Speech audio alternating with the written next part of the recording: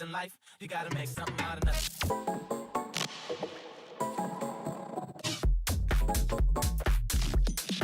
I made something out of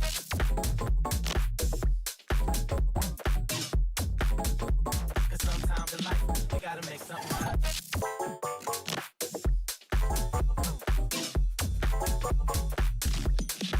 I made something out of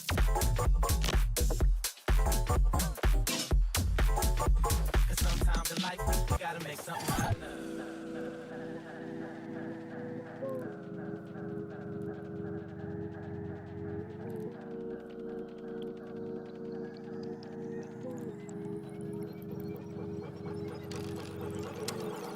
When I was growing up in the hood, no, we ain't had much, but we made something out of nothing. And I remember being at school and I ain't had no lunch, but I made something out of nothing. Me and my brother saved every little dime we had to keep the lights in the water running, but that's okay. Cause sometimes in life, you gotta make something out of nothing. Something out of nothing, something out of nothing, something out of nothing, something out of nothing, something out of nothing, something out of nothing, something out of nothing, something out of nothing, something out of nothing, something out of nothing, something out of nothing, something out of nothing, something out of nothing. Sometimes in life, you gotta make something out of nothing.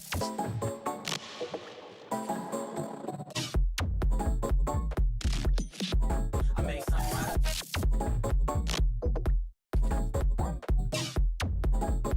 Cause sometimes in life, you gotta make something out of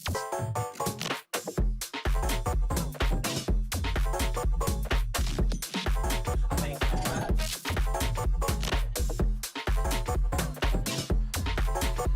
Cause sometimes in life, you gotta make something out of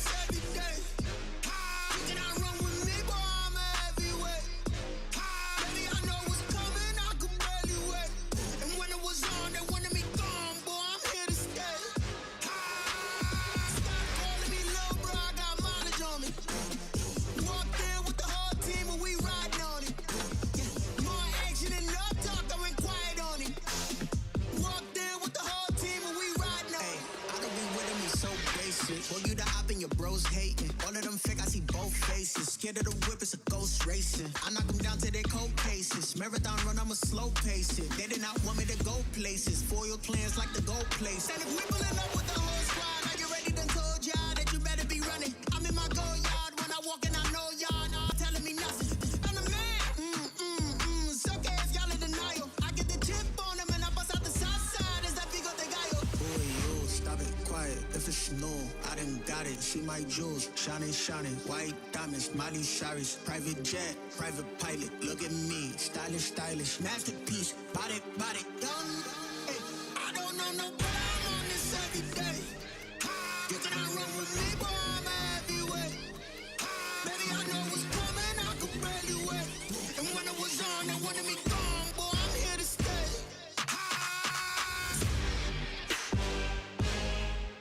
Run with me, boy, I'm a heavyweight. I don't know no, but I'm on this every day. You cannot run with me, boy, I'm a heavyweight.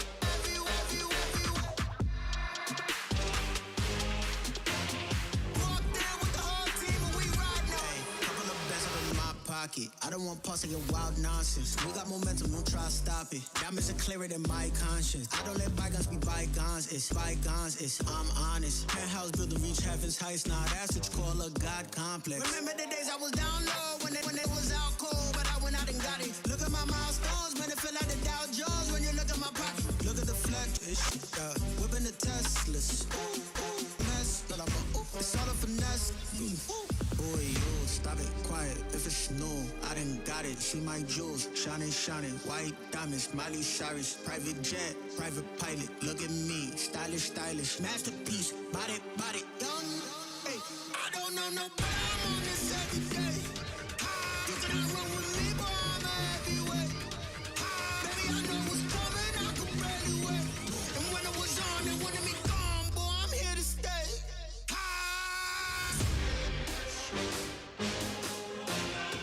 Boy, I'm a heavyweight, heavyweight. But I'm on this every day.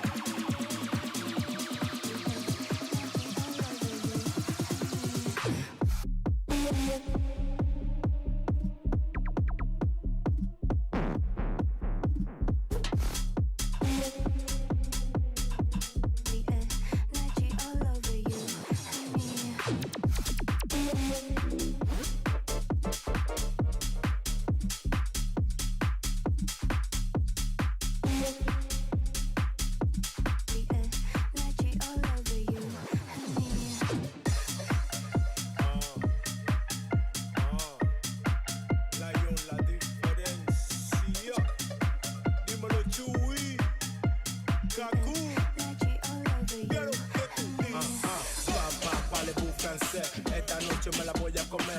Esta noche nos vamos a beber. Prenda los blones que vamos a prender. Dale, mueve, mueve ese culo como dice R1. Tirando para atrás como si fuera judo. La yo la diferencia, Kaku y Chuy. Llegaron los duros. Oh, oh, oh, oh. Porque esa vaina vibra. Oh, oh, oh, oh, oh. Porque esa vaina vibra. Oh, oh, oh, oh, oh. Porque esa vaina vibra. Porque esa vaina vibra. Porque esa vaina vibra.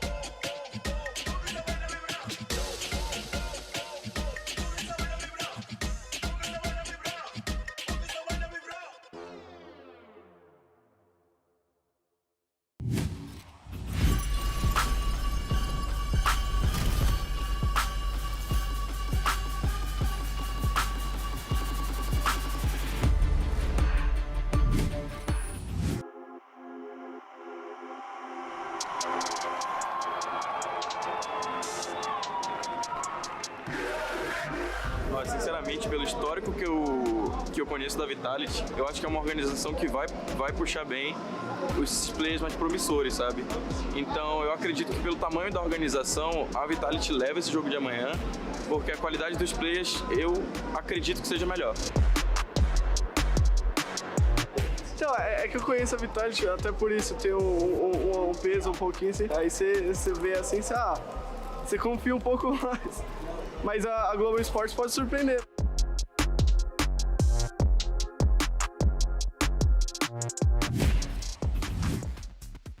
As I gaze upon the beautiful sights of São Paulo Brazil, I wonder to myself, did I leave the oven on back home? That's a future Alex problem to solve. Anyway, hello everyone and welcome to day 8 of Lock-In. Coming at you live from the Ginásio do Ibirapuera, of course, right here in Brazil. I'm Golden Boy. Joining me on the desk to break down all of the goodness, it's going to be Mimi and Achilleos. We can't seem to get away from each other. It's in my rider, yet somehow I keep getting paired with these people. How you feel today? I feel good. I really hope you didn't leave the oven on. That would be pretty tragic. We're going on like 15 days here. Yeah. I also would hope that your wife would have turned it off by now. Surely you know she what? would have noticed. Yeah, no, just plain switch for way too long. In any case, though, let's go ahead and talk about yesterday's first wave of the Omega bracket matches because we had 3 teams that entered the biggest VCT event ever. And, of course, first up, Team Secret pretty much ruined everyone's brackets, but I don't think anyone is particularly mad about that. They take down Team Liquid in a convincing 2-0 fashion. And, I mean, Mimi, this was... I'm not trying to downgrade Team Secret here because, I mean, at the end of the day, they played unbelievable. But, man, we had high expectations for this Liquid squad, and they definitely fell short. Yeah, Liquid very much disappointed. I think they know it themselves. But the moment was Team Secret's, and they came out and played Valorant so much better than what I expected. The players debuting on the international stage, for those that were new, looked fantastic. Jeremy, in particular, was having a really, really good game. And their ideas, I felt like, were really solid as well. Good coordination, good util combos. It just looked like such a well-drilled squad that I'm really, really excited that they were able to find that upset and that they did ruin some brackets. It was a monstrous performance from Secret. It one was. that we couldn't have anticipated, but one that I am more than happy to see. Go Pacific teams. And yeah, I mean, a couple bright spots from the side of TL at times. Nats in particular going over to the Cypher looked very, very good. He was basically the one who was keeping them in that game, but they were very much outshined by Secret. An explosive performance from them, and I'm looking forward to seeing what they can do in the next round versus Na'Vi. Yeah, and of course, looking forward for us here, you know, we did have that Na'Vi game, as you mentioned, and they took on Crew. And again, another 2-0 here, a day of sweeps. But this time around, though, Na'Vi, Seth, they looked very good, very well drilled. They looked very, very good on the first map. They started to slip a little bit. Sure, in that second one. They decided to go for Lotus. It looked a little bit wishy-washy from both But sides. they're still facing off against Crew. Yeah, but it was a bold choice, I think, for Crew to elect to go to Ascent. We have seen Na'Vi, former FPX, go absolutely crazy on this map. Now you've got CNET, Turkish Jet back on Ascent. Those things go together like bread and butter. And yeah, they were able to just run away with that one. Little bit of some interesting things happening on Lotus, but then Angel just started to pop. Interesting things. Angel was the interesting thing for me. This man was rolling back the years, teleporting into people's spawns, dropping, I think, like 30 kills on Omen. You don't see those performances from him very often, but it was very impressive. Obviously, the Lotus game plan didn't work out quite how they wanted. I think Crew had a good idea of how to play in that first half, but the comeback still very impressive by Na'Vi. Yeah, and then moving forward from that, though, our last match of the day, we, of course, had Leviathan going up against Zeta Division. And this one was an interesting battle because we heard about the scrimbucks from Leviathan. We all thought that maybe they were going to start to cash them in here in Brazil. And then for Zeta, Seth, we were worried what would happen with a team that hadn't really changed the components of the roster, but mixed things up internally. Yeah, unfortunately for them, it was a very one-sided affair on Ascent. You could tell that things were getting very scrambled, the communications a bit muddled. What with that TP there from Melzer just boldly getting himself up onto the box in heaven, taking them down. But they were able to rally back and make a competitive map out of Pearl. 13-11 at the end. It was looking like they were going to be able to take us into that overtime, but unfortunately, they did fall shy of the mark, and I lost another piece of my heart in a Pacific team that has to go home. Yeah, but a piece of my heart grew with that one because watching Leviathan live up to those scrimbucks was awesome. Sure. We so often see teams that we hear these amazing things about them and then they play a match, don't really live up to it. Yeah. But I felt like Leviathan met the hype and I'm excited for the rest of their future in this bracket. Yeah, well, let's just hope that the bank account continues to pay out for Leviathan because we'll see where we are right now on the Omega bracket. With those matches concluding, Leviathan will be waiting the winner of our first game of of the day, which of course is going to be EMEA's Vitality taking on Global Esports, which we're all really excited about. And then we have RRQ versus FUT, as well as 100 Thieves taking the stage as they go toe-to-toe with Edward's very own gaming. So I am, hopefully we meet him. Surely it would be Edwards Gamers. Edward's Gamers. Yeah. Edward's is gamers. But they Edward are gaming. is gaming. Edward is gaming. That's true. That's actually, and we're going to see them on the stage in a little while here today. But you know what, guys? We have 6 teams that are going to take the stage here today, and they're so talented. Flush with talent, some might say. Everyone brings a little bit of something different to the table, right? And I was thinking, how cool will it be, right, to just create an abomination? What would the How's ultimate... that cool? Well, I mean, you'd never watched Marvel Comics. Anyway, what would be the ultimate player in Valorant? What would that look like, right? I thought I could Frankenstein something together into a super player to end all super players. That's right, building a super player. Yeah, I paid for all of this. I wasn't consulted about this bit, but I like it. Let's see where it goes. Yeah, okay. Well, let's go ahead. And who wants to take a step first? Can you explain how this is going to work? Are we like shoving players together? How is that even physically We're possible? taking the best parts of players and then turning them into one superhuman. Okay? Okay. With I arms. like the illustrative. That's what I'm hand trying to do motions. here, Talking all right? with your Because everyone's hands. got me on mute anyway, so I'm just trying to let them go ahead and see my hands. Yep. So let's start with the head, okay? Okay. Because you got to have the brains to start things off. Who wants to take a stab first? I can nominate Okay. a player. Okay. Out of the 6 teams that we're seeing today, I think one the IGLs that I'm excited to watch is Stellar. I Okay. think last year with 100 Thieves, he elevated that team a lot. His shot calling was a big part of 100 Thieves' upward trajectory that they found in 2022, and I'm excited to see what he can bring out coming into this year. So I think that Stellar, a good choice for that brain. Okay, so Stellar, the brain, the head, and as well, a beautiful head of hair as well, which is obviously going to Is that a criteria that we're looking at in this one? I would think so. He's just jealous because There he it doesn't is. have any. All right, so we've attached Stellar's head. All right, let's go ahead and move on to the right arm. This is for aiming. Okay. Because obviously we're all right-handed here except for the monsters that play games with their left hand. Is it I'm Brent kidding, of course. left-handed? I know, probably, but he's a monster. Seth. So we're focusing on aim. Sure, we're Out of focusing these on 6 teams today. Yes. Okay. Yes. There's some good choices. Then it has to be for me texture. Unsurprising that I would go with this guy. Also shout out to Hello Shocker. India, GE Fighting. I'm gonna go with texture. This guy is one of the best Korean Jets. I like that we just have his arm. Yes. And yeah, this guy was the most consistent Jet that we had in Korea last year. The performances that he's been able to put up, you could always rely on him to be able to get a trade, if not a 2-for-1. Just incredible player. Okay. Well, surely you would want 2 arms from the same player. Surely you'd worry about coordination if you No. split it up. We want to No? just mishmash all of the body parts Okay. together. Don't you see we're creating a monster? All All right. right. Well, left arm. When I think of left arm, I think of Using your utility keyboard. usage and Sure. using your keyboard. What you got to do there. So let's see. Do you want to take a stab at this one, Seth? Who do you have? I would go for, and this might shock people, Tebatol, actually. Okay. In this one. Tebatol, yes, I'm going for Pacific players.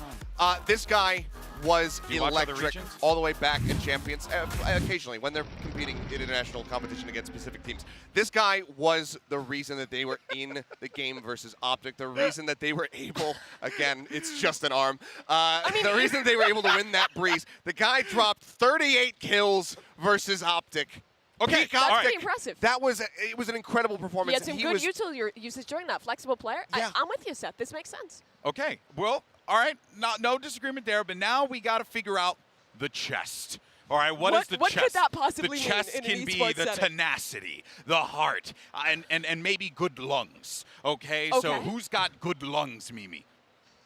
I don't go about inspecting players' lungs. I'm not a doctor. could you? But I would say someone who has some tenacity would be Bone Cold. The IGL Okay, for okay. one of the teams debuting today, Vitality, because this guy has hit the highest of heights in Valorant.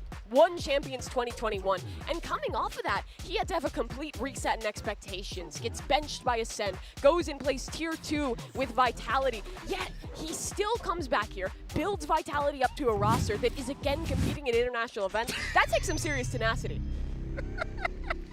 you were right when you said we were making an abomination. Okay.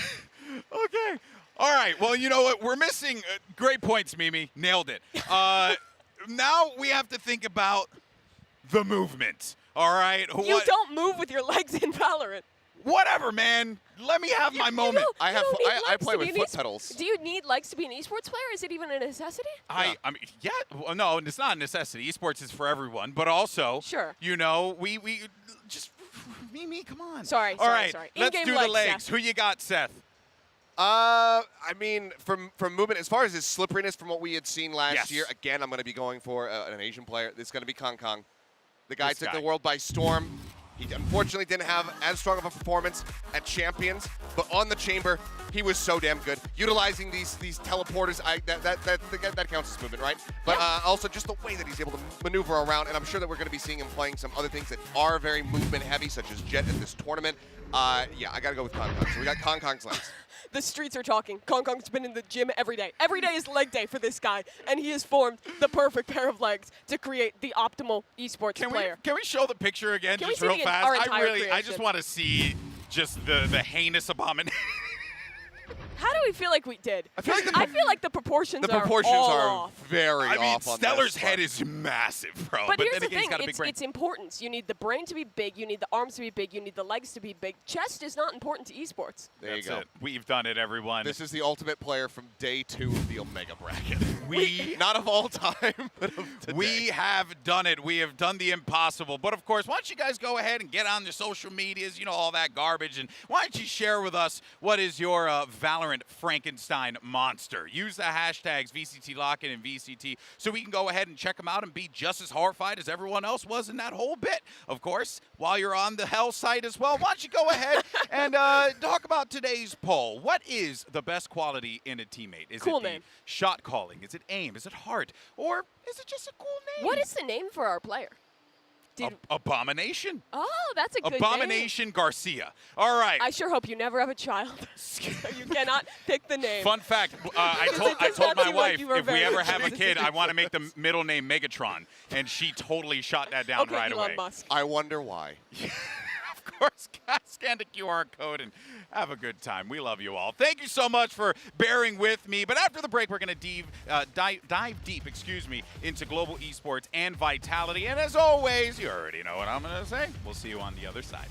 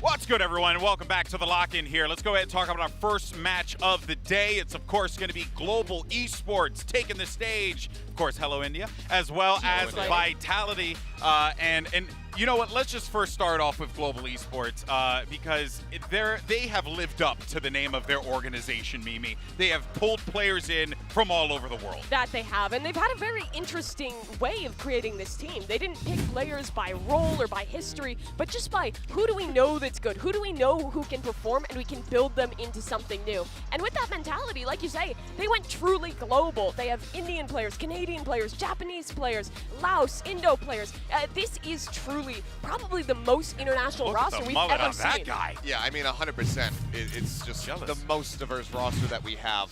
I mean, especially when you consider just languages spoken.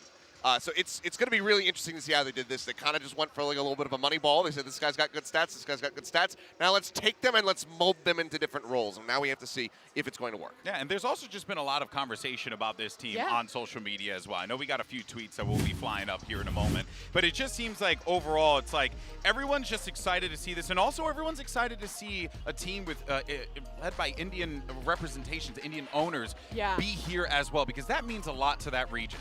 We have a lot of teams that mean a lot to a region, but this one is India's team. Well, it's an international project. It's going to be the first time that we see Indian players debut on an international stage in Valorant, and that means a ton to that fan base, which is pretty big in Valorant, is just kind of untapped thus far in the competitive scene. Yeah, and it's amazing that that is the case, right? And one of the players we definitely want to highlight here, it goes without saying, it's SK Rossi, because even when talking to the owners, Seth, the owners are so big on this young man because they truly believe that he is the future, not only for this team, but just of Indian esports, which is a lot to put on a young player. Oh, it absolutely is. But he does have at least a little bit of international experience. Hasn't gotten to play on that stage, but you'll go all the way back here in these clips to that LCQ of 2021 playing online, and SK Rossi took the world by storm, and he had myself and Paper Thin, our jaws were on the floor with some of the things that this guy is able to get away with. He was playing the Jet and was just looking absolutely phenomenal. There's a reason why the ownership has such a,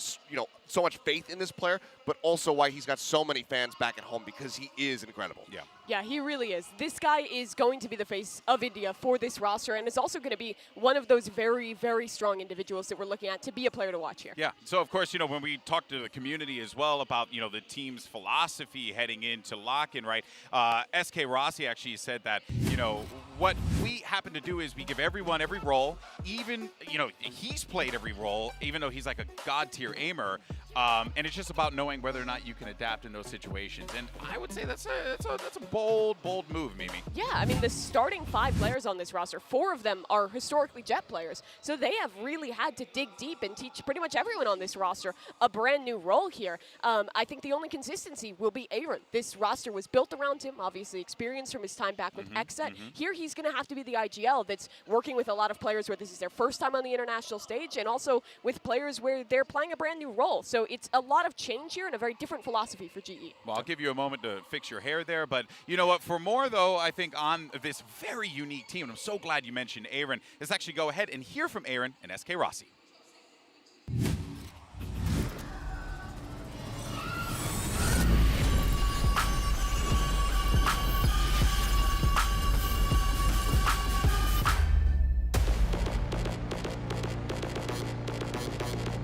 Hello everyone, this is Ganesh Gangadhar, also known as SK Rossi, and I play Valorant for Team Global Esports. My role is initiator in the team. Our org name or team name is Global Esports, but we truly went global with our roster. So it's like we have a player from Canada, we have players from Korea and Oceania and Indonesia, India as well. So we might be from different places, but we're all gamers and we have similarities between us. But when it comes to cultural differences, it doesn't feel like they're from very far away. We gamers are like, we are all one. Our team have like 5 duelists. When we started our practice, we just started trying out random agents. Finally, we came to a conclusion, and now our roles are fixed. But having all duelists in a team is, I think in somewhat ways, it's really good, because if you have like really good mechanical skills, really good aim, all the other things you can build, like agents you can learn. My name is Jordan He. I play for Global Esports, and my in-game name is Aaron. I'm the IGL of the team, and one of the main reasons I took this role is, I don't think a lot of people would go to another continent by themselves, not having any friends, not really knowing, the management or anything about the organization. I've traveled a lot around the world. I've studied, and worked in 7 different countries. And when I got offered this opportunity from Global Esports, it was just so enticing for me, because one thing that I'm really confident in my ability is to build teams, in and outside the game, like build a family culture, and just ultimately improve. There's very few teams I joined that we immediately become the best in the world, but I've done it across 2 different games where we've won North American titles and where we've traveled to major championships, and I don't think it's any different in this case. me performing in these big events, me winning tournaments, me winning games here, it's gonna be literally boom in Indian esports. It can be inspiring for the next upcoming, millions of gamers from India. We have a huge population who likes to play games, and I am in a position where I can inspire them to play games and get better.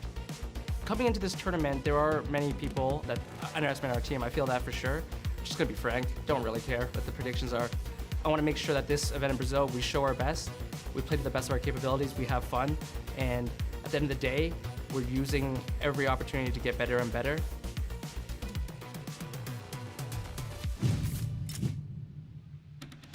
Lots of cool things to take away from that one, and I think also Aaron just saying, I pride myself in how I build teams. Yeah, and you can tell that he really has been developing a family culture. I've seen these guys interacting at the hotel, and they do really feel like a group of friends that have been together for a very, very long time, despite the fact that it's only been a couple months. It seems very similar to the culture that he's already helped to build on XSET, now coming over to Global Esports as well. Yeah, it's almost as if those XSET guys were just all a bunch of good noodles. Of course, let's move on, though, to our next roster. And, of course, we are talking about Vitality. It's a familiar esports org for many, and it is a new roster, but they do have familiar faces here, Mimi. Yeah, this is a team where their mentality was a little different than Global. It was picking out an all-star IGL in Bone Cold and building up young, newer EMEA talent around him to try and create something new for the squad. Yeah, I love that kind of stuff because that means that you're just putting investment into the future. Yeah, for sure. I mean, I don't mind a development roster at all. I mean, we've seen it work in multiple esports. We've seen it work in Valorant.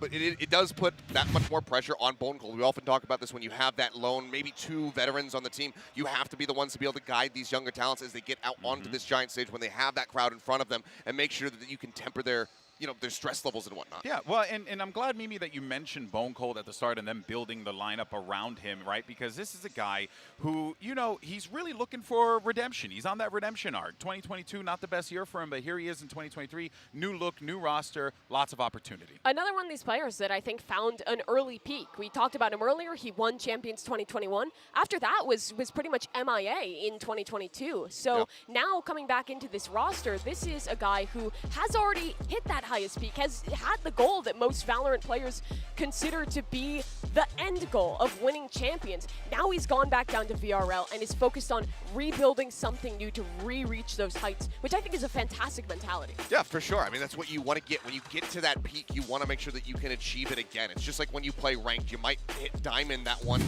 season, then it resets and suddenly you're in platinum. It feels terrible to not be able to get back into diamond. You have that grind, you have that mindset of wanting to get back there, and it's the same for Bone Cold. For me as well, I just want to see if he can do what some of his former teammates on Ascend have not been able to do yet, which is make it through to that next round. We have seen them fall. Stars, though, Zeke not being able to make it through. So far, it's only been CNED, so we'll see if he can join him there. And then, what you're going to want to lean on if you're Bone Cold there is these young players, these guys you're going to try and mold to create this super team. And one of the players that I think we should definitely focus on here is Mulsi, right, from the squad, because who knows, right, what this guy could bring to the table here. I know a lot of people are excited to see him take the stage. Yeah, you had kind of two duos that this team got built on. Two from the old Vitality roster and two from Oglu. That was Molesy and Destrian. And for Molesy, he's a guy who, within EMEA, has had quite high expectations for a long time. Playing in the VRLs, he's been fantastic as an individual. He has a very flexible agent pool, but this will be his first time taking his debut on this international stage. And this wraps back to the point around Bone Cold.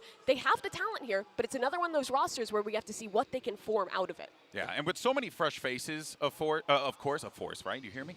With so many fresh faces, I think it's important to note that there's a great opportunity for us to go ahead and meet this squad and get to understand them a bit more. So to get a closer look into Vitality straight from their 2 stars, here's Bone Cold as well as Twistin. Let's go ahead and take a look.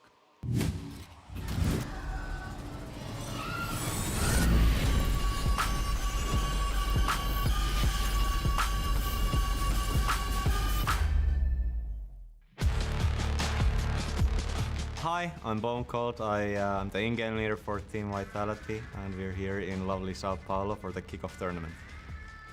Mulsi or Water Walker. He makes impossible rounds very winnable for us, and then again he's the guy who secures us lots and lots of rounds. He's just a crazy Polish frog.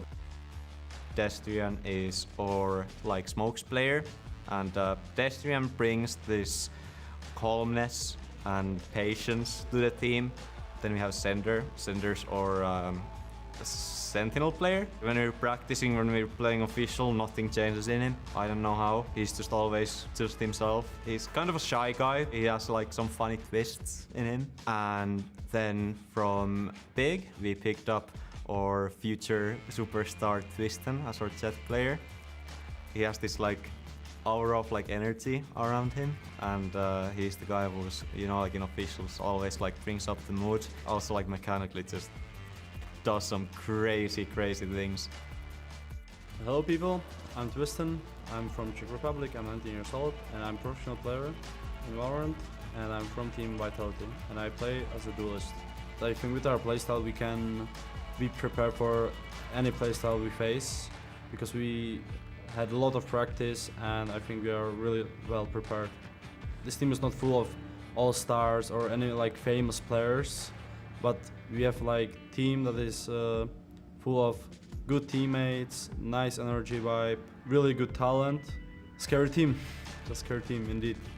Spam in the chat V for victory and support us, we really need it for sure.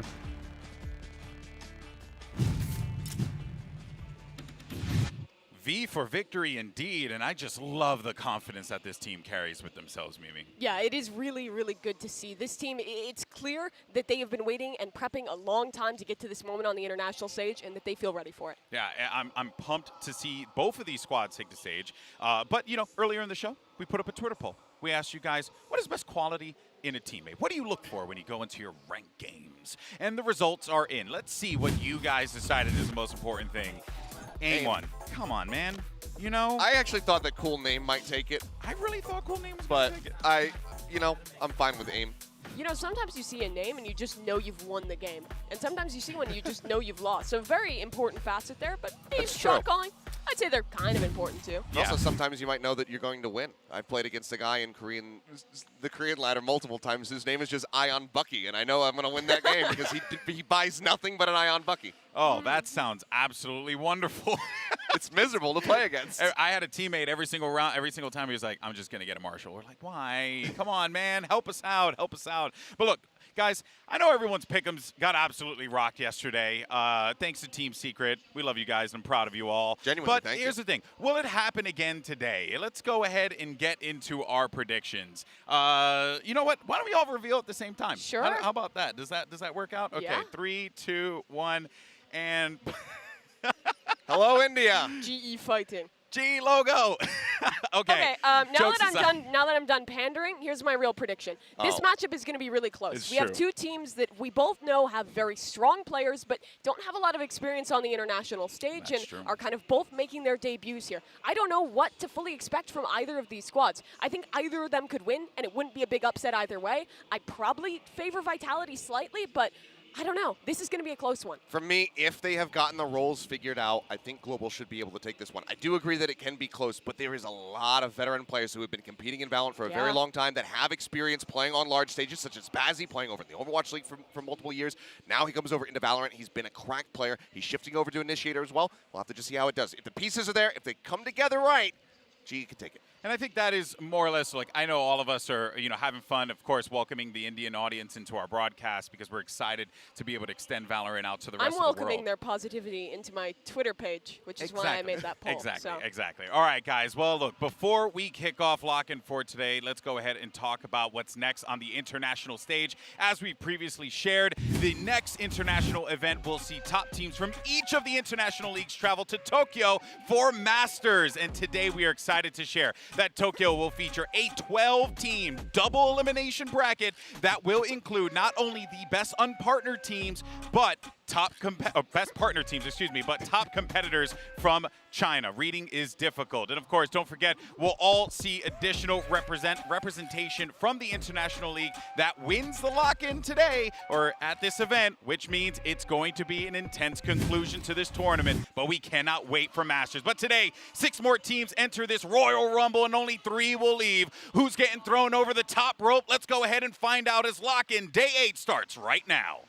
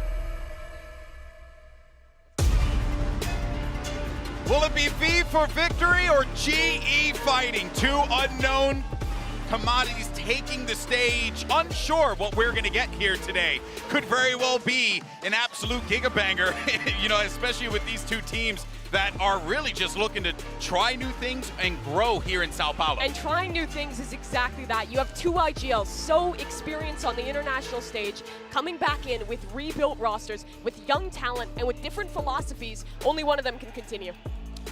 It's going to be a tough one. We'll see, though. You can see, I mean, the GE players very much want to get into their seats. The rest of Vitality still huddled together, talking about the game plan, likely saying, let's keep some cool heads here to all that younger talent. GE looking like they are chomping at the bit to go into the map draft. Map select is a complete question mark. GE Oh, yeah. has not played at all in the offseason, and they'll ban away Ascent. I guess that's the map that they're not so interested. We have no idea what they're going to want to play. I mean, there. there's so many different components to this team coming across, from different rosters. I love it. That we can't really ever get a read as far as what they are going to be going for, but they're actually going to give a split. That's going to be interesting. Again, we have the questions of who's going to be playing the duelist on this team. What roles are slotting in? Will we see a raise? Who's going to be picking that up? GE is a complete question mark. Vitality, more of a known quantity. They've played in the offseason, and Pearl was their most played map 5 times during the offseason. They looked fantastic on it, but that wasn't the old meta. Chamber's been nerfed now. I would expect something new compositionally. Yeah, see, have either of these teams, especially for the side of GE, given that they're so new, have they been working with things like Harbor, the things that are so new into the meta? True. That's another question I have. What are they inspired I was from about to say, Alpha? do they feel prepared on Lotus? And they must, because they're floating it as the final map. This is wild. I hope we get the second 2 maps. Anyway, this is the 3 newest maps added to the pool. This series is going to be very, very exciting because we know about the philosophy out of game for both these squads, but is their approach going to be in game? Will Aaron bring in some of that Xset style? Do they play a slow split like when Def was calling their attack sides with one player lurking and so many 4-1s into mid? Or do they come out with something new? How much will we transfer over from old versions of these teams? And I'm really leaning on Aaron as well as Bone Cold here, right? The veterans, the leaders in the field. They're going to be the ones that there's a lot of pressure on these guys, right? And Aaron knows that. We've been talking to him a fair amount here, while we're in Sao Paulo, and he's just got a great head on his shoulders. I mean, but here we go, Prime Gaming hovers. Agent Select. That is the most played agents for GE. You can see everyone's a duelist player but Aaron. 3 raises on the side of Vitality as well, but Texture, okay, you asked the question, was anybody going to be playing Raze here for this team? We're on split, so of course they're going to. So Texture's going back to a pick that we have not seen for a very long time. I looked it up. June 18th, he played it in the upper bracket in the playoffs against Sphere Gaming, but he's only played it 17 times compared to 118 games on Jet. Twistin and Molesy both on this double duelist composition. We saw that work so incredibly well for Loud. It absolutely dominated against NRG. For a new team, that can be difficult to shut down. I'm interested to see how GE answers. Let's just do quick predictions real fast. Who's winning map 1? Vitality. Vitality. I'm going to go for GE. Oh, the desk is split up here. Well, I hope that our casters are ready to go because here's the thing. We're all set up for map number 1. So let's go ahead and send it over to our casters. My brothers from another British mothers. We got Brennan Sideshow. Thank you very much, GB. Let's get into this match. I am so damn excited to watch this match in particular, Josh, honestly. Out of any of the first round matches, I'm not even kidding, this is the one that I've been most excited to watch. And I know not Cloud9 Paper X, not Sentinels Fnatic. Not Sentinels Fnatic. It is this match right here because it is the high-risk, high-reward roster of global esports, pooling together these duelist players, seeing what can work on this big stage as well. Where ambitious project. These top players into a top team. Yeah, and then it's the ambitious project from APAC coming up against a dark horse team from EMEA. Yeah. It's not like Vitality is star-studded in the sense that we all know these players, they've all accomplished so much. There's Bone Cold, obviously, who we'll talk about in a bit, but I think the actual talent on the roster is super high. I think it's interesting that the desk is split. I would say Vitality are a little favored here, but there are just so many unknowns, it's very difficult to call anybody a strong favorite. We don't know how these rosters are going to perform, but I do think if Global Esports is able to come out with a win here, it says more. It's more of a validation for their project, and it gives you hope that these like massive global rosters where you're trying to overcome language barriers and cultural barriers and getting all of your players in the same place, and you know, SK Rossi only just getting to play with the rest of his team and meet them because of visa issues. They have had to overcome so many hurdles that I think a win here today would be validating for the whole project. Validating would mean so much for all the players, obviously, but in particular as well. I mean, a name you mentioned, Josh, SK Rossi, this guy representing India, being the pride of his country, honestly, playing on the global stage like this. And there's been many moments where he's described, you know, the arduous path that he's had to even get here in the first place as a player.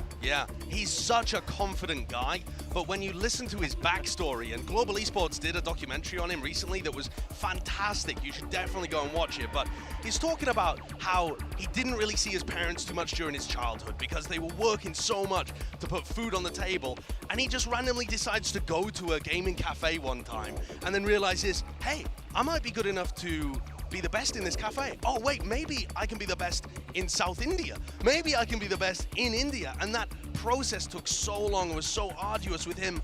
I mean, making a deal with a gaming cafe for some free time that he would just stream voluntarily for them in order to get free time because he didn't have the money to play. And then his winnings would all go into travel. I mean, this guy, SK Rossi, is the definition of started from the bottom, now we're here. Absolutely. He is unbelievable, his story. And he does have the weight of the Indian subcontinent on his shoulders. But I don't think that has amounted to pressure for him. I think he's just excited. When you talk to him, it is just excitement and confidence, nothing else. And now we are ready to get into it. The pistol round here, map number 1. Between Global Esports and Vitality. No time being wasted. Already a fast take up towards A ramp. There's a flash play as well to push them back, and no ground really being gained as of right now. Trailblazer used in response to that one. Looks like a boombot also going to be queued. And look at the fight that's being taken. A call made. An aggressive one at that to try and push through the smoke and collapse onto the Vitality players, but they hold their ground. They do survive. Global Esports really trying to find a timing, but Vitality were aware of it. Quite nice control for a double duelist comp, which would normally be playing really aggro. There's Zender with 3 in the round. That Ghost looking so precise. And it puts everything on the shoulders of the new IGL Arin, North American player that we've seen at these tournaments before. Oh, and the players are weak! Beam them down, a single clip was all that was necessary. And 10 HP on Molsey with the spike. This is more than winnable. Arin really slowing down this round as well. Didn't overstep himself. Bren, the other part to this too is, Molsey has a frenzy. That's actually quite difficult to kill Arin before 10 damage is done. A frenzy v frenzy battle, you normally exchange some damage. Contact play, does Arin even realize? Jumping up onto the box, trying to catch an unusual angle, but Molsey missing a shot to the snake bite. Oh my goodness, pushes Molsey away for but a moment. That's a fight want to be taken. Arin moving forwards, making a lot of noise though. Molsey very aware that he's not playing there, but the positioning is known, and now a nade pushes him forwards, running down, 65 health, but run and gun is the play. And 3 kills in a round for the IGL player. Team captain for them. What a clutch, what a great way to begin. Arin leaning on that confidence to win a 1v3. The Red Bull clutch coming in there. But that was a tense pistol that could have gone either way for sure. And I think Split is such a great map to showcase Arin and Bone Cold's strengths, the 2 IGLs of either team. Because Arin's new to the IGL role, but he used to call the defense sides for XSET. And Split was an amazing map for XSET, an amazing map on the defense side too. So this is comfort zone for Arin. They're also even playing a comp that looks really similar to stuff that XSET ran in the past. And you look over at Vitality, sure, Bone Cold isn't on the Omen anymore, but this is the same comp that Ascend used to run when they were at the top of the world, the best team in the world on Split. Yep. Times have changed, metas have changed, and we get to see which team and which player, which IGL's idea comes out today. The bold beginning for Texture. Maybe expecting that he could have gained some control of A main, but pays for that with his life. Does hand over that Spectre as well to Twiston now. So Vitality didn't invest too much into this round, only this, I believe, just the Sheriffs, it seems like, across the board, but an exchange of weapons as well onto players that might be a little bit healthier. And okay, fight being taken, Bone Cold, he spotted. Beam down there with a wall play. Global Esports are going to be aware that this is a fake play into B. Obviously, the side already being taken. SK Rossi going to be hearing all of this, including this plant going down. So now it's up to Global Esports to react in kind and see if they can surround. It's a very open plant. And also, look at the deliberate cage that Sender put in the middle of the site. I assume this is for Twiston to play around later on in the post. Bit of a kill trip there being played by Sender. What a shot! What? You've got to be joking. Just absolutely rattling them off one after the other. And there was no trade in sight, yet still, dangerous task ahead. What can they do with a weaponry though? Got to hold this one down. And Neural Theft already revealing the positioning. SK Rossi moving across onto the site, but he has fallen. All down to Aaron once more. One player isolated, but time is running low. And at the back of the site, the crossfire was there. And honestly, just sheer heroics coming out of these Vitality players to just manage to turn that round into their favor. Oh, it's all Sender, isn't it? He's 6-1 right now. And the double kill on the players trying to retake is everything there. Absolutely everything.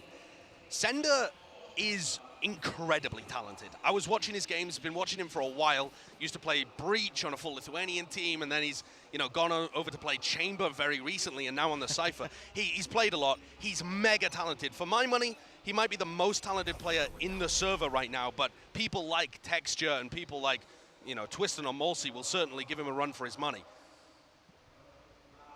Just containment here for Vitality, looking to see if they can punish this play on the eco. Oh, Esports, look at that, just trying to see if they can collect any more kills, and they're making it incredibly aware. Vitality able to just hold these off angles, weakened as well on the players. And that's rough. Mulsey is one away from an ultimate now. And considering that this has been, a weird situation where Vitality win the second round, it actually delays the rifle round by at least one. Right? Because Vitality are now going to, it's going to be round 4 by the time we get a proper clash. And that means that Mulsey has an extra round to get a big ultimate online that he can use to turn the tide of that fight. So I think things are starting to look a little worrying here for Global Esports. If Mulsey can get in a good position, and considering that they've got, 2 Phantoms, a Vandal, this next round, Global need to win it. Yeah, weaponry's looking quite good. We were building up these players, Josh, as well, in this particular round as well. Sender as a player would maybe whiff it a little bit there, but no, eventually containing. But speaking of Salah as well, who was the coach for Vitality, and honestly, it feels like I haven't been able to avoid them. I've just been seeing them every time at breakfast, in the elevators. I've just been always just meeting up with the Vitality players and the coach as well. But he was saying to me, listen, if you want to sound like a god on the desk, hype up Sender, because according to their coach, listen, of course he's going to say this, but he said that he's currently playing like the best player in Europe. Yeah? His own words, obviously quite biased. Sounds like he's gassing his own player up, but I also think that there's probably a shred of truth to that, because Sender does look fantastic in the run-up in the off-season prior to being picked up. This is a massive round, though. Yep. Dash across. SK Rossi just hoping to try and take that angle, but Twiston, oh, look at this. Okay, so this is much pace. This is going to be a pinch, but I'm not sure they were aware that Aaron was going to use his ult in mid. Obviously now, Aaron and Munya are not in a great spot, but there's no boomboard or really informational tools they can use to help them get inside the pit. Maybe the plan was for Twiston to try and backstab here, because the rest of Vitality have been lurking, creeping, and crawling all the way up into B main, and that's going to be Q for the ultimate here. Slow orb at the feet of Mulsey, and no one is going to be on this site, so thinking a couple of layers ahead here, but despite in mid, that is important. Twiston, he wins it versus Munya, and he's going to be backing away with his life. Plant starting to go down now. That's the second time that Munya's pushed through a smoke and taken an unfavorable fight. Bazzi, though, responding, takes down Sender, who's been a menace in some of these rounds. Twiston is miles away from the action if Global Esports can hurry this one up, but the Sage Walls are just delaying everything. Yeah, just a cross-section for it, and no one really aware of it. Destrian does move over to the other side of the wall, but a double face there. Drop down onto a high-low setup. Destrian had to TP back onto to try and help him out, and Mulsey will be falling, but time running low now, and he did not know where Twiston is. Dash enabled, moves forwards, trying to contest this one in a 1v1, but Aaron, he has to stick it. The percentage play, he needs to try and get half, and it sets up Twiston for the easy slam dunk win.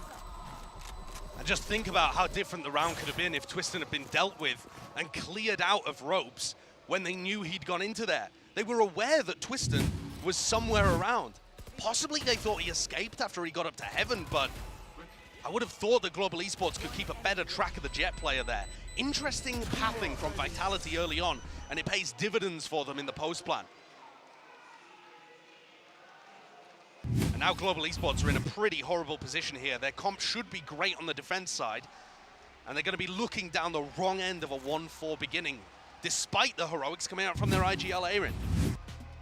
We'll see a timeout being taken now for Global Esports. Biding their time, seeing if they can cook up anything in particular. Texture is 1 away from the ultimate, so he's going to be able to get that showstopper, assuming on the other end of this round, whether by playing for an orb, a kill, or even just dying to one of them. And the players with the least experience here on Global are SK Rossi and Monye. Yeah. Right? For SK Rossi, he's been playing a lot domestically, but he hasn't had an opportunity like this on the big stage just yet. And those two players have yet to really get going in this match so far. Sure, there's only been 4 rounds, but both sat at the bottom of the leaderboard, 0-4, and Monye's had a couple of weird pushes through a smoke. SK Rossi got caught out while he was just knifing the wall, a little bit unaware. So maybe these players need to settle into the groove a little before you see the talent being demonstrated. For Vitality, I mean, if you smell blood in the water and you realize that Global are a little shaky to start a match, you got to hammer that home. Yeah. We'll see if they're going to be pouncing on that opportunity, but so far in this match, what I have been noticing is there's a lot of presence towards A main from Vitality. Yeah. Heavy emphasis being played from them, where they're just trying to take that A ramp control, get a player into position, and doesn't seem to be changing things up too much in this round, keeping it simple for them. Paranoia, Twister moves forwards, and the one-and-done position is checked from Aaron. Weaker guns, obviously, from them. Bazzi just trying to play up behind the wall, seeing if he can get anything done, but very well executed so far. And the defensive Viper wall actually allows Vitality to come in without having to worry about a lot of angles on A. So Global need to be aware of how best to play these positions. Punish there, he's trying to take the play. Texture tries to make the most of this one, but again, just can't withstand that kind of pressure when he's up against the rifles. Yeah, body's hitting the floor. All right, now here's the important round for Global Esports again. They have massive ultimates to work with, especially Textures. And I think setting Texture up in A heaven almost guarantees value out of his ultimate. Yeah. Vitality have not been going for big B bursts, but actually, Vitality's comp, one of the big reasons why this used to be a meta comp on Split is that it has a lot of variety in where you can play around the map. It's good for bursts on both sides, but it can take mid control too. However, Texture's set up in B heaven, and it looks like Vitality this time are making a play towards mid. They'll just use Sender's cages to apply some pressure over on A ramp, and instead... Wow, okay. Just a bit of raw spam, yeah, straight through the smokes. Also just trying to lurk up behind it. Trailblazer gets good information, and there's SK Rossi, head taken clean off from Sender. Trying to catch that lurk, but obviously his positioning was known prior, and speaking of heads being taken off, Munyet needs to play a bit more carefully there. Paranoia, dash forwards from Twister, a play to be made from him perhaps, but he's now stuck in this position, and there's going to be that showstopper. That was a direct hit. What in the Lord's name am I watching? Bonecold's attempting to create some pressure in B with this Sage Wall, hoping that it opens up the middle of the map, but it hasn't at all.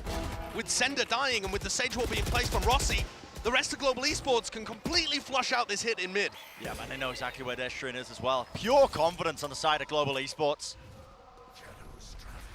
No wasted moments from them. Smoke across the cut, forwards. Destrino up close and personal. And there's another punish. And what a big round from Rossi and Monye, the players that we were waiting to see anything from. 0-4 coming into this round, and they get 3 kills between them out of the 5. Yeah, with huge plays. Yeah, SK Rossi using the utility from Bazzi to flush out Sender early, and then Monye just spamming through the smoke, gets this first kill, and then playing around the smokes quite nicely, but really like the way that Rossi has picked up the operator, flushed out Sender, and used the Sage Wall. Good utility usage, and good punish. And otherwise, Sender's going to be a menace over there on A. Absolutely. A good adaptation, getting the operator in his hands. In fact, switching up the positioning as well, because SK Rossi now not playing towards the A ramp area, but that is where the majority of Vitality are.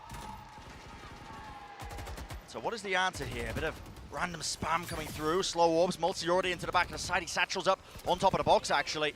Holding this angle, yet still Aaron anchoring into the back of the site. Flash to push them back, and then they did push Aaron out wide. It was capitalized on by the Vitality players. You can see that Sender have managed to get themselves in, and that plant will go down.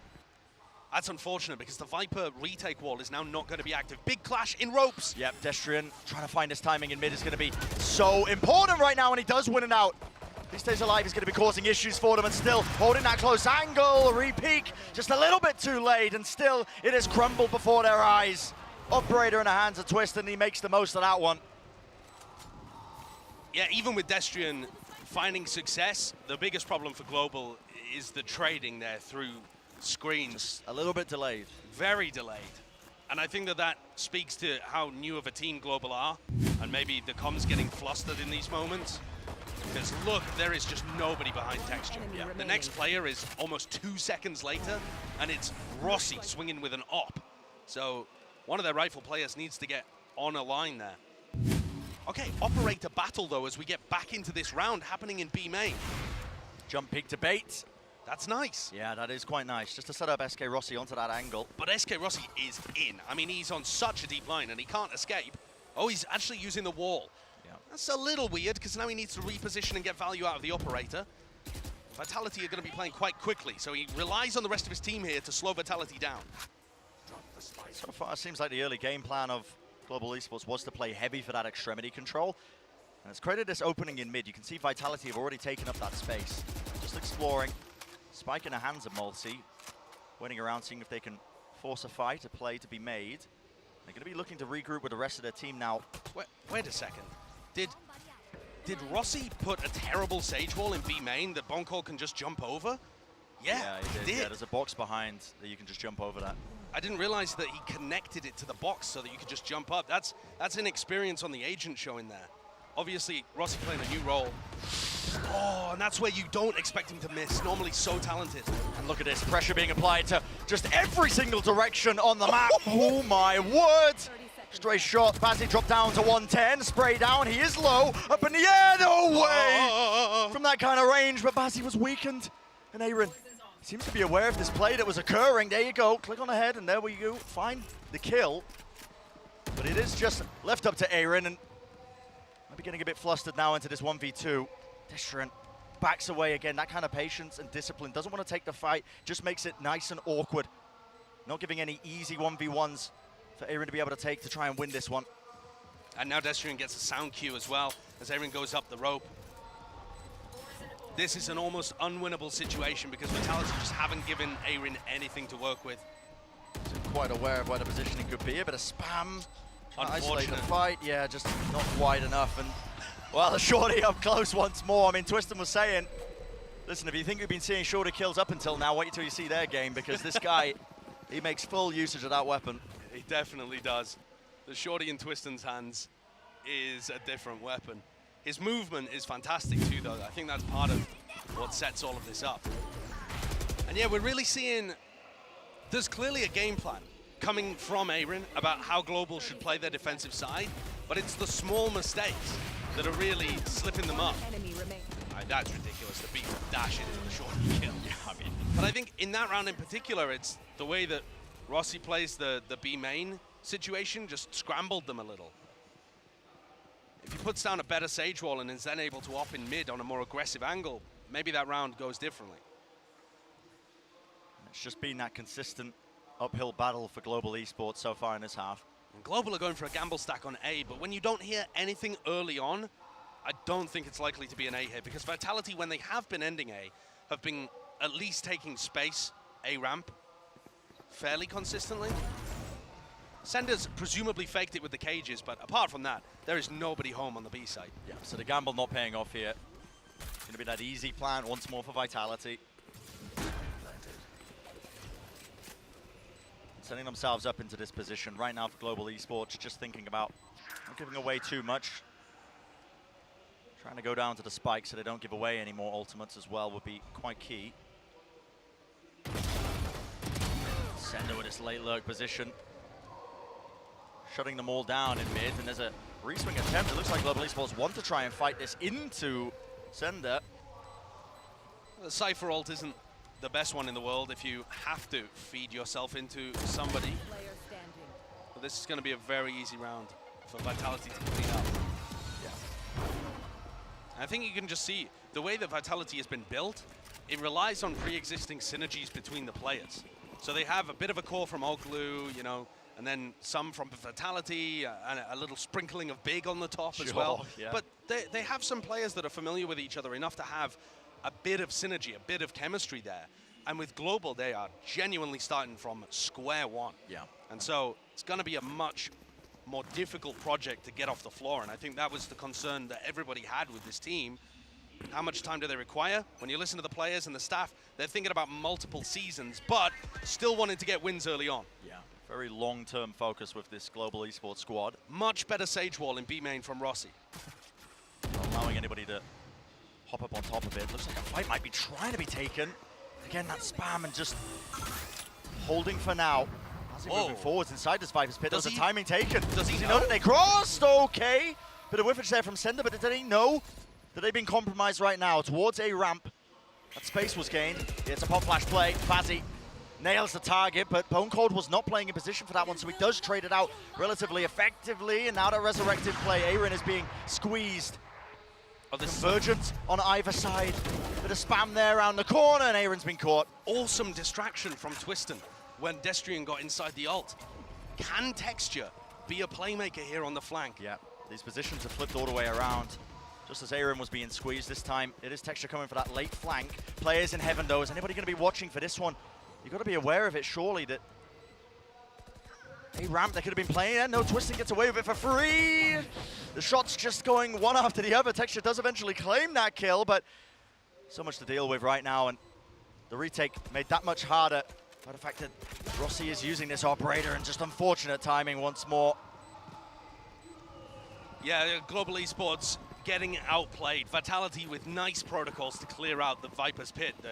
To Aaron's credit, he's been getting them into good positions, but Vitality are always able to sneak past them or blast their way through them and then surround them on all sides. The raw talent as well is showcased here from Vitality. Yeah. Twiston 16-4, Sender and Malsey also having a great game individually, just able to farm these Global Esports players currently. We need to see a bit more resistance. Oh, okay. What is this? Double updraft play from Twiston? Yeah, yeah, with the knives as well. Okay. Sage Wall, updraft. Not going to spot anybody. No Bazzi was nearly there. Yeah, could have got his head taken off, but no. That's actually another Ascend classic being called from Bone Cold. All the way back in the day. I've seen CNED do that. Yeah. So desperate times here for Global Esports. Got to get something else on the board. It's like half by round from them, so the weaponry is that much weaker, but so far on their defense side of Split, it's not looking too good.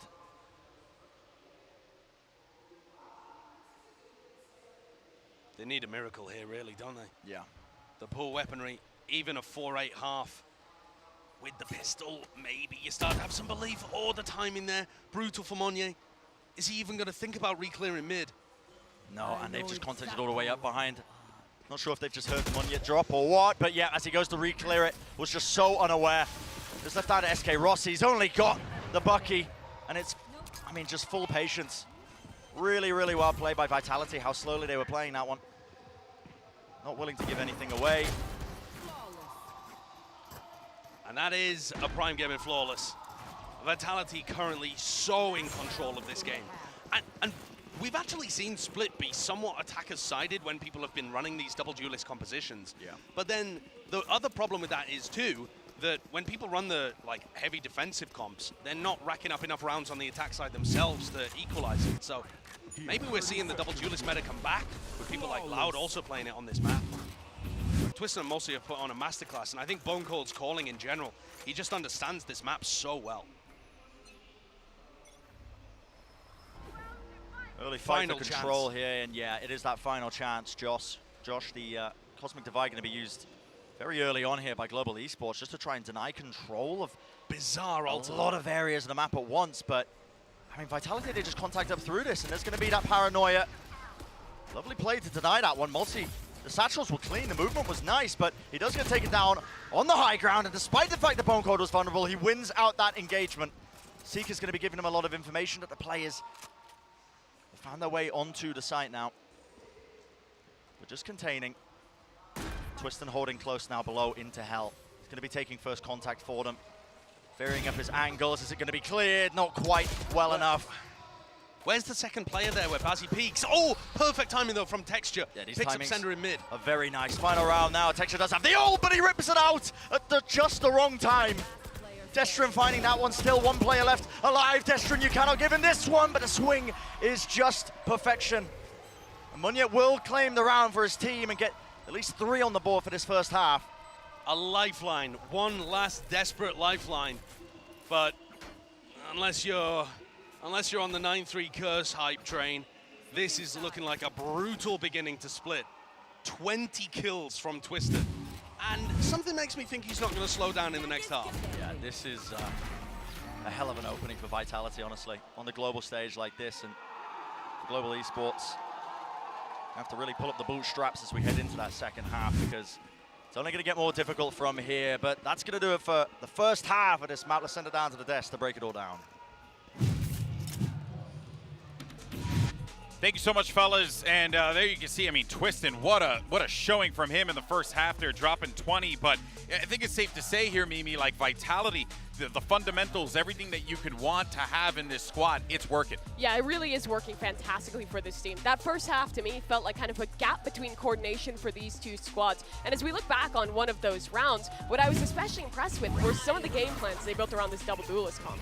They start this one off with Twistin diving into heaven, finding this weird timing to get into vent. His team then goes back and executes B, and a bit of a blunder from Munye. He actually falls to Twistin there, pushing back through his own pit.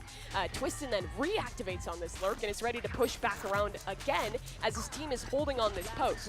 GE push it a little bit close on this one. Some of these players find some big kills, but Twistin again, very late into this round, comes back in and managed to win that one out for them.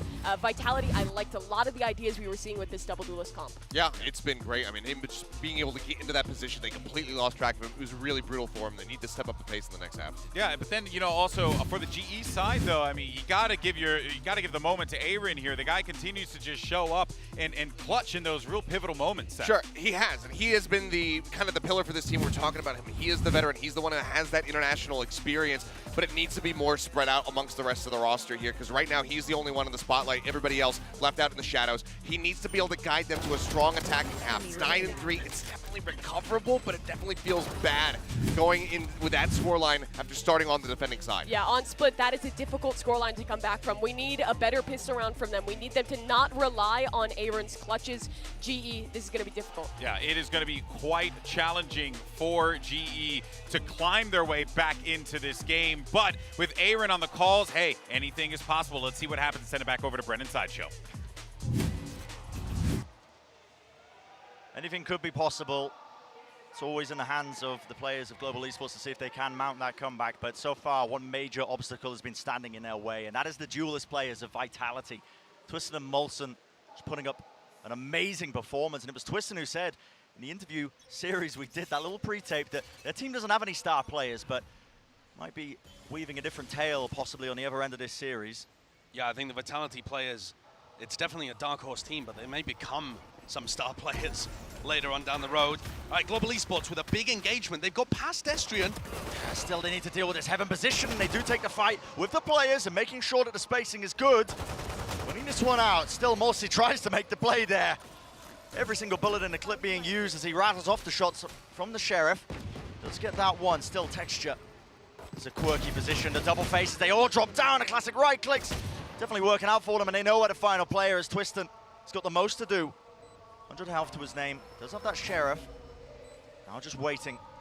Trying to see if Global Esports will give him an easy kill. Finds the first, the stun, and that swing is just ever so slightly delayed, but luckily, kill found regardless.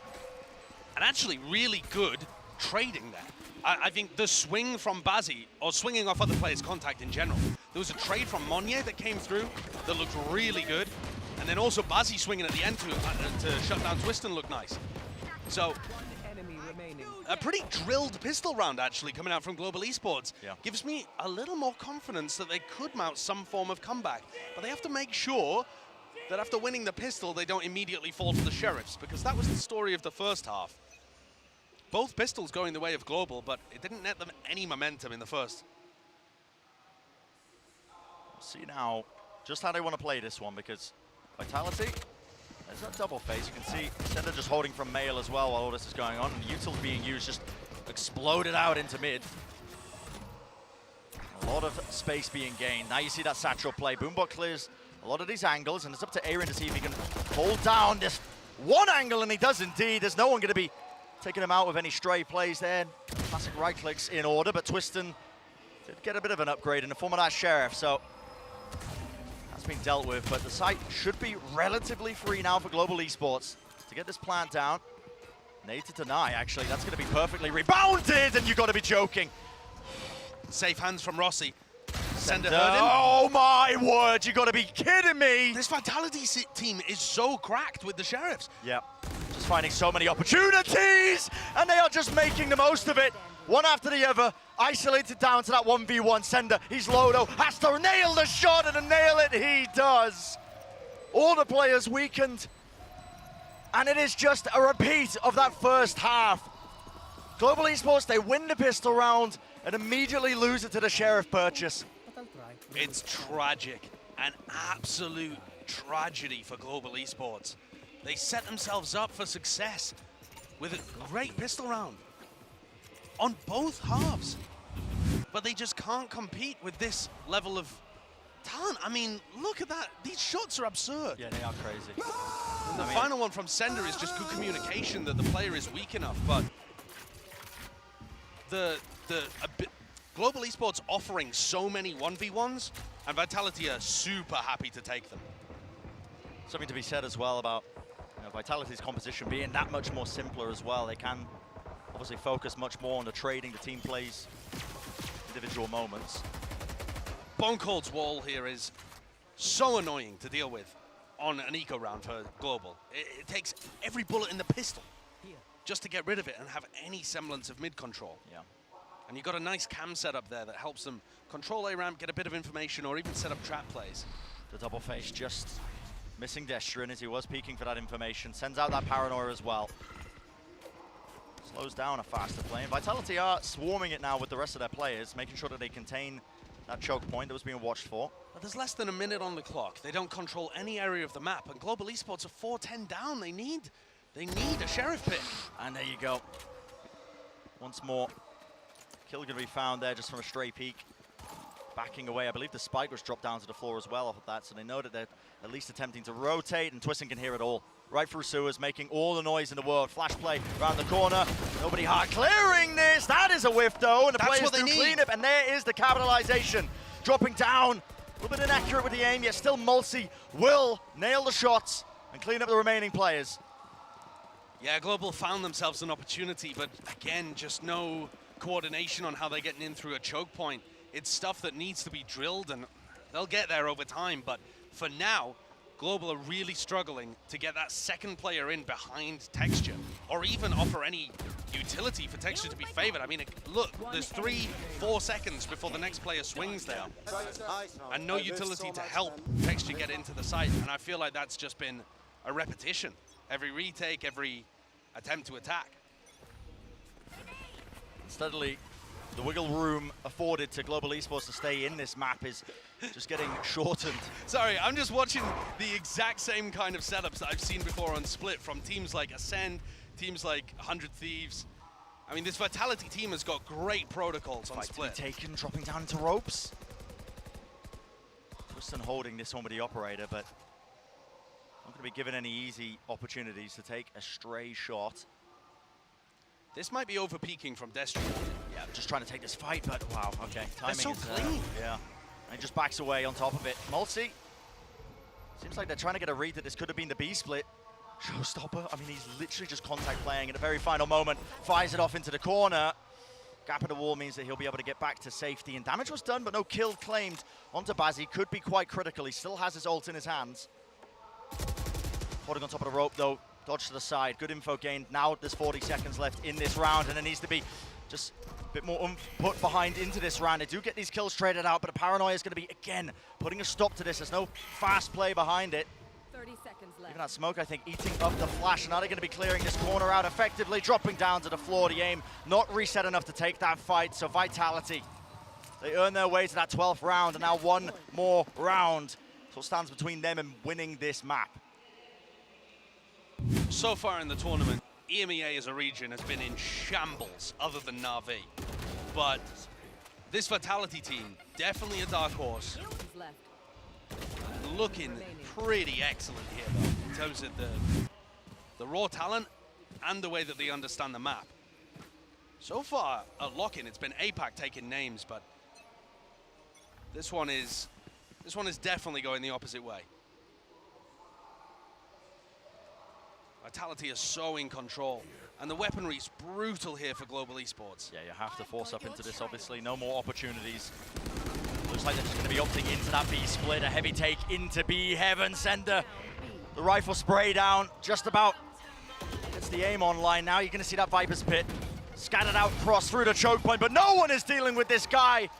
Just perched up in that Heaven position, and Aaron, desperation pushing through, but Vitality, they clean it up. And it just looks like another day in the office for this team. We had questions coming into this series, but so far Vitality, that dark horse aura that's just been surrounding them, looks like people weren't joking. Not at all. Wow. Spoon feeding, twisting the kills. Is that the metaphor there? But that was also Global Esports' pick. Yeah. That was their map. That's where Aaron feels comfortable. And I don't think the macro game plans were honestly that bad, but it all came down to the details. The devil is in the details. And Global have not found the answers here. Yeah, just minor moments there, but that's going to do it for map number 1. A short break, and on the other side of things, map number 2 will be coming up after this.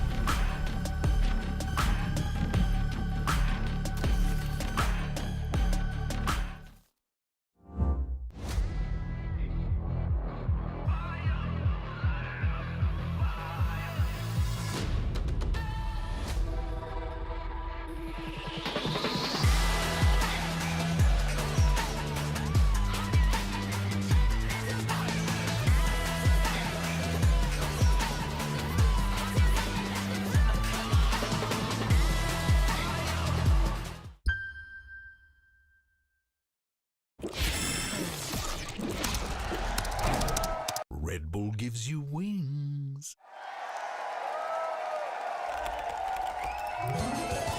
Red Bull gives you wings.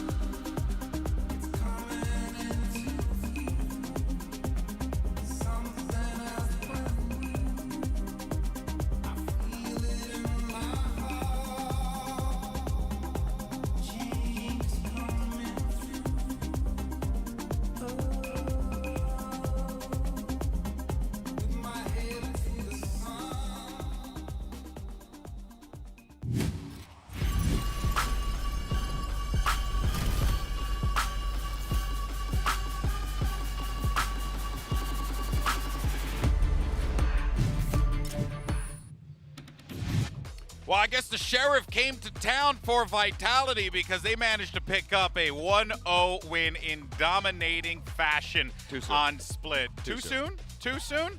Let's go ahead and jump into the breakdowns, though. Mimi, I think we all were coming into this high hopes for GE. We were interested to see how the experiment was going to work, but I think Sideshow said it best in the cast, right? It is an experiment. This is something that's going to take time, but that does not take away from Vitality, who just look incredible. Yeah, GE struggled in this map, but Vitality impressed me a lot. I felt like the coordination between these players was on point. Bone Cold had some great ideas as the IGL, and I felt that their implementation of this double duelist comp was quite strong. Yeah, it really was. And Sideshow also mentioned it to just go ahead and give him some more props. The overall macro strategy, not too bad from the side of GE, but the details are where everything fell apart. You see these Sheriffs coming through. Sheriff Savants, as we've gone ahead and given the moniker. They really just are incredible performers when they have those guns in their hands, when they have any guns in their hands, really.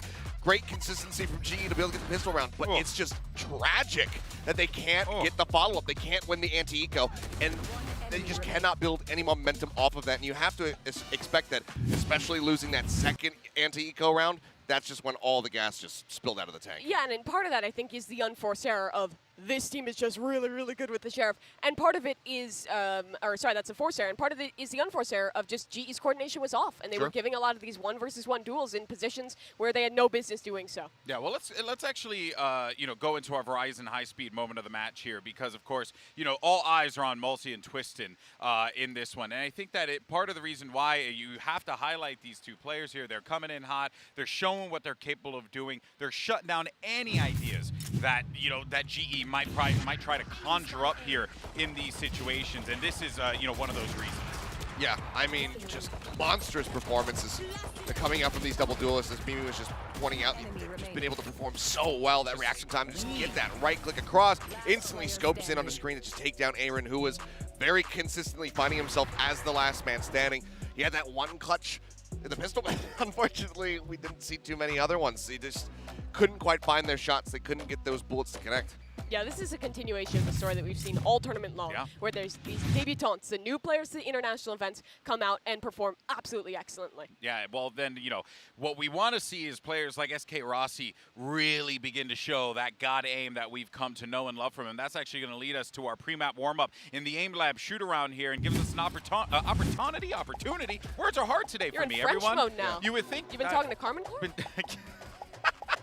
Here's SK Rossi. No. You can go ahead and scan that QR code. But yeah, we're really looking set for just some more output from him. How do you feel about him on that Sentinel role, at least in Split? I mean, unfortunately, we didn't get to see too much. We saw him trying to push the operator into his hands, which is normally a very faithful pair of hands to put the operator into, but unfortunately, he was just not quite hitting some of his shots, and I wonder how much of that is going to be nerves. We've heard from other players that had their debuts back at Champions, such as Kong Kong and whatnot, say, yeah, when you do get up on that stage, it is really terrifying. It does shake you up a bit, and I wonder if that's the case here for Rossi, and maybe going into the second map, he'll start finding his groove a little bit more. He's going to need to, because that first map, the defensive side, I think one of the issues is that he was not finding value with those early operator fights. They invested in it multiple times on that stage, and I don't think he was ever really able to shut down those early gambits that the double duelist comp was sending out. So the expectation, very, very high for this guy. The hopes of India kind of lie with SK Rossi, so we need to see more out of him in this map, and I think there's a good chance we will. Yeah, well, hoping so. We're going to be going over to Pearl here for map 2. This is, of course, Vitality's pick here. We have seen Vitality set favor this map in the past, obviously, when Chamber was prime and was in play. But, hey, we saw Chamber once in this tournament. Maybe we see Chamber again over here. Why not? He's cropped up every now and then, but wasn't a very good look, to say the least. They have massacred my boy. My boy. Anyway, yeah, don't think we're going to be seeing the Chamber. I think it would be a bold move, Cotton. I think it's just going to be a bit more of what we have seen. Maybe some more, standardized compositions here. Not necessarily the Harbor, but you never really know. All right, Prime Gaming Agent Select here for Pearl. What do we get now, Mimi? It is going to be interesting to see. We've seen, again, a couple different approaches to this map thus far at LOCKIN, but it's been very much fixated on these B-long fights, these well-set executes. It'll be GE starting on the attack, which I think should be a stronger side for them, and they do go for a jet composition. This is similar to what DRX was running, but they run the fade over the Sova, which I question, because I feel like you get a lot more synergy out of the Sova when you run it alongside this jet, but you're right, yeah, both teams have made that decision. Yeah, neither going for it, so be really coming down to just who can pilot these compositions the best. We'll have to just wait and see for now. It looks like Vitality, though. All right, well, let's go ahead and jump into map 2, of course. Can we get a map 3? Let's go ahead and find out. Send it over to Bren and Sideshow for the call. Thank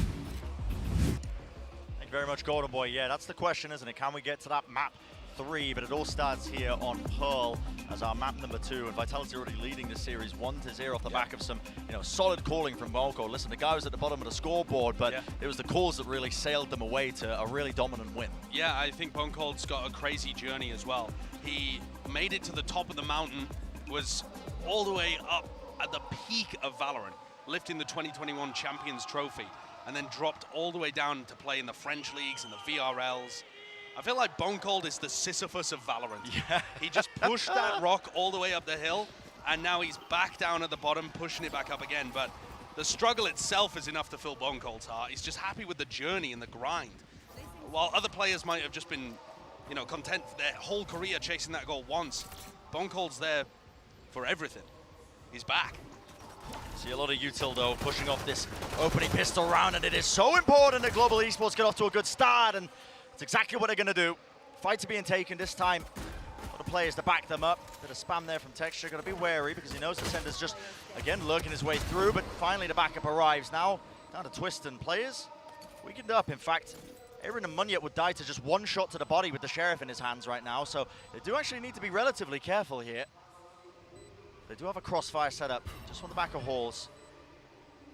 Util's going to be bleeding away that time. The Haunt pushes him back just to the corner. Got to find the angle, but won't be available to him. So Global Esports, once again, similar tale to what we saw from the previous map, where they were just winning these pistol rounds with great consistency. The question is now going to be, can they continue that? Can they actually convert it into another round on the back of it? Global might be the team with the highest pistol round win rate in the tournament to go home in the first round. Yeah. I mean, they need to be able to convert off the back of this. They've won 3 out of 3 of the pistols. Surely, this is not going to be heartbreak again. If you look just at the minimap here, I think the danger could be averted instantly. Vitality have gone for a gamble stack, and the Sheriffs are on the opposite side of the map completely. Oh no. Oh no. Don't overthink Surely this. Global Esports are not overcooking it. I think this is just going to be an A split. They're taking their time early on to set up Aaron in A main. Yeah. The knife from Mulsey did make them second guess things because that landed very late over towards A main. Faked a bit of that presence, but no, this time the Global Esports players will be just flooding into that A site. It's going to be afforded to them. No resistance. But also in one of the pistol rounds, or rather one of the follow-ups, we saw the retake just so many opportunities where Global gave them 1v1s and didn't trade. Playing offside here through main. But I think this does favor the Spectre system. And the Global Esports players are so clumped up, they can't help but trade, surely. Yeah, so the knife there not going to be tagging onto the Asher player. They're going to be able to get that pull through. Escarossi just moves forwards. They're losing a couple of players. Now the C's also claiming one of the targets there. Sticking onto the defuse. Destrian, does he get half? Not sure. No, he doesn't. Denied that at least. And the spam through. This game plan a little bit all over the place, sticking to half, no way, not a shot in hell, but time running too low for him to make the most of that one again, so my word, they do just about scrape through and claim that round, but Global Esports, it's an expensive one for them to win. They're going to give the Global Esports CEO an aneurysm. Yeah. I mean, these second rounds are absurd. Yeah. The decision from Rossi to push the smoke when Munya had already used his pull. Yeah. There is no chance that anyone is on the spike there. And it's, again, the small details making those rounds losable for Global. But all right, they get through it, and they're going to force up. So this is not a bonus round. This is just a straight-up rifle v rifle round in round 3. Everything on the line. Whoever loses this, drop back down to an eco. So much importance now being placed on this one. Global Esports not messing around, are they? Flooding that util through. Knife's going to get removed, though. Might put a stop here to Global Esports trying to exec into this one because it's a little bit slow and it affords Twiston the right time to strike. What a flash through. Almost the entirety of the opposing team just blind to that one, dashing through to the side, and the smoke's being watched for. Twiston, you absolute animal. 3 kills claimed, but Bazzi will answer back, but he's left in this 1v2. And this is going to be difficult for him. He tapped the spike and just trying to at least hunt out one of the players. So intelligent by Destrian. Doesn't give him an easy task of just trying to hunt him down. We saw Destrian playing exactly the same on Split too. Never offering opportunities for clutches to happen because of his passive positioning. Twiston is playing like a monster in this game though. Yeah. He's feasting.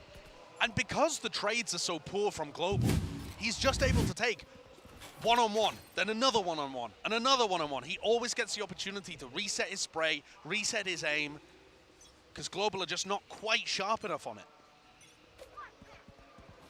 The kills end up flooding through, but then there's just a 1-2 hit, honestly. Vitality always ready for flash repeat play, just never letting Global Esports regain that kind of balance. And so, push down to that eco round. We were highlighting the importance of it, with them opting into buying into that previous round, but Global Esports just taking their time for now. They're playing for that heavy A main control, just trying to grab some orbs, get some ults online potentially for the next one.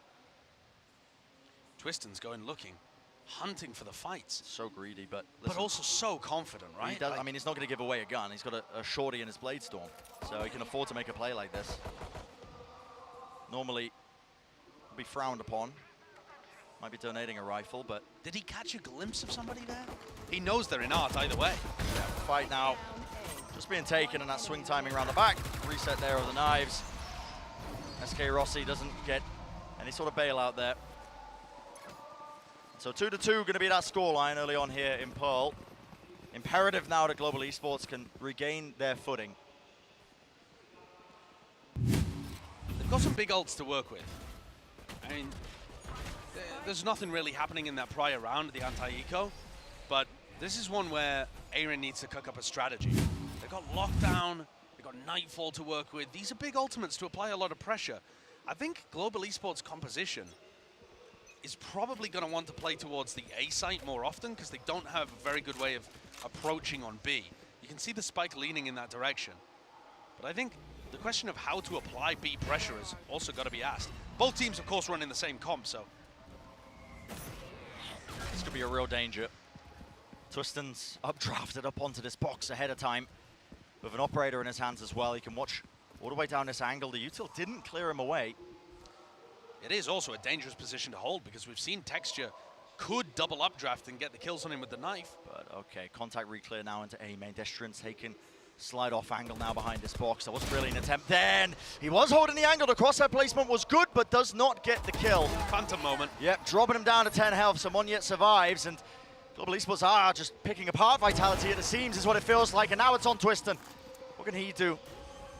Just a bit of an ego peek there with the operator through that smoke, gets the 1 kill. Horn going to be spotting out Mulsi, drops down an aid, and Munyet none the wiser look in where, his astral form. Look where SK Rossi is here. He's gone all the way through B on the world's longest flank. They know. Twiston's watching for it. Yeah, he's watching for it. Seems to be just aware that this could be a possibility. Angle's being watched. Pop flash play as well for that re-clear. And now time needs to be paid for. Yep, the flank not being watched for. Tap onto the spike, and all the pressure is on him right now. Re-swinging down, but beams them down. Shorty, man. Shorty's a strong gun, but it won't save you against that. Now the line up there from Vitality, pretty big mistake, but an understandable one. Great play from SK Rossi. I was worried that his flank would be either way too late or watched for, because Twiston felt like he had to read the whole time that Rossi was coming around. I don't know quite how Global Esports got read like that, but still, Rossi coming up with the goods. That's the first round where we've really seen him take control of the game.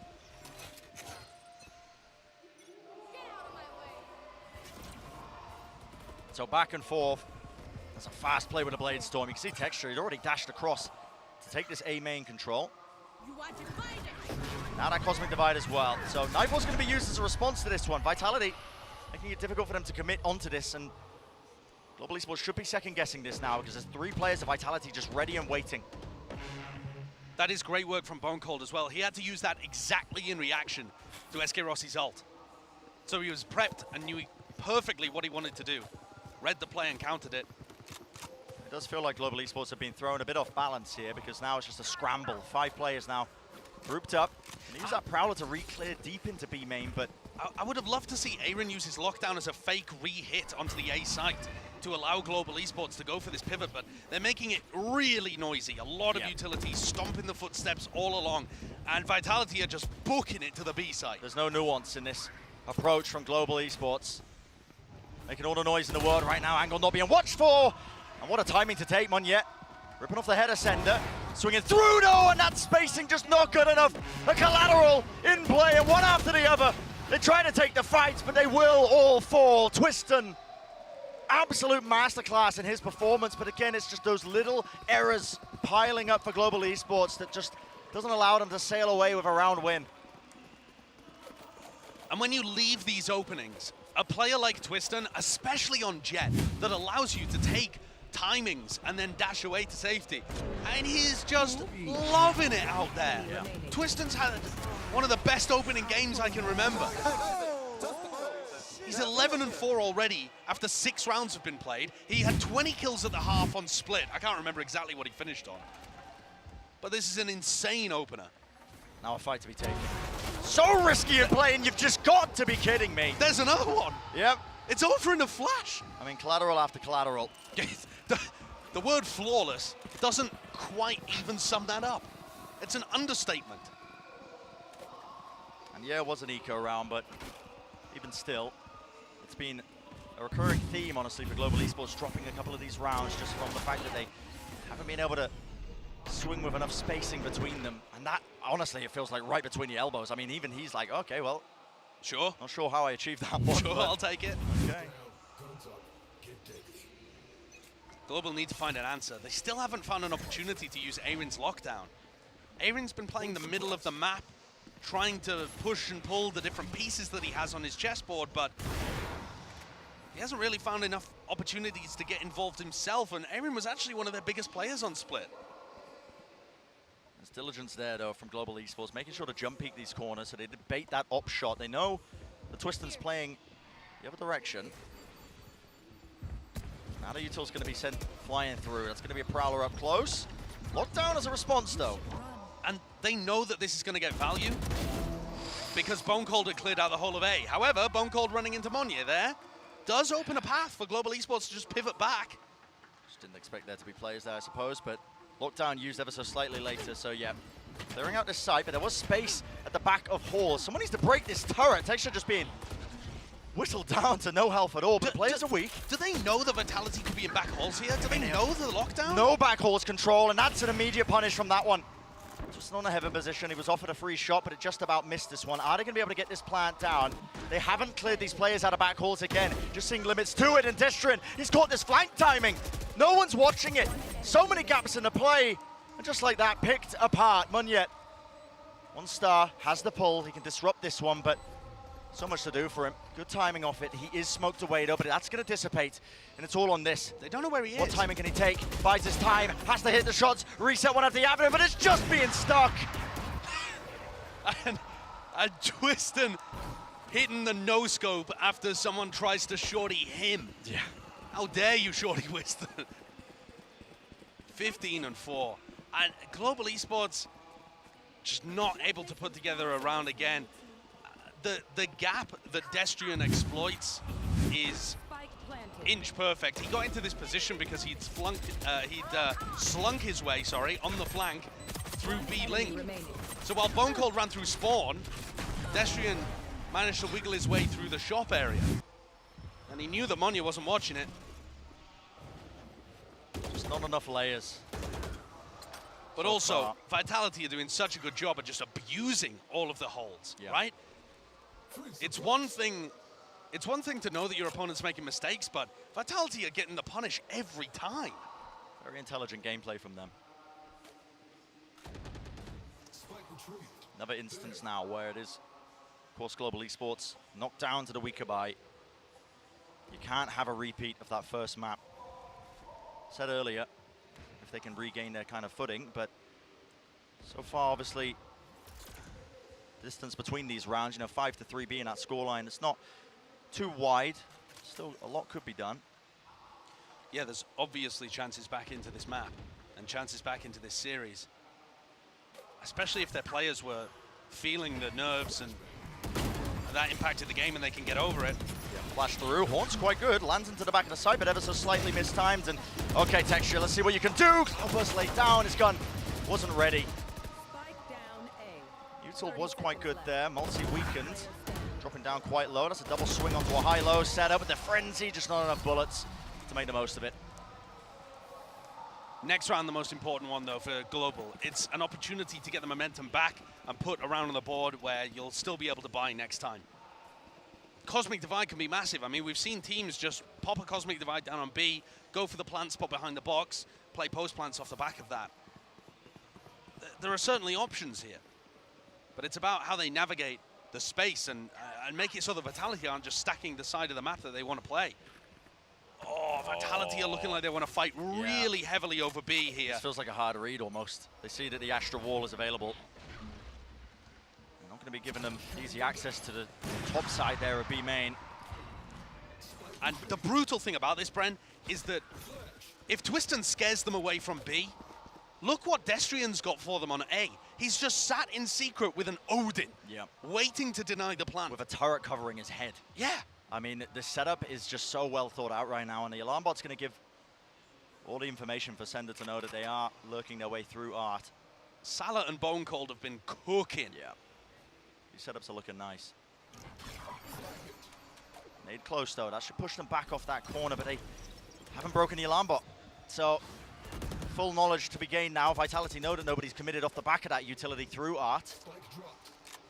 And Twiston's dropped back into a more passive position where he still gets good info, and that's freed up Multi and Bone Cold to roam around the map and fill in the gaps. That's a good knife, though. We'll at least deactivate that alarm, but the players are there to just, again, fill up the pieces. Twiston holding this one.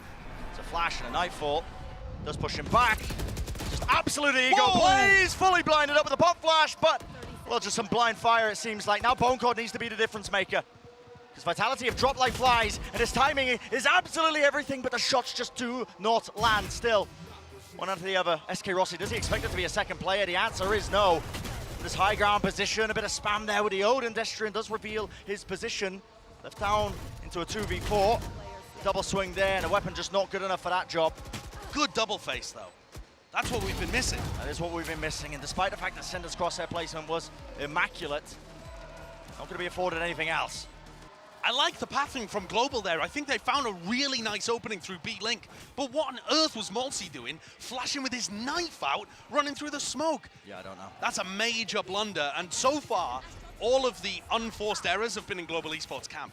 And that's the first round where we've really seen Vitality make a play and then fumble it completely. But you've got to give credit. The utility pressure from Global was great as they went through B-Link. Yep. They pushed Twiston away. They just also got gifted the kill on Multi. Can they string together this one opportunity into a decent half here? They still have this Cosmic Divide. A B site hit would be nice, but I think Sender's got the read. He's got nanoswarms in the common plant spots on B. Yeah. Counter knife is very nice. Really getting off onto the two players there, so it suppresses them and it pushes them back. My big problem, though, is Global are creating no pressure on the other side of the map. Destrian has already been confident enough to just poke his head around A main. Oh, yep, nothing there. Yep. And there's 4 players already on the B side. Global need to have a bit more of a spread presence, a global presence, if you will. Oh my God. On the map. So I'm looking for a new co-caster. If you'd like to send in your applications. I think Pansy's in need at the moment. Yeah. Okay, so now actually, Global cutting a bit of noise and offering the tiniest of noises and pressure in mid has made the defenders spread out a little bit, but not enough. Be aware, surely, because look at this reposition. Close to the corner, Sender's there. And is there going to be util to clear them out? Usually there's a seize that accompanies this push. Lassie does have it available, and they just push forwards. Shorty's in their hands. Right up in the air, inaccurate, still finding the kill. But they have been pushed back for the moment now. You got to be kidding me. You got to be kidding me! Rossi! Oh my goodness. Weakening the players. Still the answer back and into the back of the halls. There's just a fight being taken. SK Rossi winning it out and does claim that area of the map for them. Down to Destrian. What can he do here? Is anybody going to be watching for him? Aaron tucked behind the box, just waiting it out. A lot of fights he needs to try and take, but it's all that pressure. There's no way. Good swing timing from Aaron though, but left now. Now 2v1.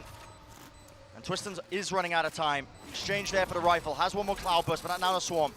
Tags onto him. 55 health drop down. A bit of random spam. Finds the first kill, but he did not get half on this defuse. Dash enabled. Aaron sticking all the way through, and oh my goodness, almost making the play, but salvaged in the end. Whoa, that is an incredibly close round. But I think Global Esports has done a great job there.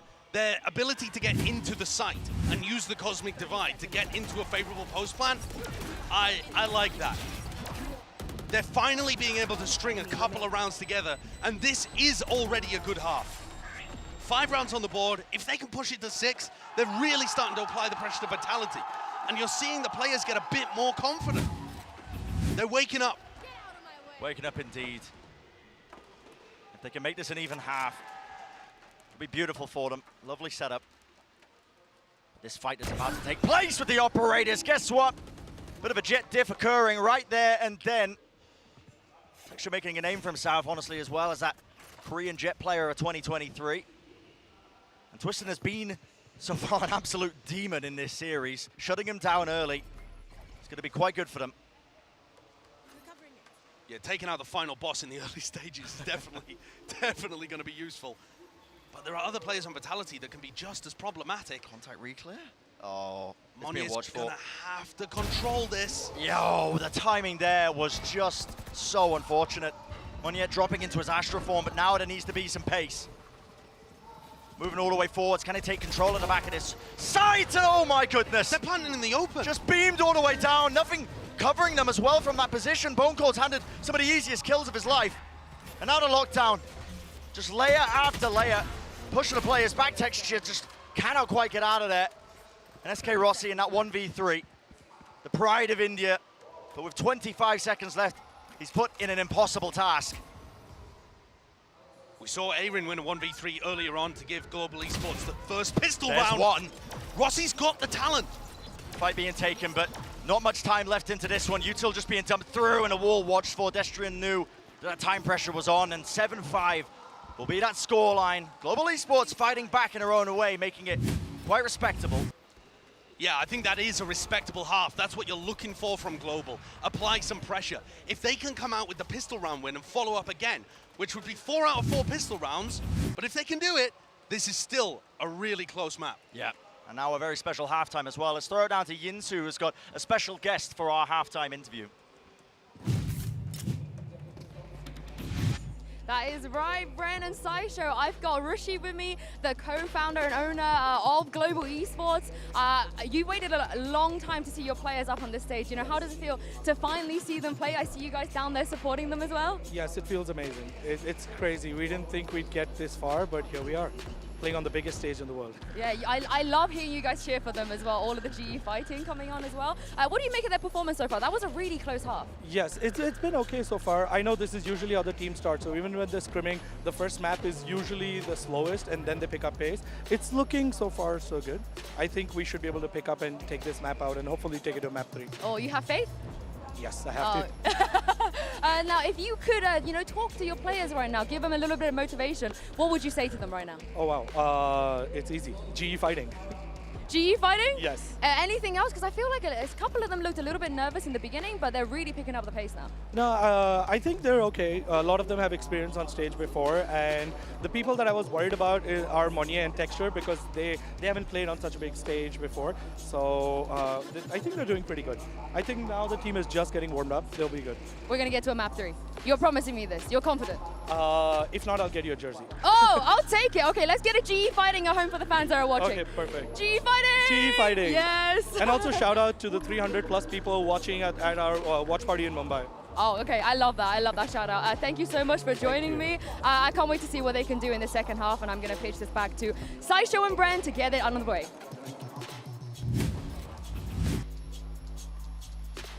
G fighting. That's the key. fighting. That is the key, Josh. The key to victory. And listen, this map is looking much better for them in comparison to that first map that we were just watching on Split, where it was very one-sided. You know, when you have new rosters being formed in this fashion, like Global Esports, talent coming from many different directions, different teams as well, different nationalities, there's always a risk that they might just falter on the big stage like this.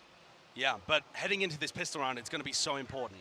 I think it's almost too much to ask that Global Esports could win 4 out of 4 pistols, but so far they've been good for it. They've had set plays, and I feel like maybe quite a lot of their prep focus has been on winning those pistols. Yeah. And, you know, they tripped up on Split, they weren't able to convert, but that was a different map.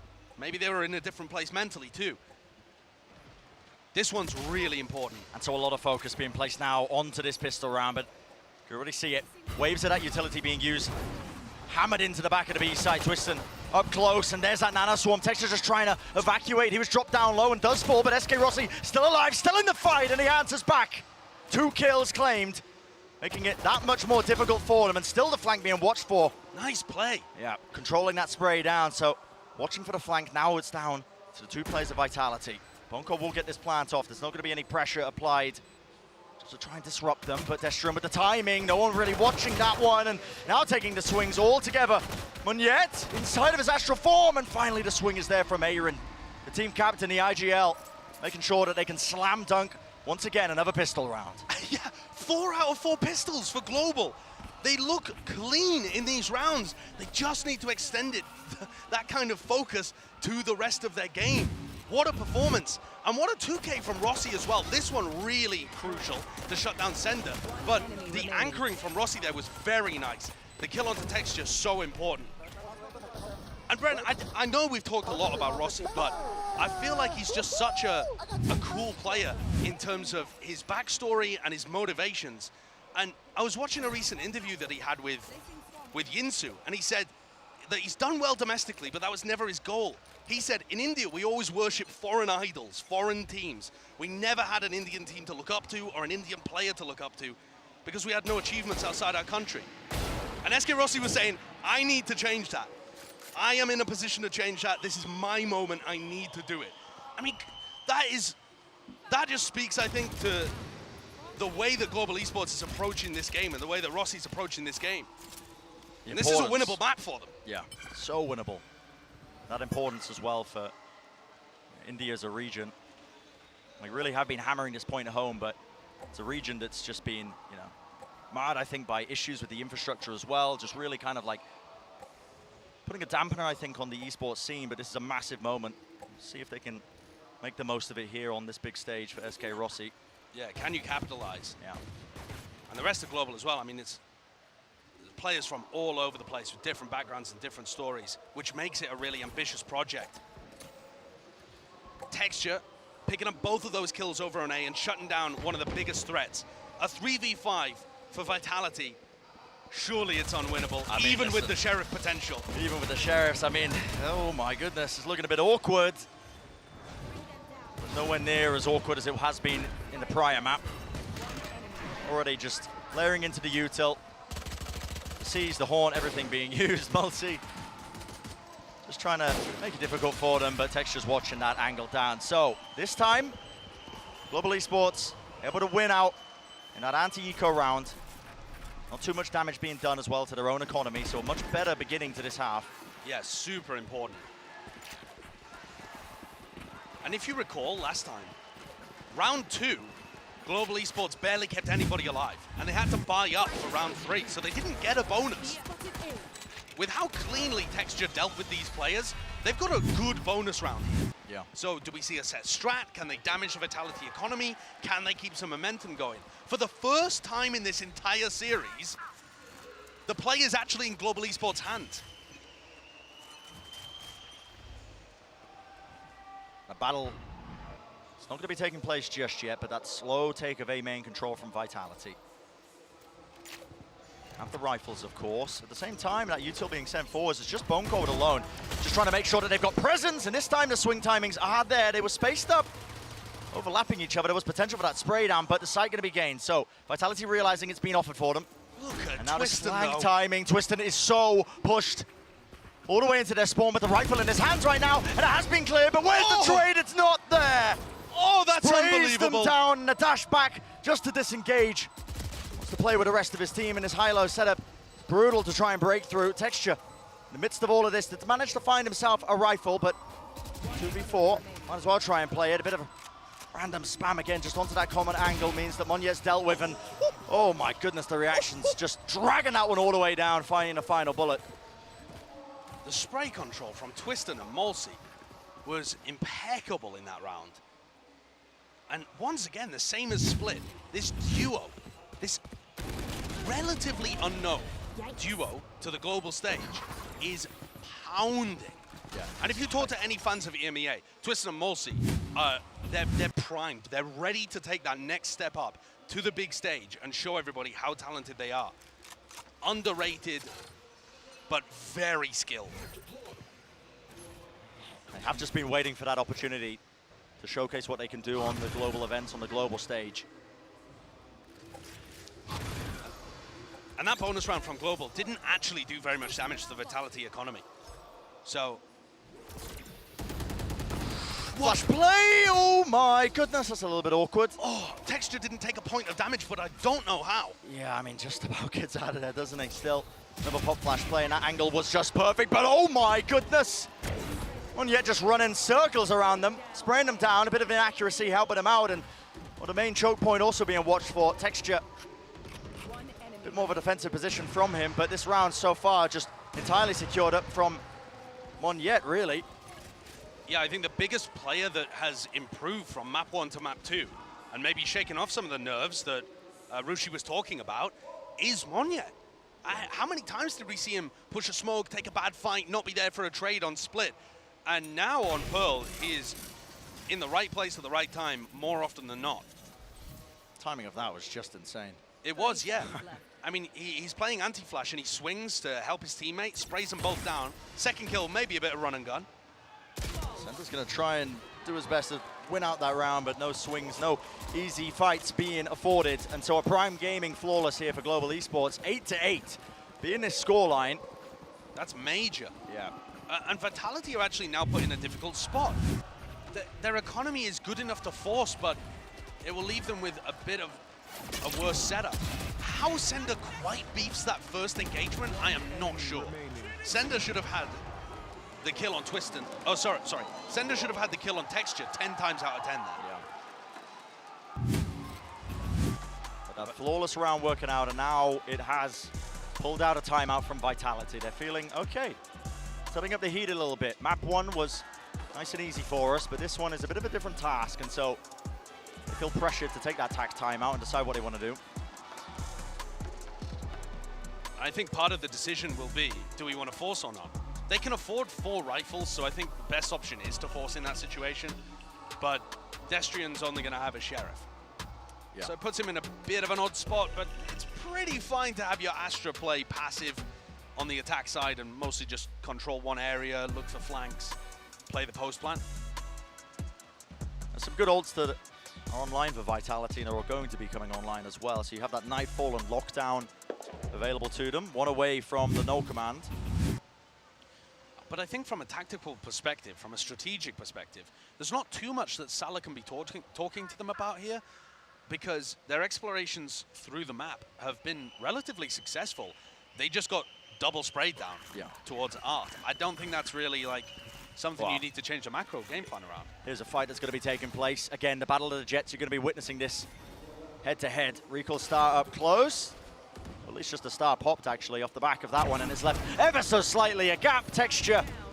Beautiful shot from him, just finding the target. Twiston, though, playing up close. Flash play as well. Let's see if he wants to try and play through this one. A dash forwards into it, and the angle not watched for. SK Rossi with the anchoring. Might have just overcooked it, though.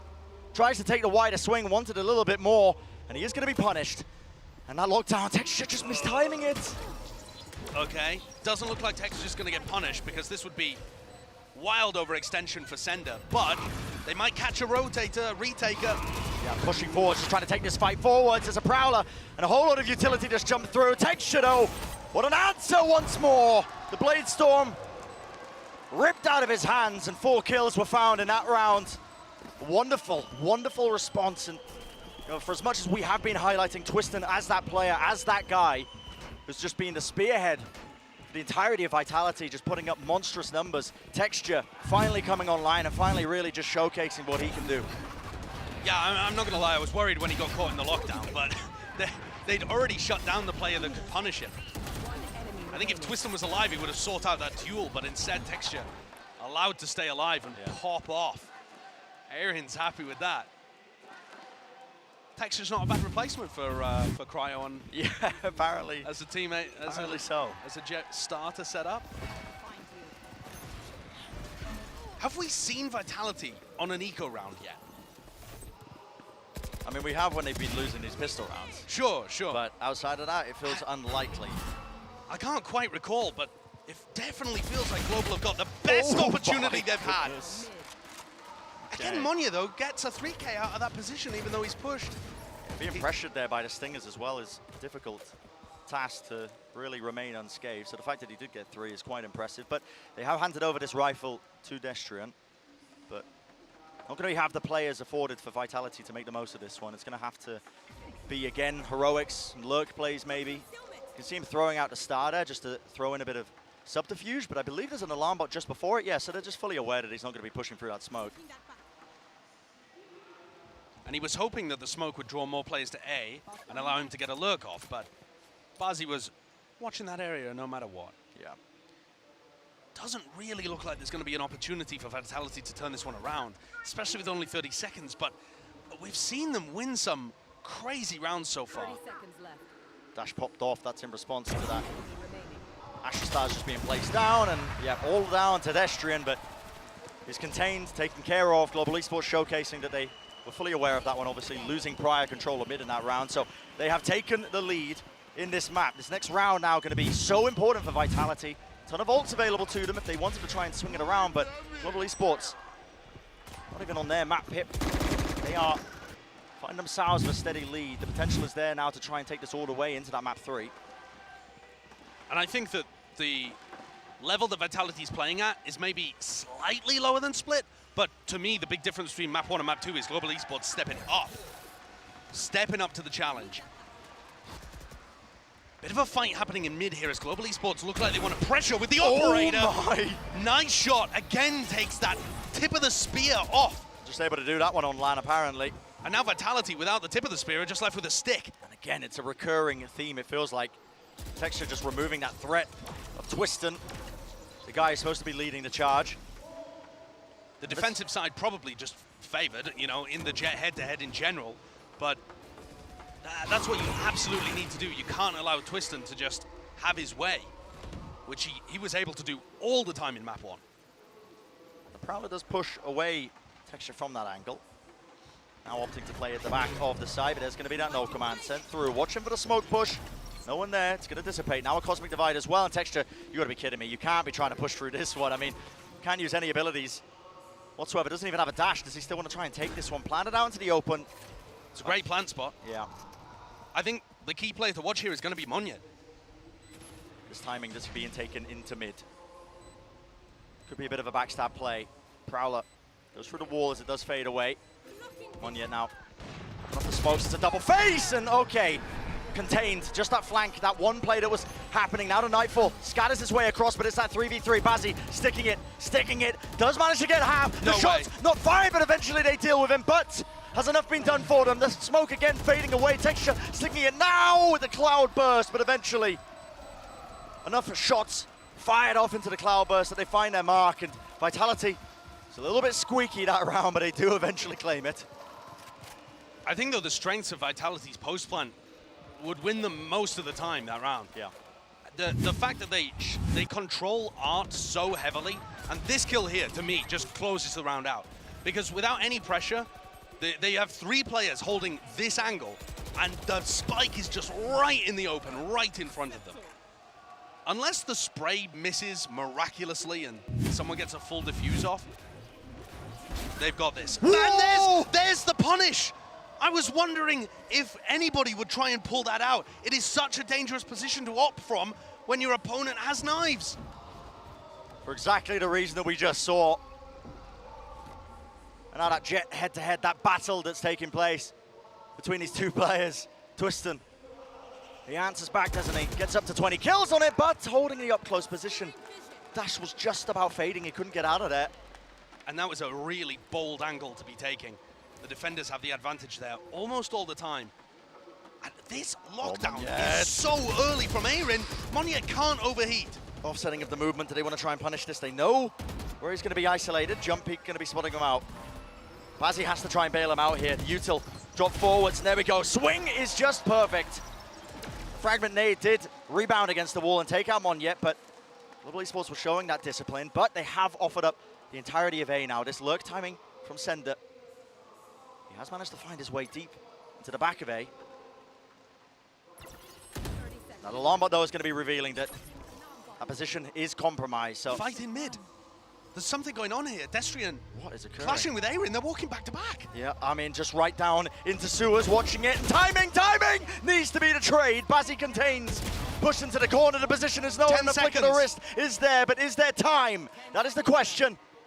He's going to be sprinting all the way with a knife out now. Rossi has nade. And it's not really planted. A quick tap of it right out into the open. It should be a slam dunk. Indeed it is. SK Rossi. Safe hands from him. So that 11th round is going to be claimed now here for Global Esports. One step closer. Something we haven't even mentioned thus far, Brent, too, is that Global Esports, from what we've been told, were not intended to play with this roster. They were intended to play with Ronsky on the team. Yeah. And so Global Esports have like a 7-man rotating roster, but they had found the core that worked for them and were forced to pivot coming into this event. And the fact that they are now on the precipice of going to a third map and taking the game to Vitality, a dark horse squad from EMEA with a lot of skill on the roster, this is already impressive. Yeah. Already impressive. Global Esports, though, need to keep their foot on the gas. You can't allow Vitality to come back into it, and Vitality are going to have opportunities. That's going to be their aim with this timeout. Yeah, this next round, though, they're taking the timeouts whenever they've got a force buy situation. Their economy is really poor here, Vitality. They can afford like a rifle or two, but it's not great. So I think Salah's going to be saying here and having the final decision on whether or not they play for overtime. I don't know what you would do in this spot. This is so tough. It's a really hard ask, isn't it? It seems like what they are opting into is half bite. Rifle in the hands of Twiston might just be good enough. Yeah, it's a hero rifle. Yeah, but the bunny's running so low, and there's no ultimates to work with either. That's all in the camp of Global Esports. You look at that, so many tools to try and offset whatever might get thrown at them. Global Esports are going to be pushing up B long, but that's going to open an avenue on the map for Twiston. And with Twiston having the hero rifle, he's the player to watch here. He's going to be trying to carve out a path for them, but Texture watching this one. Operator tries to go for the flick, now being pressured, and Sender wasn't watching the right angle. Still, Texture is under a lot of pressure right now, just being flooded in. And that updraft position, still, how does he claim a second kill? It is even though, 3-3. But now they've got rifles. And yeah, they have exchanged the weaponry around. Fight needs to be taken. That is such a massive one to win. Because that also gives up the entire part of the map that the spike's been planted for. Destrian has an awful position here. He's not going to meet anybody, he's going to stay alive, but he can't spam the plant. The wall blocks him away. SK Rossi with a flank timing, just impeccable. Bone Cold not expecting it. And this task ahead of Destrian, just to try and salvage this, it's an impossible one. Doesn't have any util. Not going to be watched for. Either side swinging back and forth, and SK Rossi finalizes it. And Global Esports now on the precipice. One more round is what's going to stand between them and bringing this to map number 3. Their defense side has been so impressive on this map. 4 out of 4 pistols won, but also starting to get the rifle rounds really working. Textures coming alive, Monya playing really well too. And even when the rounds are getting dangerous, they're finding the punishes and clearing these areas of the map out really well. Yeah. 1 more round required, and we head to Lotus. And I have no idea what can happen on Lotus. Don't even get us started. Big clash over B main. Massive fight being taken, and the flash is good for it. All the players just out of position. SK Rossi, he's swinging wide right now. He's being forced back and forth. Flick of the wrist, it misses. Texture doesn't land the shot. This is painstaking right now. They've already lost it, but it is that 1-for-1. But I think Rossi panicked a little bit. He used his ultimate in the midst of all of this. Maybe just to try and keep himself alive. That's a big Stuff tool. like util, yeah, it was a big tool. Not going to be available now. Aaron. His job just to try and hold down this angle. Doesn't pay for it with his life, but the util was cleared out. His turret not going to be watched now for any space that it's gained, and it forces him to just keep his eyes on it physically himself. Doesn't have that util. Does have his back being watched, though. You can see the util there with the alarm button. And Nanoswarm needs to stay alive, though, and there we go. Timing. Nanoswarm's popped off, and it has separated them. Split them up. SK Rossi right into the corner. Does he realize? Finally spots it. Spike drop down, and now the re-swing. Reset of the aim, one after another. SK Rossi, with his country represented, India, taking them all the way now to map number 3 in this series. What a map win, and what an emphatic way to do it at the end. Pearl belongs to Global Esports, and Vitality have been knocked completely asunder there, not expecting to give that map up. We got a game. Yep. And I have no clue how Lotus is going to go. It's got to be the most unpredictable way to end a series possible between these two squads. But I'm so glad that Global Esports woke up after a shockingly poor display on Split. But they finally demonstrated what they're actually capable of. Yeah, overcoming an absolutely massive obstacle, but we will be heading to map number 3, and we're going to take a short break. On the other side of things, of course, continuation of the series.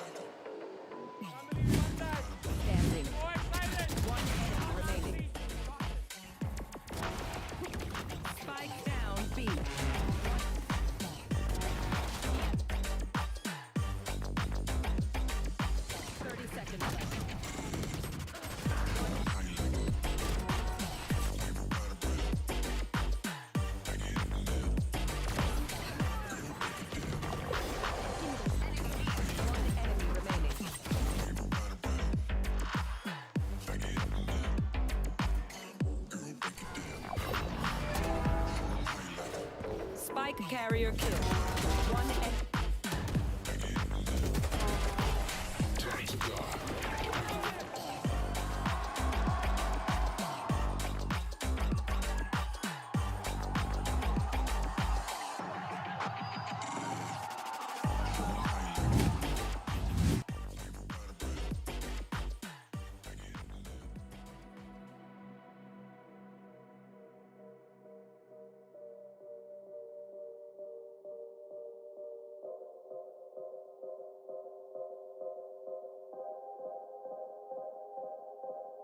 When it rains, will you think of me? Will you wander off into your head? Shield your eyes from everything you said. Will remain when I fall asleep and wake up to someone else instead, like you were never really here in the first place. Never really here in the first place. Like you were never really here.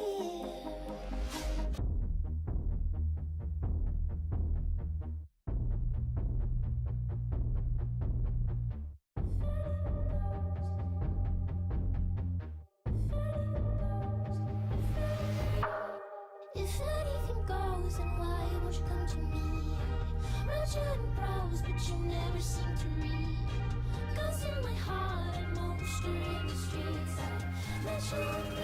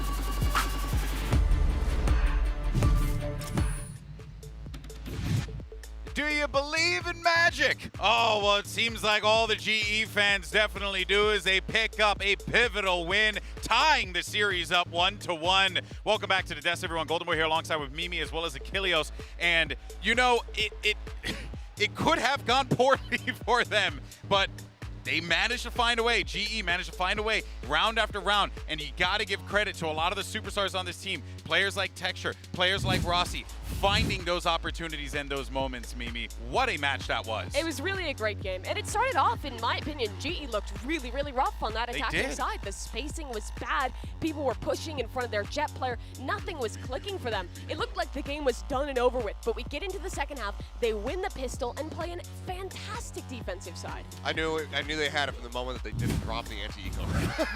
No, but you're completely right. There was a lot of roughness, but then as we got over to the defending side, good Lord, everybody absolutely activated for the side of Global. Texture as well, back on Jet, is just chef's kiss performances coming out of this guy right here, dropping a 288 ACS. I mean, it's huge. This is why, if you could look back, he's played now 119 maps of Jet compared to 18 on Raze. He is a Jet through and through. This guy could very well be the Korean Jet of this year. The Korean Jet, he is that guy. And there were similarities between both these teams on their attacking side. Team Vitality, same struggled. Spacing fell off. Our Jet players pushing in front, struggling to trade on those B-long executes. You saw it in the clip. Every time they made one of those mistakes, it was Texture really, really punishing. And their side execs as well were struggling against these fantastic anchor players. Yeah, actually, you know, speaking of the anchoring, I do want to give a shout out to Aaron as well, because he has been such a reliable hand for this team every single time. Put him into midfield, he'll get you one.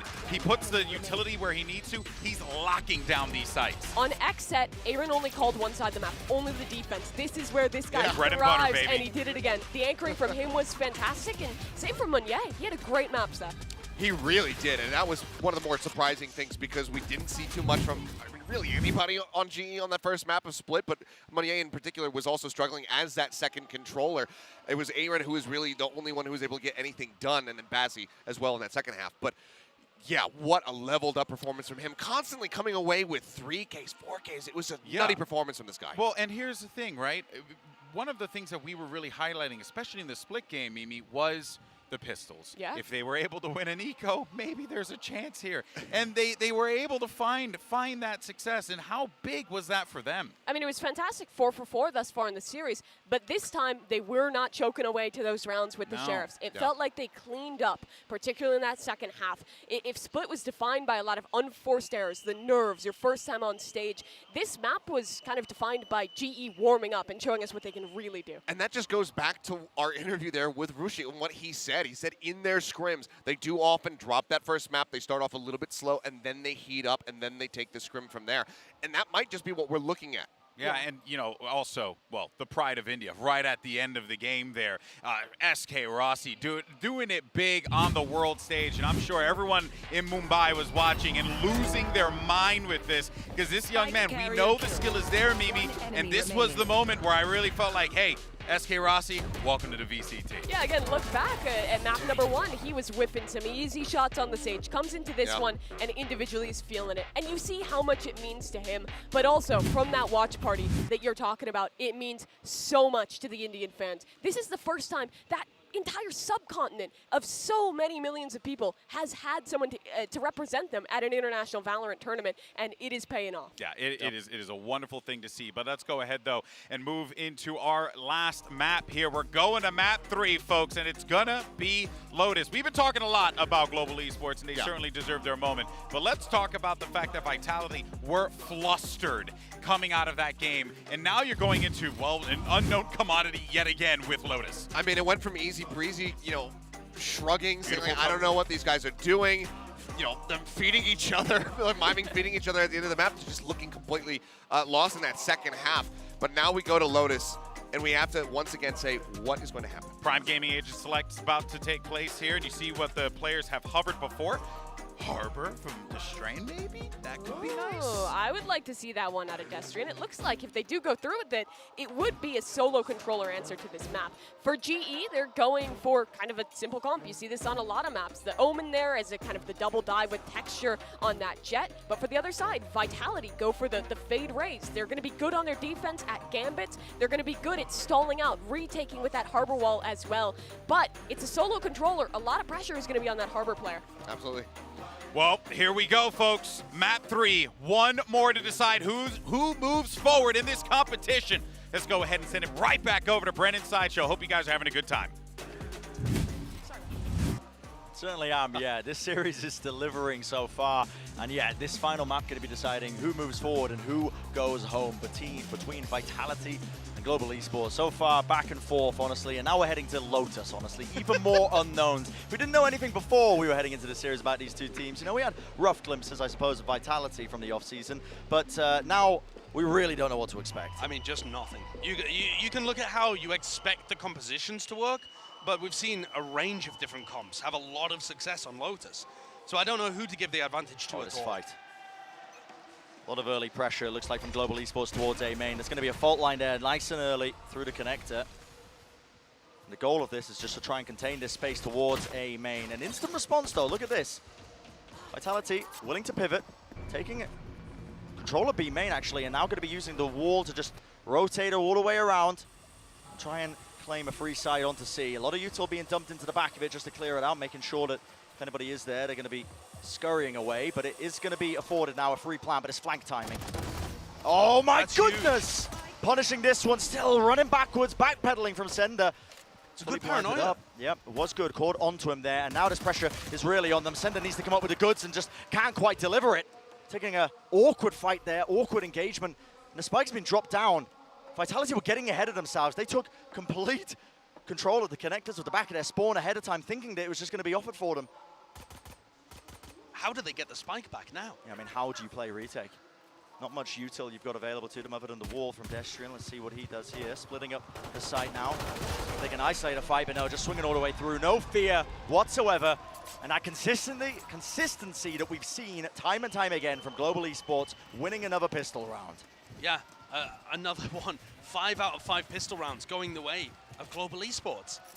And on top of that, I feel like the way that they're abusing the frenzy is giving them so much success. A lot of frenzy usage in these pistol rounds, and the big flank there, catching the planter completely unaware. And Vitality had no idea that they'd given up their own spawn. And I'm not even worried about this round. I probably shouldn't say that. Yeah, what a way to curse it. But I'm not worried about this round because Global Esports, since Pearl, just feel like they've fixed that issue. Flooding through into it. Spike going to be dropped down to the corner. Late lurk from Bone Cold. He could do some real damage here. Okay. I'm worried. You should be worried, Josh. I'm worried again. Yeah, listen. You're going to get the entire ire of India on you as well if you keep this one up. It wasn't my fault. Well, kills are offered up. 3 for 3 still in this round now. 3 versus 3, I should say. And now slowing it down a little bit here for Vitality, making sure that they wait it out. I think Vitality's composition is usually going to have a lot of utility. But in these early rounds, they can't afford all of it, obviously.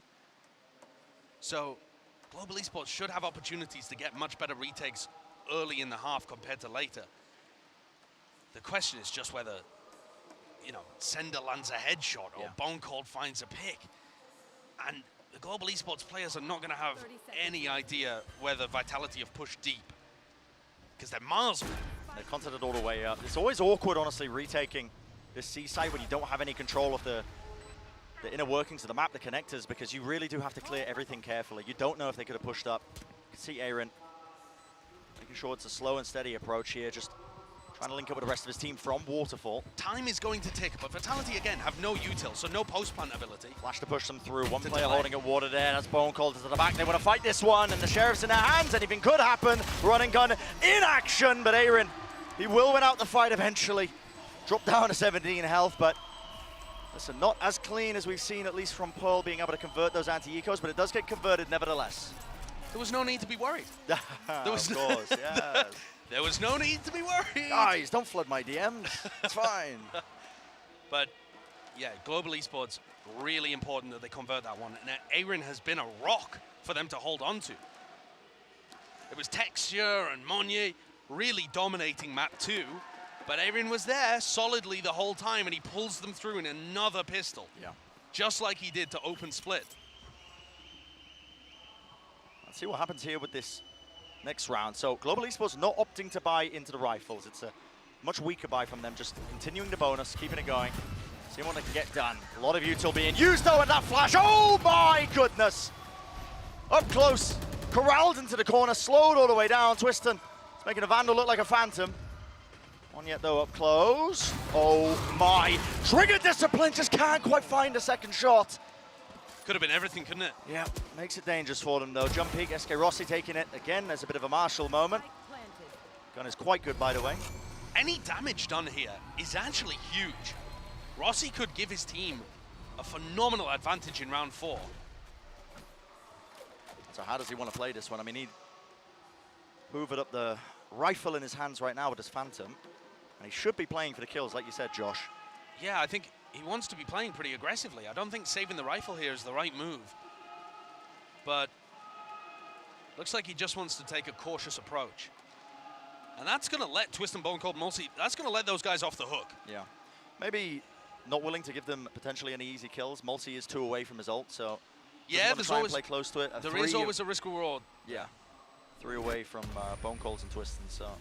And there's a lot of ways to play for ult orbs on this map. But still, okay. SK Rossi taking the safe approach there. A Vitality, that means that they're going to be able to get a decent buy, but I think this breach flash, where you just saw Twiston follow up, that clearly was not accounted for by Global Esports. No. So they need to adjust to that. If they're going to commit so many bodies to try and control A, you can't just allow all of you guys to get flashed and stuck in a corner. That was a massive miss. Texture with an operator in his hands, though, was such a major win condition on Pearl. And here we see it again. Yeah, might be just that. Once more, that is a heavy stack, though, from Global Esports. Look at that. Essentially leaning 4 of their players over. Obviously, the connector still being played as well by or by Bazzi, I should say.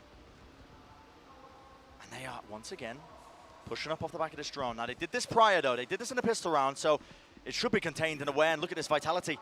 Oh, they've got all 4 of their players ready for the approach, but it is just an absolute slaughter back and forth. I don't think they were expecting as many of the global players to be there. Vitality have called an immediate pivot into C, but that's the game plan from Aaron. He wants them to run into the nanoswarms. Look at this angle. Operator in his hands, Texture. He's holding for it. The clearance isn't good. Oh my goodness, the spacing just good enough. Still a bit of damage done there through the wall. Bone Cold dropped down to 5 health. The damage is being done now in this 2v3. Still, you can't afford to give up too much. Paranoia play. Twiston tries to just spam the angle that he was expecting a player to swing through on. Left down into that 1v3. Bone Cold will have to really pull out all the stops to be trying to win this one, and it's just not possible. Not with the resources available to him. So, Global Esports, really good options, really good ideas as they're heading into this defense side. Yeah, I think that round was fantastic. I mean, the triple stack from Global Esports on one side of the map, driving the Vitality players into nanoswarms and the operator on the other side. That is really good. And also, the small mistakes that we were seeing from Global before, where they would line up and give easy spray downs and not be there supporting each other, a lot of that has gone away, almost all of it.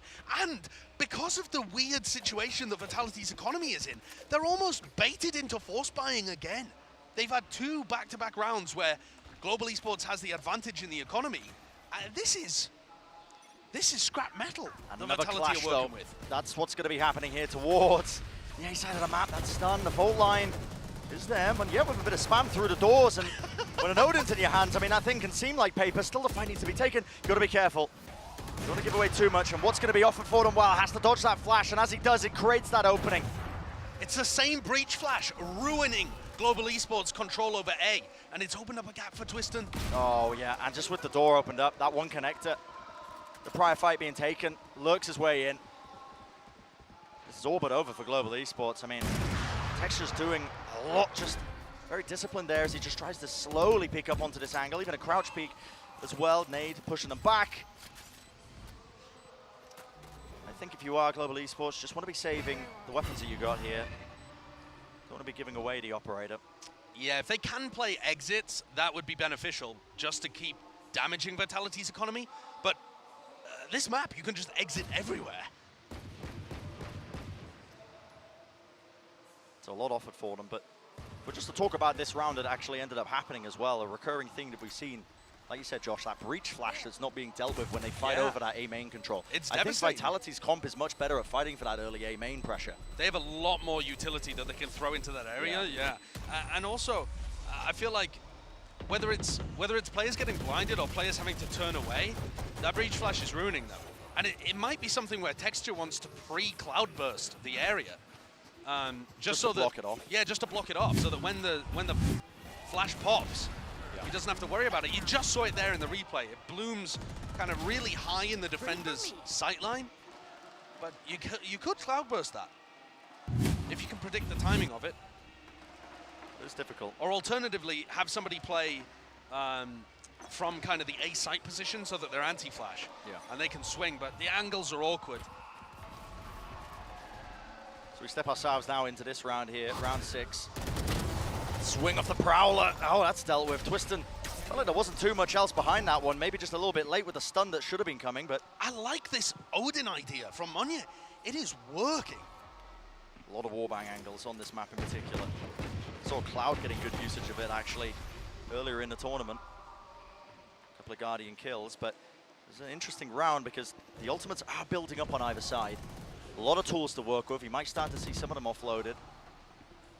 3 players on the B site, and if Bonecall gets his breach ult in there, those guys will not be able to hold on. It is a tiny choke point though, so risk reward maybe not quite in Vitality's favor. Wow. Lockdown being used here seems strange to me because Aaron's still going to be able to back up and pop his nanoswarms off. It's quite interesting. And he has a counter lockdown, so is this all just a fake to hit B with the breach ult or the Nightfall? Looks like there might be a pivot in play yet. There's a Nightfall. Moves them back. No more audio cues from Monye. And there's a Rolling Thunder. That's used in response. Global Esports pushing them back, but still pushing their way through. Aftershock into the corner. It's going to be causing it to be a little bit more awkward, and time is running so damn low now. The wall's still blocking off these sightlines. Plant's going to go down, and no one really disrupting this up close to the wall. Texture does cover it. What a shot. And it has to be heroics. It has to be now. One after the other. The double swing, not spacing themselves out, and it is just crumbling before them. What was an opening, what was an opportunity for Global Esports to at least turn that in their favor? It just crumbles. The same errors we were talking about in map number 1 just rearing their heads there. Oh, and that's a 4v2. A 4v2 retake, I think, where it all just fell to pieces. Texture did such a good job at hitting the first one onto Destrian. But then this kind of crouch peek play from Buzzy is... no bueno. Yeah, not too good, but... Set Sender up for a 4K. Holding on, and Vitality now powered up. So forcing Global Esports down to that eco. Texture one away from his Blade Storm. It's a heavy stack over towards A. This time, not willing to fight over some of that A main pressure, so they've realized the mistake prior. They're like, okay, well, we don't really have the util to go pound for pound and try and fight for that control, so we'll give it up. If they can sniff out the A stack, though, the rest of the map is so weak from Global's defense. Wide open. You see this positioning being played by Aaron. I mean, he was behind just the bank of sand there, but has to give it up. He does hear that util being used into the front side of B. Uh-oh. The spike is returning over to A.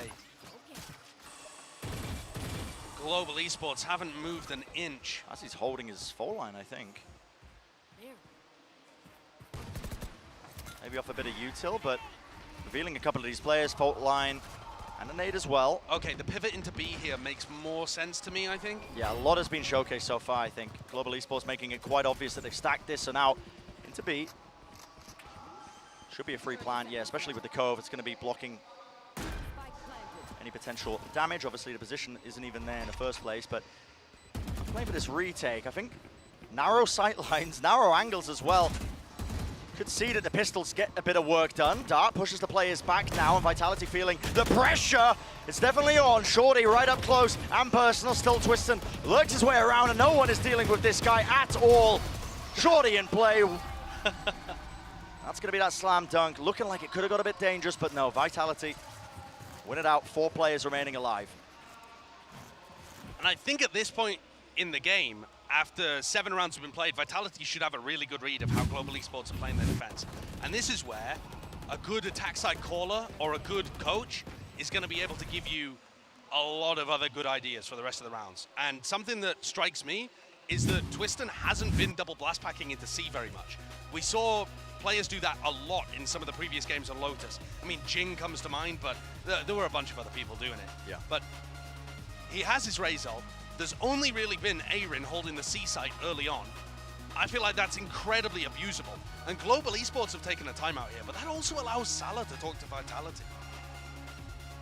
And I'm concerned because Global's defensive plan doesn't look too bad, but they're putting a lot of resources into fighting A lobby, and they're still losing that. So that weakens the rest of the map whilst not even allowing them to hold A lobby. Yeah. It's not like, it's not a bad idea, but they don't have the tools to really execute the plan. Well, one of the best looks that they have showcased so far, at least, is putting that operator in the hands of Texture. Because, honestly, one of the weaknesses of Vitality's comp, I will say, is that this Harbor, this solo controller, you can't smoke just A main and fake that you're pressuring A main. So an operator is really powerful from long sidelines. Counterpoint, what if SK Rossi on Sova ops? I mean, that is, okay. Hello, India, I'm ready for it. Let's go. I mean, sure. Why not? Very unusual. He's probably going to have to send out a recon dart early for some control and then operate. But, I mean, look at Vitality. I think they're going to go for the play that I talked about. Double blast pack with the raise ult into C. Util being dumped through, so control of A.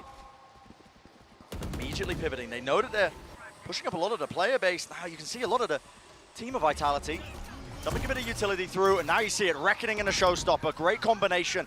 Clears out the site entirely. And this ult is a little bit really awkward there from SK Rossi. Yep, dashing away just to avoid that showstopper rocket that was flying right towards their spawn. But and one of the problems is, I mean, if SK Rossi had ulted as the plant was going down, then maybe they don't get that one off. Timing. Oh my goodness, the lurk. Oh, it's all just a bit hidden, isn't it? Monyet, will he be able to be aware of this? Not quite. Sender's reflank has just been brutal for them. Backstabbing them. Moving forwards though, Aaron does deal with this one. Now how does this retake happen? A lot of util, aftershock into the corner. SK Rossi moving up, has the operator. Does he suspect the player is close? Time is running low. Texture trying to stick this now. The raw spam, the random spam. Trying to go for the quick scope, half onto the defuse. No one's dealt with Twiston. And he was just that extra layer that they needed. Good execution from Vitality. Nice post-plant play as well. And Global Esports finding it very difficult to retake with an op in the hands of Rossi. And the kind of setup here makes it really difficult. That post-plant spot that is miles out in the open. And they're able to get that plant down because there was nobody on C. They're leaving C open super early in the rounds. I think you're probably going to see something similar here from Vitality. If they try and go towards A and they meet too much resistance, pivot C, get a plant. Yeah, they just want to fight over this one.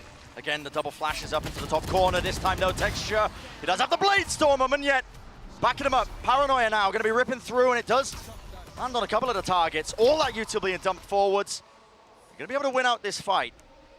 Question is, can they fight and claim over this next rifle? Destrian's there, just trying to take the battle to them. Making it awkward. Yeah, they trade a kill but get 2 rifles for it, so it's still good for Global Esports. Double Vandal, 3v3 retake. Vitality are favored for sure, and they've got nice post-plant positions, but it's winnable for Global Esports. It becomes really hard to try and clear out players who are holding close. Multi's giving away where he is. Yeah, it's revealed. On a headshot angle, though, there's not going to be a re-swing. Dart push back now. Has to be aware that there could be a push, but time, again, starting to run low. These post-plant positions, they got to know that there are a few players there holding it. The timing. Someone needs to start sticking this. Where are the protocols? Where are the layers? A tap onto the spike, but it's just so difficult to try and win out now, and left up to Aaron. We'll claim a rifle in the middle of all of this one, but another round tallied up now for Vitality. They're going to be, I think, 6 on the board. And this is where Global Esports needs to change up the defensive setup. I mean, you can't just do the same thing every time and expect it to work when Vitality have got the read. I think you need to be putting pressure. Maybe you fight Sand this round, or maybe Texture opts towards C this round, or you go for, you know, a stack towards B and play retake A. I don't know, there are different options here. But the point being that they need to shift. Vitality have got the read currently. And so you see it happen, actually. And it looks like Texture is going to be set up with the operator on C. But they've still got the Killjoy utility behind that. Might have been better off putting Aaron on B. But this is a new team, and I'm sure Aaron's scrambling to come up with the adjustments early. Oh my goodness, Bazzi, given the timing, you can't still be taking that fight, though. He does back away with the aftershock, so early kill found. Pretty vital target as well in the form of Twiston, but an instant rotation now by Vitality. They noticed that that early utility wasn't being used towards A main. Chances are they're not playing it, but SK Rossi gets some really good mid-round information, and that drone spots at least 2 of the players. And there's 3 players ready to defend A. Yep, swarming back onto the site. Operator, Texture pushing forwards, that's a risky maneuver. And he missed the shot. Yeah, mistimed, risky timings, and there was a gap into the smoke. The spam is just not being afforded, is it? No angles to really play for, and the operator's going to be salvaged, picked up, backed away. Global Esports forced to save for another day. Vitality looking clean. I like the pivots as they move around the map. I think one of the big things that Bonecold's done well here is make his team quick to react to things. When they realize that there's pressure in one area of the map, they're very fast to immediately group and hit somewhere else. They're not trying to play the clock, they're just trying to play the rotations. Make sure they get easy access to sites. Global Esports had the read, though. It just... Vitality overwhelmed them as that sloppiness came back into their play. Yeah. Trying to play retake there. I mean, maybe it's different if Texture ends up landing a shot. This could be really dangerous. With a no-scope, he can't even save the weapons into it. No, that's brutal. Yeah. Absolutely brutal. Not only do you lose all of your weaponry, but Vitality didn't have to use their Breach ultimate or their Killjoy ultimate. They still have 2 enormous tools to win another round. On C, on B, you know, wherever they want to use them, maybe a post plant A. There are just so many options on this map for how you want to work the ults. Steadily gaining a lead. Obviously, the map has found itself to be quite attack-sided so far at LOCKIN. Yeah, so I guess bode well, I suppose, for Global Esports, but how many rounds do Global Esports need? Yeah, I mean... 4 in the pistol? 4 in the pistol, I think, might be the minimum, but we'll see. Still early days, still a new map, a lot of unknowns, but half bite, that's what Global Esports have been forced down to, and it's pretty obvious, this pressure. That's a paranoia, but doesn't catch all of it, and the Horn has to be dealt with, which resets the aim of Texture. He can't even get a kill out of it. Nano Swarms down low into the corner, that nade. Aaron forced out wide into the open. Doesn't pay for it with his life. Could spam the common angle, but no, there's a cove in the way, so even the bullets would be blocked. Quite interesting, though. He has managed to lurk his way into a slight timing. But all this util, just slowing him down. Lovely siege just to delay this one. Phone call as well. Right at the back. Angles are being watched for and played for. Even that lockdown, but no, they just wade right into that common angle. And I think at this point, the defensive ideas are reeking of desperation. Yeah. Global Esports with an attempt at a sand crunch, but no one was pushing on C. Bit half-baked. Very half-baked, yeah. Needed more time in the proof and draw. Sad deflated. But if Global Esports can get this round, their dominance in the pistols might be able to carry them through to still making a map out of this. But it's the same idea again, the same pressure. Let's see if the breach flash from Bonecold works.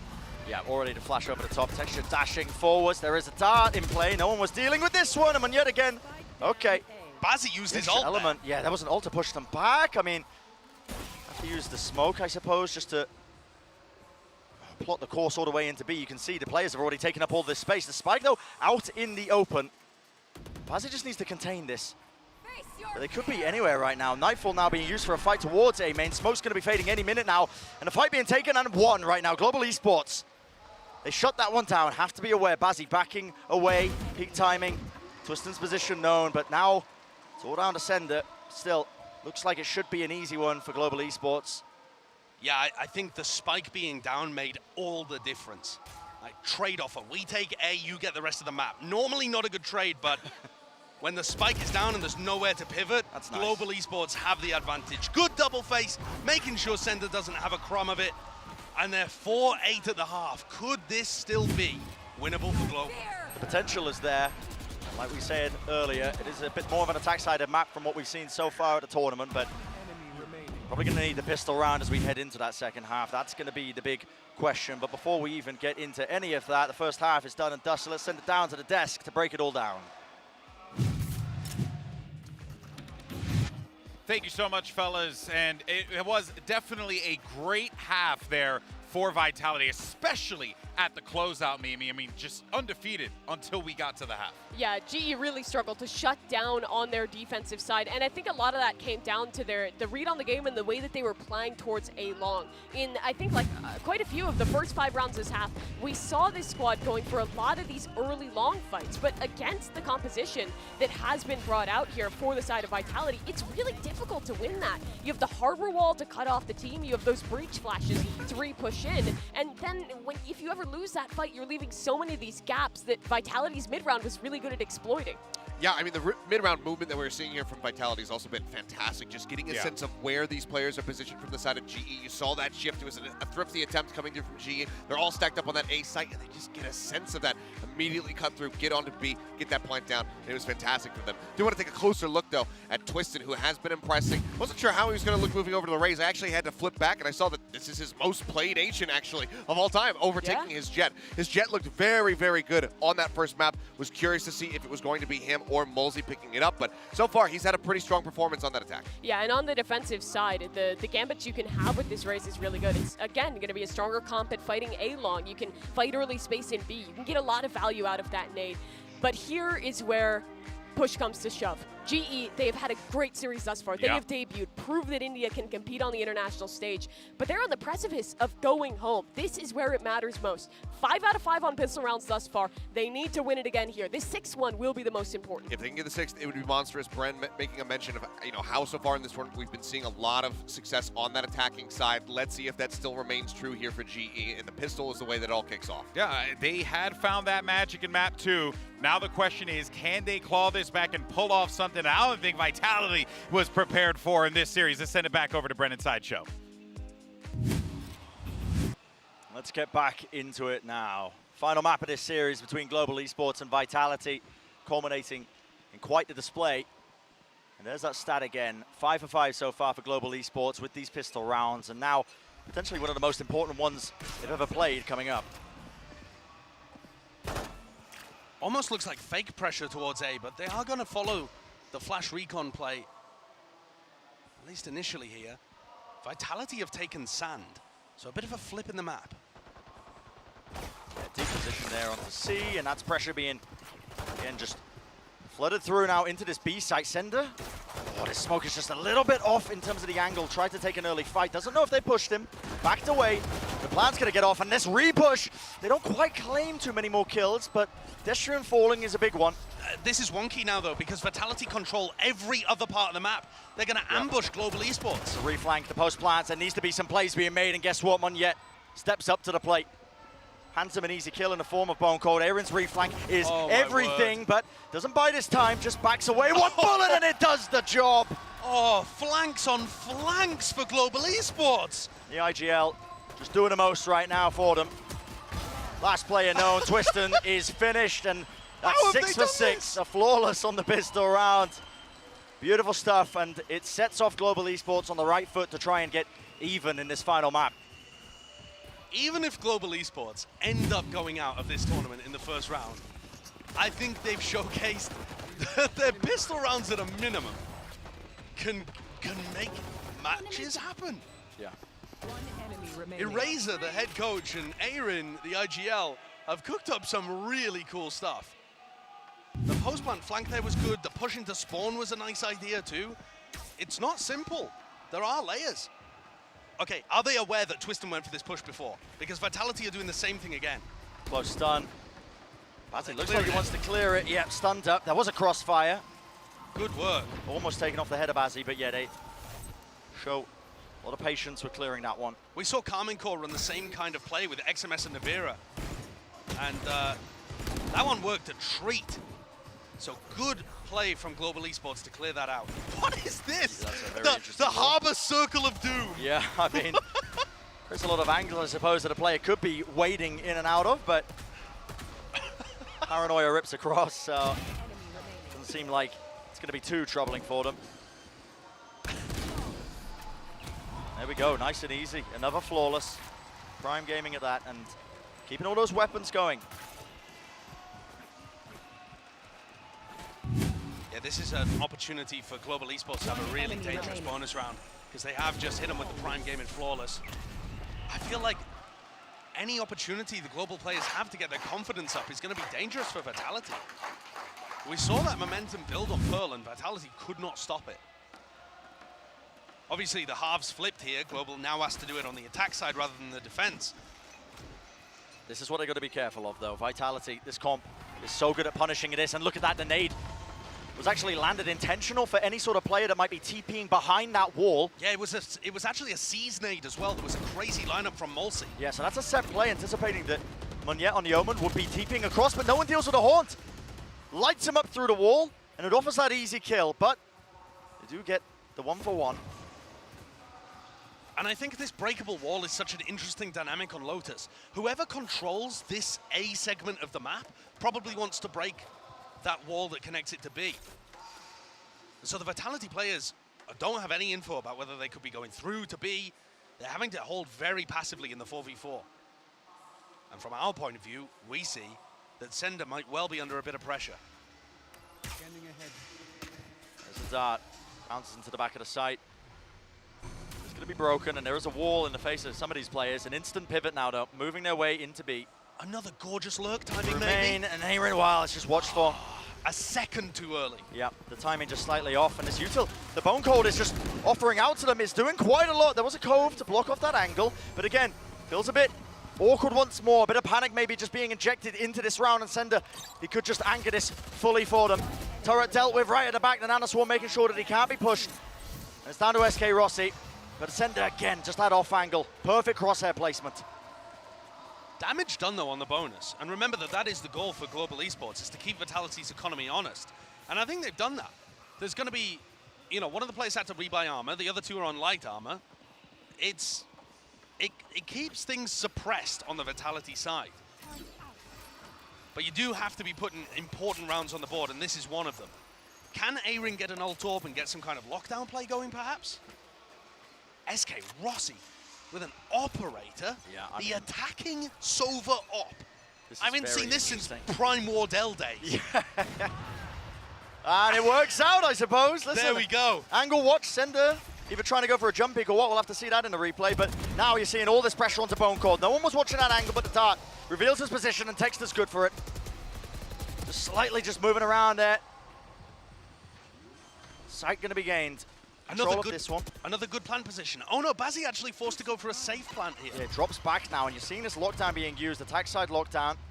Global Esports looking to see if they can get this space, but there's a contacting in. Fight being taken. Twiston opting into this. Oh my goodness, and the fault line, Twiston. Oh my word, did he get detained there? Looks likely. Just couldn't quite satchel his way out of there, but there's no punish. Still, the plant goes down.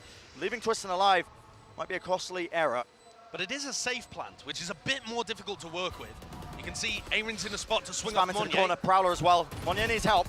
Going to be TPing away, actually. Just backs. Now, control of water is going to be so important to just hold this one. Sees into the back, double swings there. It's beautiful. And the Seas catches on to two, just lined up. Vitality. They cannot be stopped. And moments like that just getting so dangerous. I said it. Twiston was detained, but they just did not want to try and push it to punish. Yeah, maybe that's going to bite them. But, I mean, the Vitality's retake there looking so good. That duo that has just been so stellar in this match of Twiston and Mulsi. The duelist duo, if you want to call it that, but obviously Mulsi playing Fade here. But the way that they're syncing these things up, the C's, the nade, the swing timings, they have got such great synergy between them. Magnificent. And that puts Global Esports firmly on the back foot. Yeah, this is a really rough position now for them. Terrible stuff. I mean, pistols in hand, and SK Rossi picking up a hero rifle. So it has to be the playmaker. Vitality though pushing forwards. It's a heavy take towards the front side of B, and any attempt of a punish is just offset immediately, losing 2 players. It's a pivot though. Global Esports moving forwards, and still the rifle in the hands of Rossi needs to be the playmaker. But a difficult site for them to take. Fault line into the back of it. Plant position is there, but the wall blocking them off. They need to move past this. Playing forwards deep onto the site. Rossi wins the first duel for them. First step of the miracle plan. Tries to take the second with a wider swing. Dealt with. Flash timing ever so off. And Bazzi, with just a classic, there's only so much he could really do. I love that play with the Harbor Cascade. Destrian using the Cascade and the push out of B is so good there. It blocks off the long sight line where you might be able to get punished by somebody in spawn.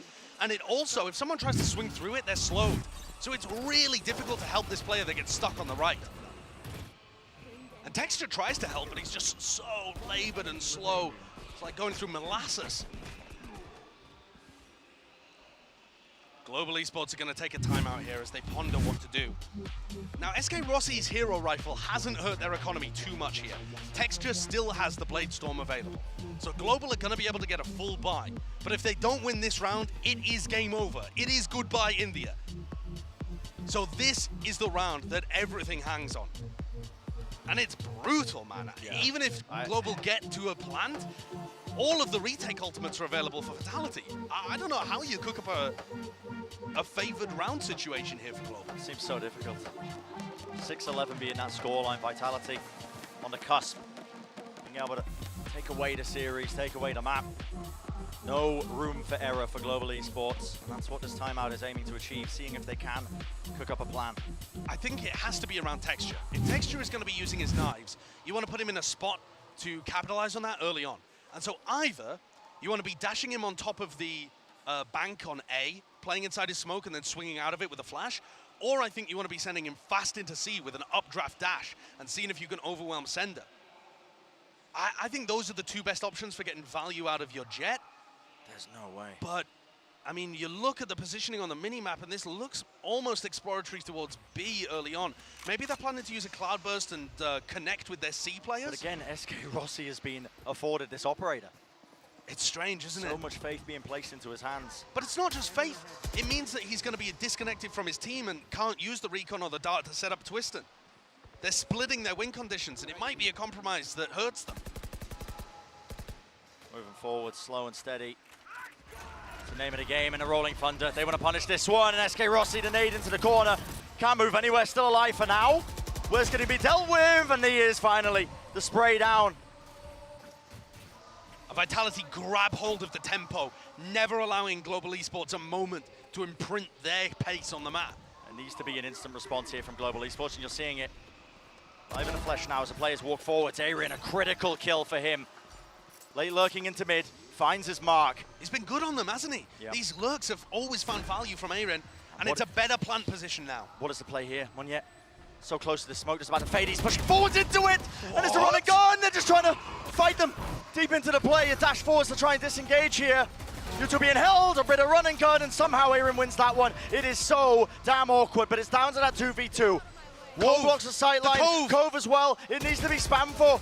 The Blaze Storm just not catching it, and Texture forced to spam, forced to try and find the fight, but he can't do it. Stuck all the way through, and Vitality find themselves now on series point. So many opportunities for Vitality. Any mistakes from Global Esports, and they are gone. The buy doesn't look its best, but they're still going to have rifles. One last desperate run for Global Esports. But Vitality look like they've done the important work already. Yeah, I mean, this is them in the driving seat and more. 3 big ultimates to their name. The util combos this time lay it into A main, doesn't grab any kills. Dash forwards, Manel actually sticking this ultimate as well. He's deep into the back line. Position's known though, Multi's going to be backing away. And he does dodge that paranoia, but it's creating an awkward timing right now. What does Multi want to do, holding the edge of this smoke? Meanwhile, Global Esports not wasting any time with this kind of pressure. That's going to be the aftershock, pushing them back out of the way. Fight needs to be taken right up close and personal. It is traded though, but still Vitality going pound to pound. And it's all down to Texture. A 1v2 to keep his team in it. just to try and survive. Texture up in the side, dashing forwards, dodging that showstopper. He knows where the positioning is. Spike in his hands, a tap of the plan, needs to force the fight, but a doubled up position is there. Vitality safe, hands for them. 13-6 at the scoreline. They have sent Global Esports home. Global Esports definitely made them work for it, but it is a win on the board for Vitality. I think both teams demonstrated some really cool stuff in this series. Vitality's split looked really well thought out, a lot of good game plans coming from Bone Cold. We saw set plays on Lotus from Vitality. The breach ult to isolate SK Rossi in those final couple of rounds was really good. And Twiston, Mulsi, Sender, the individual talent is there. But also, when you look at Global Esports, there were so many doubters who just thought this team was a ragtag bunch of people thrown together at the last minute that didn't have a hope. And I think that they've proved people wrong, despite the loss. Taking a map in the manner they did, and showcasing that they still had what it took to push Vitality. I think this was a decent opener for Global Esports, and something that they will definitely be building on as the year goes on. That's always been the goal for a team like Global Esports, is long-term focus, high-risk, high-reward project with them picking up so many duelist players, but I think you can see glimpses of success here. But ultimately today, it is Vitality who are on top. Vitality who reign supreme, and this is a dark horse team heading into this tournament. I think they showed glimpses of really well thought out stuff, moments of sheer brilliance as well from some of their star players, Twiston and Mulsi in particular. Yeah. Really setting the pace in some of those rounds. Yeah, remember those names. Twiston said earlier that they don't have any big names, any big stars on the team, but that's just a matter of time. Yeah. This team's got talent, it's got skill. And look at the figure down at the bottom there in the middle, Bone Cold. How far will his journey go this year? He's already been up to the top of the mountain, and now he's back pushing that boulder once again, but Vitality should not be underestimated. I know that this was still a close game, but they've got upset potential. Yeah. I spoke to Bone Cold, and he said that his goal for the team, and Salah's goal for the team as well, is to be a team that you hate to go up against. Someone that when you see them in the bracket, you think, oh, crap, really, Vitality? We have to get through them? And that's what they're looking to do at Lockdown, is build that reputation for themselves. The first step is winning this match right here, and they move on. They have done that, but definitely putting the pride of the EMEA on their back as well, you know, after some unfortunate early exits on the other side of the bracket. But yeah, this was a fantastic showcase, I think, from this team. Our MVP, as you can see, you can take your vote here, Twiston, Mulsi, and Sender. Great options for it. Yeah. You're gonna ask me who I want? Who do you want? I would take, I think you'd have to give it to Twiston. Yeah, I was right? thinking the same, yeah. Yeah. I think just the way that his jet performed, he did get shut down on Pearl, so he didn't get too much value on that half. I think that was actually one of the big win conditions. Yeah. If your win condition is shut down Twiston and you get the win, probably means Twiston's doing pretty well. Yeah, absolutely. Well, that's going to do it for the first series of the day, but guess what? Don't go anywhere. There's even more Valorant action happening on the other side of this break, so we'll see you in just a few minutes.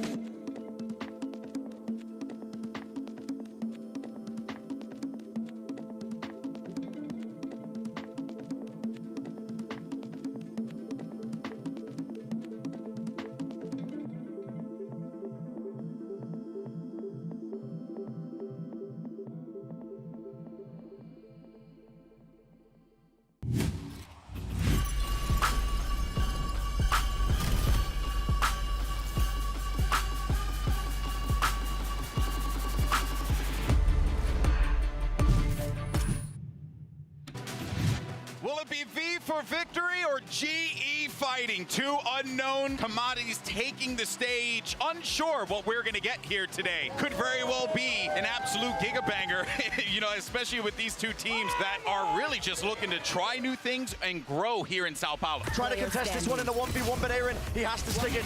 The percentage play, he needs to try and get half, and it sets up Twisted for the easy slam dunk win. B split, a heavy take into B heaven. Sender scattered out cross through the choke point, but no one is dealing with this guy. Vitality, they clean it up. Another day in the office for this team. So far, Vitality, that dark horse aura that's just been surrounding them. Looks like people weren't joking. Swinging through, no, and that spacing just not good enough. The collateral in play, and one after the other. They try to take the fights, but they will all fall. Twiston. And a whole lot of utility just jumped through. Texture though, what an answer once more. The Blade Storm. That's what we've been missing. That is what we've been missing. Spike drop down, and now the re-swing. Reset in the aim, one after another. SK Rossi, with his country represented, India, taking them all the way now to map number 3 in this series. And it has to be heroics, it has to be now, one after the other. The double swing, not spacing themselves out, and it is just crumbling before them. The same errors we were talking about in map number 1, just rearing their heads there. Acting in, sees into the back, double swings there, it's beautiful. And the C's catches on to 2, just lined up, Vitality. You are so sexy, guys, oh my god. Vitality safe, hands for them. 13-6 to the scoreline, they have sent Global Esports home. V for victory as Vitality push forward here at the lock-in with a 2-1 win over Global Esports. And what an exciting series that was. And let's just jump into the MVPs and who was popping off in that game, because really, I think top to bottom, we looked at it and we thought the composition for Vitality, sound, good idea, good execution, good planning. GE playing what they're familiar with, and I think that could have cost them in the end. Yeah, I think this map did in a lot of ways come down to the composition and the read that these teams both had on the map in the offseason. In the second half, for Vitality especially, I think they had a great understanding of how to play with their comp. They went for these early gambits, then they reset and they played in with consistently fantastic retakes with Twisted popping off. Some really curious moments. I mean, Rossi just going for that operator time and time again, playing the Sova, did get that opening pick, but they had so many rough moments here. The GE, when they're trying to get these plants down, it ends up getting delayed. And they just go in for the retake here on the side of Vitality, and they play it to a T. I mean, you can see the coordination on this roster. Vitality was building on pieces they already had with the core 3 players from Vitality when they were playing in VRL, plus this duo from Oglu, and everything just looked incredibly well-oiled. Well, they struggled a little bit on Pearl, and I think they have quite a bit of work to do on that attacking side. For sure. Other than that, this team looked very, very clean. Yeah, that like pairing, the tag team of Twiston and Malsey, yeah, that is going to be one that I think our friends over in EMEA are going to be talking about quite a bit when they see them take the server during the league. Yeah, especially if double duelist can remain a thing, and maybe even spreads out to a couple different maps, because they looked absolutely phenomenal there on Split. Infection. I mean, I would definitely be scared of that.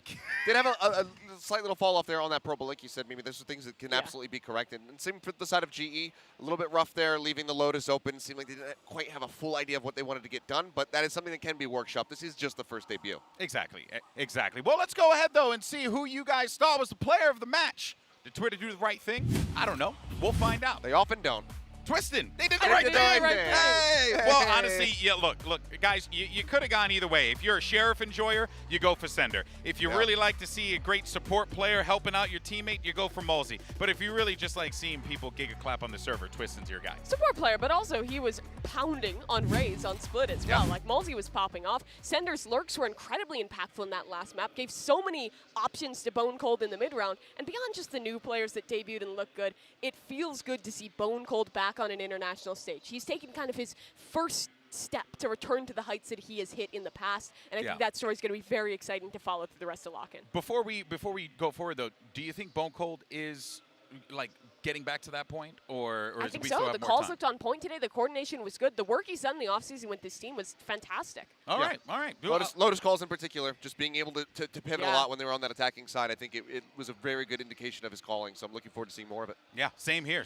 Well, let's, of course, it means we have to say goodbye to yet another team here in São Paulo, and that team is going to be Global Esports. The Miracle from Mumbai coming in and giving so much love to everyone that was here in the arena, cheering on DRX, cheering on their Pacific homies as well. Always nice to see them around. But ultimately, when it came down to it, Mimi, in the server, they just couldn't quite close out that map 3. But boy, oh boy, did they have a lot of people hoping. Yeah, and the casters ended on this point. They weren't able to win this series, but they proved that this theory of how to build a team, of putting together different pieces, can work. They had issues, but they also showed us good moments. And with more time, I think this team has a future. Absolutely. I think we just need to see some continued growth from them. But one of the, I think the thing I loved the most about seeing them here, and you kind of touching on it, is just not only do they approach having the team be a family, but they want everybody to be a part of that family. The way that they're interacting with the crowd, interacting with us, with the other Pacific teams here, it's just such a friendly environment, and that is just, you can see like how good it is, the interior of this squad, with just the smiles on everybody's faces and whatnot. So I think if they can continue to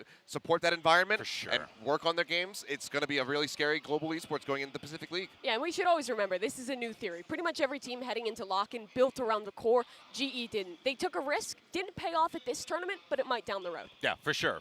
But look, guys, for more on that match show, let's actually go ahead and send it over to Yinsu, who I'm sure is breathing a big sigh of relief as she's going to be standing by with Bone Cold for our Verizon post-match interview. Thank you very much, GB. You know me too well. That's right, I've got Bone Cold here with me. The last time I was on a stage with you, you were the world champion. You were lifting a trophy. How great does it feel to finally be back on another Riot stage? It's been awesome. Like the whole stay in Brazil has been like super nice. Seeing the crowd, like I don't think has been like a nicer feeling than just like taking off your headset and then hearing, you know, like hearing the crowd roar. So yeah, it has been nice. I've been waiting to get back to the Riot stage. It's been really nice to have you here as well. I gotta say though, when it comes to the game, a single controller harbor, interesting choice. On Destrian as well, who's been like doing incredible on the initiator role. Talk me through the thinking behind why you guys decided to show that. I mean, for like showing the harbor, I think this is something that actually our analyst like brought to us. He thought the amount of like walls and like control you can actually get on that map with him is actually like super nice.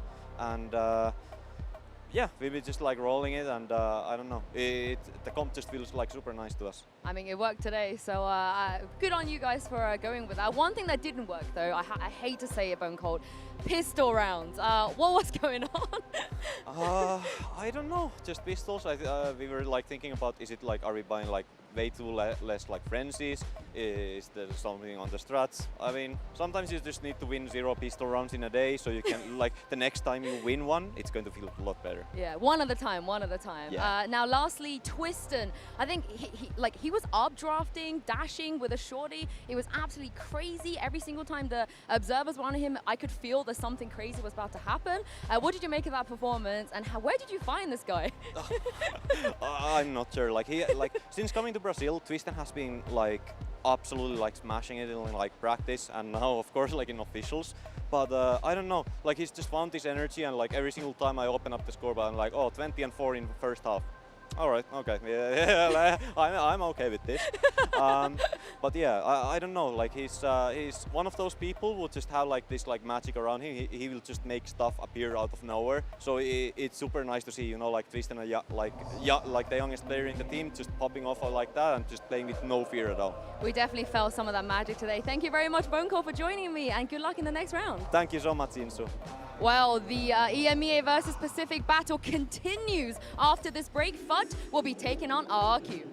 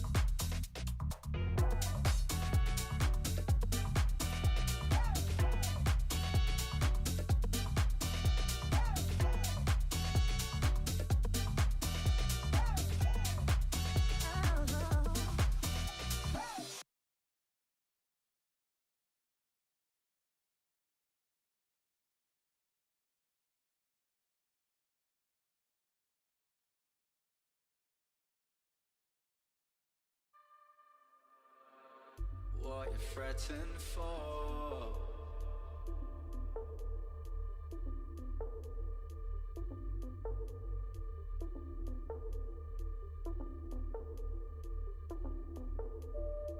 You knew that this was coming.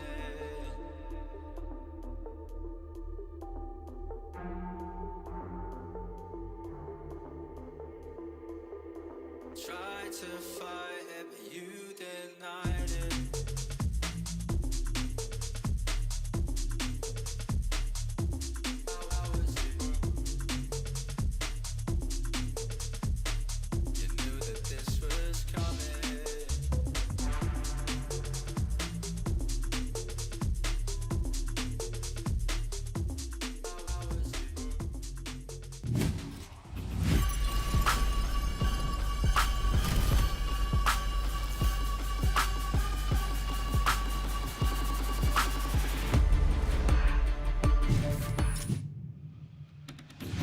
Welcome back, everyone, to Lock-In. Here we got 1 down, 2 to go. And up next, we got Footballers taking on RRQ. And joining me on the desk, we, of course, have my partner in crime, Mimi, as always. But one of my favorite humans on the damn planet, it's Balla T-Dubs. What's up, baby girl? How you doing? What's up, bro? No, pretty good, pretty good. That was a fun game. I was really expecting Vitality to look good. But most surprising of all, I think Global Esports had a good showing. So more unknown teams, I think, coming up, and I'm really excited to watch them. Oh, yeah. It's going to be an exciting season. Yeah. I can't wait. I'm just Every Pacific team that we've seen thus far, I think, has performed at least slightly better than I expected. So I'm excited to see another one debut here. Yeah, it's going to be awesome now. But first, though, let's go ahead and take a look at FUT Esports, a Turkish team that, of course, is looking to rebound from a difficult preseason as well for the squad here in Balla. This is a team that they've had success, they've had ups and downs. There's a lot of potential here. Yeah, last year they won the VRL League, the regional leagues for all of EMEA, and that's a great success for them. But then in the offseason, you mentioned it, it's been a red carpet for them. It's been like 7 losses in a row. Yeah. And sure, in the offseason, you're trying to experiment a little bit. You're trying to figure out how you're going to approach the new partnership system for them. And it hasn't been going that great, but it's a new beginning, I think, here at LOCKIN. Yeah, but this does feel like the next step for this team, right? If you ignore the offseason, it's been a constant upswing from playing well in Turkish VRL, winning that, heading to the VRL finals, and taking home that event. I think they impressed a lot of people who were underestimating this squad. They had some good ideas that they showed, solid coordination, and most of their players were playing fantastically individually. But I agree with you, there was quite a fall off in the offseason. Now I think heading into this event, the question is, what edition of this Footballers team do we see? Yeah, and there hasn't been too many movements here on the roster for Footballers since they did take down Vitality in that finals, which is what we were just watching moments ago. And that was also a Vitality that wasn't just the one we just saw. It has 3 new players completely. So I'm really looking forward to see if they've actually evolved past anything that we saw in that VRL and how they're actually going to be using what they learned in the offseason and carrying it forward. Yeah, and I think that's important because compared to a lot of the other teams we've seen, this is a squad that the core has been together for over a year at this point. Some of the players have been on the roster for 2 years. It's just that one change. The consistency, the mental, the coordination, it should all be there. It's funny that that's the team that actually has some of the longest cores in the tournament. It's kind of wild. Yeah, it's kind of wild, especially coming from VRL. But here's the interesting thing. You know, whenever we talk about Turkish players, there's always a phrase that's thrown around, Balla. Yeah,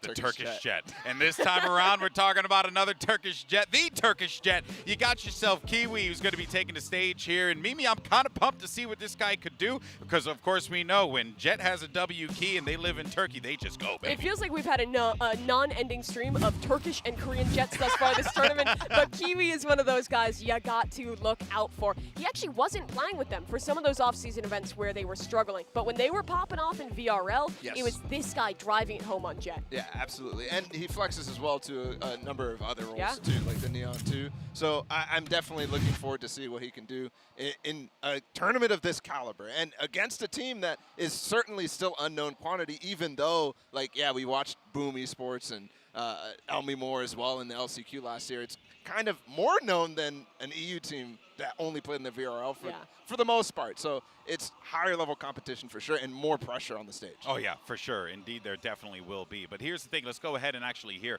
from Mr. Fallen as well as Maj about their 2023 outlook and what it means to play for Turkey during this very difficult time.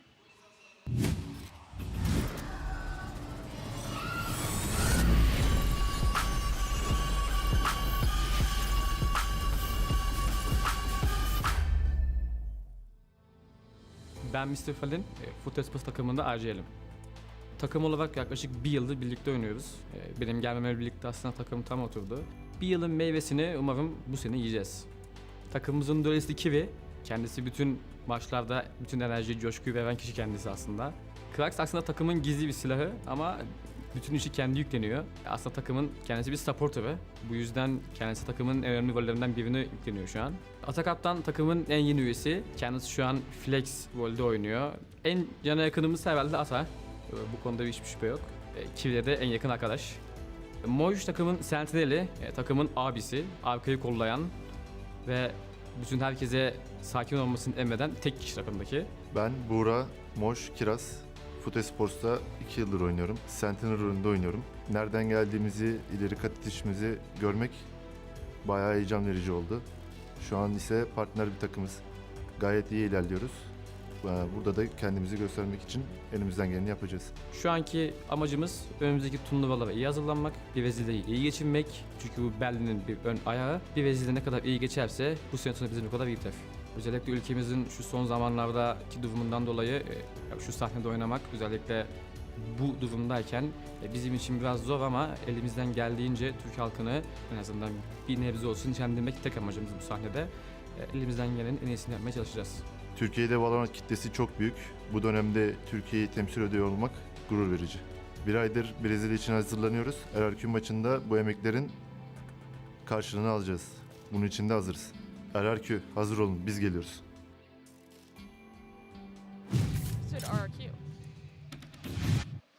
Obviously, a lot of pressure on this team. And by the way, for those of you watching at home, feel free to check out the Valorant YouTube channel where all those videos are available as well with subtitles there too. But of course, you know, I think when it comes down to it, there is obviously that added pressure for these players, especially given the events that have happened globally. Yeah, it's a very difficult time, and I think that for the Turkish teams competing at this event, it means even more. The more you can do, if you can show that moment of light and pop off here, it kind of adds an extra reward to that, to see that happiness. For sure, and very, very well said. And well, let's go ahead and move on though to their opponents on the other side of the field. They're going to be facing off against RRQ, which, you know, has a very familiar story here at LOCKIN, right? A successful core mixed in with new faces. What you expect to see when the season launches, Bala? Something a little fresh here. RRQ, though, I feel like has been the talk of the town for many reasons coming into this event. Oh, I mean, absolutely. Some good, some bad. I think the mix of players that they put together from the Indonesian side has definitely spurred some excitement from that region. And then the Filipino players, they're kind of carryovers from this team in their challengers runs in the past couple of times as well. We're wondering what can we expect from them. But for Flipsider, for Tabado, these are guys we saw play in last year's champions, and they had some good things to take away from that in that game against Optic. Sure. I mean, Tabado still holds the kill record for any global VCT tournament, so that's still pretty exciting. Yeah, they had their moments, but I think now it's going to be about putting the pieces together. Because for Tabado, he's coming into this roster that, like you said, was already freestanding. He's taking up a lot of the leadership roles, similar to how he did on Boom. And I think that's the biggest question here. How can they come together? Because for most of these players, this will be their first time competing where they're speaking English. Before, both these kind of halves of this team were competing either on full Indonesian rosters or full Filipino rosters. So this is a big change, which I think is going to be quite difficult for them to get used to. Yeah, and I also, I mean, just looking at the highlights from Tabado's game here, just the fact that they're able to pull an overtime map against Optic is enough, right? That speaks for itself. Yeah. And when we see all the Pacific teams that are competing at this event and overplaying their expectations from the Western audience, I think for most of us, we underestimated them completely. It gives me the hope that I'm going to see it again, because you already have that upstart from those two players that have played on the stage like this. Are you saying NA fans doubt international competition? Not just NA fans, not just NA fans, NA casters, EU casters. I don't like everybody be underestimated. Poppy, I don't like the way you're talking to me right now, okay? Okay? All right, well, look, here we do have a player, though, to highlight, and one of the guys that, you know, I think is coming into this with a fair amount of hype, maybe. It's going to be Elmimore, who is a fresh face for myself. I haven't really got a chance to see him play, but I'm excited to see what he does on the stage. Yeah, the thing is, though, Elmimore has a lot of respect at home in the APAC scene. People have been talking about this guy as a big up-and-comer for quite a while, and now he gets his chance to debut on the international stage. The streets have been talking. Apparently, at one time, he got offered to join Paper X, turned that down, came and played this team as well. I've also heard from the streets, apparently this guy is as good as Forsaken. He's living up to the expectations. How often are you on the streets, Mimi? I'm talking to a lot of them. Avenues, roads, streets, all of the above. And I've got some information that has my expectations very high. Yeah. No, not courts. They don't give good information. I learned the hard way. Fair enough. Stay out of the courts. Good. I think for Elmimore and as well for the other Indonesian players on this team, it's interesting because they came from the two best Indonesian teams, right? Boom qualified for champions, and then Onyx G, which is the team that Elmimore was playing for after purportedly not signing with Paper X, is the team that lost to them in that finals. And he was so good. So to see that mesh and go together, and now they're joining this Rex region team is really, really, really exciting. Yeah, I am looking forward to it, and I want to get to know a little bit more about this squad. So ahead of LOCKIN, we actually sat down with Flipsider and Tabaro for a closer look at the team. Let's go ahead and check it out.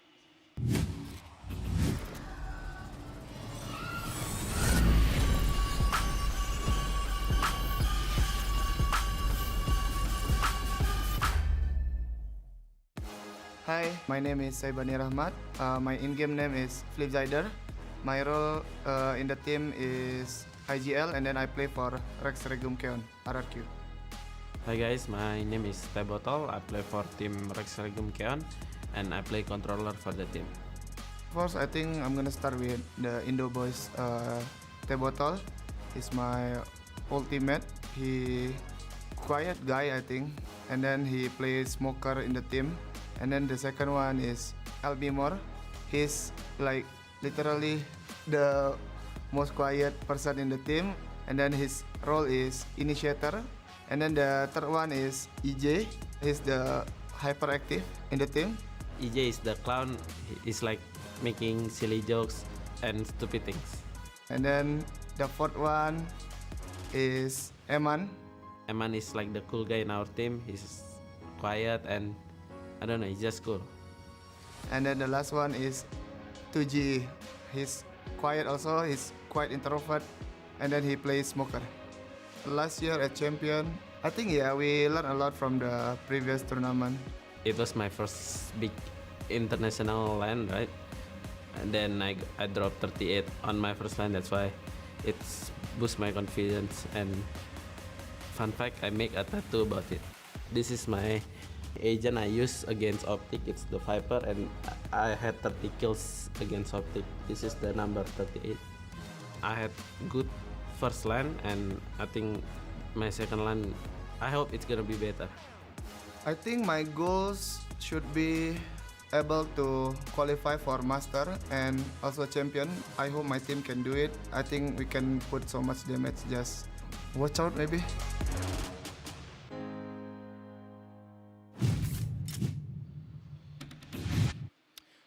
All right, well, something I thought was awesome was seeing the tattoo on the 38 kills. But like, honestly, it's like, that's what cool this stuff. means to these players, Yeah. you know? Like, having experienced that, being able to pull off an incredible feat such as that is awesome, Bala. Yeah, it's so awesome. I mean, just to watch not only what they perform on the stage, but just how they are overall is really, really cool. Yeah, it is really cool to see. But this matchup is going to be an interesting one. It is Football's kind of first time debuting on the international stage. They've been on this upward swing. And now they're facing a team that we've seen some of their pieces before, but don't really have full expectations for. This match could really go either direction. Yeah, and those are the types of matches that you want to see. You don't want to go into something and be like, oh, this is going to be just a easy clap for Team A, easy clap for Team B. No. You want to see a good competitive matchup, and I think that's exactly where we're going to get right here. So let's go ahead and bring out our two teams. We have FUT Esports and RRQ.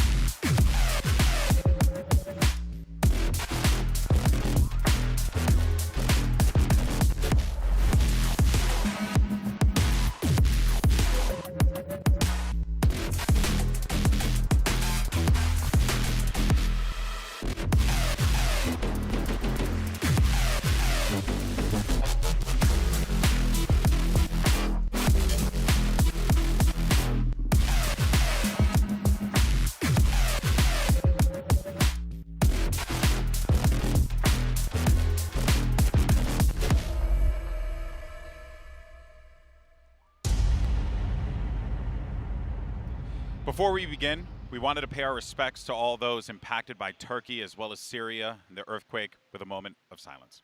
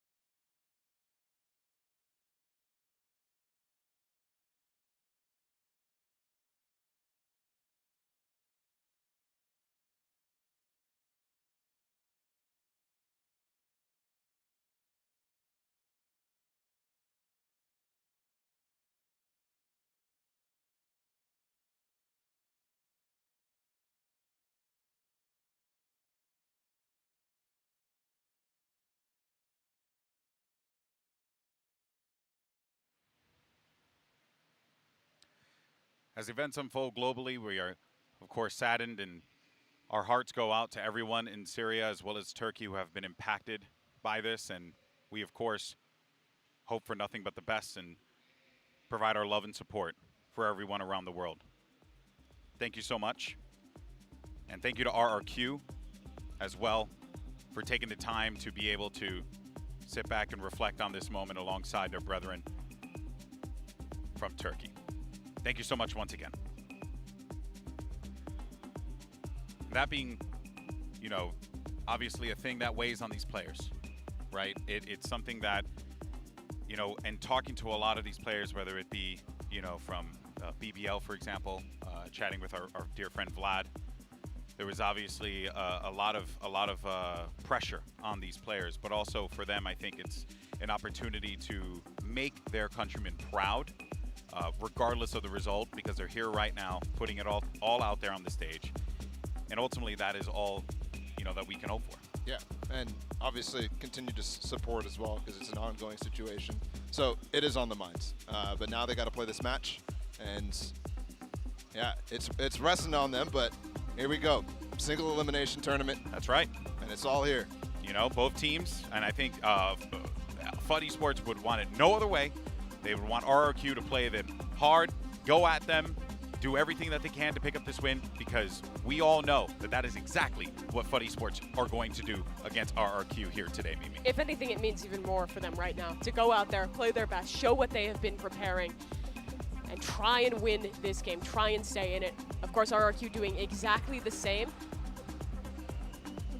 All right, well, as both players get into their huddles and they get ready to go, we are going to dive into our Prime Gaming Agent Select as soon as we are ready. Oh, excuse me, our map vetoes as soon as we're ready to go here. And yeah, you know, Paul, I'm genuinely curious to see what we're going to get here from FUT. What have they really worked on in the offseason to kind of give them a little bit of an advantage here against RRQ? Yeah, it's interesting because I was actually seeing a lot of the maps that are gone now from the pool in there. But let's see, I've always thought Ascent is kind of a map that they like to rely on, and we have Lotus starting out for RRQ. We've already seen so many of the Pacific teams being comfortable playing this map. We just saw GE play it, and yeah, picking it right off the bat. No floating, nothing, just going right at them. I think all these teams that are picking Lotus early, it is really a test of your opponent's off-season preparation. It's from your scrims. You have faith that the idea that you've implemented on that map is one that, even if it's not the optimal one, is one that can catch them by surprise enough to win that match. FUT will head to Pearl as the second map in the pool there. That's going to be another interesting one for them. Another map that we've seen quite a lot of thus far this tournament. Yeah, and I'm really interested in what kind of comp they're going to bring out on Pearl as well, given the flexibility that Kiwi has gone to, and we're having reverse of map 1. This is nice. I like the reverse of map 1. We started off with Split, then we had Pearl, then we had Lotus. Now we're just flipping on its head, and we're going right back around over here, Mimi. But do you think this is going to go to 3? I think it's very possible. I think these teams are quite closely matched, but where a lot of this is going to come down to is what are the answers to this map on Lotus? We just saw 2 different compositions come out. One focused on the early gambits with the Raze, the Breach. Yeah. One going for the Jet answer as well. There's a Reyna hover from RRQ. I mean, there's still comps that we probably haven't even seen yet. Okay, well, let's see. Reyna hover would blow my mind. Okay, well, we have Prime Gaming Agent Select here. Let's see what RRQ likes to do here. I think let him cook. I think Reyna has potential on the map. I think the Flashes are really good here. They have the Neon to take early fights, and that's what they're going for. This is awesome. Oh my goodness. Reyna Neon on this map is not something I thought I would ever see. And double Neon too, which is kind of a rare pick so far. This is going crazy. You have the Sage, the Paper X-esque thing that's going on for Footballists, and paired with the Neon, that could be quite good. 2 brand new comps on the brand new map. We're going to get to see both these teams' answers. This is going to be exciting. Oh boy, I love it, and I hope you guys are all strapped in for a wild ride. Let's go ahead and send it over to the hottest casting team in Brazil, literally, because Seth is sweating. It's Pansy and Achilleos. It's warm-up here, GB. It's It an is. exciting game, you know, you get a little moving.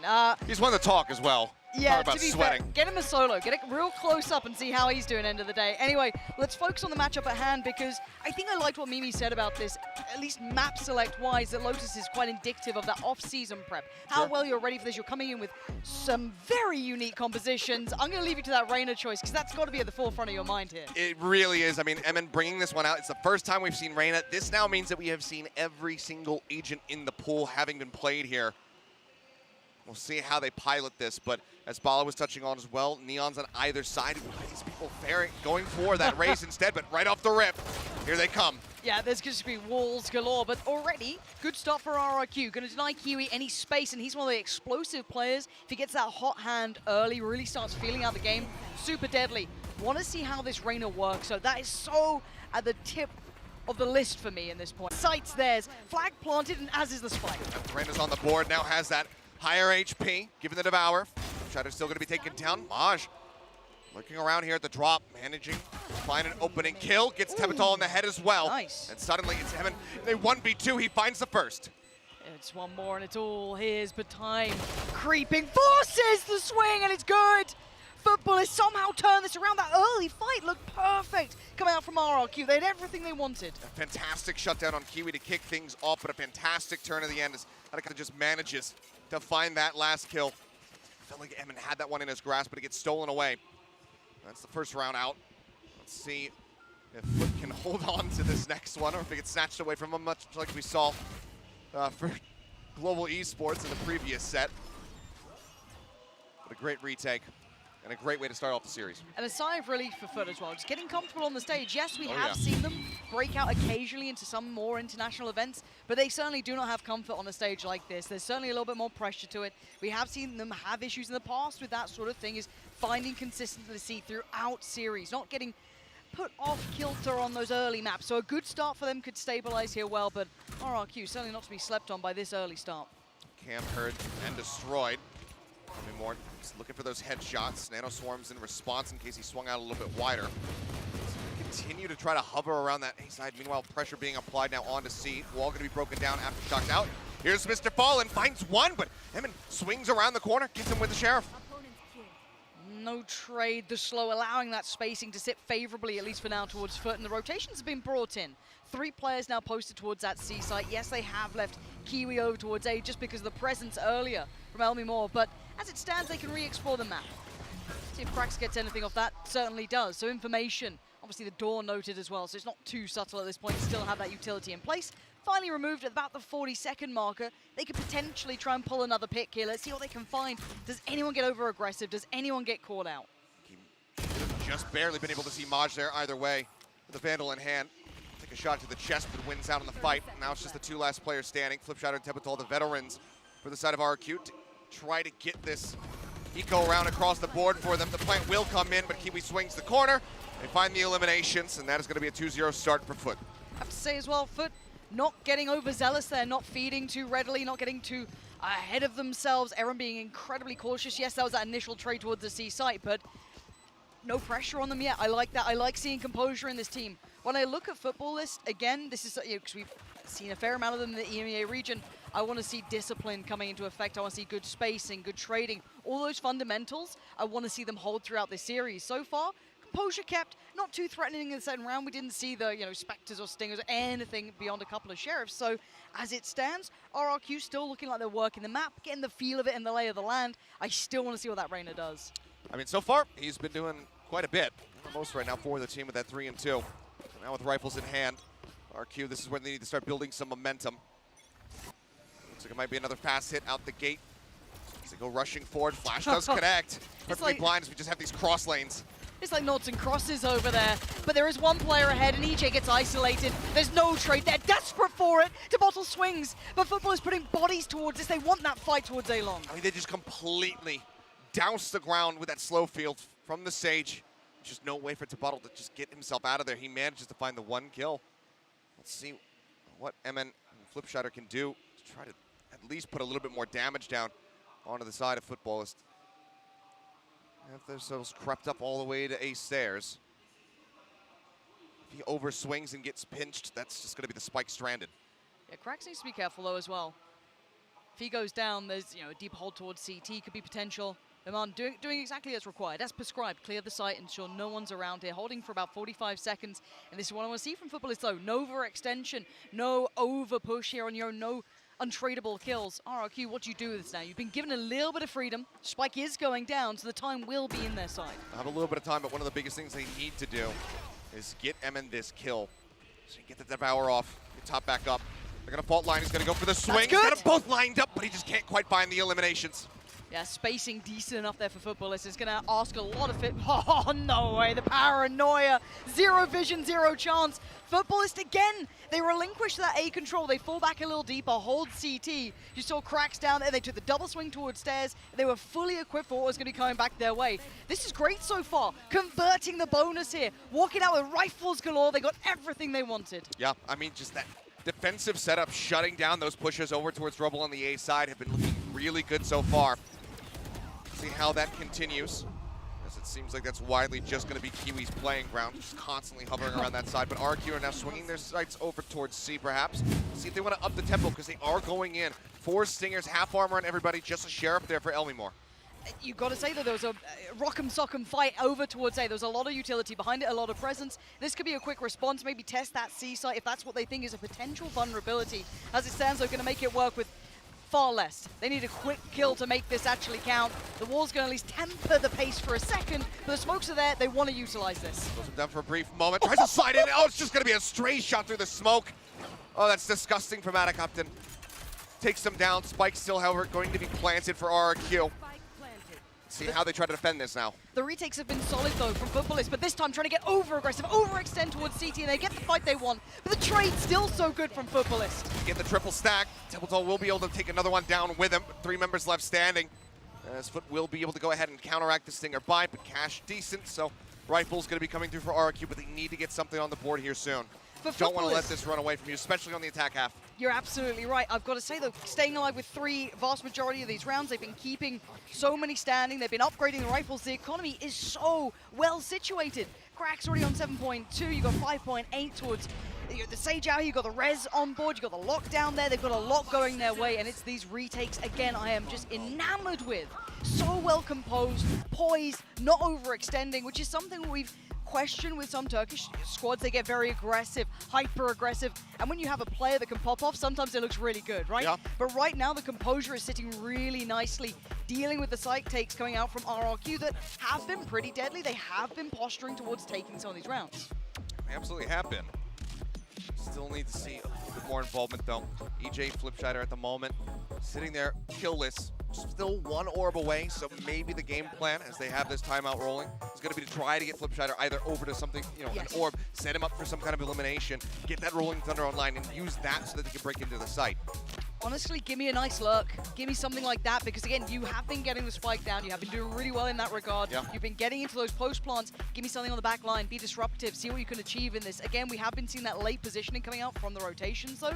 They're not completely vulnerable to it, but I'd love to see a little bit of pressure to be disruptive towards it. I mean, you're mentioning those lurks. Tebatal, he is the king of it on this team. I mean, he's the reason why you saw them be able to take that breeze away from Optic. He was such a thorn on their side, constantly hanging back when he was there with Boom Esports. If they can get into a site relatively cleanly, get that spike down, and Tebatal is allowed to lurk back, catch people off guard, he can do an immense amount of damage here to the side of Football. So we'll just have to wait and see if they can pull it off. So we exit the timeout. Let's see what they've got cooked up for us. Yeah, so far, it's just that Omen TP that they have. Flipsider is 1 away, so that could be something to see if you can build towards this time around. Early smoke gets negated by EJ, so that's going to be space taken towards C, and a little bit of presence noted. It's if anything, maybe going to cause some of these rotations to come into effect, sit deeper towards the sites. I don't mind Futbolists going through a little bit of the motions here, being responsive in kind, but I want to see if RRQ have come up with a plan to try and punish this. They have to know that it's Flipshider, the one who manages to get that orb. Should fully expect that he's got the Rolling Thunder, and if he hadn't gotten the orb, well, he's got the Rolling Thunder now. Feels like the first pick without a trade that we've had in a while. This is the perfect start for RRQ to potentially, I guess, oppose the narrative that we've seen so far. And without Mr. Fallen, all that obfuscation, those smokes, able to really slow up these attacks onto the sites, that all goes away. So RRQ should have a site just wrapped up in a bow for them, served up on a silver platter. Their sights right now are set to A. I want to see if Kiwi's tempted to stick around, or if, yeah, backing away again, sitting a little bit deeper to the top side of site. Actually gonna But go it's through a fake. Yeah, this could be quite nice. Again, pressuring towards that B site. This could be good, especially with the ult now in effect. Should hold this down well. Does give space for the rest to come in, so we are back up to 5 standing now for Futbolist.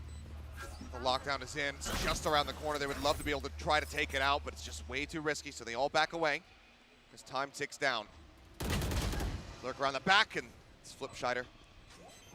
Watching Kiwi eliminated, Cracks taken down. Rolling Thunder now going to be used defensively here for the post plant. And then while he does get caught, he still manages to find a kill, and they will clean it up. RQ now on the board.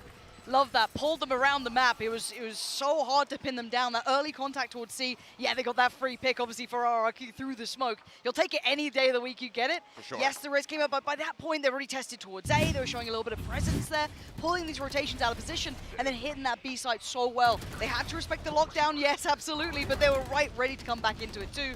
The ult coming through just as required. So again, lovely time to stamp their authority onto the game, maybe hit the brakes on Futbolists getting too much momentum beside them. But we noted the economy earlier, it was healthy. We're seeing the operator coming out now for Futbolists. Yeah, on Kiwi as well. See if we can get anything done. For now, it's just going to be backing away widely, surrendering the C site.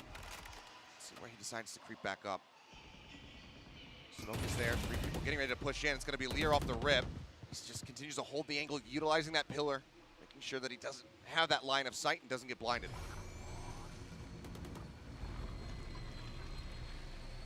All the smokes being invested so far from Futbolist Fallen. Just about getting one back on now. Looking for that execute towards that B side. Let's see what the hold's looking like though. Moj is here, and you can see the utility is in place, but this is all being tested around the minute mark. This is fine. They still have time for a pump towards another site. They're pulling players here. Yeah, it looks perfectly intentional. Just put that pressure on B, burn out all of that Killjoy utility, so if they have to do a last-second adjustment, they can. They don't have to worry about it. And now they're just shoving Kiwi off these angles. Great relay ball out from EJ. Just denying him line of sight, but as that paranoia comes across, Maj is going to find Flipshider. Yeah, and that's the spike now left somewhat unattended to. Spam comes in. They're looking to try and offset the timing here, playing back in ahead of this spike still down. The perfect flash. Great work from Cracks. Swings in on, and now just one left standing in a 1v3. 20 seconds. This would need miracles to make happen. It would be a monstrous clutch if he could pull it off with 67 HP and Op staring at you from Waterfall. The odds are definitely stacked against him, and now he's only got 12 seconds. Pushes up, will find one. The up shot whiffs. He needs to either take the fight or go for the plant. Doesn't have it. He tries to swing out, and of all things, it's a classic that finishes it. Kiwi just turns the tide right back into their favor. Yeah, that pendulum swings right back through, doesn't it? They should be able to still get some sort of purchase for RRQ. I want to see what they go for. There will be some missing elements here, but this time super responsive. I love that little counter hit almost towards the side here. The pop flash through the smoke, just perfect, and Cracks making the most of it. Again, individually, I have to say it, we've been waiting a long time for the Turkish scene to have that team to really look good together. Sure. You've seen glimmers of it. We've seen the Turkish Jets come through. Early Valorant Lifetime. We love to see what they brought out. Maybe this is the best look we've seen from them so far, but it's still early days. But a little bit of a pace change this time. Pretty fast push up here into B. This time, Killjoy Util fully dumped over towards C, just given that RQ have been widely swinging over towards that side of the map. Not getting too much of anything out here. Just a couple taps through that smoke. Mr. Fallen just praying for a stray headshot again. And I like the adjustment, though. We do see the Killjoy utility now invested towards the C site. Kiwi's starting to get a little bit more confident as well, exploring the map, seeing the value of this in these individual fights, just not favorable towards RRQ. They're not making any benefits on these isolated exploration missions. Now slowly building towards A, it's just going nowhere. A crumbly round this time, unfortunately, not making any of those rifles find footing. So now sadly for Flipside, what are you meant to do with this? You've already got one player sat super deep towards the back of A, that's going to be Kiwi. Posted up with that operator, and it's done. This is lovely work from Futbolist. I like these adjustments. I like these mid-round changes they're coming up with. This looks really solid. Unfortunately for the side of RRQ, they have that double push getting ready to try to go and breach into B, but it just isn't really accompanied by much. You don't have that Lear to try to lead them through, and then from there it's just swing after swing, pick after pick for the side of Futbolist. And that's dreamy stuff for a player like Kiwi. You give him these individual fights one by one. Sure. He's being hyper-mobile on the map too, which is great. I guess it works kind of nicely with the Neon, just swiftly getting through towards the sites, but really well implemented so far, quite safe with how he's playing it. But again, this time we've seen the money start to really crumble for RRQ. Prior times, we saw them kind of lean towards that early C contact and then kind of hit towards B as well. We see them being quite fluid with this, not afraid to get a little aggressive. So this could be a little bit maybe of a chance here for them, but I'm worried at 6-1, it does start feeling a bit one-sided. It definitely does. You can see them just, again, applying some pressure over here towards C Mound. They grab the orbital with the Flipsider, just trying to get another Rolling Thunder up during this half. Everybody shifts over, starts walking over towards B. Stingers, the Sheriff in hand. That overdrive at the ready for EJ. Being able to get a Thrifty, I think, would be such a big momentum swing for them. If they could pull it off here, that's going to really put some wind in their sails. Give them some confidence. Really nice burst towards the site. They are, oh no way, the setup again. They just aren't getting this pin down. This time Moj does find them, takes away that front line, but they are vicious about this. It's a 3v2, it's not over yet. And Elmimore is desperately fighting this out. He's got the Neural Death, but now he's going to be taken down, and just before they can get the location reveal, Kiwi comes in to finish the job. I mean, a fantastic attempt at a Thrifty, even with EJ dying right off the rip to those nanoswarms. Elmimore says, get in the backpack, I'm carrying. 3 fantastic shots from him, but unfortunately, it is a double ult commitment there at the same time here for RQ. And this is one of those frustrating rounds too, because you feel like, oh, we're just on that verge, so close by. Forcing a fair amount of utility out of Futbolist, forcing them to invest that ult from Kiwi, trying to playing safety net on it because it started to get out of hand there. But again, it falls short. It's still just slipping away from them. They do have a buyback in, and we see the madness once again over towards A. But it's Kiwi who finds that first kill. Typical able to trade one back. Paranoia going to go crashing across. As he swings wider out behind Rubble. Yeah, he will fight out of Captain, but no. Elmimore taken down, trying to get that slow creep into B. Again, the veterans remaining, but the veterans continue to deliver. Tabotl is so clean as well. Loving the work in this round. Cracks back to the wall. Do they read this? But the flank's coming in. It feels inevitable. Mr. Farland is on the way. And RRQ have paused for thought here. The wall's still blocking, but it's getting ready to dissipate. Jump up over the top, finds one. Templeton now needs to ace if they want to get a second round on the board. He's got the spike. He's TPing across, gets himself into C. Yeah, playing it safe, playing it smart. It buys him time. Now, obviously, he doesn't 100% know where Cracks may be, but he's got a good read, it feels. How does he position in this? He has a little bit of freedom to play with, but that is now gone. He's heard him. Taking the door. Templeton, does he actually aggro swing this? It looks like he's thinking about it. He's considering it. Knife goes out. He's happy to get hit by it, and as he goes for the fight, it's Cracks who comes away with the win. Heartbreak for Templeton to be that close, that close. But you gotta say, try and take a 1v1 duel against Turkish players in clutches. You're brave, I'll give you that. And sadly, again, so close. How many of these rounds are down to one player now alive, getting on the site, getting the plants they need, the brawls they need, and it just slips away. They're right on the cusp of being able to rack up a couple extra rounds. Heroic moves there from Tebatol. Just need a little bit more from the rest of the team. And you do have to keep in mind that these are 3 very unknown players on the global stage here in Elmimore, and as well as EJ. They don't have that much experience, and they're very reliant on the guidance of Flipsider and Tebatol to get themselves, mentally prepared for a tournament of this caliber. And this is probably one of the most prepared games I've seen from Futbolist, it feels like, or the most adjusted. I'm seeing great things from them already. This is wonderful news. Fallen though on an island still. Oh my god, the value of this man! The utility work is divine, the support systems are there, and RRQ are in tatters. Unfortunately, it's just a little bit late. That swing off the Lear.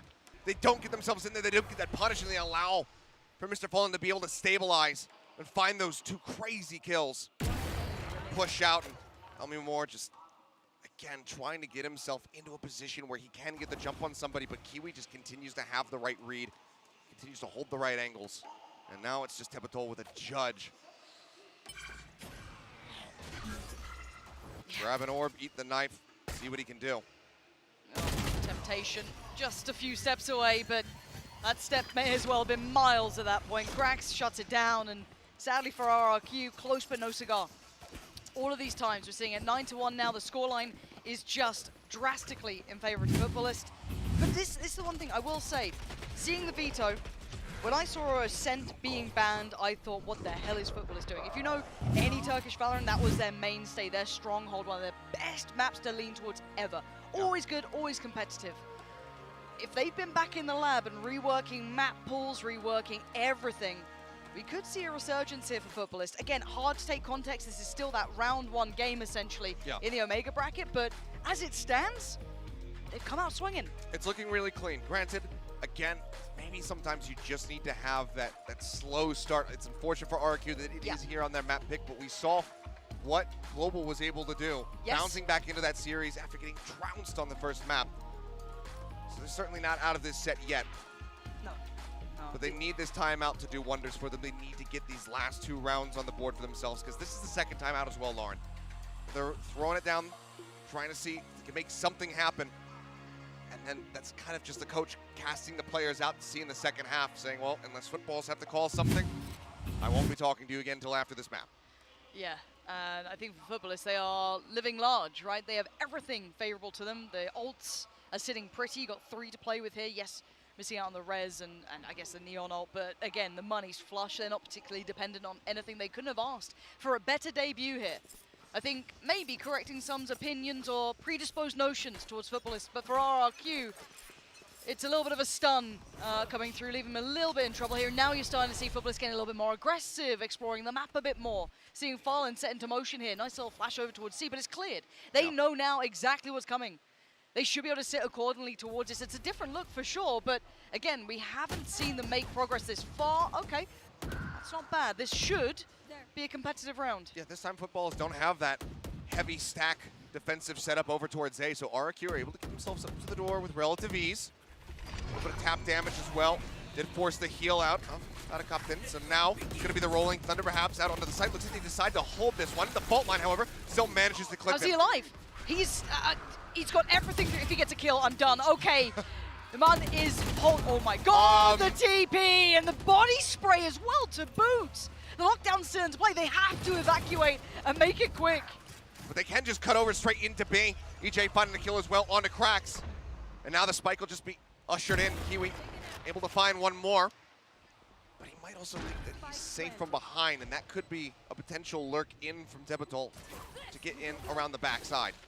First time with huge favorable numbers, they're sat in this post plant. That operator tricky to bring into these right positions. Wait see if Moj can find some success maybe, but again, they're not being given anything. RRQ are going to hold on to this with both hands, desperately trying to at least claw a second round on the board. Moj clearing as best he can, but you noted it. Even the back line there, in case that fight went wrong, Tebottle was ready for the swing. And now the final player for Kiwi. I mean, money is flush, but why would you give it away for free? Yeah, definitely don't want to do that. So we'll just go ahead and hold on to this one. Still the creep around here from Elmore, and he's got him. Really nice. So if nothing else, well, you might not be able to do too much denting to the economy here, the side of football, especially given that it's the last round. You can also get that one extra charge over towards the Neural Depth, which is just 2 away. Right now, it's looking like that's going to be maybe one of the more useful ultimates that they can possibly get in this final round of the half. Frustration being taken out there by Tebetol, spraying down against Mr. Fallen.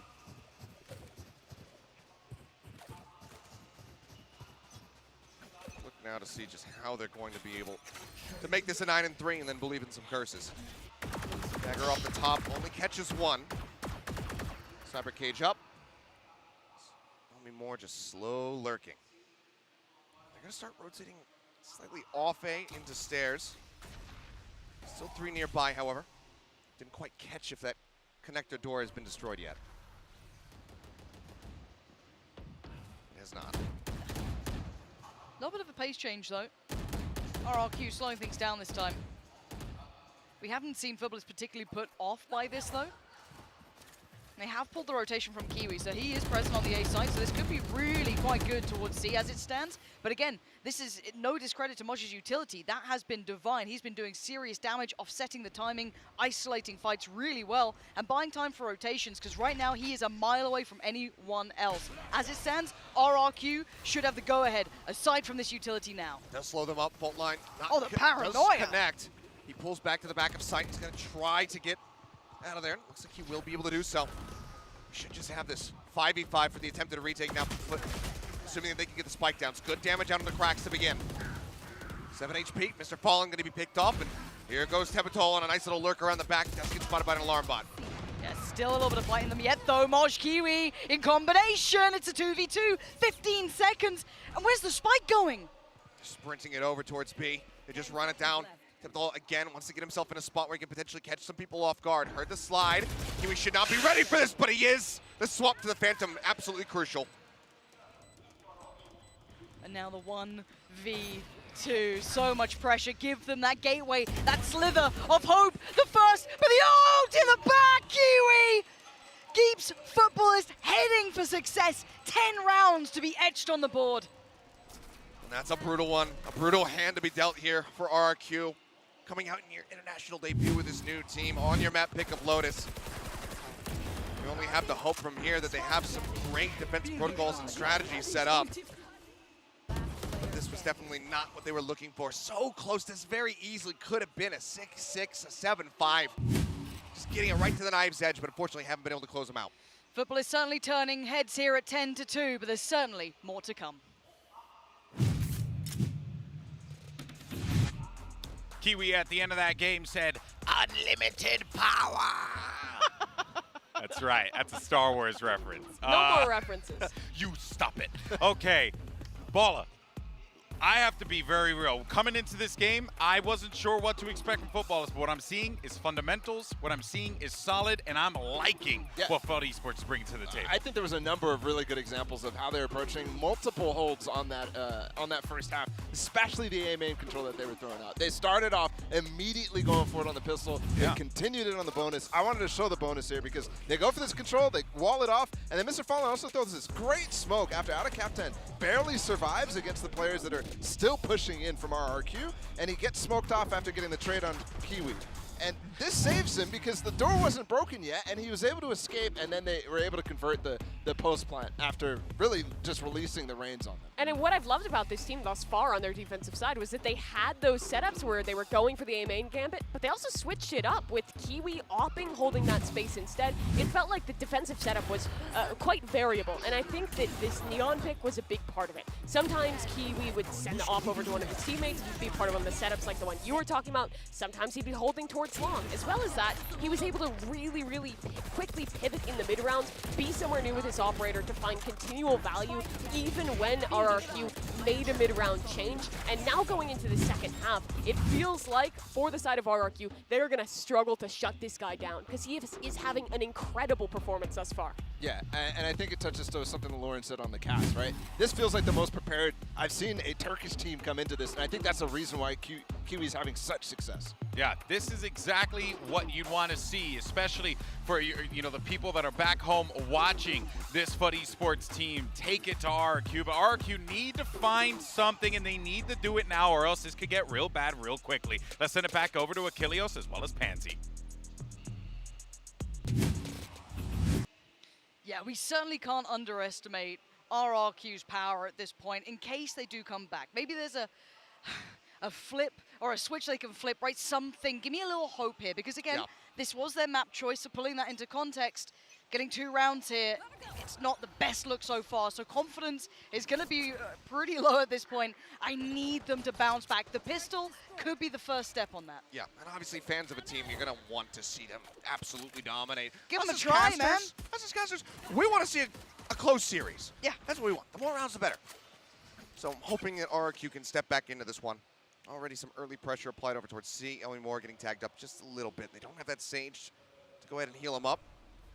Now they've done that. They're going to swing over. It's just Emin right now in the B site. He's been noted over towards that connector door.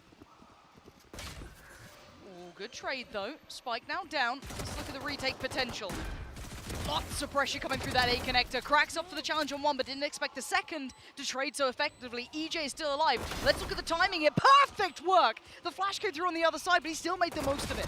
Yeah, not going to be a full flash by any means, but it's just enough to get the job done. As EJ just wreaks havoc now with this frenzy, but Mr. Fallen's got one of his own. He's got 2 low HP players to deal with, and he deals with them so perfectly! A 3K to close it out! And it felt like RRQ had this pistol round in their hands. Mr. Fallen just snatches it away.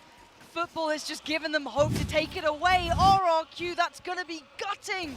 That could have been the gateway, the stepping stone, the first rung on the ladder, and it get crushed by one man and his frenzy. And Football is, yeah, that's the, yeah, okay. This is crushing now for RRQ. I think this one maybe focus on what you can achieve here, but that next map has to be good, because that Red Bull clutch was nasty. So now RQ, though, going in with the Stingers. We know they need to turn the tides right here and not allow this to go to map point, but Kiwi just has been absolutely on fire. And what a treat for Kiwi to play in a team that's currently got structure. To be able to kind of depend on your teammates to find that. Speaking of finding it, man, what a shot. Okay, you need a couple more of those, and I'm back on board. Give me a little more. Give me something to talk about here. Because Footballists do have the 4 players in the post part still. A little bit of utility to invest in. Kiwi not allowing any more nonsense to come in. Don't think he was expecting that re-aggression swing there from Kiwi. Now the fragment goes down, just further buying time. All the re-aggressing members of RRQ going to be coming from that defending spawn side. Pushing out of Hall, holding here. Fallen finds one, Tebbletall taken low, finished off as well. 12-2. One more to go, Footballist. Look at his speed run on Lotus.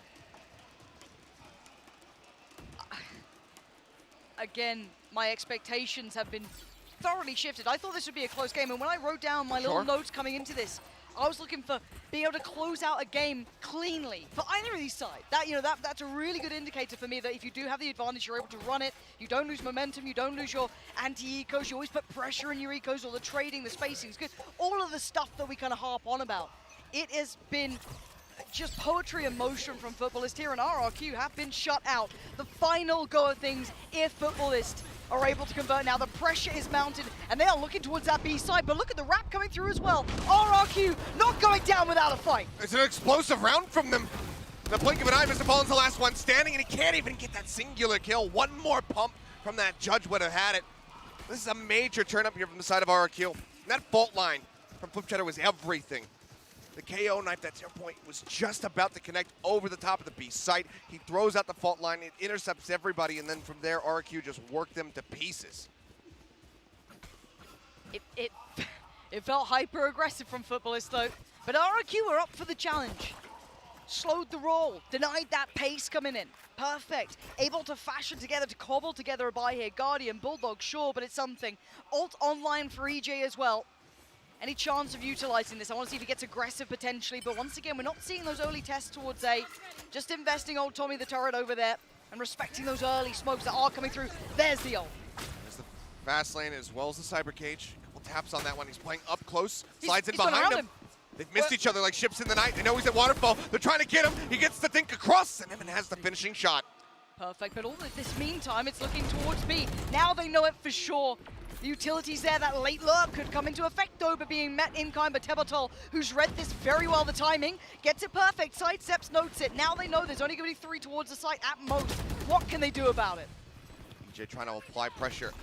Two people just around the corner, stun. They get the stun, and Tebbletall's the one who finds the kills. The Bulldog mows him down, but Mr. Fallen again, finding some nice shots and gets the headshot just as the smoke blooms. 3 for him, and in position to potentially have an ace. Where's Moj? Where is Moj? He's lobbing nanoswarms in. He's got lineups for days. Oh, no. This is insane. I thought Moj had lagged down or something. He's a mile away over towards A, and Fallen is putting up numbers. Unbelievable round to close it down on. Now there's something we haven't seen on Lotus quite just yet. Maj playing back, getting those nanoswarms perfectly placed on top of the spike, forcing them off. They can't even get it to half. But you think if that went any other way, considering Tebatol was holding that for so long? Yeah. If Moj wasn't that patient, had that patience, would never have the chance to do this. I am mind blown by Footballists right now. You can see why he wanted to get in that position so damn badly. And once he did, that is the turning point in the round. That is the rug being pulled out from under RRQ. A fantastic start here for Footballists. But is this just the warm-up for RRQ? They've now had their first taste of the stage. Can they rebound? That is the question. I can't stop smiling though. Footballists looking like they've turned a page here. A whole new chapter could be written. Great look. RRQ need to get this going.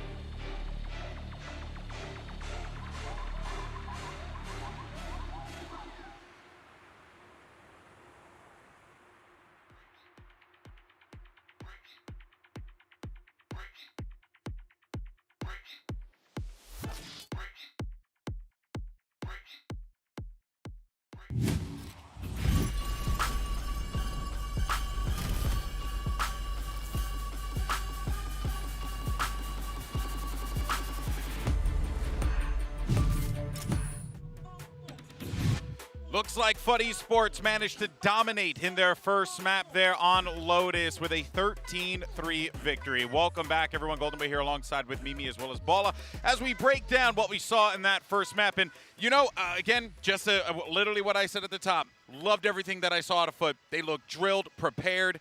This team is actually type scary. Yeah, I love the composition choice that they made heading into this one. I thought they had a fantastic game plan, executed on it well. The coordination was on point, Kiwi was fragging, and I'm pretty sure that Mr. Fallen is the truth. Because this guy was making some great calls, and on top of that, having a fantastic individual performance and playing, I think, really intelligently. The way he was supporting his team with the open smokes throughout that match was great. Yeah, and also massive credit. I mean, look at this 13-3, but also just literally no fumbles on any of the moments. Yeah. You spoke about the comp, and I think, number one, in the offseason, we were seeing a bunch of randomly just not really good comps from footballers, but here you have just good ideas overall. You saw what Paper X did on this map, on the C site, just abusing it. And once you have that defensive side half, I think I was starting to realize, okay, this game is going to be over no matter what, because of walls like this and the idea and game plan that you can come in with on the C site with a Sage.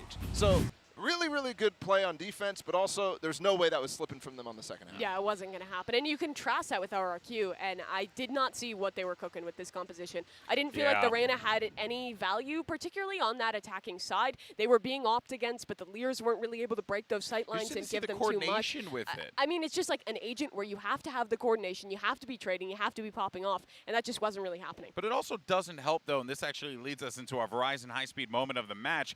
It doesn't help when someone like, you know, Mr. Fallen just decides, oh, hey, guys, I'm just going to walk in here and get a 3K.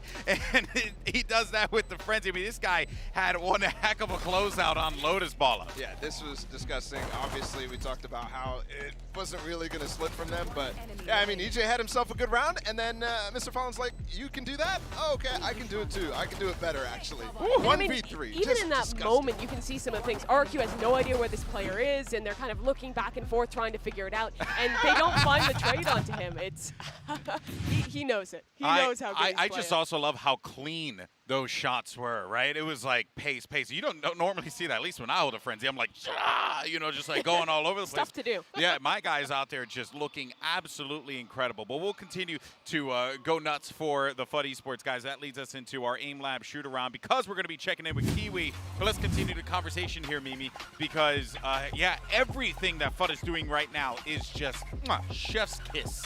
Yeah, it's working out really well for them. This Neon pick for Kiwi was really great. I kind of want to contrast it to what Cloud9 came out when they were playing that Neon comp, where a lot of it was just kind of like constantly gambiting Celsius' life, constantly sacrificing him, versus for this one, it was so much more varied. We had so many different layers to the way that Kiwi was playing. When we switched the attack, like you were talking about, Ball, the way they used both this Neon and the Sage together for sight hits, it all worked really well. Yeah, and I think as well, it was fundamental on the Neon, right? It was the basic things, making sure you're breaking up crossfires, dashing through the crossfires, getting and breaking timings. It was those things that were really working well, and they didn't have to go much beyond that.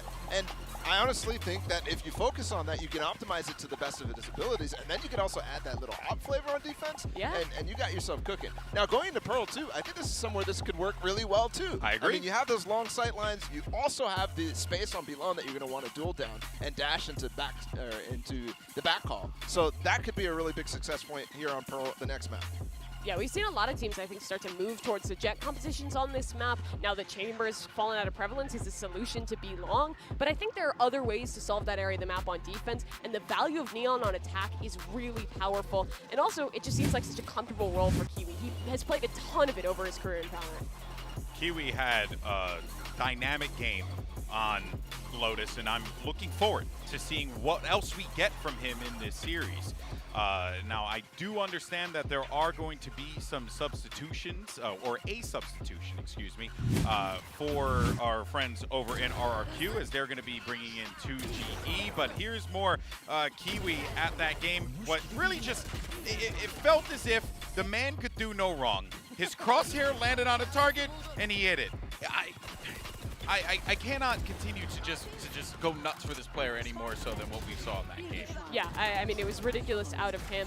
But again, I want to start to think about this second map that's coming up for us in Pearl, because this is going to be a map where RRQ, I'm hoping to see something a little bit more normal. They tried to cook something up with that Reyna. They tried to get a little bit weird, but I feel like you just kind of got to wind things back, focus on the fundamentals a little bit, and I'm hoping maybe don't play two duelists this time. Yeah, definitely not. And I think the interesting part about this, Mimi, is that Pearl's changing right now. Yeah. I mean, this map is somewhere where there's innovation happening, and when you want to go to something more standard, but at the same time, you have to have been working on like a Harbor or something like that, or those Viper comps that are working really well right now, instead of necessarily the fast-paced thing that we just saw in the two duelist comp. Yeah, and as I had mentioned before as well, 2GE will be coming in as a substitution for EJ on RRQ side. So welcome 2GE to the world stage here as he will look to take on a very game and prepared FUT Esports going into Pearl. And Mimi, I don't know much. I don't know what this means for us here. What should we be expecting from 2GE, and hopefully what could he bring to the table to maybe not bring RRQ and kind of bring them back up into this one? I think it's probably an agent pool thing. Whatever they've cooked up here, it is 2GE that is going to be feeling more comfortable in the composition.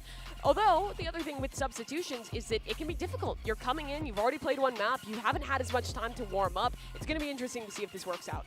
Prime Gaming Agent Select coming up here in just a sec. There it is, the hovers for each player and what we should be expecting to potentially see. Of course, some variety here and there, but yeah, I mean, I think I agree with Vol. Maybe we're going to get just some more standard regular play rather than trying to go off the wall. Yeah, I mean, so far that's exactly what we're seeing. There's the Jet, not the Neon that we were kind of talking about because of how good it was on Lotus. But this is a standard comp as well. So we have Viper as well on both sides. Astra Viper in that fact, and RRQ's going no duelist. Yeah, duelist is composition here. Their attacking side, they're going to have to play this in probably a slightly different way than we've seen from the past this tournament with the strong B long holds. It has to rely on that Sage to get spiked down. Scaling together, though, trading is going to be so important with this comp without a dive agent. Well, let's jump right into map 2 and send it right over to Pankilios. That name works, right? I think. I like that. No? Don't judge me. Sounds like an illness. Yeah, I don't like it. Not Oh, a big how's your fan. pankilios? I had it removed, actually. Oh, mine's aching after last night. The drinks. Woof, what can I say? However, we can kind of look at this. Do you know what? I have never been a fan of the substitutions coming in 6-man rosters. I've never really believed in it. I'm actually curious your opinion. If you actually think it's viable. Again, for me, I've come from a totally different game background where it's normally a way to sell off the 6th player, basically. Right. But this does seem to have legitimate value to it. But how do you sit on this? I'm still a little scarred from Lakia DRX or Vision Strikers era, but got you. You know, we'll see how it goes. So they're bringing in 2GE to be able to play this double controller. And as they were pointing out on the desk, they go from playing double duelist to absolutely none. That puts that much more pressure on Emin here to have a strong performance. We saw a similar thing from Secret on Icebox, and Invi was able to step up. Let's see if Emin can do it. He started off that last map pretty hot with the Reyna. Can he do it now with the KO? Yeah, Footballist again, though, instantly sitting back into a more passive position to allow the side to be taken. They didn't really stick around long. Again, Moj, what could you have done really with that? Yeah. Now, at this point, though, Wall needs to go down, and they need to be able to be dealing with those back lines. They have no one on flank either, so it's only this fight that's in front of us. Working through that initial utility, though, trying to pull everything away from them. Kiwi up for the first challenge, really. Omor is there, and they're just running through the paces here, but there's a lot of utility against them, and RRQ are not falling at this point. Mr. Fallen stepping in, gets onto the spike, gonna try to hold this one a half. Util now has been burned. There's the next spike. Flipshider will be able to find the kill, and now they're running out of time. Raj, aware of this, goes sprinting forward, and it's just gonna be a cleanup. Tibetol, the only casualty here on the side of RRQ until the spike, of course, explodes and takes down everybody else for the most part. And RRQ will start things off with a nice pistol round win.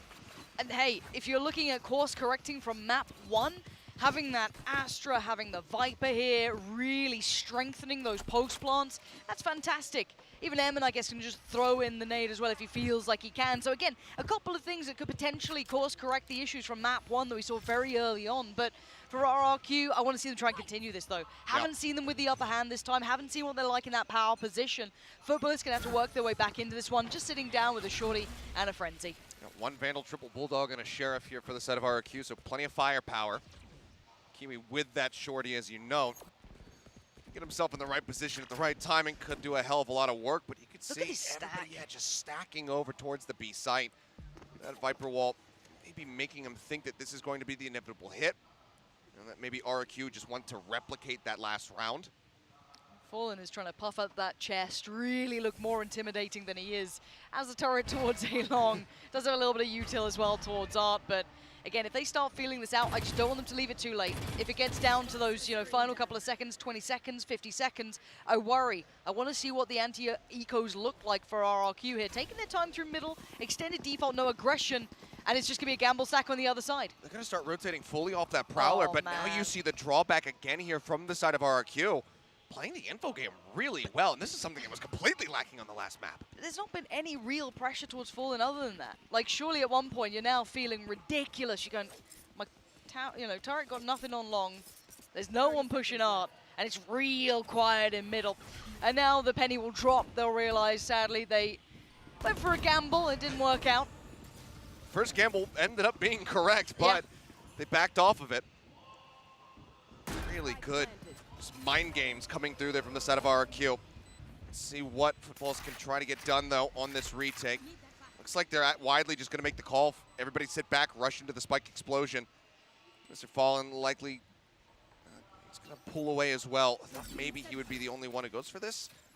He's going to at least hold the turret here, try to play up close and take a gun out of somebody's hands. But they don't have to push into him. Flipshider's going to push into him. They should lose very much here. Yeah, triple swing on it, making no. Oh, Ellie Moore. Oh, Ellie Moore. Oh, It's a looks like- bad time. Is he rushing? Kiwi. Kiwi was thinking about next round. Kiwi was anywhere else, but Football is going to give it up to the spike. It's just fine. RRQ, anti-ecos to now. That's a little, tick in the box, right? Yeah. 4 alive, didn't rush aside, didn't walk into the stack. Yes, a little bit of a coin flip in that regard. They could have potentially, but as it stands, to our eye test, good enough. Yeah, solid start. A little funny there from Elmi Moore at the very end, but he was the only one with a Sheriff. Doesn't really mind going down to the spike. He's going to have a purchase regardless going into this third round. This is where RQ can really build that momentum. I lied. He still has a Sheriff. Even then, doesn't want to invest more than just that 800. Fallen, red alert early on. The pressure isn't really slowing down either. They've been showing that they can win this fight pretty cleanly, and the post plants are solid. First time the wall's been challenged early on here. Fallen sticking around longer, actually playing towards the back of sight here. This is a different look. Forces him off of it.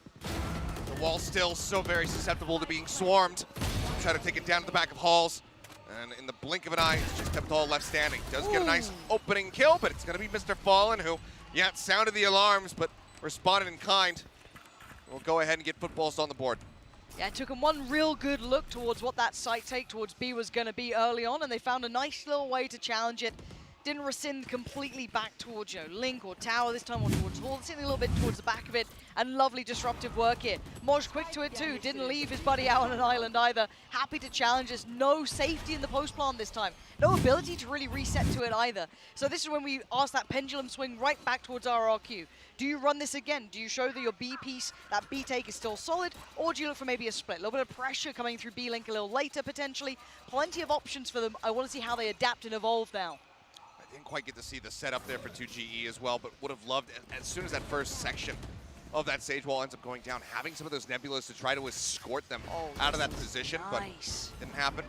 Oh, they're selling this fight perfectly. They are. Wall comes up. Fallen swings out. Doesn't see anything, though. And Fallen noting no push-up is ringing the alarm bell. They had no commitment behind it. Yeah. And with Fallen swinging out from the back of Halls, they're so aware, but still, Flipsider with a banging entry, going to be working the way forward a little further. Flipsider is just striding through the site. The bite going a little bit too deep there, so still playing quite far forward is Kiwi. He's got the dash at the ready, and it looks like he wants the challenge out of this Nebula, but now it's going to be the pit invested as well. Flipsider building that up, and Evan is perfectly poised, watching out that spot. Flipsider running and gunning for a moment, swaps over the Classic and will get shut down, but Evan is there for the follow-up. Now it is just Maj left. And despite not being able to sell that B-side fake, they just... Flipsider go kill. Flipsider just shoots him in the face. It doesn't matter. I mean, it did draw them out of position, right? Like, to I guess, the extent Initially, of what they yes. wanted, sure, it digs them out of that A site, it pulls them away. It did sell it. Obviously, they didn't fully fall for this. They weren't sitting there clearing.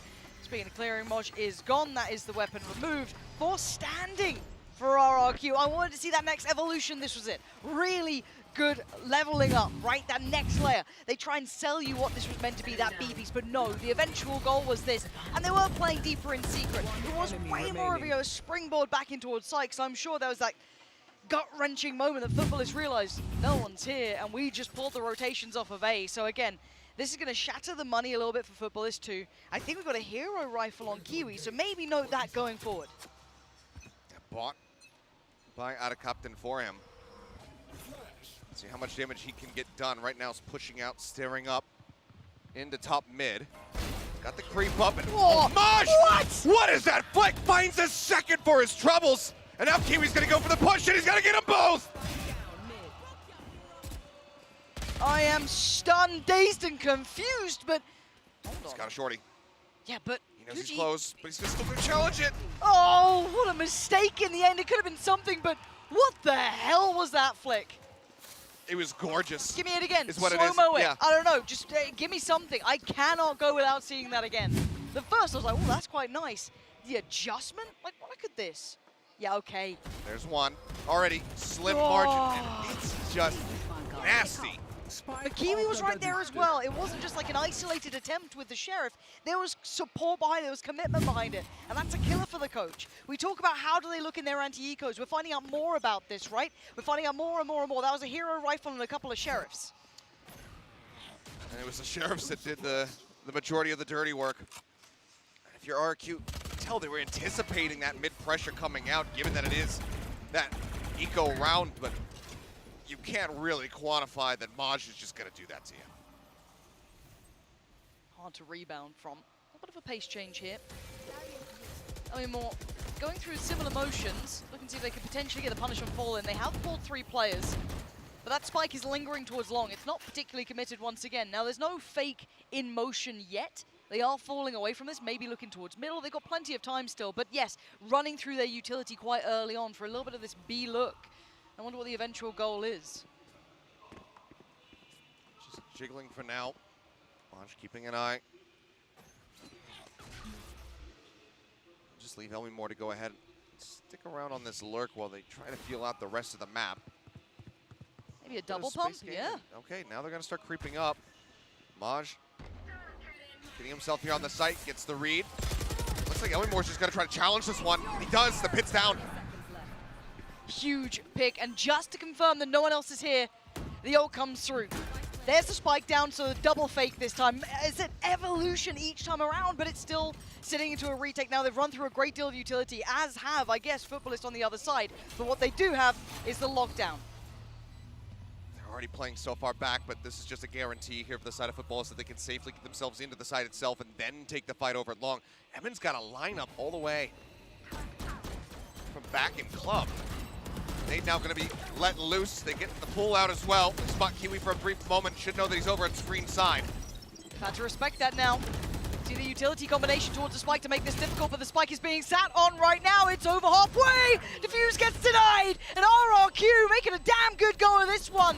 This is lovely to witness. Where was this side on map 1? I don't know. I can't really quantify it. And it's just so bizarre to see both teams in global esports and now RRQ struggle on their opening map and then come into Pearl and start looking damn good.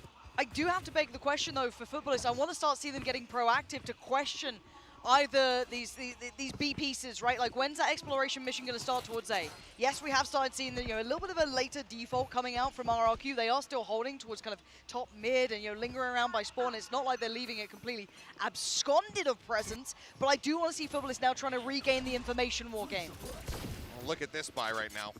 Jeez. A Spectre, 2 Sheriffs, and an Op. That seems perfectly reasonable. And Bladestorm was at the ready and everything, but Kiwi says, it's not enough firepower for me. Wants to be able to have that to hold down that B long, and RQ right now, at least, they are widely ignoring it. last time around we saw this pretty much disrupted by a Sheriff, so I do want to see what the intention behind this may be. He's going to go for the challenge, and the flash timing is absolutely perfect from MN. Lovely work between each other, and that's gifted an opportunity. Now they will note the operator, good or bad. They'll find out in just a second. Is he ready for this close angle? Oh, flip side, do you get checked on? He's going to hear those. footsteps. He's going to start going for the swing. The dash is out. A little bit of tag damage. Boldly actually repeaks to get the bite across, but the damage is well worth it. It's all coming his way, and he is very much alone. He's got the biggest gun in the game right now, though. Operator locked in, ready. All the utility coming through. Support does come in, though. Pop of the ult as well. And there's Kiwi gone. Deleted in a second. The site is theirs. The gates are open. The plant's coming in. And they are working this map, Seth. It is just absolute perfection in this round here from the side of RRQ. Not sure what was going on in Lotus. Everything was completely disjointed. We weren't seeing Util really coupled together. A couple of moments, perhaps, but so far it's been absolutely sublime to watch. Flipshider spotting Maj, just sends out that bite to further delay. Doesn't want him to get any more value with that Sheriff again. It looks like he's just going to wrap back around, go through water, cut across, and get ready for that spike detonation.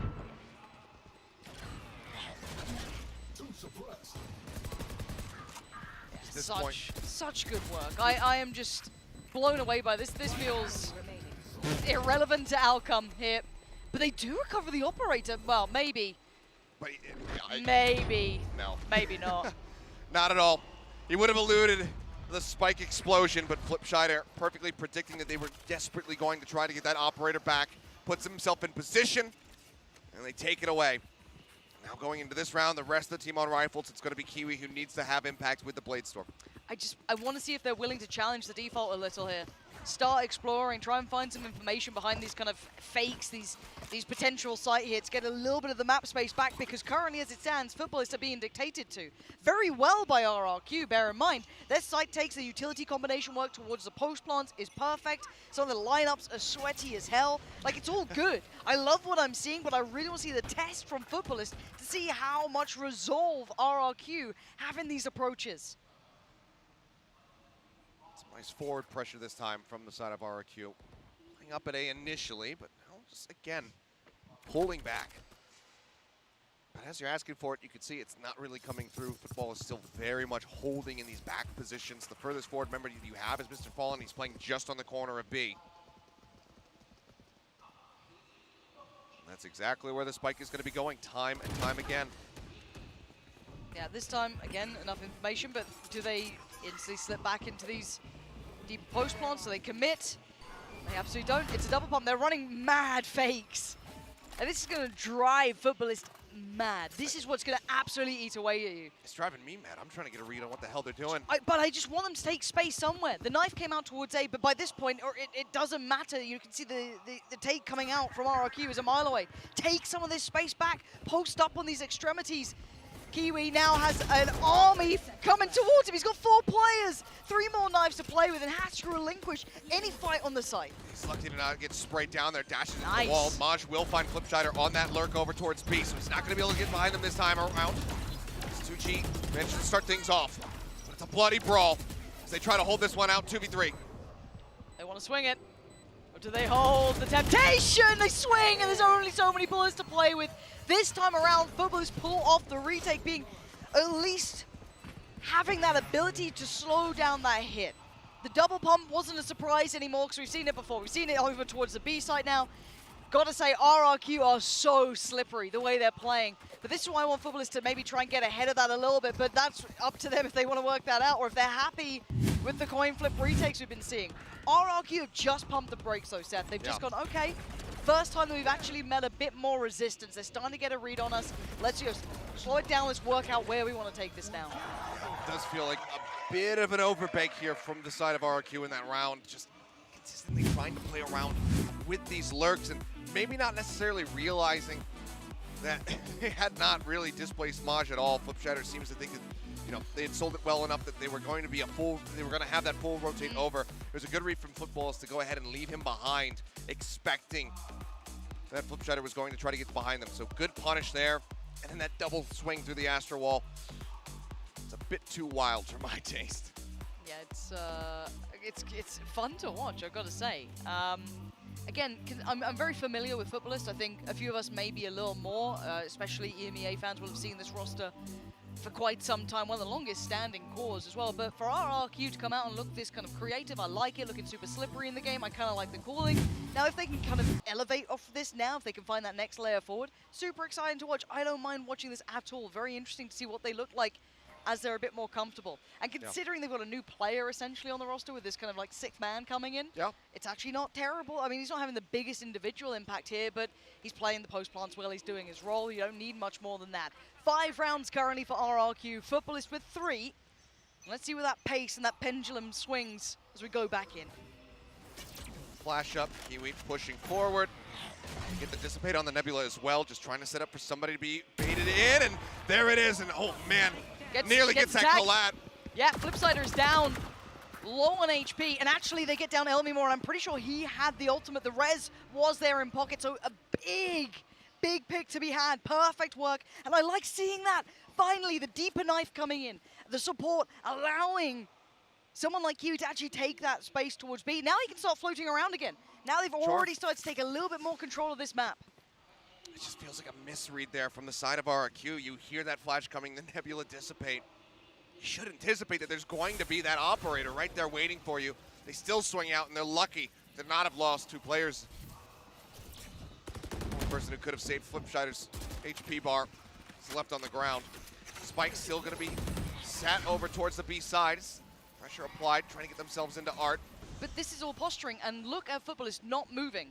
Yes, they're allowing Kiwi to be fluid, that's fine. We saw how well that worked for him in map 1. On the other side of the map, they're barely peeling away from B, and look at where the spike is. So seeing 2GE here is going to be so indicative that this is not an all-in piece towards A, that Art is not the eventual goal, and Moj holding this angle is invaluable. Now they've got nowhere to be. But it's happened again. This is exactly what Maj did when he caught Tebetol on that lurk. 13 seconds. The spike can't go to site. They just have to save. This is what I wanted to see. Disruptive play early on, and then basically allowing Kiwi free roam. Hey, you've got the player advantage. You can now hold these sides. You don't have to hit those over rotations anymore. And you saw it in perfect picture form. Remember, roll your mind back. Where was Moj sat? Just by the back of B screens, and he had support close by, over by B-Link as well. Yes, even with all that pressure towards Art, they still stuck around. They knew that this could still be all of a fake, and it absolutely was. Beautifully read and very patiently played. Maj again finding an immense amount of value, just cutting off that flank angle. It's absolutely critical. Let's see though now. RRQ can get themselves back into this one. Football is just 1 round away from tying things up. Given the lead that they had, that is not going to be a comfortable position for RRQ, despite how good they have looked in the previous rounds. And again, this is the same or similar set piece that they've run a couple of times, where we're seeing that nice flash over towards the extremity on A, trying to at least post up someone to make sure no one walks out. Again, their default's solid. It hasn't been tested too many times towards this extent. We saw the Prowler towards B long, so again, they note that there's going to be pressure there. There was a nice knife invested, but now the clear's through towards middle. So they have to be aware of this. Utility now being cleared through. This should call a player into attention, but the turret's yet to go off either. So they still know that no one's slipped the net, no one's too far ahead. They still have time to adjust around accordingly. This time, though, Art not really being challenged at all. They don't have anybody watching that position. You see the slow creep up here from Cracks. Now we'll be able to do it. They haven't gotten beyond this point, so now they have to try to clear through him. And that knife tells his commitment this everything time. he needs to know. And yeah, they're going to continue pushing forward. Prowler again trying to sell something. It's only the Prowler. That's all it is. It's a close shot. So they still are hyper aware this could be an A piece, and it absolutely is. There's the rush. They managed to find one, but it's going to be traded back. Had a captain. We'll find Elmimore. Plant getting ready to come down. Multiple people spotted. Emin puts it into his own hands, though. Manages to find 2, and now the plant can come in. And now the rotations are in. We do actually have a little lurk as well coming out from Tebetol as well. This could be big. Kiwi on the side does get noted, but that doesn't tell how close this man is. And the shot's great from Ivan. What a moment to take on the side to brawl it out. Moj, a 1v3? Not gonna happen. RRQ back in control. Man, with that performance, what a hold from him. What an entry from him. Being able to shut it down, beating the timing of that trigger pull there from Kiwi. It's outpacing the operator, and that's going to be Footballist forced to use their first time out in the map. Obstacle. They don't want to let this get away from them. They've already given up 6. They want to try to end with 6 themselves. But I gotta say, to my eye test, RRQ's brawling capability on the sites itself is fantastic. Yes. I like the fakes they're trying to pull. Like everything they're actually doing, I genuinely enjoy. Like it doesn't feel like many other teams I've watched where it's this slippery. They're trying so many double fakes, double pumps. They're trying to sell so many different looks, and I'm pretty sure this is why Footballers have gone. We need to slow this down. Yeah, What the hell are they let's doing? try to crack this nut real quick. We have figure out no what's happening. idea what side they're on. And the one big success that kind of broke the trend of rounds in some time for Footballers was when they did invest deeper towards the site, or at least further down towards B long, for example, with Kiwi. So I'd love to see them lean a little back on that, see if they can find a bit more of that. But we are now seeing, it looks like RRQ exploring other options. I think the operator's coming out on Elnimo. You know, but sure. They've been experimenting. I'm right there with you, Lauren. I like the things that they've been showing us. There's been a couple misfires, but I love the ideas that they're playing around with. We'll see how this one goes. I guess my mind goes to, teams in other games, like Heroic, for example, Super, the fakey boys. You can never pin them down. You never quite know where it's, actually going to end. Sure. And now we've seen actually that A hit. We hadn't really seen that before with the committed split through art as well. So it's certainly still working. Football is still trying to work through the intentions here. Now I'm looking at the map and I'm not seeing, they are a little bit further postured up, right? You've got a player sitting a little bit deeper towards art, willing to take a challenge, willing to take a fight between double door. You have the extremities now sitting deeper. We're seeing Kiwi taking a fight. Now we finally see this default tested. That's what I'm all about. That's what I want to be seeing. Yeah, 2G tagged up just a little bit there. Not anymore though. Heal at the ready, still hasn't the given it to him angle. yet. Tebatal, this angle. Does Kiwi check that deep? Does he even know the timing? That he could have crossed there potentially. They seem very aware of the potential. Tebatal, ultimate rat player. And when you're going to play like that, you need to know timings. You need to be able to anticipate what your opponent's positions are going to be like. And okay, there's the op, finding some value. With the operator. As a Sage. But it doesn't even mean that's where they're going to end. You don't know with RRQ. Yeah. Oh, Tebatal. Kiwi's going to hit these steps. The Prowler's coming out. in. He's ahead of it. Kiwi, great play there to get ahead of the corner. Taking down Tebatal. Now this forces the hand of RRQ. It has to be an AP, surely. Out of Captain though. Sat here in the Nebula and they are not ready for it. Football is perfectly prepared to get hit. Tries to fake the res. It's not going to happen. Can't clear the right side and, well, tries to go for the wall boost. Get some value there on the up. Stare over top of the Nebula. Ends up falling. And again, it just feels like maybe slightly overcooked.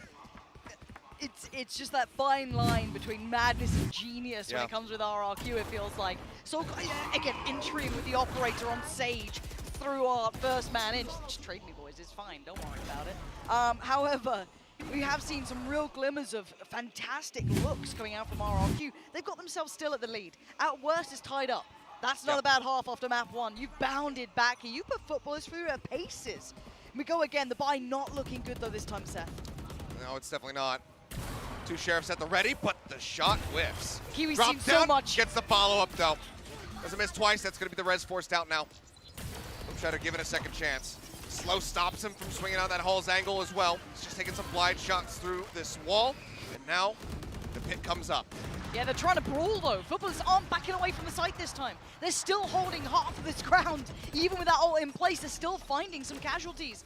Elmore, Eman, Flipside, and Tebatal are still alive. They are dependent so low on that ult, but it is certainly not the be-all and end-all. The ult on the other side going to come back in. Mr. Fallen trying to push them out of here. But they managed to find 2 kills. Evan now getting a 3rd for the team. Stuck, however, in the back. Mr. Fallen pushes out, finds it, and there's the flank. Out of Captain. Trying to go ahead and close this. Flipshider needs to win this one out. Swings on the corner, gets it, but he's down to 20 HP versus Mr. Fallen. The first bite sent in. It lands at his feet, he sprays through, and he'll be able to clutch it. 7 and 5 in the half. RQ narrowly in the lead, narrowly coming away with that final round of the half. I'm enamored by what we are seeing from RRQ. I love it. Slippery as hell, hard to pin down. They go all in and they brawl it out in that round to close out with a Red Bull clutch. That has to feel good for you to go toe-to-toe with someone like Footballist here. It definitely does. The Kiwi now has to get ready to go onto that attacking side. Needs to have a bit more impact here. We'll see if he's going to be able to get it done. But for now, RQ looking spicy. They're bringing some great strategies. We'll see if they can get it done. But for now, we'll have the desk break things down. Well, that was a round that was that we watched, and In but Valorant. not to like be disparaging at all. By the way, that was just like I came back to it. And I was like, what's going on right now? I felt like it was like in a time echo chamber or something like that. Got a little messy at the end of the half, but we started off the half with RRQ coming in with a really good game plan with the Sage and these post plants, and that's what I want to talk about. Because initially these post plants got pretty well shut down in the first 3 rounds of the game. You can see one of those here where they're putting down that Sage wall and trying to plant this one, and they fully reset, play this mid round instead, and come back through and plant this one in. Actually, I believe this one is a little earlier instead. There were so many of these rounds where they had the fantastic post plants, right? You can see the layering of the utility, Astra pull, you have a Seize combined with this KO molly. So many different pieces to this puzzle, and all of it really well communicated by RRQ. When the utility runs low, they're running through, they're continuing to fight, and they were consistently able to win these. But beyond just the post plants, I think the mid round was a very big part of it. Yeah, and I think Flipsider was, once he started finding those lurks, that's where it kind of went genius and also madness, which was what Lauren was talking about. It was when Flipsider started finding these B-Link lurks, and I think he was calling a lot of rotations into those post plants that you're talking about that were really, really good. Pressuring B at the start and then going back through into B-Link. Many times you could see ending up towards A. There's so many really, really good things that Flipsider was doing, but I think also Foot started to get a hold of it. I think Mr. Fallon started calling really, really well together, really starting to feel exactly how it was going. The aggression from Kiwi in those last 2 rounds with the opping picks, it was absolutely pivotal. Now we go into a second half. This could be anyone's game, far closer than map number 1. Well, look, the score, 7-5. I want a map 3. Make it happen, RRQ. That's what I want. I want to see both of these teams go the limit. But Fut did have an answer to try and figure out toward the tail end of the first half. Let's see if they close this out in the second. We'll send it back to our casters. Thank you. Yeah, 5-7. This is still anyone's game. And absolutely. Look, all the maps, all the rounds. Who needs to go home, right? We'll just live here. Let's just, you know, if the game doesn't end, nobody has to leave. So let's just go to infinite overtime. That's what I'm saying. But how long do you think it would take for Riot to just be like, look, actually, we need to just end the game? We'll find out today. 50 rounds? We'll find out today. I reckon. It's happening. Who knows? Well, Flipsider, I don't know what you're doing. Don't think he does either now. He just went barreling into the entire team. And Elmi Mort died over at Art. They're still trying to walk this, and they are backfilling this actually kind of. Yes, Viper, indeed. What dish is this? What have we cooked up here? Because it doesn't taste very good. And then find more. Nope. Okay. This has been a weird round. It's been a really strange round, but it's fine. A 1v4. Well, it's done. That's the pistol. Yeah. Went from being like a Michelin-starred restaurant in the first half, and now it's gone. It's gone. The Yelp reviews are tearing them apart. Oh dear. Okay. I'm gonna watch this replay to try to get a sense of what was. Nope. I still can't figure it out. It's just. Yeah. Just feels like one of those. All right. Shake it off. Weird start. Weird round. Classics for our RRQ. Nothing else. I don't think we're going to see a frenzy. Anything fun? Oh, shorty. Ah, there we go. Nope. Nope. Classic Astra moves. Yeah. Fun almost got denied, but they do actually still have it, so that's fine. Okay. Well, they get a multi-man tag here off the knife. Should give them a pretty good idea as to where Foot want to end up here. This defensive Viper wall. It's going to be pushed up now. Spam coming down, and RQ getting a decent sense of what kind of firepower they're facing right now. Stacks in the right place. See if the classics can be deadly. The high flashes. They've made decent contact here. There's the swing. There's one casualty. Looking for more, though. Can that shorty do anything? Well, the only investment actually does find Fallen. Shorties are ridiculous. Yep. A little bit of extra damage dealt here. More around the back is noted. Cracks watching for it. Finds 3 in the round. As that'll go ahead and very swiftly tie things up. Yeah, all even. 7 apiece now. This is where the game gets a little bit more exciting. I want to see what the buy is from Footballist, though, because they haven't kept it perfectly clean. So, you know, some exceptions here. So, on the other side, this should be the best attempt from RRQ. Want to see how they look now in the driving seat. Hopefully no more of that weird walking up long through smokes. Yeah. Dry. But still hero rifle on Kiwi. Imagine if that was a call, if that was just the players making a call themselves. Ewok will have some words for them the next time out. Their coach. And now they're still trying to play forward. Flash is good. Flipshider just has to tuck back here behind Pillar. How does he sit on that though? Does it actually get checked? Just slowly trying to pull back. A little bit of spam. He does successfully make it out. Heal has to be used.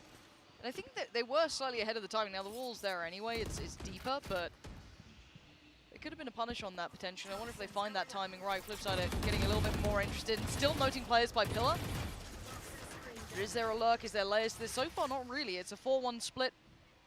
You can already see RRQ questioning, is this the full intent? But with that wall towards middle, there's nothing to be worried about really in the immediate future. Timing of this one, though, is ready for it. Losh just on the other side.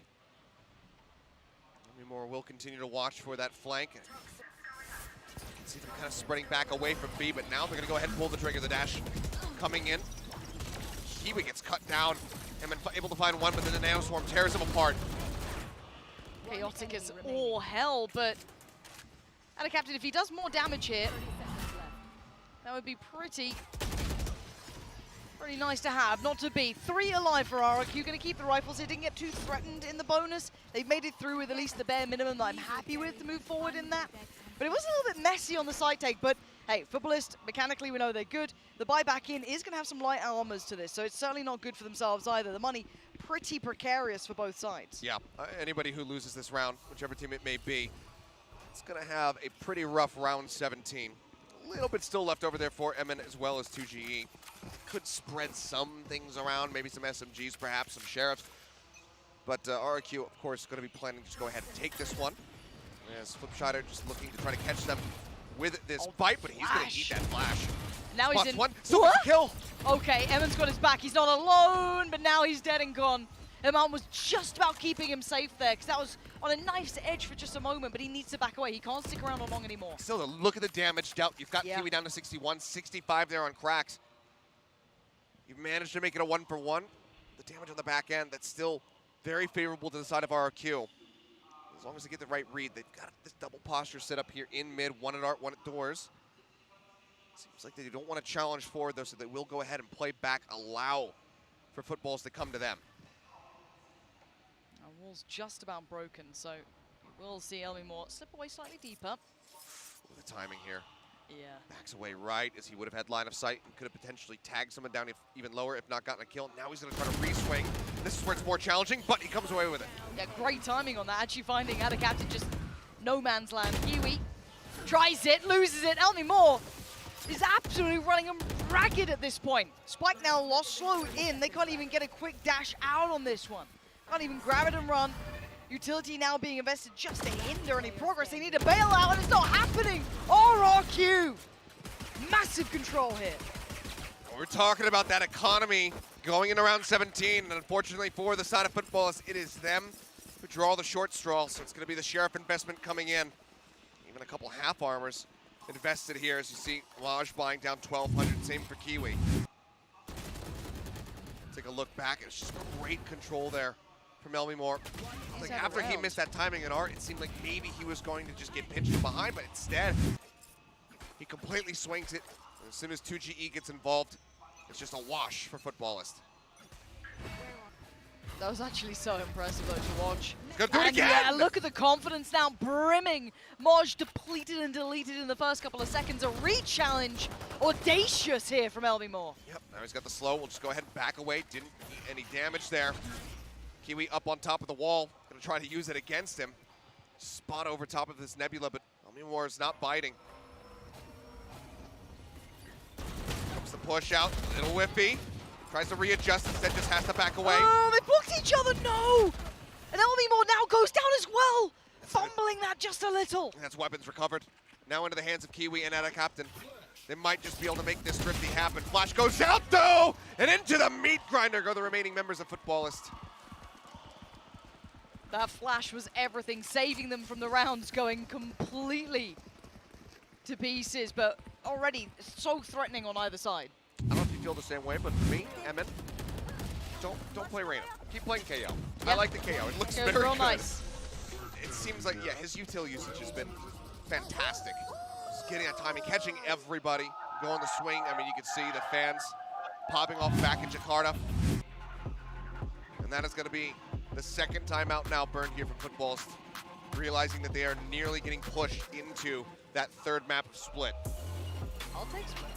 I haven't got to cast it yet. I haven't cast split in forever now. Yeah, at this give point. us some split. That's fine. That's fine. I don't know where to be. Down for that. But the adjustments, even from Foot, I haven't seen them really succeeding enough. I haven't seen many post plants. I haven't seen them cleanly getting towards sites. Yeah. The early aggression from RRQ, the willingness to fight from someone like Elmimor, for example. And again, just to know, Elmimor's only on 10 kills, but the presence alone that he's had through Art is massive. Yeah. Even on this half, he has been outstanding. So I just don't see them getting there. So again, Footballers need to get past that first hurdle still.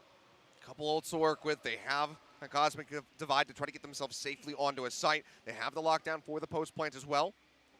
We'll have to just see if they are going to manage to put things together properly to be able to get a round win here, stop this momentum, because it's now 3 rounds consecutively from RRQ, winning that bonus and everything since.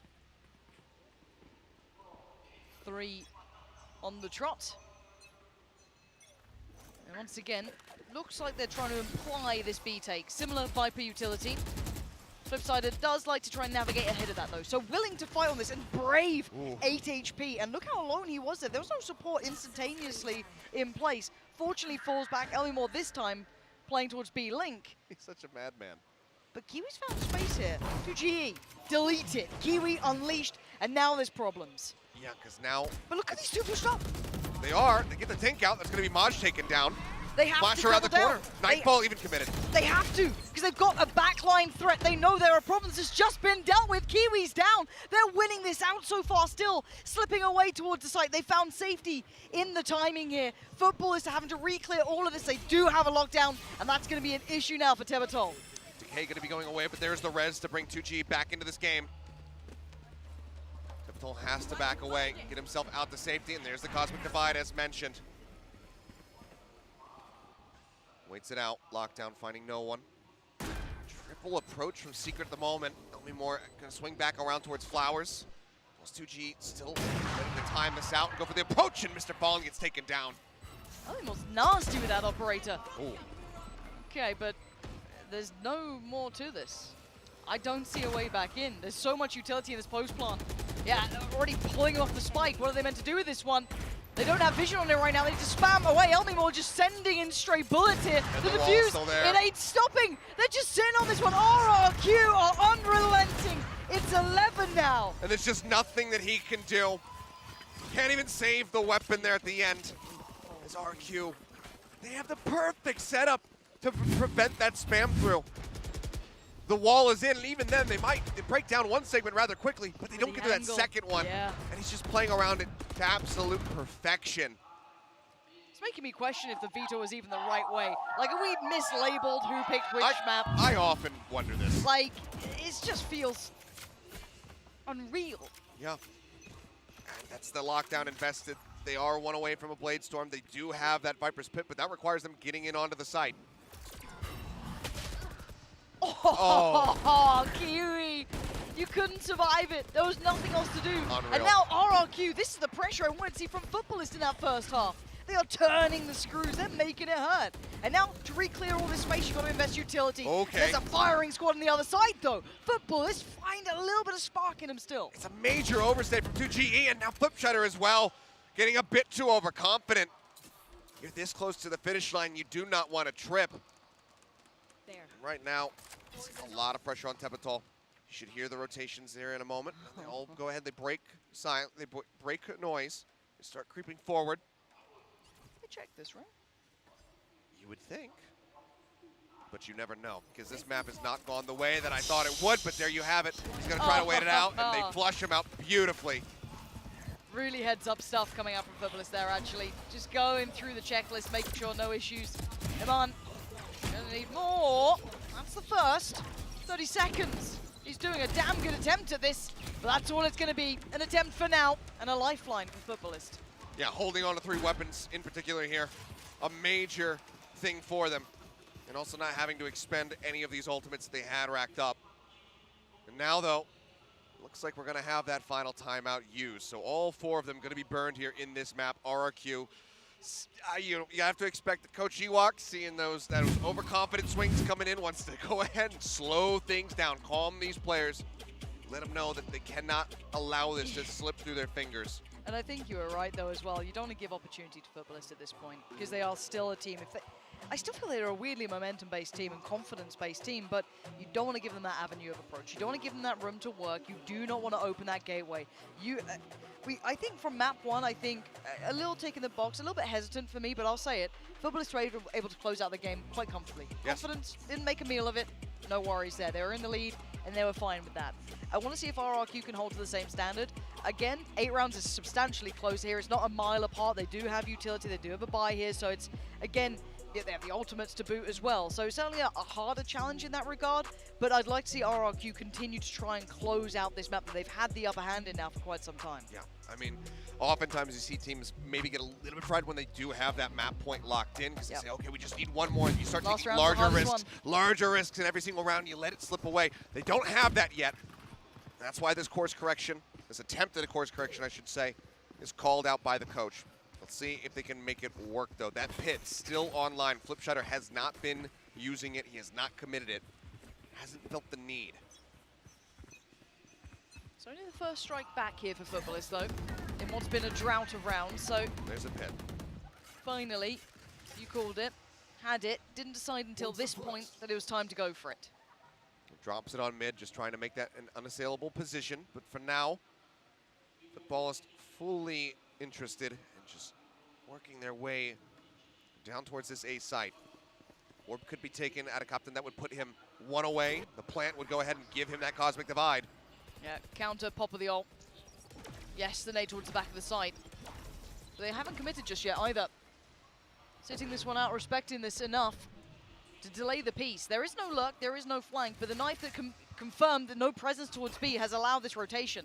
You now have 3, arguably almost 4 players very present towards A. The Prowler sees nothing in middle, they know it's going to be all in, but straight away Kiwi is the tip of the spear and he's found success. 2GE is now isolated, has to play his life. Tepatol is there though. Swing on the corner, finds the kill. Yeah, I like the patient play there from the side of Footballs, just waiting out that null command. Now they go in, they pop their own. The pit comes in from Maj. Maj out around the corner. 2GE just doesn't even know that there's 2 players in front of him. Tepatol continuing to try to work his way in, but this just became so much more difficult. Push around the back. Moore will be able to find 1, but unfortunately for him, it's not the Viper. 1v2, flip side up. Captain and Kiwi on the other side, 1 towards pit. One watching this cross through. Flipside seems all too aware of that positioning coming out from Kiwi, but can he find the fight towards pit? It's the first port of call, and the shots are coming in, but he's got to make his move. He's got 1, he needs a second, and he needs it now. He needed 30 seconds ago at this point. Lost and confused. Footballist find another round. Dragging this one back, but it was definitely a painful way to make that win happen. Everybody losing their weapons on both sides, but still, economy-wise, it's very much in the favor of Footballist. Yeah. Everybody going to be coming away with a rifle here, aside from Kiwi, who still has that ult ready to go, and it's just Cracks with that half armor. I'm worried about the ults as well. Elmimore pretty far away, 4. Tepatol 3. Obviously, Iman popped theirs. Flipsider a mile off. Yes, 2G's got it, but on the other side, you've still got some really impactful ultimates to bring into play. Early knife. Invested. Going to find 1. Kiwi might try and backfill a little bit of this space. Yeah, really wants to highly prioritize this art spacing. Force the players deeper. We're seeing a real dedicated default and potentially a fight towards B long as well. See if Captain's patience pays. Elmimore willing to challenge. We've seen the operator in his hands. You can see what he can do with it. Yep. This time around, obviously, not the case, just the Sheriff, but still willing to fight. Flash over the top as they push mid doors. M-Men just backing away. Joins in on the site and Flipshider. This forward lurk. That's a rifle recovered. And it is. Big. 2G now has a weapon to hand, but that is a damn clean pick. Elmimore is just annihilated. But there are bodies on this site. Neither of them do have the weaponry, though. I think it's Tepatol with the Judge overwhelmed. Iman has yet to really show his position, though. I mean, he knows that he needs to try to keep this in mind. He knows he needs to try to get into the site because he has that judge, but he's just a little bit too late, and oh, it's a little bit too whippy. And Emmet now being pushed on, somehow gets Maj. But the two heavy hitters, the two rifles that were found, have finally made it towards the side. Flipsider now, up towards the top, gonna make the plant a problem. Spots out the second player. Flipsider knows where these two players reside, and they're trying to double face him, give him no chances in this. Spots him down below. Comes out just to prevent any added utility being found here. Flipsider has his work cut out for him. The Backs around the reposition back. Yeah. out of Captain. He's holding just a nasty angle that can't be easily cleared. They're gonna make him have to drop. Make noise, make it obvious, and just toy with him now. This is excruciating. Yeah, I mean, Crack's not even going for the counter swing, just tucks back behind the box. And there it is, the easy pickoff. They clean it up, and now Footballs are just one round away from being able to close, or tie this up, I should say. I'm getting ahead of myself. But still, good damage dealt in an eco from the side of RRQ. Certainly not out of this yet as they go ahead and get rifles back into their hands. Yeah, you saw it there. There was that little bit of threat starting to build. There's still a chance in this. They just, you know, get back to business, but 3 consecutive rounds now for Football. It scares me. It makes me nervous. They have run through some of those ults that we noted. Fallen 3 away, the others quite far off, and now RRQ on the verge of getting theirs back into business. That could be huge for them. Potentially round changing at some of the most critical rounds. Wall towards double door. Army more. Does he have the patience and discipline to not overpeak this? So you could see that consideration. And once again, the default with that starting exploration mission coming out from Kiwi. I mean, at this point, you should know that he is just going to be riding that wall. I would have loved to see any kind of spray through, just try to get that wall bang attempt, but they don't go for it. They want to make the noise, but now they've been spotted. Tabitol flushed forward, and now he's in a rock and a hard place. They absolutely grind him in the dust. That's so sick. Baiting him in, keeping him there, the temptation calling, but Football is knocking on the door now. But, excuse me, 2GE, were you... Who was the imposter on the site? Just, what was that? He's trying to wait it out, stuck inside of the smoke, but eventually they must have seen a gun barrel or something because they find him. Kiwi going for the push. Nice. Crispy shot there from Elmi Moore. A second one as well. Okay. You got 3 more of those? Yeah, because Flipsider, he ain't coming. No. Flipsider's in the next round with that rifle. Elmimore, though, gotta say, mechanically, a little bit of a standout to me so far, just from the games we've been seeing. He's wild, but he is nailing some of these shots. It will just be that back away and save, and this is not a feel-good moment at all for the side of RQ, having to give up on this round, allowing Footballs to tie you at 11-11. Where it was looking so very good just a couple rounds ago. RQ now very much in danger of letting this map slip from their grasp. This could be heartbreaking. 4 rounds back-to-back in the money. When do they go for it? What do they go for it with? Again, the ultimate's just on the verge. Tebotol 1 away. Elmimore 1 away. Flipsider 3, not a million miles out of reality, but they're buying with this. The Stinger's going to come out. The Judge is there, a Bulldog. Utility aplenty. And we go back to what some of the early rounds looked like. We see the Viper utility going to go down towards long to facilitate that cross, to imply that B pressure's coming. They started to toy with that concept, and then, you know, someone like Flipsider got ahead of it to ensure that no one was actually working behind it. So I don't think that's having the intended effect they want, but actually protocol list now seems to include that Flipsider has been challenging this side. Again on an island. He's not able to find the kill. He puts some damage down on the Kiwi, but they just double swing him, and he doesn't know which way to look. That's a fantastic start here for Footballist. The overconfidence, just again, comes up for them. A great swing on the corner. Ellie Moore, he's good for the 1, but then gets traded, so it's still a man advantage. And look what they've got left. The Bulldog, the Judge. They're very specialist weapons. It works well here, but very heads-up play. Investing utility to try and clear. Vulnerability, though.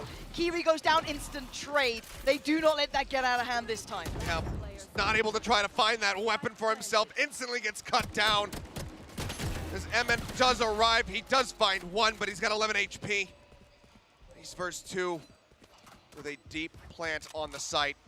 And this is looking like RQ just let it slip away. Fragment into the back, and this would truly be miraculous if he could pull it off. Not a chance in hell. My heart is breaking for RRQ here. That 12th round has eluded them so often. This is the final attempt at it, right? Tournament life truly now on the line after a quiet map 1 showing us sparks of life in map 2. Us questioning, was this their map choice? And it's faded away. Now the buy comes in, they can afford rifles, yes, but it's got some light armors to this. Yes, they have some utility, but not all, and they do have some ultimates, which is everything to look at. What can they do with this? This is the round that they've been trying to save for, to buy for, to get everything they need. It's absolutely do or die. Need to take us into overtime and close it from there. Otherwise, it's going to be them heading home. The Res, the Nightfall, the Cosmic Divide, good tools for retaking sites. And they deep cleared by A. There's no contact on this. There's no contact through towards Art. It looks like a B piece, but without the traditional utility, they're just not rotating players. Now the later wall comes in, now the lockdown comes in, and Flipside is in a world of trouble. He's getting sucked as well. Yep, just locked in place. The right click is made easy for Kiwi. And yeah, they do have that res. They can bring him back in, but they have to get in the holes, and there is 3 players sat there right now, Lauren. Okay, Divide comes in. Prowler goes through, Nightfall coming. Iman is the first one in, really willing to challenge, but Footballers, they have him back towards long. They're brawling out. The nade's gonna find 2. It's a 1v1! Moj closes the account, and RRQ are left brokenhearted. So very close at the end, an absolute brawl. But as soon as it gets down to that 1v1, Maj is left standing, and he puts them down. And unfortunately for RRQ, I think they're gonna be kicking themselves on the flight back home, saying we were so damn close. But 6 rounds in a row given up to allow for Footballs to retake this. Great perseverance from them. And again, bigger picture here, Footballist in the past, when they got met with a problem, they found it hard to adapt sometimes. They'd kind of get stuck in a rut. This time showing they have that resolve, that resilience you were noting.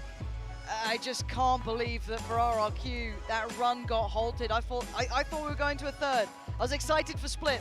Looking forward to see what they had in mind, but it wasn't to be.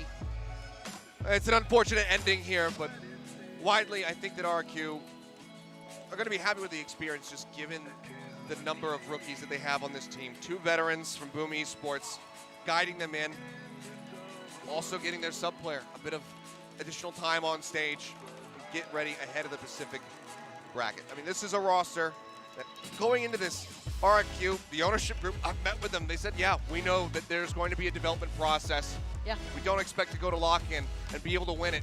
If we get some matches under our belt, that's great. We want experience for our players, and that's certainly what they got. Yeah, you're on the money there. They got what they needed in the form of experience. But on the other side, it is a re-showing, a reappearance, a rekindling of form for Footballist in my mind.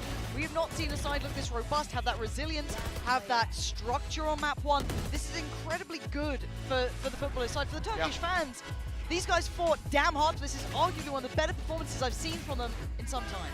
Yeah, I mean, and it's a huge win just for Turkish Valorant as well. We had BBL here, had a really rough draw, having to go up against DRX, still made the Korean gods bleed, and now we have Footballers being able to advance through to the next round. So that's got to be a damn good feeling from them.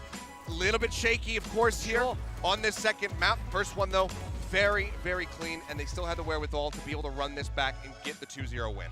Yeah, overall, I think actually quite impressed with both. A better quality game than it could have been touted as. I know a lot of people were doubting the quality of that head-to-head. Considering how it started, this did end up being a hell of a lot better. And I'm quite happy with it. I'm quite happy with what we saw, but for now, I do want to know the MVP. Anyone stand out to you in particular that you'd like to note in this one? A couple of names, maybe? I mean, yeah, right there in the middle, Mr. Fallen. I think he had a hell of a lot of impact. Just the way that he was guiding this team and just coming up with so many multi-frags for his squad was very impressive to see. So that would be my shout, but not really a bad option on your screen right there. Kiwi as well, some really good firepower. Kiwi map 1, stunning. Map 2, decent approach, best he could achieve, really. Honestly, loved it. Love those choices. Have your thoughts put through to us. We always love to hear from you. But that is it from Game 2, but there is still more games coming up, so do not go too far away.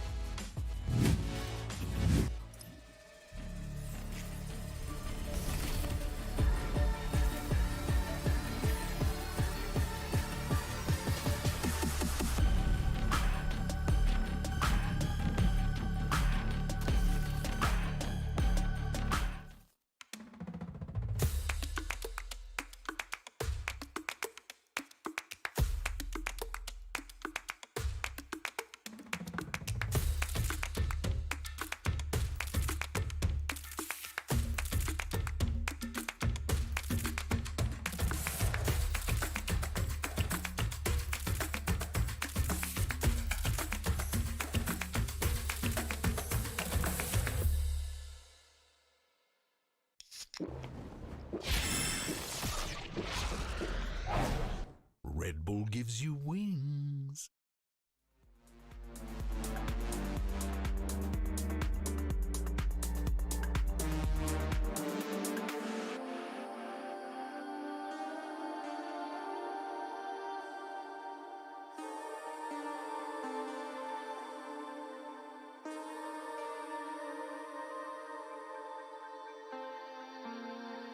I can see it all so well. Lie so you can take the power. Living on your carousel is all it took to get me out. I wanna be picking all the roads around down for me. The energy, keep it building, moving just how I need. I know what you came for.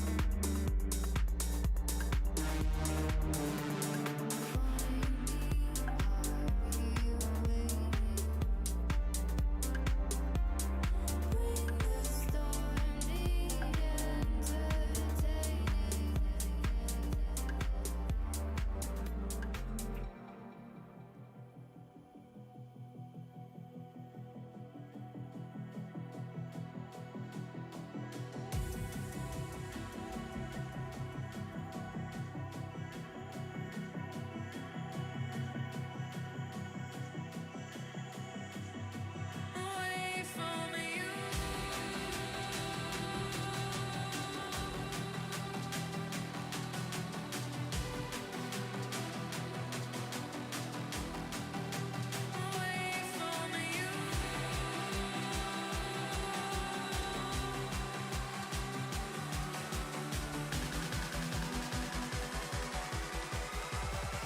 Away from you.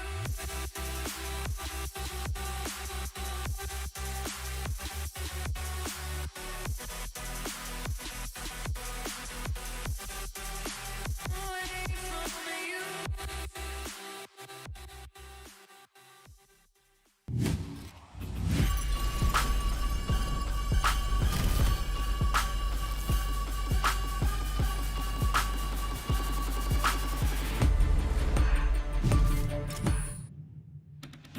Before we begin, we wanted to pay our respects to all those impacted by Turkey as well as Syria and the earthquake with a moment of silence.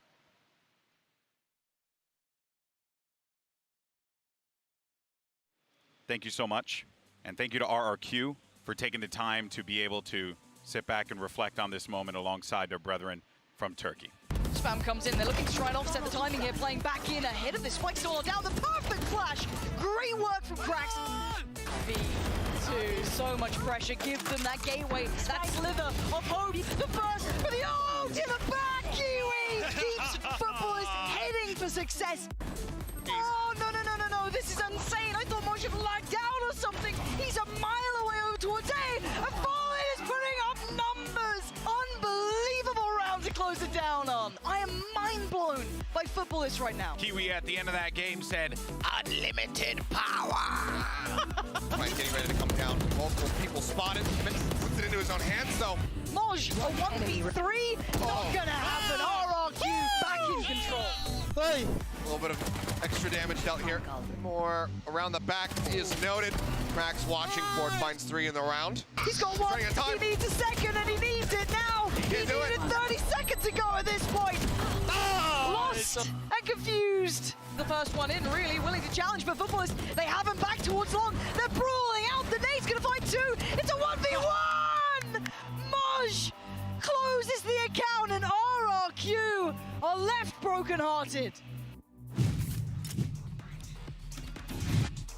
That was the Prime Gaming post-match highlights there. Obviously, heartbreak for RRQ, but it is a new day. Yes, it is for our friends over at FUT Esports, who managed to pick up a massive win there, closing out the series 2-0. Mimi, I'm very excited that this FUT team managed to came out here and really dug deep to pull away with that victory, because it was looking a little dangerous at some points. Yeah, it was looking dangerous, and it's good to see after quite a while a Turkish team taking a win in an international event. That's pretty awesome. And on top of that, I felt like, well, it took them quite a while to adapt in that second half. Once they figured out RRQ, the comeback was consistent. It was good. They just had to slow things down, work on re-clearing space, and having some fantastic individual performances from Kiwi on these executes. It was just nice stuff once they got used to the map. But RRQ, I mean, that has got to be a heartbreaker. And I mean, Ball, I feel like a lot of it was just them kind of losing to themselves. Yeah, I mean, on that defensive side, it was really, really tough for them to find any value out of I mean, their game plan on attack was so clear, right? And then they did find some confidence. I thought maybe they were going to be able to walk away with the game. I mean, Elmimore on this anti-eco goes on top of his wall, swings immediately. But it started to get repetitive, even though this anti-eco goes really well and they end up pinching all of FUT inside of sewers. The follow-up rounds is what really concerned me here. He goes up on his wall again with another player as well in Sabato, and it's just not as good. 2G, excuse me. And the way that FUT is playing as well on these mid-rounds, look at this molly. Both mollies go in, and I don't even know how they had the information that he was there in the first place, but I think it's just a read of how RRQ's game plan was going that entire time, just pushing up B-long so frequently. And they had a lot of really good util usage on the side of FUT Esports. On these executes, they had a lot of molly lineups to clear common angles. The B exec, they would kind of combo the molly towards spawn to stop players from running out on them. Overall, I think that, again, well, it took them a while to warm up into that half. Football's had a solid game plan going in. It just took them a bit to implement it. Yeah, that is the thing, though, that I really did like from FUT was the utility usage. I felt was, you know, pointed. It was, they knew what they wanted to do with it. They weren't wasting it away. Yeah. And I think that, you know, going into the later rounds in this tournament, the competition is only going to get more and more challenging. You have to have those fundamentals in place. Yeah, absolutely. And I got to give props as well to Ada Captain on some of those anchors, at least in the first half. Yeah. Doing a really good job, at least solidifying and forcing RRQ towards a game plan that maybe they were a little less comfortable with. Well, folks, you know, before the break, as always, we asked you guys to vote for the player of the match. Polls are closed. I don't know why I stumbled on that one, but it's been a long day and I'm a little hot right now. I'm a little verklempt. Anyway, it's going to be Kiwi who ends up walking away with the win there for the match MVP. I think we were just going so crazy for Kiwi the entire time that it just carried on. The good vibes carried on through each game there, Mimi. Yeah, fantastic map number 1. Map number 2 as well. Started strong on the defense. He was a big part of the comeback in the second half, but I almost feel like Mr. Fallen should have won this I was going to make a joke saying that Mr. Fallen was robbed. Yeah, he was so good individually. His support for his teammates were really good. And I felt like the mid-round calls were stellar across the board for him. Yeah. We've talked a lot this tournament about the lack of IGLs in Turkey, and it feels like Mr. Fallen is the guy who is looking to break that gap. Sure, and I think his Lotus performance definitely was really good. I think it was a little bit harder for him to find value outside of his IGLing on Pearl because of the comp that they're playing. They had 2 controllers already. He's not going to have as much impact lurking with that amount of just people who want to lurk. And in general as well, the way that RRQ was kind of attacking. Yeah. It's tough. All that told me is that even though Achilleos told everyone to vote for Mr. Fallen, he has 0 clout. That is basically what I've taken from this. But of course, folks. Who, Mr. Fallen or Achilleos? Achilleos. Oh. I don't know which is worse. No, Mr. Fallen has a lot of clout. Yes. That guy is good. But folks, unfortunately, that means we have to say goodbye to RRQ, another team that takes an exit here on the world stage of VCT Lock-In. And coming into this one, we didn't really know what we were going to get. We were getting elements of Boom. We were getting some fresh looks from this team. But I will say, Mimi, I am happy for this squad. I think they showed us a little bit more than what we were all expecting and turned that matchup into a very exciting one in the end. Yeah, they missed the mark on map number 1, but in map number 2, I thought the game plan was sound. They were very strong on that attacking side. They started strong on the defense as well. There's still some issues. There's still work that needs to be done, but in the future, in Pacific, I think this team, for me, I think they show more potential than either of the previous teams that got built together to make this did. Yeah, you know, I'll be honest. I did think that this team was going to be the worst in the partnership system. And I think today they showed that that's not necessarily going to be the case when we get to the Pacific. I think they showed some chops, and I also like the approach that they kind of had. I'm not a big fan of the 6-man roster system, but I do like how they worked in the Filipino players as well, using them at least on Lotus as the double duelist, kind of giving them a lot of confidence, and just in general, Iman as well played kind of well. Well, you know what? We're going to see plenty of them in the Pacific League, and I am excited. But the day belongs to Foot Esports, and for more on that massive W, we have Mr. Fallen standing by with Yinsu for our Verizon post-match interview. Thank you very much, Golden Boy and the desk. That is right. I am joined by Mr. Farlan right now. Hi, welcome to the stage. Merhaba. Now, I want to quickly talk about that comeback on Pearl. I think going into this tournament, you had a couple of concerns, and I think us as fans as well, regarding the mental fortitude of your team, whether you could mentally stay in a game and be able to close it out and make those comebacks. Why do you think that you were able to do that today? Have you already fixed all of the issues maybe you had before the tournament? Yeah, we just fixed some issues, of course, but we never played against the Sage on Pearl. Their comp was so sick right now, we just couldn't adapt in first. But in the beginning, attacker side, coach just take a pass. I think it's like a 11-7, I suppose.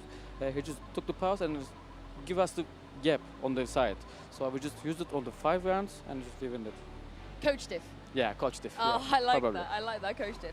Now, with you, this is the first time you've been on a stage at LAN ever. You've never really done this before, but you had a great individual performance. You know, that clutch on Lotus, that little pistol, 1v3 was amazing. How great does it feel to be able to perform on this stage and also do really well and win a game as well? Well, first, of course, this is my first LAN stage, but I was a little have a headache on the first beginning because of the lights and the stage was, you know, shaking.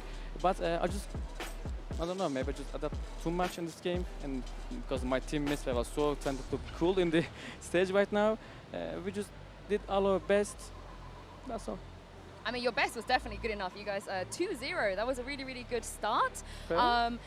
Better start than some other EMEA teams. Of course, your region, EMEA, right now, I think people are a little bit disappointed. Why do you think the EMEA teams are not performing as well as we hoped?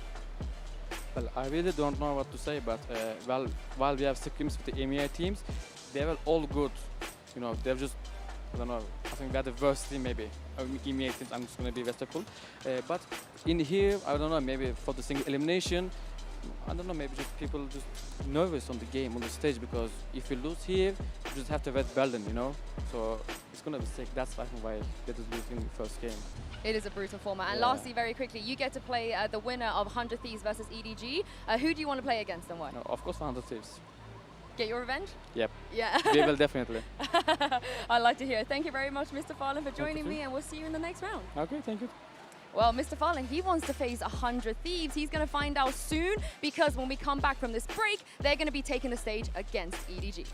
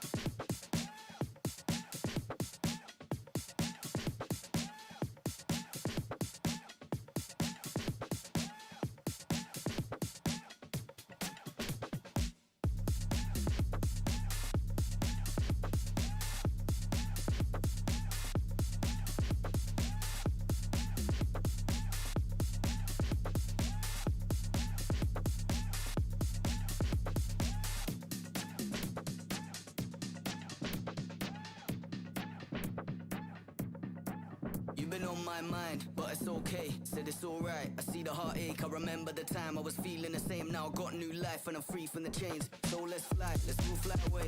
Look to the sky, look at that place where your dream of hitting another level never felt so free by the end of the day. That's all I pray. No karma, my future. Go harder, I feel righteous. It's like armor, cause I'm done with the devil in Prada. See my design, kind of different appetite. Shining light, freedom all the time. Riding up to feed the appetite. Take it higher just to free the mind, don't pray. No karma, my future. Go harder, I feel righteous. It's like armor, cause I'm done with the devil in Prada.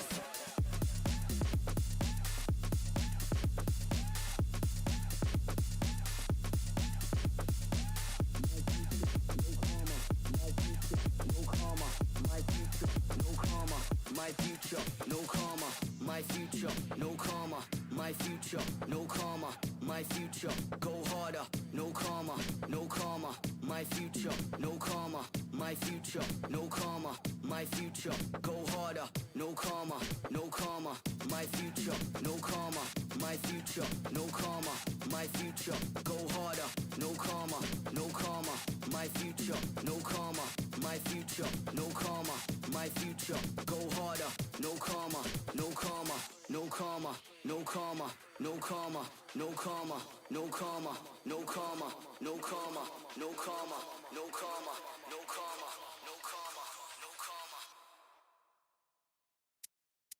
You've been on my mind.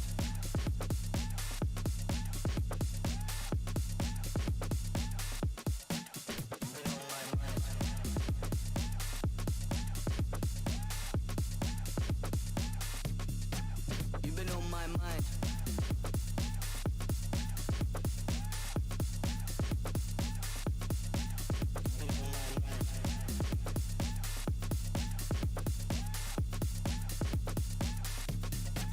You've been on my mind. You've been on my mind.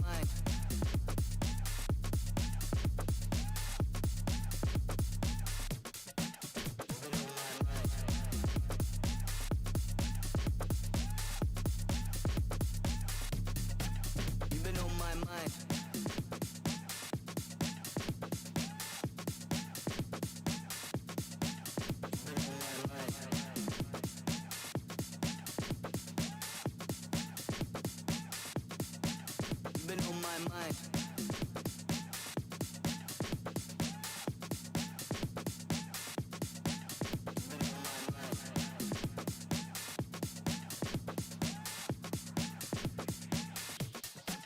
You've been on my mind.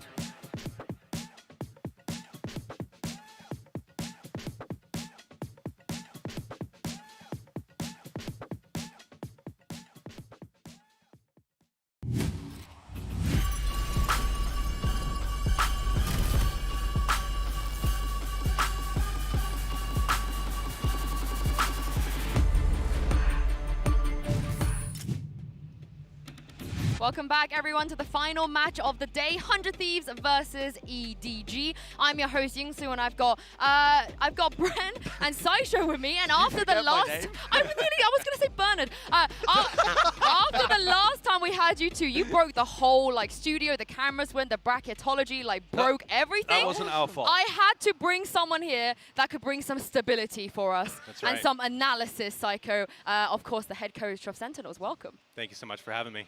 Yeah, you're going to keep us in check, I feel like. Psycho is That's here what to I'm keep here us for. in check. They said watch out for these guys. They're troublemakers. We need you guys to go in there and just keep an eye on things. So that's what I'm here for. You are definitely the troublemaker on the desk. You've had a banana Whoa. tucked into a gun holster in Whoa, previous me. events.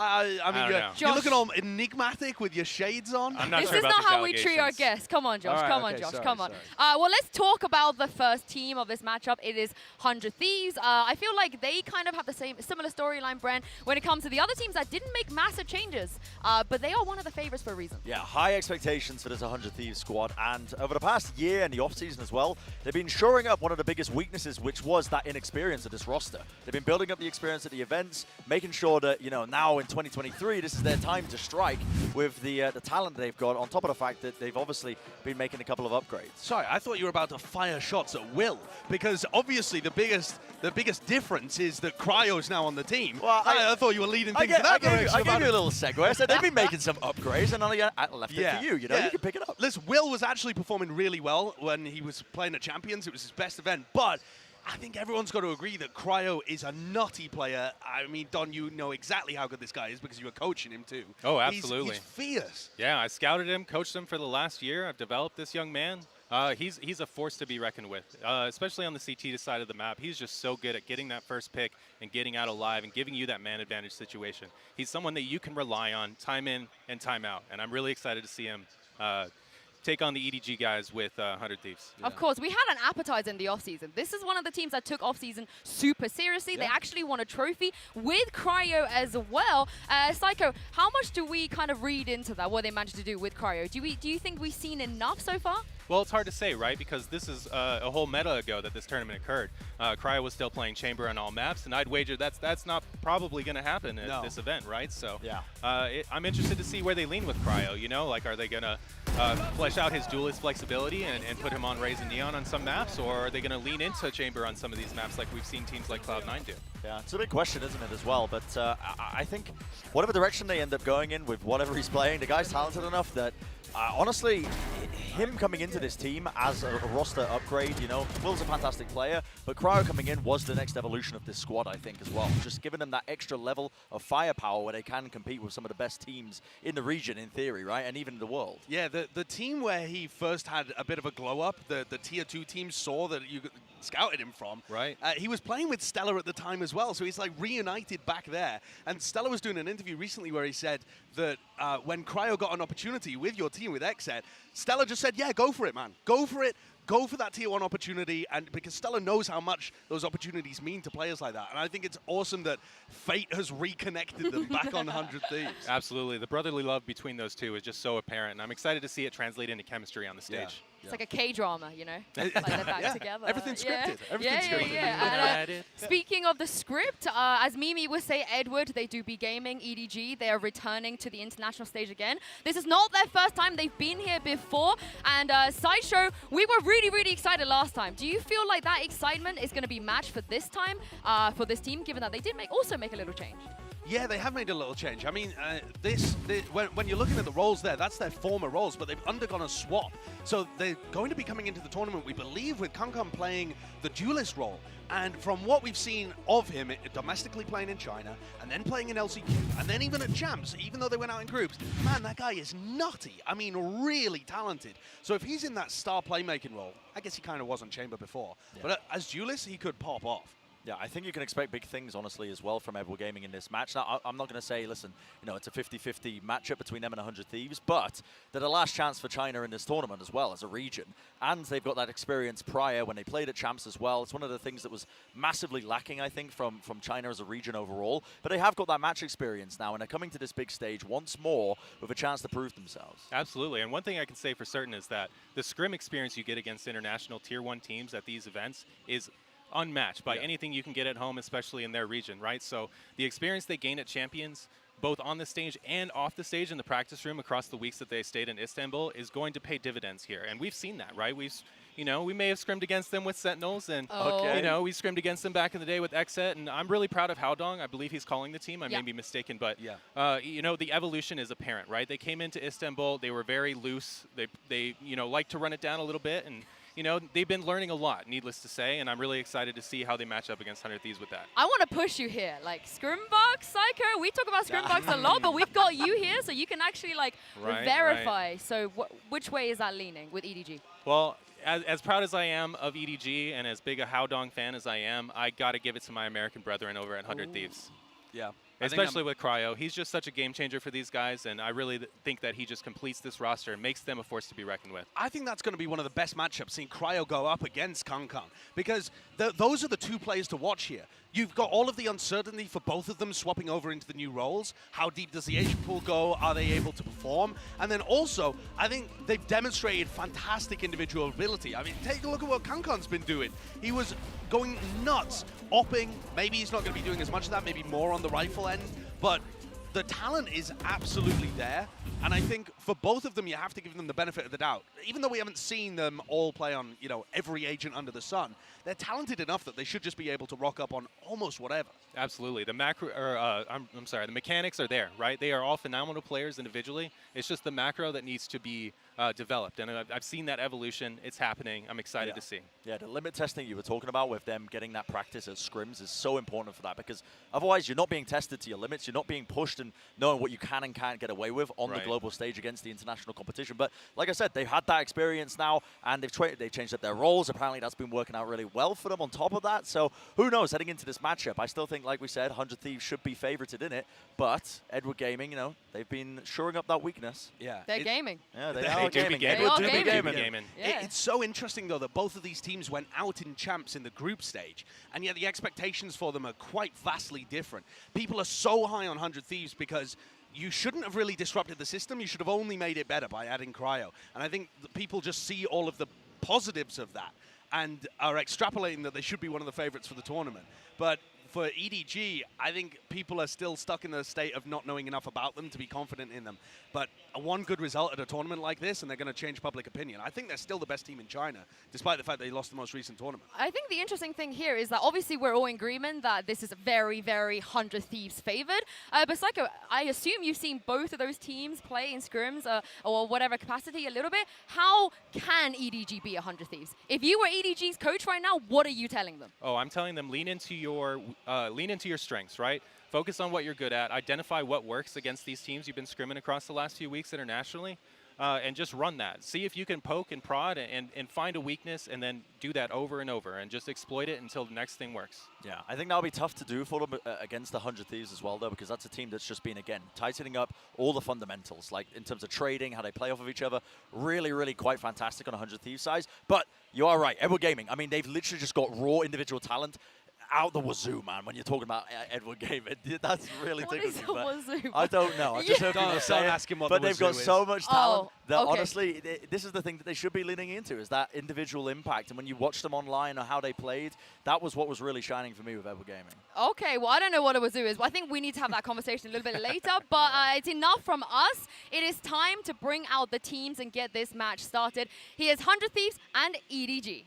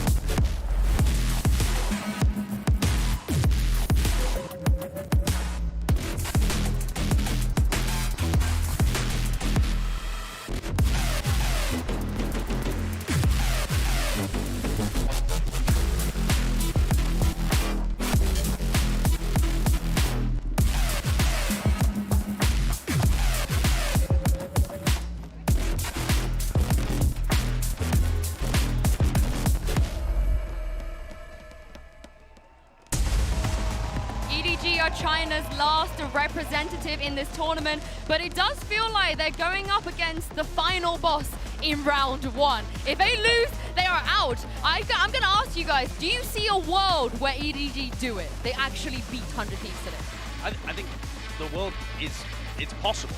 I mean, we haven't really seen them play in a while. It's a single elimination tournament, and we've only seen 100 Thieves pop off on the previous patch. Yeah. So I think you'd be a fool to say it's impossible, but I think 100 Thieves are favorites. Yep, when I look into the future and I see the multiple opportunities for various different futures, there's only one, right? And they have to control the tempo, they have to put 100 Thieves on the back foot, and they have to run it down. And that's what Edward Gaming are good at. They have the talent to do it, and I'm excited to see it.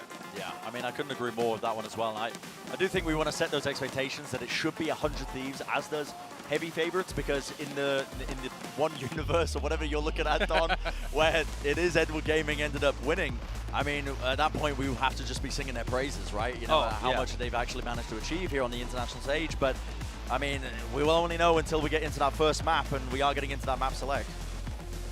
Yeah, I don't know what to expect from the map select, to be honest. EDG should be looking very different with the role swaps, 100 Thieves as well. I guess I'm just looking for maps where I can understand how they would empower Cryo. I think that's the big thing to me. And I think 100 Thieves are going to be so comfortable on Icebox. What do you think about this, Don? Were you expecting Icebox to come out first from 100 Thieves? Honestly, I didn't expect the Ascent ban more than anything. You know, you have Cryo on the Jet, who's just such a dominant force for XSET last year that you think that you would lean into that weapon, but maybe they have some information on, you know, how EDG like to play and how they like to call, and maybe they're trying to put them on the back foot early. 100 Thieves floating Lotus, and EDG go for it immediately. I love it. I'm so excited. I feel like it makes sense for EDG being the underdogs. I've seen way too many favorite teams picking Lotus and beefing it in this tournament so far. So I think it does make a lot of sense. It feels like the most volatile map currently in the tournament. Yeah, but Pearl as a decider, I think, is going to be working out quite nicely for 100 Thieves. Yeah. As a team, Pearl as a map, I think, really suits just being able to be solid with your fundamentals in terms of how you're scaling into sites, how you're playing off one another. Pearl as a decider seems like it should be going their way. But I think Haodong is going to have his work cut out for him going up against Stella. Stella was talking in a recent interview with Wyatt about how different the team looks with Wyatt being there, with Mike's HD being the head coach instead of Sean. So I think that you're going to see Stella's IGL come to the forefront a lot more. Oh my goodness, EDG have instantly locked in. Harbor on Smoggy, he was their duelist Jet player. What is going on? This Prime Gaming post-match Prime Gaming Agent Select. yeah, this is going to be okay. So the Viper Harbor, Wait, Cryo? Listen, Cryo on Omen? What in the world is happening here? Yeah, oh this is my really gosh. weird. Okay. Don, break it down for me. Cryoman, what do you think? Yay or nay? Well, you know, just knowing Cryo, I know he likes to fill and lock smokes and rank to get that #1 spot when he absolutely has to. So I know he has the mechanics to play the role. I know he has the understanding to play the role. So I just see this as a flexibility thing. He's showing that he can flex for his team, which is something that people have been downing of him. So this is his chance to show that flexibility, show that he can help his team by allowing the other players on his team to flourish in their individual roles. Well, I'm very, very excited. Psycho, thank you so much for joining us. But Absolutely. It's time to jump into Icebox with your casters, Doug and Baller. Thank you so much, Sue. Yeah, Ball, to our pleasant surprise, we have something to talk about right off the bat, and that's Cryo on Omen. What are they cooking? Yeah, I have absolutely no idea. All I know is Mike's is definitely somebody who cooks on Icebox. We've seen him multiple times throughout iterations of different teams, both 100 Thieves and even all the way back to when he was coaching Envy at Masters Berlin. He was the guy who kind of pioneered Sageless on Icebox at way back when. So I'm expecting something, and it better be good, because you're taking Cryo off of a potential duelist role, taking him off of a, good op role in the Omen. It's still definitely viable, but let's see. And then on EDG, they're cooking too. This could be the first, other than Vitality earlier, the second Harbor pick in this Omega bracket. Which I'm very excited to see. We saw him use it a lot towards B previously, but this time it's going to be towards A. And then also note, as we think about this composition, how to play it, you've got Viper walls, you have Harbor walls to work with as well. The double controller should help you establish a lot of space on the site. Right away, though, 100 Thieves is playing up in this 410 position. You have Cryo with a flash. This wall is going to try to isolate them. Cryo, the first to fall, as Haodong plays around some of his teammates' utility. EDG is getting a couple of these early kills, but boy, are they weak. Stellar and Bang, the two that remain, as you see Stellar trying to creep across. One dashes right across the screen. Spike planted. How do they get past this 2v4?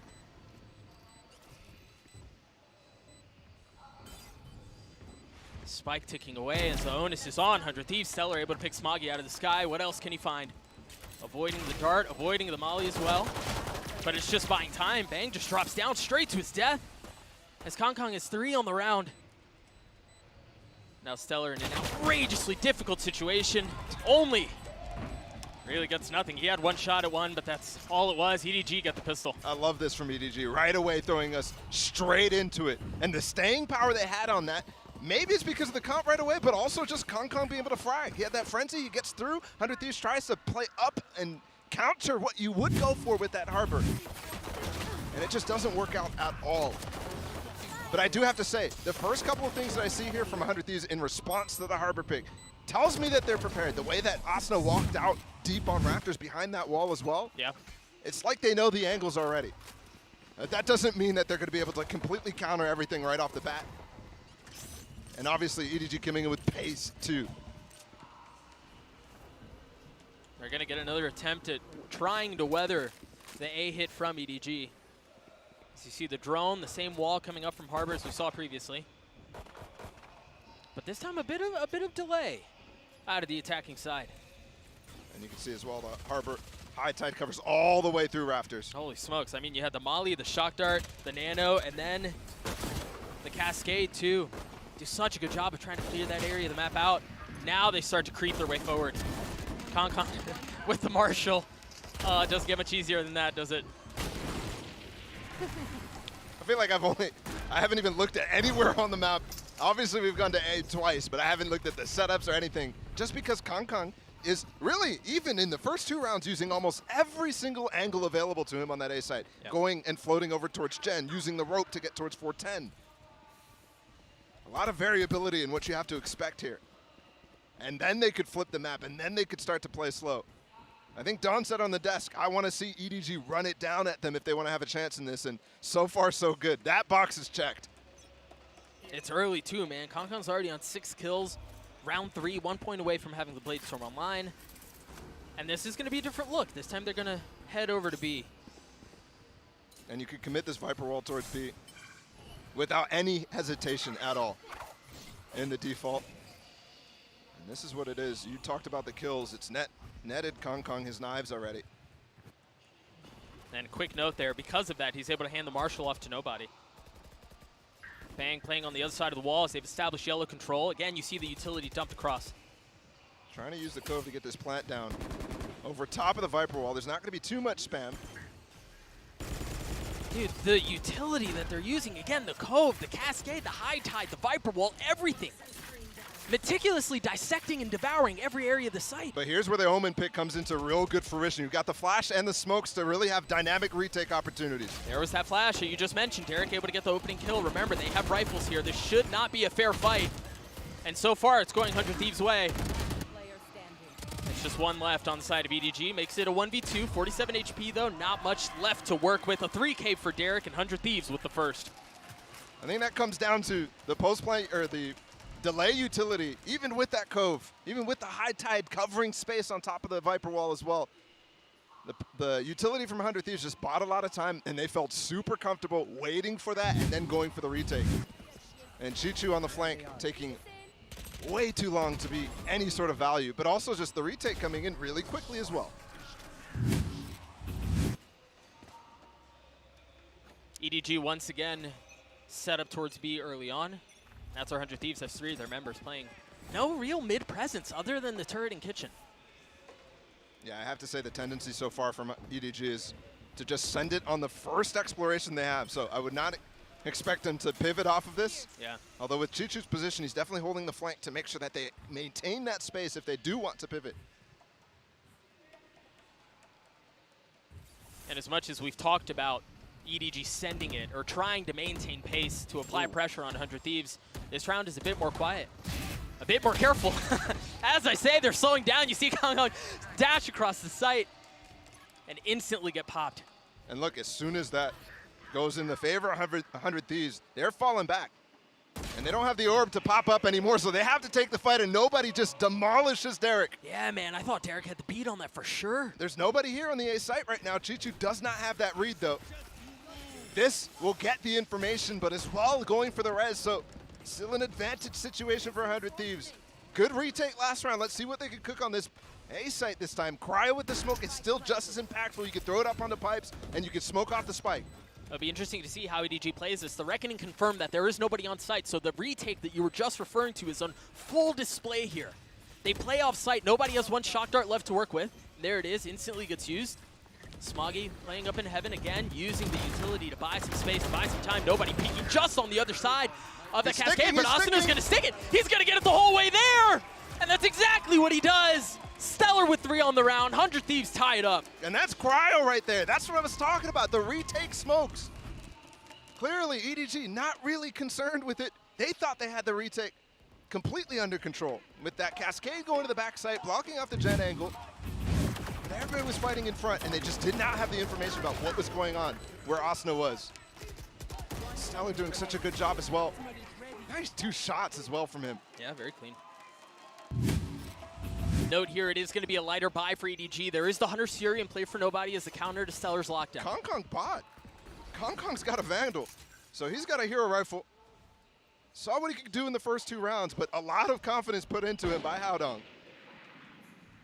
I mean, you got to put tools in your playmaker's hand, surely. We'll see if it pays off. First mid look at all for EDG. Haodong's all the way up inside of the tube already, and 100 Thieves is very passive on watching it, so he could definitely find some damage if they're not careful of the timings. There's the lockdown used. No Hunter's Fury invested yet, and they may just not use it. They may just rotate away. He'll get the position of Chichu. I mean, Yeah, he took the rope. He's all the way top 410. Yeah, you're absolutely right. He's so far up. Oh, he heard him. For sure he heard him inside that tube. But did not really get the information about the cross right now, and still nobody's really looking. Derek has his Hunter's Fury. He could definitely delay this plan a little bit. Oh, they're so careful about what's on A already. They have an inkling. Oh, a temporary moment of silence is now Haodong putting his orb up. You imagine he can apply pressure through mid-map. Also keep an eye on Kong. He's on the opposite side of the map right now. The Hunter's Fury invested. Spike tap, 20 seconds left. You don't really have time to rotate. You got to commit here. And off of that, Kong died towards B. Still so much control on the A side. They have to go when the spike's getting planted. 13 seconds, he's not on it yet. No. The flash delays even more. And the shock dart bought some time too, but 2 clean shots out of Chichu. Stellar equalizing it. Nobody landing the shots with the classic. 2 seconds left. The spike's not going to go down. Shock. Derek has to stay alive. Oh my gosh, the sidestep just in the nick of time. Oh my goodness. Derek stays clean, just sidesteps by an inch. 14 HP. And I love how nobody knew immediately to go for that. That margin is so close. And that shot from nobody as well, just randomly no-scoping through the Viper wall. He gets punished eventually. I mean, there is some heroics going on for EDG right now. It's just not quite enough. That was an eco though, mind you. They invested not only a lockdown for 100 Thieves, but also a Hunter's Fury. So EDG did a great job. And by the way, nobody did not use his Hunter's Fury. Yeah. He didn't use it. Yeah. So they've got an ult stack of their own with no counters on the other side from 100 Thieves. This is a big turnaround round here.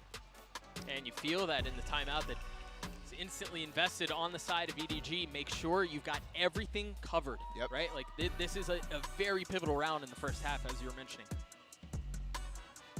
You see, actually, Mike is the one most active here inside of the EDG timeout.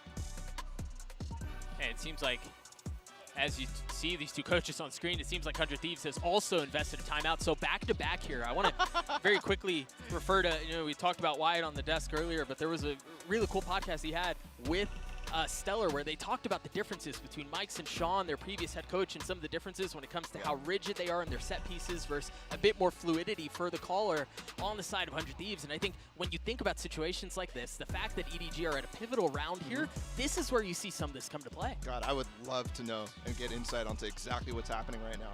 Because this is not a normal situation, guys, right now. Edward Gaming called the timeout after losing that round. They know it's a pivotal round for them. And then Mike, or whoever it might have been on 100 Thieves, calls one as well because they understand the situation too. And it's early, right? Like, we're not like 10-10, 11-10, something like that. This is really early in the map. So so much time to discuss, so much time to pivot off of original plans as well. I'm gonna get back into it momentarily here.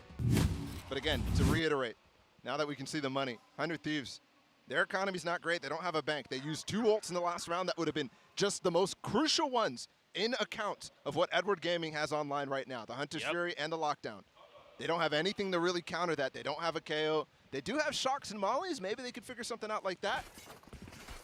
But already Stellar's setting up his mollies on A, so I totally expect Edward to just walk up towards pipes and get that lockdown. But look what 100 Thieves is doing as well. Instant pressure towards B with a one-way onto Garage. 3 players over there as well. It looked like they were expecting something, but no, it's in fact more positioning and aggression towards A from EDG. The drone used early. Also note, there's no one playing towards B long to make sure there are no rotations or anyone flanking around. They are fully committing to A here, Bala. That drone just got a lot of information that the site is clear, and I think that also they don't invest the lockdown because of that. Just that early information, nothing's being thrown, no utility. And now they have the ability to use that in the post plant, but Chichu's fighting on the flank here. Oh, bang! Has a big opportunity to close up this round. Smoke, if you're precarious, now you see the Hunter's Fury through as the fight starts to erupt across the site. Again, you have to keep an eye on the pressure coming in from the flank. Bang's able to get a Chichu. Can he find anything else? The pressure has to be applied now. Nobody falls. Now Cryo pushing forward. They've got him pinched. They've got him stymied. They've got him suffocated. And they've got him done. The plan from beginning to end there, set up the B flank, get that control, and bang. Goes absolutely nuclear. Would love to see him take down the 2 players who were 100% focused on him rather than the fight that was going in on the site. 100 Thieves, great job there on the retake again. And it was such a good pinch, right? Like Cryo smoked for Bang from coming in on the retake. The smoke comes through, Bang gets these 2 kills, and Cryo's pushing in at the exact same time. They had him pinched. The timing on that was gorgeous. Back in the game here. Yeah, you still have Chichu's ult. Now you've got Smoggy's Reckoning as well. Yeah, they used that to clear for information last time, rather than to try to execute with it. And again, 3 players towards B. Mike immediately out the timeout. They're recognizing the amounts of pressure being put here by Edward Gaming at the beginning of these rounds. And it's funny because it slowed down immediately on the other side too, knowing that's not something you're going to be able to rely on with how dynamic the calling is on this game. There's the lockdown going in. The only thing they have as far as defenses on A is the utility from Stellar. And it caused some problems in the previous round. It caused a little bit of damage. But that's it for now. Smoggy getting the spike down. Look how much farther. Oh, Bang with the spam on the Kang. There's the Reckoning, and it's going in aggressive. But do they scale up with it? Do they push with it? Or is it just to send them back? To buy some space? I mean, they're flashed up to high heaven. They can't see a dang thing. Cryo gets a kill onto nobody as it traded back and forth. Now 3v3 left for the round. Kong weak. Spike ticking away. He's fallen. 41 HP left for Chichu, and he's going to fall as well. It's just down on Smoggy. He's got a Guardian, and he's got a 1v2 before him. Oh, my goodness. Cryo with 3 on the round. Stellar's going to get the defuse as well. He just TPs up. He just goes somewhere where you're not supposed to be in the defensive retake and just completely catches Edward again off guard. These retakes are unbelievable. As soon as the gun round started, and that one was really, really different in approach from Edward. They were, I mean, Kong pushed way up. Nobody pushed way up. Most of the time they were falling back, trying to play post plant and spam down the diffuser up in side of the nest where they plant. Yeah. This time, it took a lot more, and it was disjointed from 100 Thieves, so there's definitely a gap there. They choose to continue to play up close, but they've got to have a little bit more in terms of the team play. Blades from use instantly by Kong. Pressure towards A as we've seen before. Interesting that they invest the Viper Spit out from Bang towards B. Wow. That's also the first time we see this Sage Wall. Yeah. Sage Wall invested on top of having the turret and kitchen, which, by the way, spots both the top tube, walk up, and the under tube. So you've got, you've got kitchen covered, you've got top tube and under tube covered, you've got B long covered, and this is all invested on a pistol round. Yeah. And remember, most time, oh, this walk up from Kong. Really nice and silent. And behind the Viper wall too, so That's not information that you have. Most of the time, 100 Thieves is playing off-site. This time, they have players who can definitely go ahead and pop and flood onto the site. But they've been had. You see Concon trying to get aerial, trying to find something. A Love kill, this. and no, Cryo gets it. He just smokes and walks up, takes the space that they're not taking, and is able to isolate fights just like that. Mid-split going in, double Viper wall, or double wall and high tide on both sides, and Stellar still! No way, bro, no way. How do you do that? The off-season magic continues from him. Just a read on the game. Cryo getting another kill. It's a 5v1. Nobody's truly done and dusted here. Yeah, I want to very quickly, Balla, kind of pick your brain on this, because we talked at the beginning of the map about Cryo and Omen, right? And Cryo's known for being electric. He's mechanically insane. He's normally played these duelist roles, have a little bit of room to work with. And we asked questions around why Omen. Well, no shot. Okay, 2. All right. But we asked why Omen. Right, and the more I watch him play, I've seen him aggressively, right, teleport, take space, take these fights with his flashes. I figure if you're going to put him on a controller, Omen probably makes the most sense because of his mobility and his playmaking ability too. Yeah, it definitely adds a little element of playmaking, but it also removes some as well. Sure. But I think this is going to be, especially if you continue to have this type of idea from 100 Thieves, add a little element to Cryo's game that, I mean, he had just not in massive droves, right? The team play element to play for his teammates. And I think Cryo is that smart, cerebral player that you have the ability to give him those tools and to support great players on throughout the entire roster. Bang, Asuna as well, Derek too. Like everybody, if they're playing all for each other and not just using everything for Cryo, that definitely adds tons of value. Yeah, absolutely. Derek grabbing that orb early on, getting the Hunter Shuri on mine. While the drone, the harbor utility, and the spike are towards B.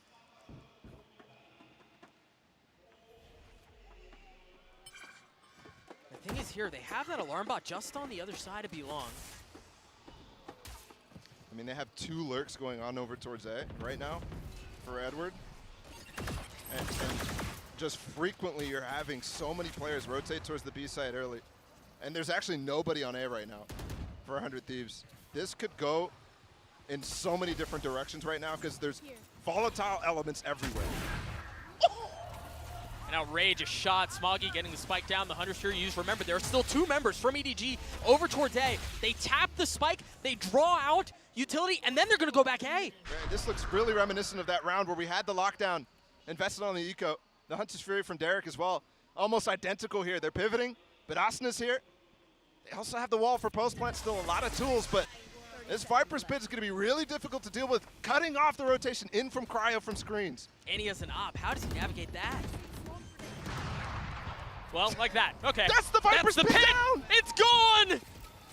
That was the shroud that they had to play around! Asuna getting another kill. Chichu trading it back. 3v3 here. No ults to speak of. Cryo. Shot going just a bit wide, just a bit errant. While Concons does not. That's the op out of the hands of 100 Thieves for now. 3v2. Numbers heavily tilting back in favor of EDGs as they get a round back. Dude, I loved how EDG played that round, right? They quietly get 2 into A, they take the spike B, tap, draw out the Hunter's Fury, and then they know they're going to end A off the pit. And that's a tendency that we've already seen. 100 Thieves definitely gets a little scared. I mean, I call it out right at the beginning of the game. There's the shot from Cryo, by the way, on a Howdong. It's a tag from a drone. I thought for sure Edward, just on the playstyle and what I've seen at Champions, they were going to full send every time they start to go in one direction. And clearly that's not the case, but 100 Thieves look to have that in their prep. Look to have that as one of their win conditions, is simply just put down your utility early and let them go ahead and W key. Note the buy for 100 Thieves is light. Cryo has taken a lot of space up B long. Again, flank covered by Chichu. Reckoning, that's the 3rd one of the half, by the way. Oh, Stellar stunned up top. They're not getting through, though. Just a fake again. Cryo's got a shorty up close. They're going to go into him. No. Chichu's too aware. And that's a full rotate now from 100 Thieves. The thing about these hits is that they take a little while for them to fully manifest on the side of EDG, and it gives 100 Thieves a chance to rotate over, but the gun difference here is very considerable. Stellar the only one with a rifle. But for Asuna, that may be a rifle on its own. Oh, wait. They've brought this back. The spike's down right now. Oh, but the thing is, Concon's in kitchen, and they have no idea. The op to the back of the head. Asuna's dead. But they're all back at Snowman right now. And there's not really anything to block the sight lines. The wall's been used over towards the other side. Derek gets another one. The spike's not down either. It hasn't been planted. It has to be on Concon right now to create some space. And no, now Chichu's left in this 1v3. How the heck have 100 Thieves done this? Managed to potentially steal around away. No way, investing it. I mean, you've got to risk it, right? You've got to secure it. You've got to do your darndest to get there. You're 65 HP, though, against the weapons that they have. Oh, my goodness. They just wait it out here, surely. They're going to have to wait it out, but they should get the defuse. Yeah, easily. Whew. I was looking at that. The fact that 100 Thieves of Money was low in the first place was surprising to me on that. But you could see the impact that some of these nasty shots that the Edward Gaming players are hitting on all rounds are really digging into it, but it ends up not mattering. Down the line, 100 Thieves with the big thrifty on round 10, by the way, which gives them bank for the rest of the game, rest of the half, I should say, and breaks EDG's economy right back as well. One enemy reloading. Derek was so clean with those Marshall shots. I just love how Chichu as well. Just fully confident in himself. Pops the lockdown immediately, says, okay, I can win this. And that would have been huge too. That was a round that could have swung things to be a very, very close game. Oh, Cryo. He tried to TP on top of that wall. They used that wall earlier, kind of surprisingly, remember? Yeah, And they didn't TP on top. This time, they say, okay, we're not going to do that. Trying to condition them to not worry about it. And yet they still are. Good discipline from EDG. Bang tagged by the dart, has to back up. They get the res for Cryo back online. Getting Are they ulted. dropping the Hunter Sure? Yeah, on the res. Oh, he got away. Oh, the second. No. Derek, how is he still alive? He's got 8 HP. He's getting healed through all of that as well. Bang staying in front of the cascade. Every time there's somebody up here, they're just so aware of how 100 Thieves is playing retake on A. But they're not really able to get past this lane. It's a big shot out there from Concon. He had to land that. He'd scaled so far up without triggering any of the utility. Oh no! That's gonna hurt. He's got to dash in forward. He's got no real way to go. Cryo with not the jet movement there. Almost loses his life, but we're going back for another 5v5 retake. It was a low buy here for EDG, but definitely still some punch to it too. Nobody with one shock dart. Howdong with 2 Viper Mollies to work with here. And the flank coming from Nobody as well. With how long 100 Thieves has taken to group up here, that could definitely come into effect. He's got a Bulldog as well. There's the first bit of utility, post-plant to delay, to buy some time. And now there's nobody on the flank, as you just mentioned. Viper Molly's going through, trying to buy their time. They have to take the fight to EDG's doorstep, and they try and they fail. It does not go their way. Not again. Asuna does it again!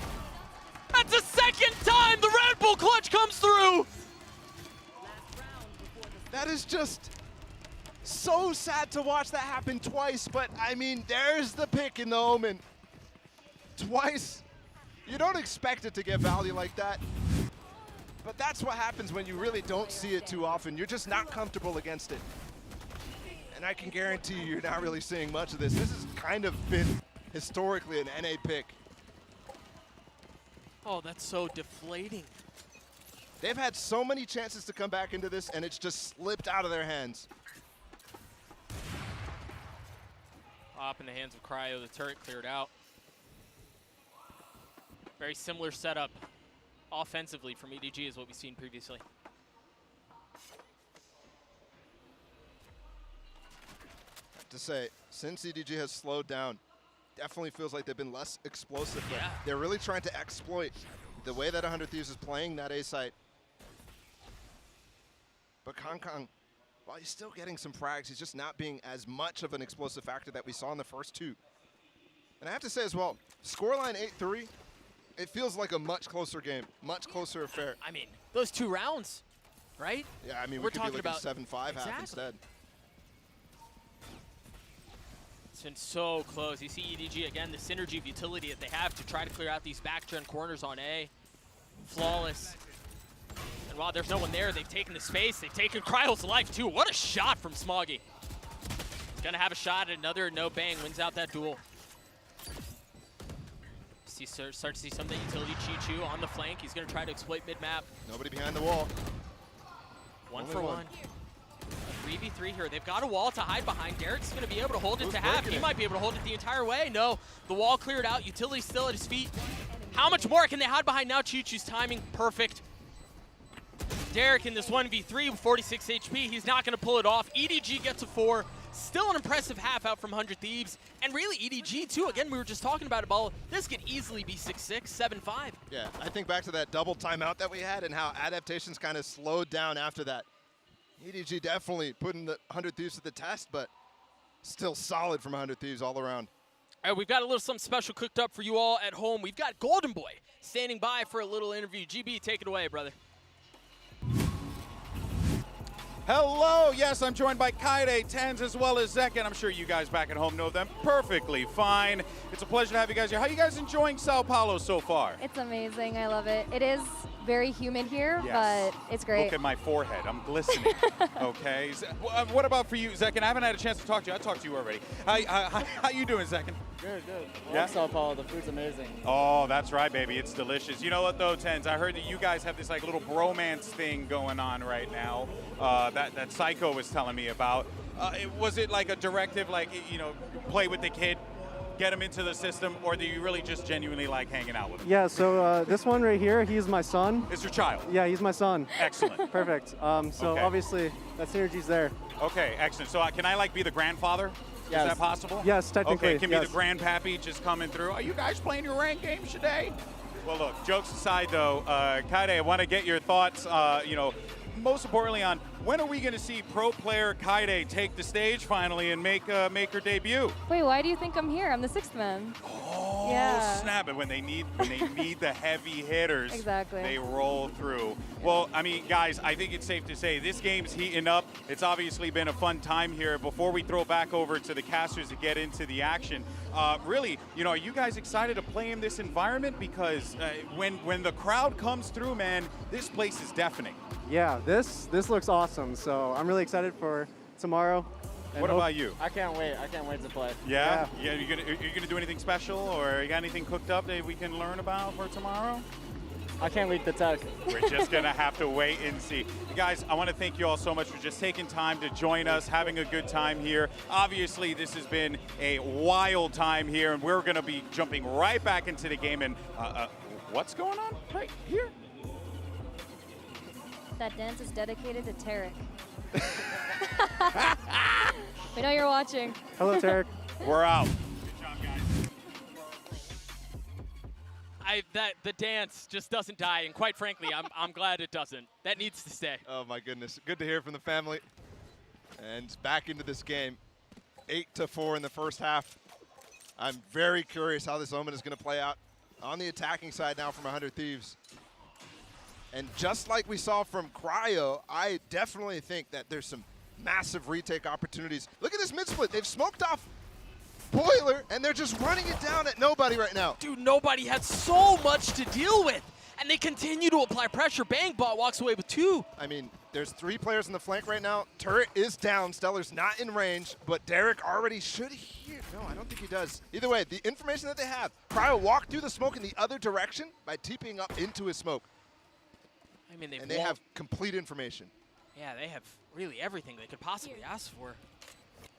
They've even got a cheeky little wall. It's but look planted at, for them, too. Yeah, they're playing far up on it. They just want to take the fight mid. I love this. Retaking this space that is crucial for them to fight the guys on site. Leave Derek to it. And a good smoke for the escape, too. Howdong struggled in the first half, but that's a very clean kill. Kills going back and forth. Howdong with 21 HP in this 1v3. Stellar's weak, but this time's not on his side. The spike wasn't either, and 100 Thieves win the pistol. ADG won the first one. So we go 50-50 on them. 9-4 right now. This is definitely a good place for 100 Thieves to solidify this lead a little bit more. Once the gun rounds start, you have no clue how it's going to take us. Just so difficult to deal with all of that mid-aggression in a pistol, right? It's unexpected. It's overwhelming. It's not normally. Honestly. It is not normal. I mean, the double smoke, again, the uncomfortableness of teams who have never played against Omen. Not saying that EGG, they might be experienced, they might not be. Just by those 2 defuses alone, I think I lean towards not experienced. And you don't really consider that possibility. All of a sudden, your comms are going crazy. They smoked mid twice. And what do you do in that case? You don't have the protocols built for it. Absolutely, yeah. It just becomes reaction at that point, and that's where things can get real hairy. Quiet start to this round for 100 Thieves. Note, there isn't really much of an investment for EDG here. There's also nobody at B. Wall goes up, spike goes down, and it's going to be on EDG to try to attempt this post plant. Interesting investment of the Viper wall here as a retake. You can definitely get on the spike and pressure them by having to spam through the... What is that from Derek? I mean, just through the smoke, finding the timing. I guess you're just trying to catch him as he walks through. Oh, the only and logical... it's a double spam, by the way, too, with Bang, so they're 100% like trying to insta-kill somebody. Yeah, the only logical explanation is they have heat-seeking. Well, it's just been outrageous. They've done it so many times. When did that gun come out? It's the new meta. Again, you start to see some of the spam through as Stellar's trying to deal with the flank coming around. This round all but done. And that's 10 for 100 Thieves. The Prime Gaming Flawless comes through. I was hoping to see a little bit of the retake idea with that Viper wall being used. And I'm curious if they're going to consistently stick with that, because the defensive ideas with the Harbor Viper has been to actually have double coverage with the Viper wall on the defensive side of A, right? Just cover up, much like Bang, or Bang was using his Viper wall in the first half. Sure. But then to also, when the fuel is down, keep that high tide coming. And you can have almost 100% coverage throughout the round with that.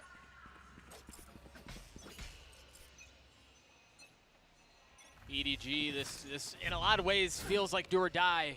You've got to be able to win this round, start to get some things rolling your way. How quick do 100 Thieves recognize there's only one player on the site right now in Chichu? Nobody close by, but you're right, there's not a lot here. Instantly pushed off of Nest as they have to go for the second option. Chichu playing inside the smoke. Oh. He's going to be able to scale up a decent amount, and Cryo was waiting for it, but Chichu wins out the duel anyway. That's the second one. He's been a pest. And that's a lot of the post plan down as well. Derek still with shocks. Oh, the Molly's going to vulnerable up Asuna. Oh, just on the other side of the wall, and Kankan dashes away, and now it may be on, it may be on Howdong to try to seal the defuse away, but no, they're just going to get the kills through. Talk about heat seeking too. Smuggy's tracking him through the wall all the way.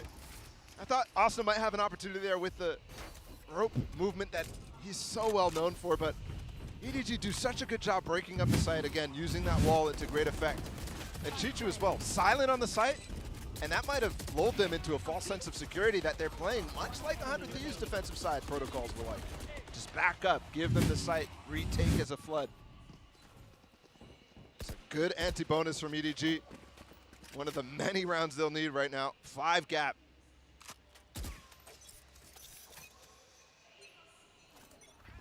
Nobody bringing a Bulldog into this round, but Vandals and Phantoms the rest of the way. Standing ahead.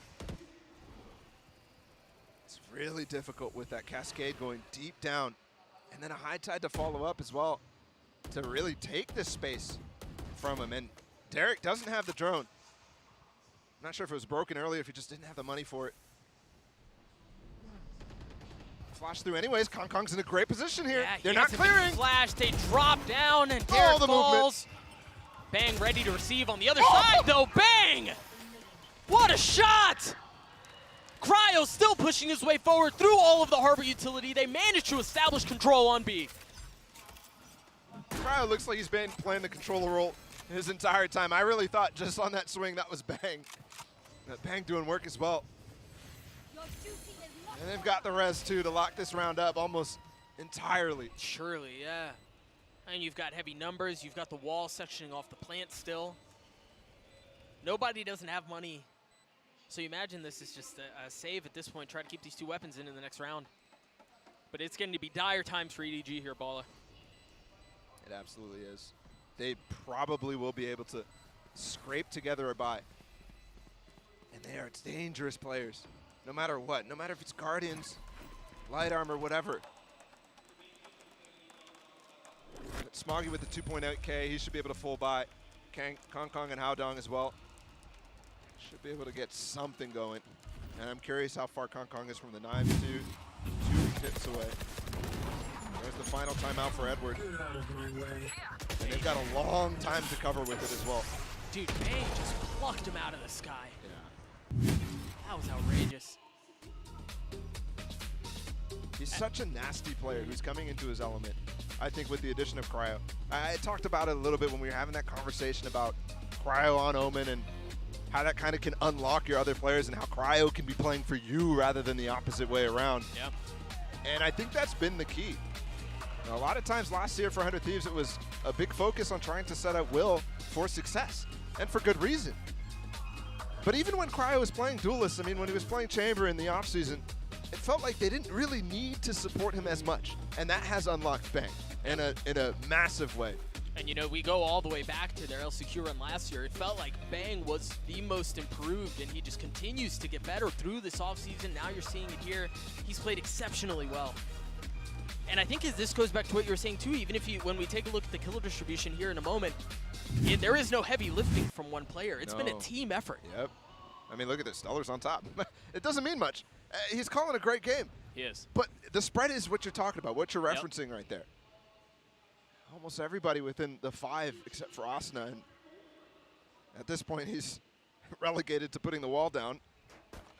Yeah, it's a tough life for a stage on Icebox, but if you have your roster and Austin is the one who has the least amount of kills, I think you're doing okay. And you're dominating like this? Yeah. I mean, it reminds me of Navi a little bit yesterday, right? Yeah, absolutely. Aggressive here. They try to deny Kong Kong the orb. He doesn't go for it. He gets through. Does take a little bit of a damage, but look at the high tide as well. They cover all of it. They drone back through. They have a lot of space deep up A. Yeah, I really like how they used all the Harbor utility and the drone out from nobody to set up Kong Kong to either set up for a duel or just take the space. And now they've darted back A. They're getting so much info and so much space off of this pressure A. And that's the thing, is you're going to want to set up your star in situations like this. He has to be your playmaker. Yeah, but the big thing, they invested that, right? So they don't have the drone to clear potentially this Viper's Pit that's going to go down for Bang. Yeah. And this is a massive round. Could put 100 Thieves on match point. There's the ult coming in. The wall. Have they broken it? Asuna goes down before the plant. Haodong was so close to him there. But Stellar, wise to it, waiting. Is he expecting a second? He looked like he was, but Smoggy wins out the duel anyway. Spike still not planted. Bang attempting. They've got the Reckoning they're going to have to deal with as well. A 3v2 here turns into a 2v2. Derek has the ult. 1v2. Derek, so good in clutch situations historically. He's going to have to pull off a bloody miracle to win this one, They're though. stacked on top of each other. Not a lot of time. The Spike just on the other side. And while it looked precarious for just a moment, Derek has such little health. They even gave him the 1v1, but the shots do not land as EDG get to 6. So crucial there. Not only to deny the plant the first time, if that went down, all of a sudden they're all playing in the pit. We've got a completely different situation in front of you. But then to play that clutch as well against Derek, here's Haodong just finding Asuna. He was so close to him the entire time. Gutsy call from him, but again, single a limb, best of 3, it has to be Gutsy the entire way. Yeah, and we're only in map 1. Full best of 3 ahead of us. Let's see how this continues. Ooh, ult off the tag. Derek's trying to find him, and he does. One ping, can he get the second? He goes up the boiler to try to dodge a little bit.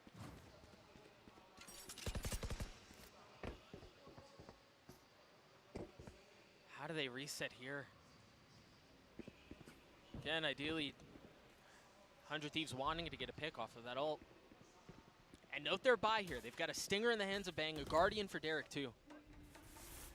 Now, if they can get Stellar this orb, yeah, he's going to have the lockdown online. Oh, they're popping it too.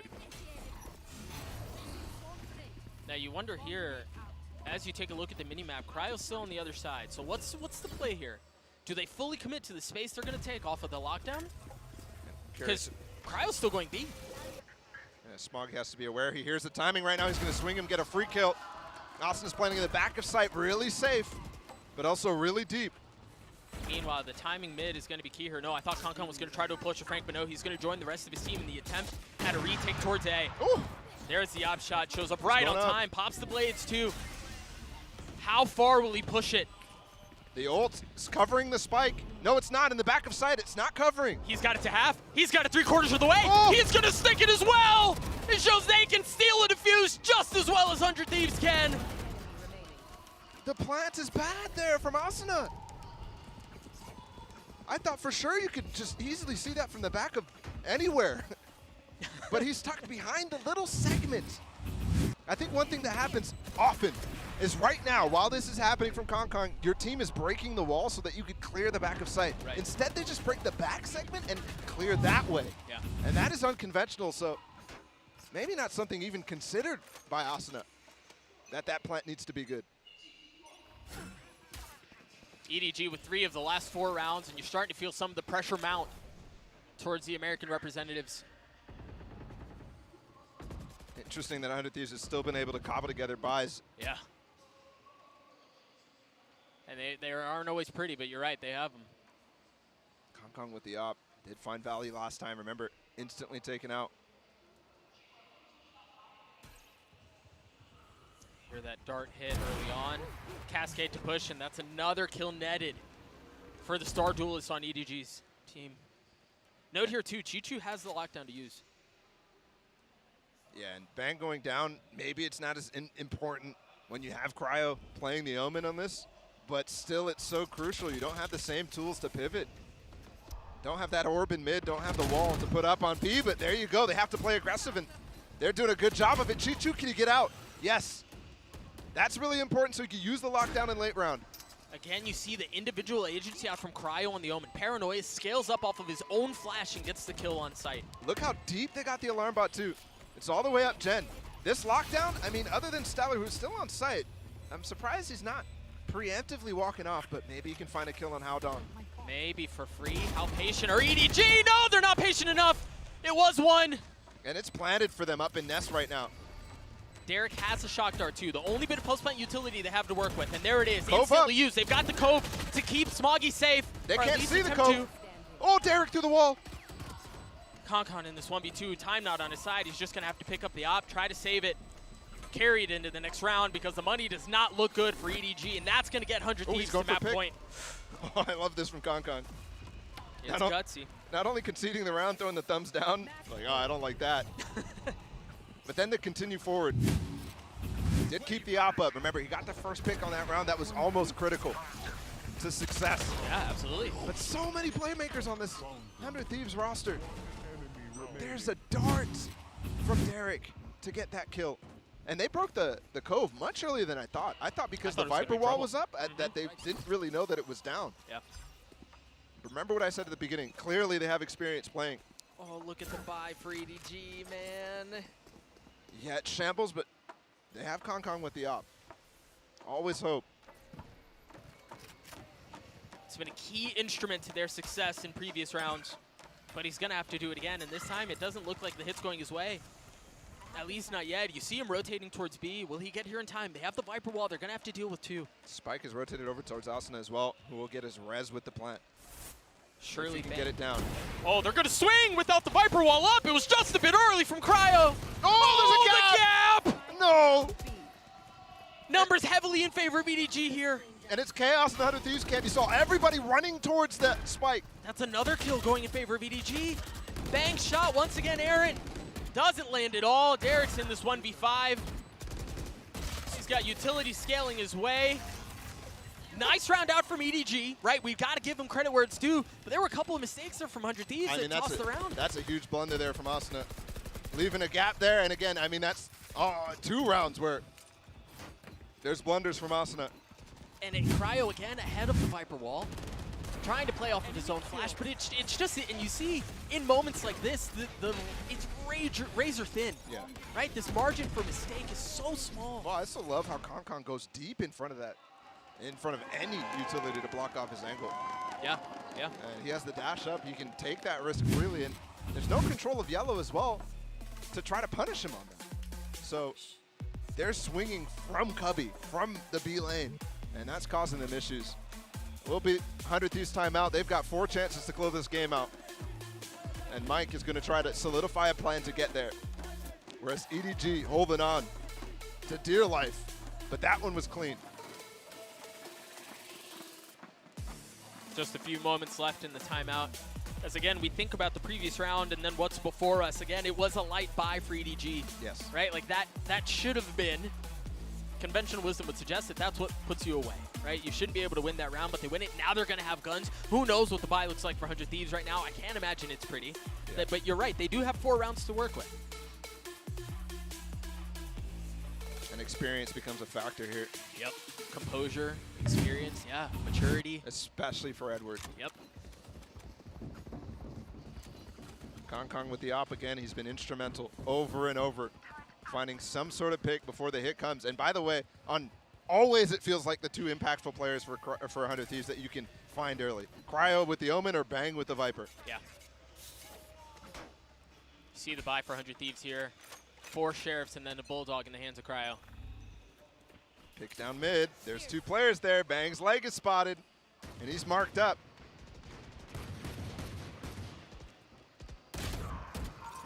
Cryo, the first to fall, and that was the Bulldog. Yep. That was the only weapon they had. Now, I believe, yeah, Bang was it. close to pick it up, yeah.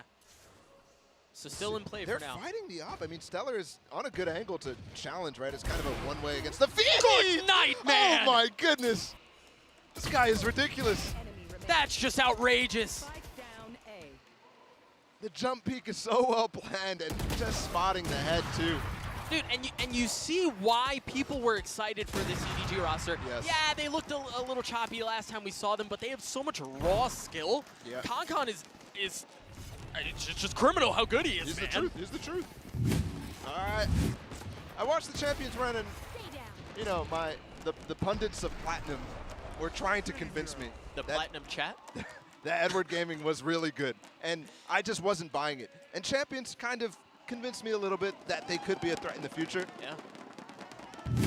And now you're seeing why. And this is not like, this is not one of those situations like where we're predicting or we're saying, oh, there's an upset happening or something like that, and the other team is the problem. It's not like the Liquid series against Secret where Liquid looked really bad. 100 Thieves still looks great. Yeah, yeah. And it's this close. Very important to point out. Absolutely, I agree with you. Now, this is a little different. Remember in the previous round, 100 Thieves tried taking some of the space up tube in the kitchen, but there was opponents waiting on the other side. This time they managed to scale up a little bit, and they're rewarded for a kill onto Haodong. That spam gave up Haodong's position. He's trying to get a cheeky little bit of damage, and I think he did on the Bang. Whew. What a snap. I mean, they have to stay fighting this B lane right now. Smoggy and nobody are in trouble. Yeah, this is the round win right here. If they can lock this down, they're good. 7 bullets and Smoggy gets 3. Now Chichu on the other side, it looked like they were the ones who were stuck. They were the ones who were trapped and surrounded. But no, they managed to keep 100 Thieves back. Opcon Bang has still so much to do. Nobody's weak, sure. Oh my gosh. That's a moment. 1 bullet. 15 HP. Nobody weak. 33 seconds. 30 seconds left. For the ace, too. I mean, surely they know where he is at this point. It all comes down to nobody, and he's weak. Bang, 15 HP as well. 1 bullet secures the round, secures everything for either of these players. Bang going aggressive. Here's the rotation. 13 seconds left, and it's all on Bang. He's got to pick up Spike. He's got to get there quick. As you see, nobody going around. He's got the Hunter's Fury, too. There's no shot. Can Bang dodge the Hunter's Fury? There it is. The dart is delayed. Oh, no time. It's delayed no time. Gorgeously. What a play out from nobody to have the wherewithal to run away, avoid the fight, and then use the Hunter's Fury to secure it. Absolutely. Gorgeous. And props to Smoggy, too. He had a lot to lift in that as well. Yeah. Just to stop that push in from 100 Thieves. I think mistake there for them was to stay and fight on this B lane right here, Smoggy. They're pushing up with the drone, and 100 Thieves is challenging because of all the mid presence that they have. They think they're getting a pinch off, but no, they're not. Great attempt from Bang. And even gets the spike down too, which actually maybe nets them a little bit of a light buy here. Yeah, better buy for sure. Look at how many ults there are for 100 Thieves. KJ ult, Viper ult, so many impactful ones right now, and nothing on the side of EDG. They just used the Hunter's Fury to lock up that round. Derek also, as you talk about ults for the side of 100 Thieves, Derek's just 1 point away from having his. They still have a few lifelines to work with here, but as we mentioned a couple of rounds ago, EDG are applying so much pressure. It's so tough to figure out where Kong is, too. He's almost always been picking the right side to go to. Yep. There it is. That should confirm things. The question is, do they double down? Do they push into this? They try to push him off. They go aggressive, and they're rewarded with the kill. Once again, the plan up in Nest, the wall up too. Oh, and this controls underneath, too. Oh, but nobody's up. Are they going to clear him? That's the Viper's Pit! The KJ ult, though, that's something else you have to deal with. Asuna gets another one on site, gets traded out. Cryo with the up. It's a 3v2 here. It's scaled up. They're going to have to respect it. Still a Cove, still a High Tide, still some tools in this post plan, but Derek did get the kill to have his Hunter's Fury, so locked out the last one with one, but this time it might be your downfall. Smoggy going up top, you hear him taking the rope, and there it is. The Hunter's Fury should secure things, and no, it's actually the Stinger out from Stellar that gets 100 Thieves, the Icebox win. An unconventional approach for the man who was just on your screen as well, Cryo on the Omen, and it looks good. Edward Gaming with definitely some bite to them, though. Absolutely. I was really worried that this series was going to be very boring, honestly. Because 100 Thieves looked great, and EDG, I was not really knowing exactly what they were going to bring, but the scrim bucks for me got me excited, and this got me excited. Yeah, they're delivering. It's only been one map, but they're delivering every single way that you could possibly ask for. You know, you talk about matchups like this, and you go, well, the fundamentals from the more drilled and sound teams should win out, but there were a couple of mistakes on the side of 100 Thieves that we saw, and EDG capitalized those gorgeously. We have Lotus on the other side of this break. Map 1 was good, map 2 will be better. Don't go anywhere, friends. We'll be right back.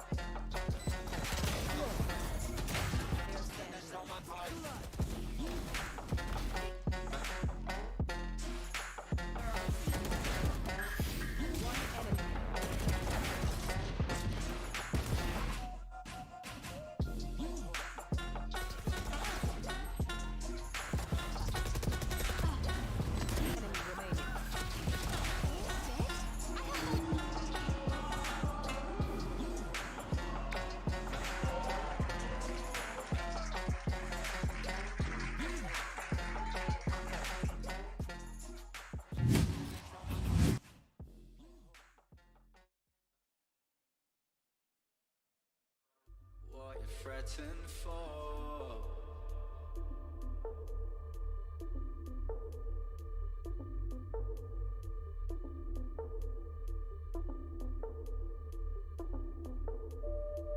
You knew that this was coming.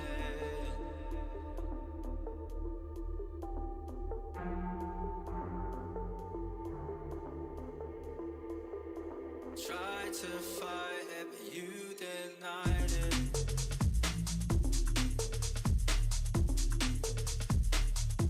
How was it? You knew that this was coming.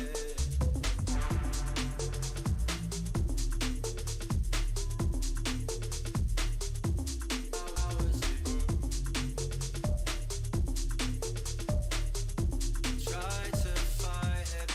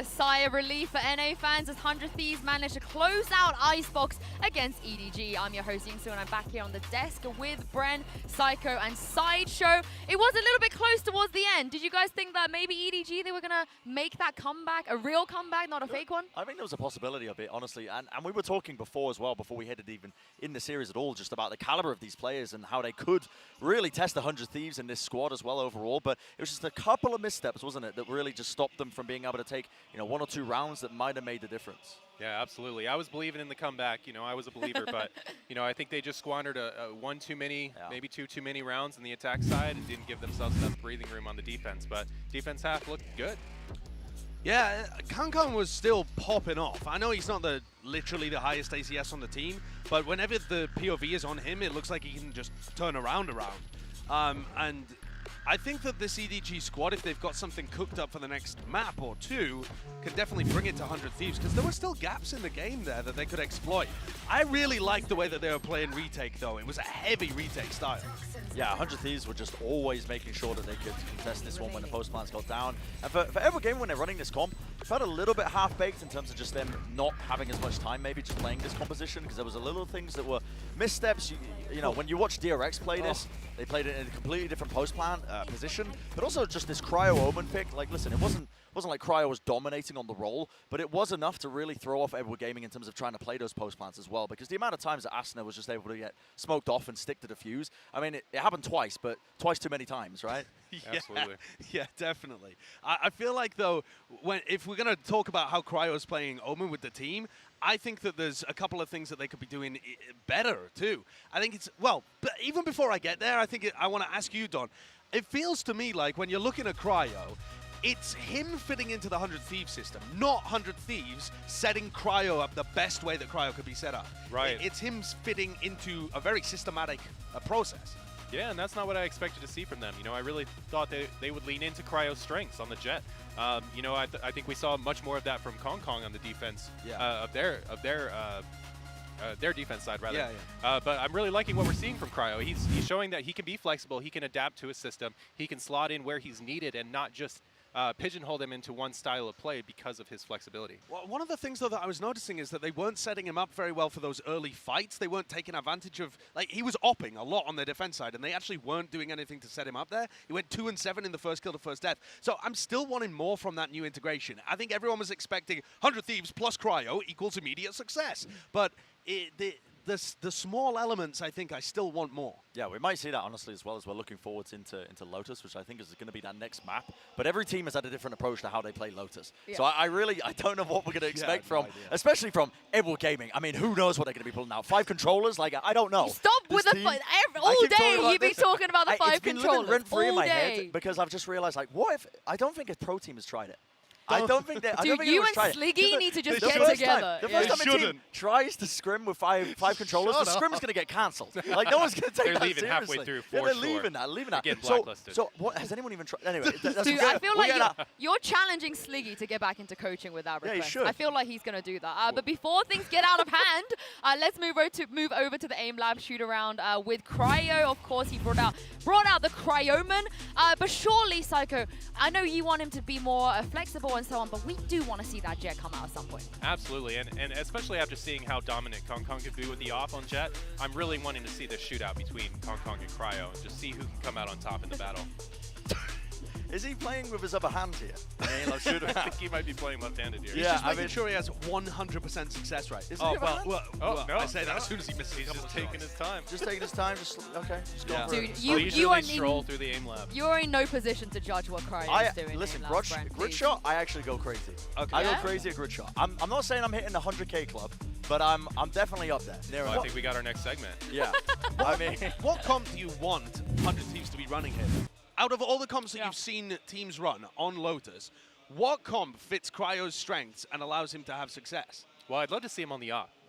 If you can get Cryo on the operator, especially on defense halves, he's going to win games for you, right? And I want to see 100 Thieves leaning into that on this map, but who knows what we'll see. Maybe we'll see a whole different comp that we haven't seen yet.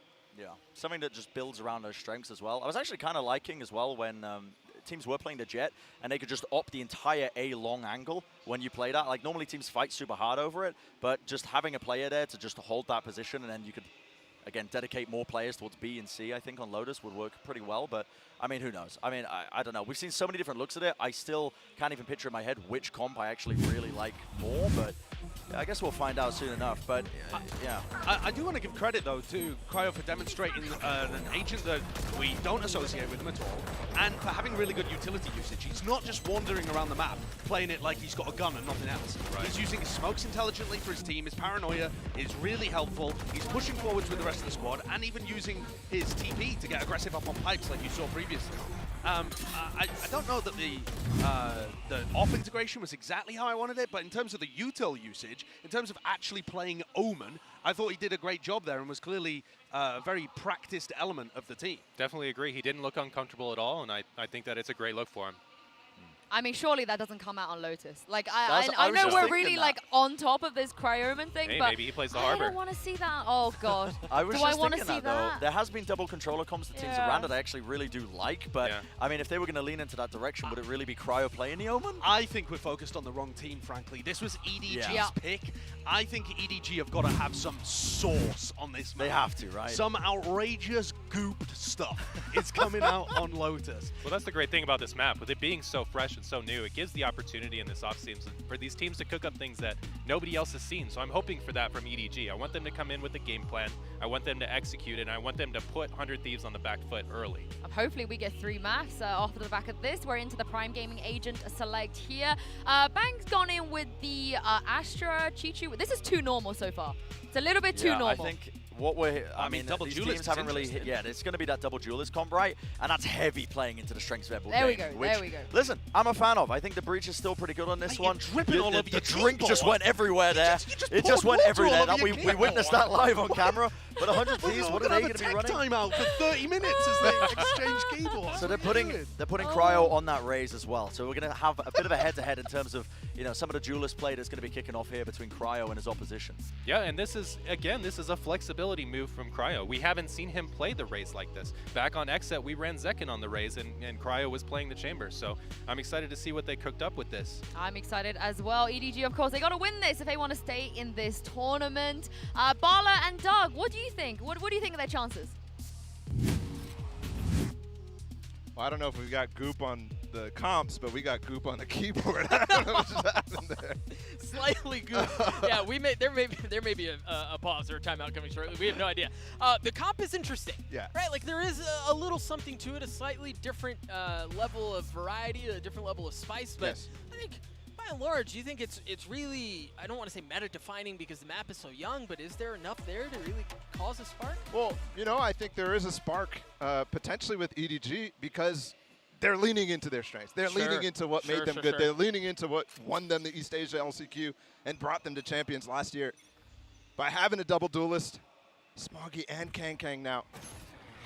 100 Thieves on the other side. They're leaning into Fade Raise, which is not something we normally see. And also no Omen here either. Bang with the spam through the box right off rip because Asana's knife isolates them.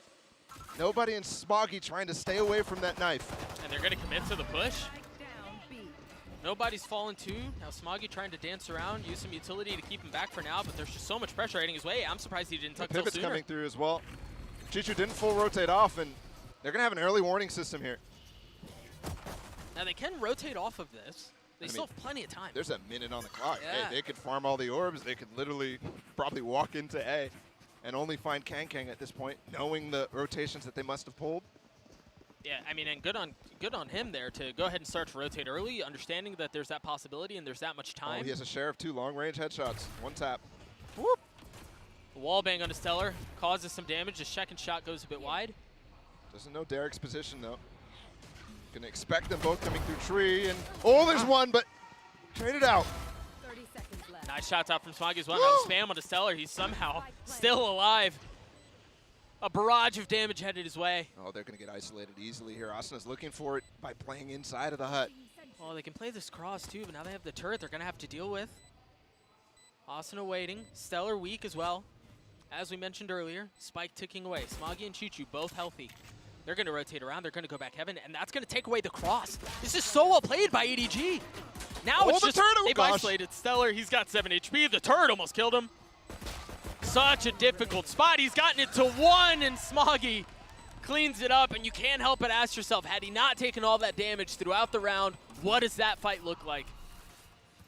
I just love the patience that they had on actually committing to fighting on that retake up against both Asuna and Stellar. They knew that Crossfire was there, you called it out, but they also waited for their turret cooldown to come back up, to hold the space, make sure Stellar does not join back up with Asuna. Yep.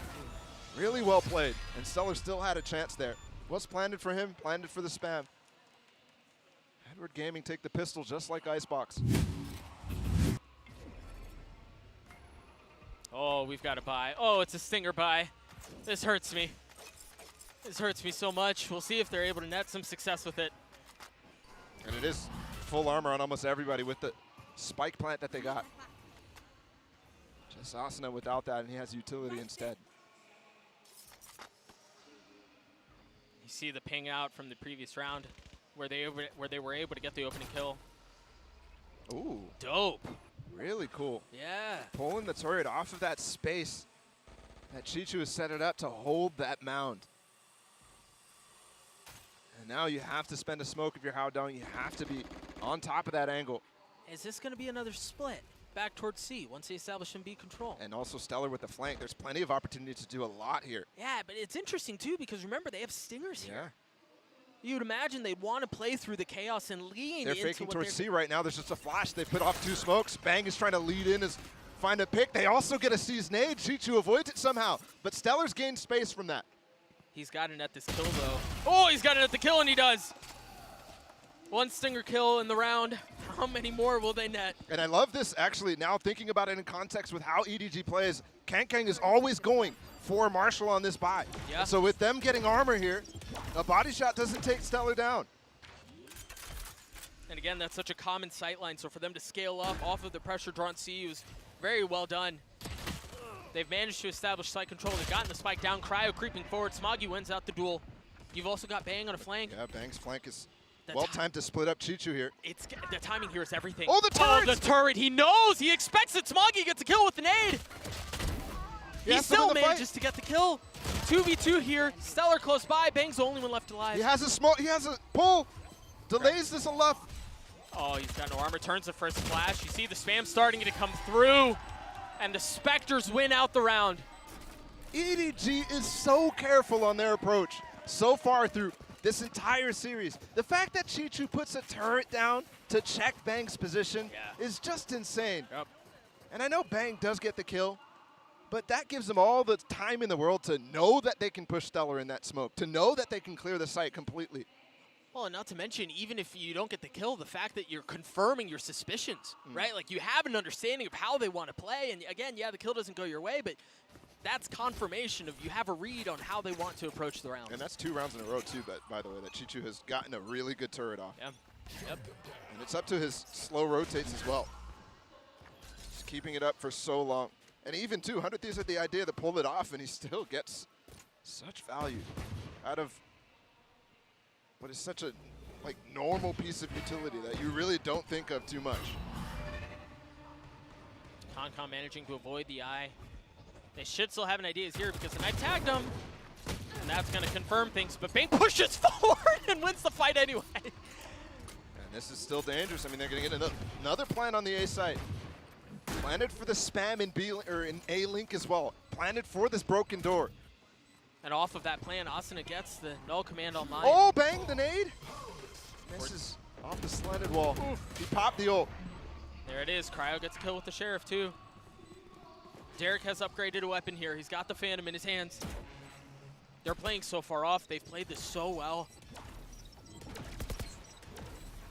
Gravity Wells, again, crossfires, aggressively holding space. Yeah, the Haunt was gorgeous too. Prime Gaming Flawless comes through. 100 Thieves get the round. That's a really good round from 100 Thieves. And, I mean, every single round they're getting this plan on A. That's very surprising given Edward Gaming's comp, right? They have a Raze, they have a Breach. This should be locked up almost every single time. They have the Omen, too. I mean, 3 characters that could get up on top of Rebel. And we've seen how often teams are going for that. It's just not really happening right now. And then also, 100 Thieves with the haunts that Derek is throwing is unconventional again. I mean, out of a lot of teams at this event, they're throwing multiple weird kind of picks at you so far in these first 2 maps. You see the setup out from EDG to establish A main control. They have the fault line, they have the nade. There's C's nade again. Chichu got caught by it last time, escapes again. Oh, but good thing he did. He only has 67 HP. He certainly would have died there. Howdong trying to hold the line. So many targets in front of him. He does take one down with him. Oh, they're going fast as well. They want to try to fight fire with fire, and it's been extinguished on the side of EDG. Spike planted. I mean, Derek, I think he accidented someone there. That dude has a watering hose just spraying it through the smoke. Smoggy, no chance in this. No, not at all. Again, I think 100 Thieves Stellar is getting a really good idea of how EDG is playing the economy right here. Obviously, the money is not there to buy, but also recognizing here Chichu's not investing utility in this round. Let's send it on C, around where it should be weak, unless they do something else. And they have the time to feel it out anyways. This is a very clean round.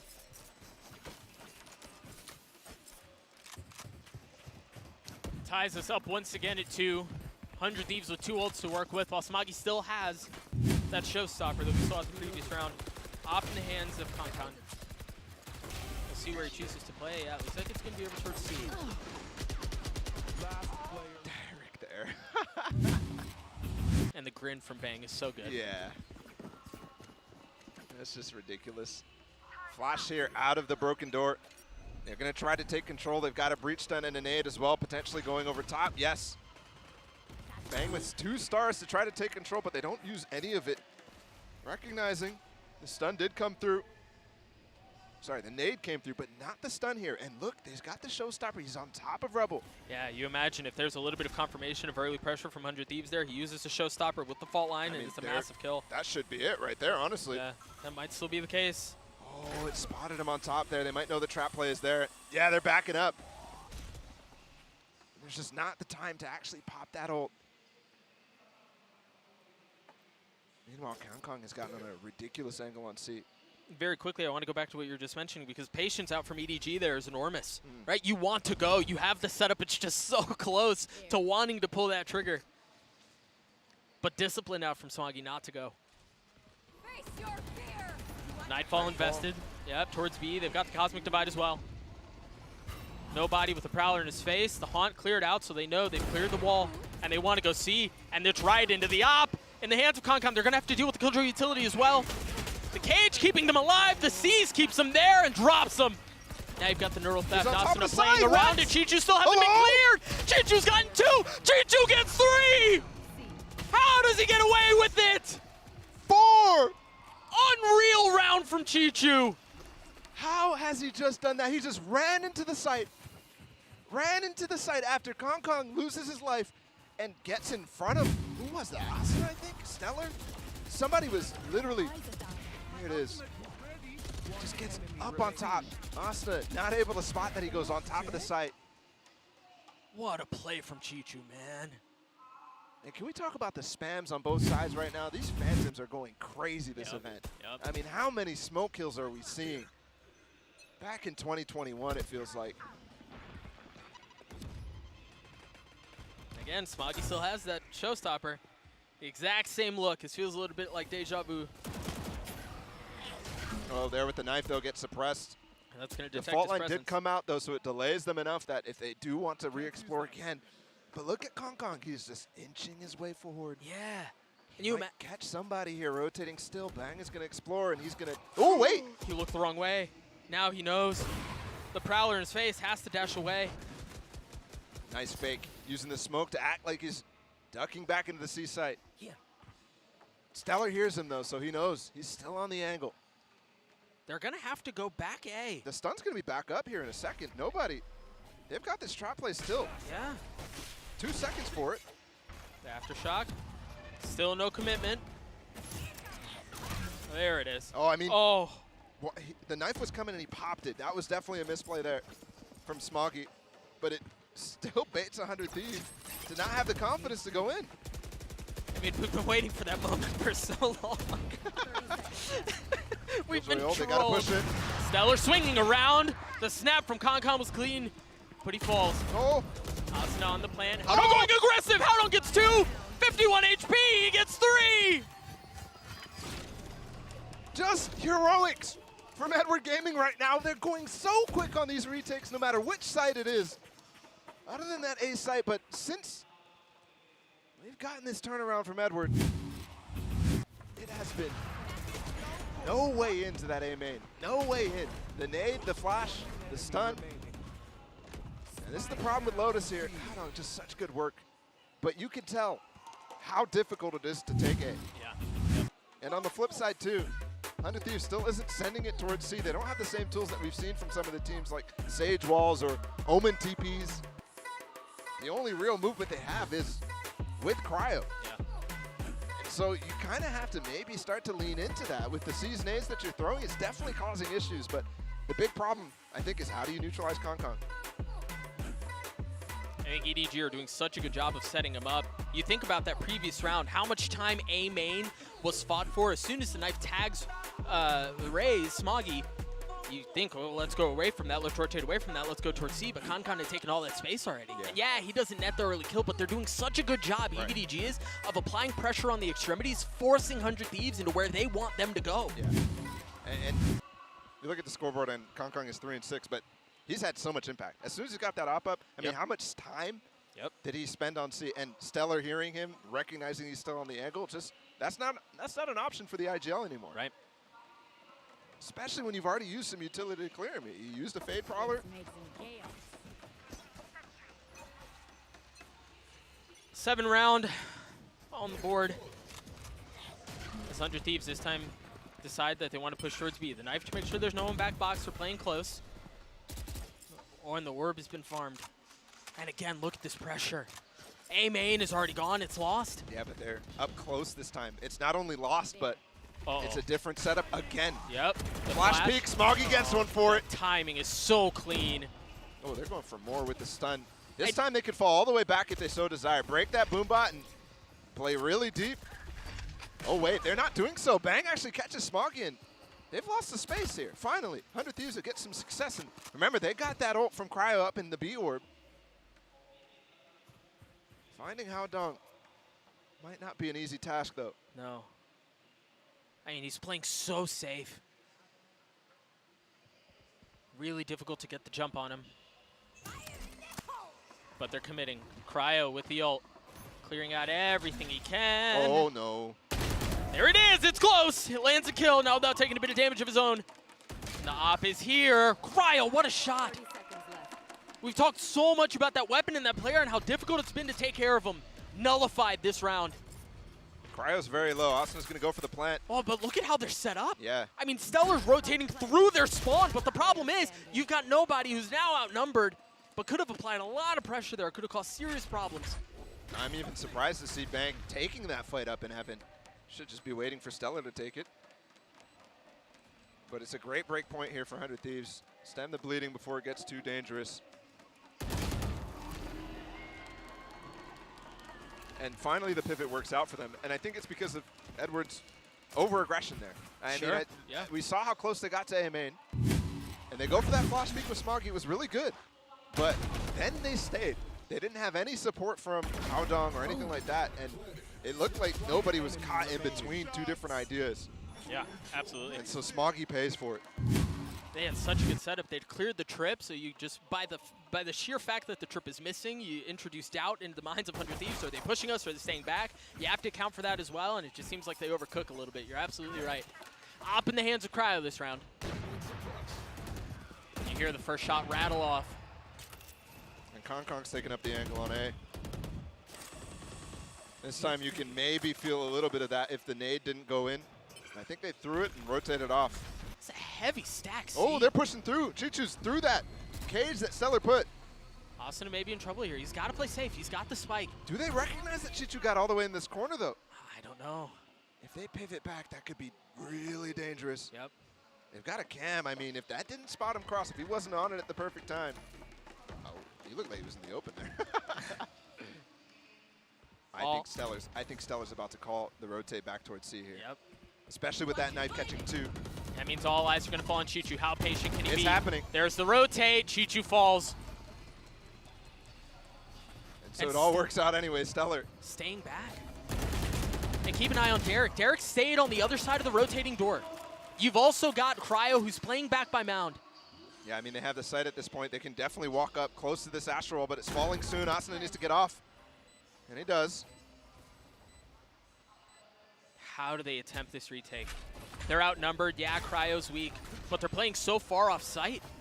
They don't really have any post-plant utility to work with. They don't have any nades. They don't have any mollies, anything like that. They have Kong though. 11 HP. Oh, Smoggy too. They're just going to push this fight. I mean, no reason not to. Again, there is no post-plant utility for 100 Thieves.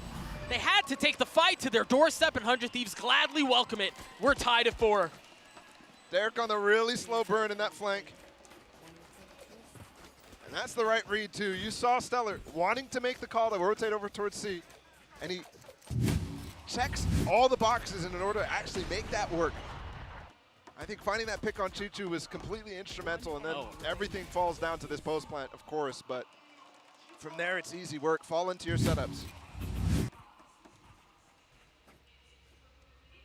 What do we got here? Light buyout from EDG, but they do have 2 ultimates to work with, the Rolling Thunder being a pivotal one here. And this looks like a spread approach for 100 Thieves. They cleared this spam. They spammed this box earlier, and it doesn't seem like they're going to do it this time. How patient is Haodong? He's not going to get cleared. And yeah, all he has is a Sheriff, but the Sheriff's good enough for 1. And Chichu too.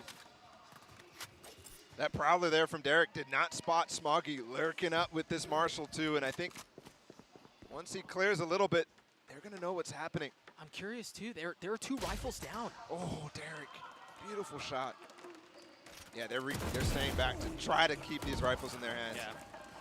Very well played. Stellar using the neural theft, confirming where the remaining 2 members are. Yeah. They know what happens when Vandals get into the wrong hand of some bad people. And I think Icebox put the fear in them. For good reason. Spike looks like it's going to go down towards C. A little bit of utility just to make sure there's no one around. The knife, the haunt, everything methodical in their approach. Crossing every T, dotting every I. And again, Stellar still lurking here. I know he's risking a Vandal, but he is also securing the guns. They're making it really difficult for anything to be found. It's clean. It's really clean. Stellar's been having a really good day. Up at the top of the scoreboard throughout Icebox, and here again, 11-5 for him. Yeah, he's vibing. At the beginning of the 100 Thieves project, Stellar was definitely one of the guys who, yeah, he's a good IGL, but everybody was doubting, especially in the chamber meta, how he can find some success against high-tier competition, and he has completely silenced everybody. I think starting in this offseason, maybe champions, you know, people are still doubting, people are still talking, yapping away, but Stellar has shut them up so far in this tournament. And I would go so far as to say Stellar's still pretty underrated, to be honest. All things considered, a timeout out from EDG, as they've lost the lead that they've held for really all of the map up until this point. They've found success with Kong with the op. They've found success in applying pressure on the extremities. They've had the number on 100 Thieves except for the last few rounds, and this feels like just the right moment to throw the brakes on this thing and try to reestablish control. It absolutely is, and I think for the simple reason that you can tell Stellar is understanding the game, understanding the flow of how EDG wants to play, understanding how Kong wants to rotate around the map. Remember on Icebox, it felt like he was always there in the correct spot, always there to find a first kill. This time, it's a 3-site map. It's a lot harder. Yeah. It's a lot harder, and also there's so many conditioning aspects that are present in terms of the nade, the flash that's going in over towards A main. If that's not happening in that direction, you can get an inkling, and I think Stellar is reading that perfectly. This timeout's how to address that. He's got the op again. This may be fast B, Ball. Look at the setup. They've got nobody there with Smoggy and Haodong. They've got the Rolling Thunder there too. If you apply some pressure, I wonder if they go. I wonder if they try to take some of this space. A little meticulous as the rest of the pressure from 100 Thieves turns their attention towards C. The null command used, the Nightfall as well. That's going to draw the rotates. Keep an eye on Stellar. He's been so good on the flank. He's sorted A main. Oh my gosh, he gets 2! He sees, trying to get away. Cryo does clean him up. Derek as well with a kill.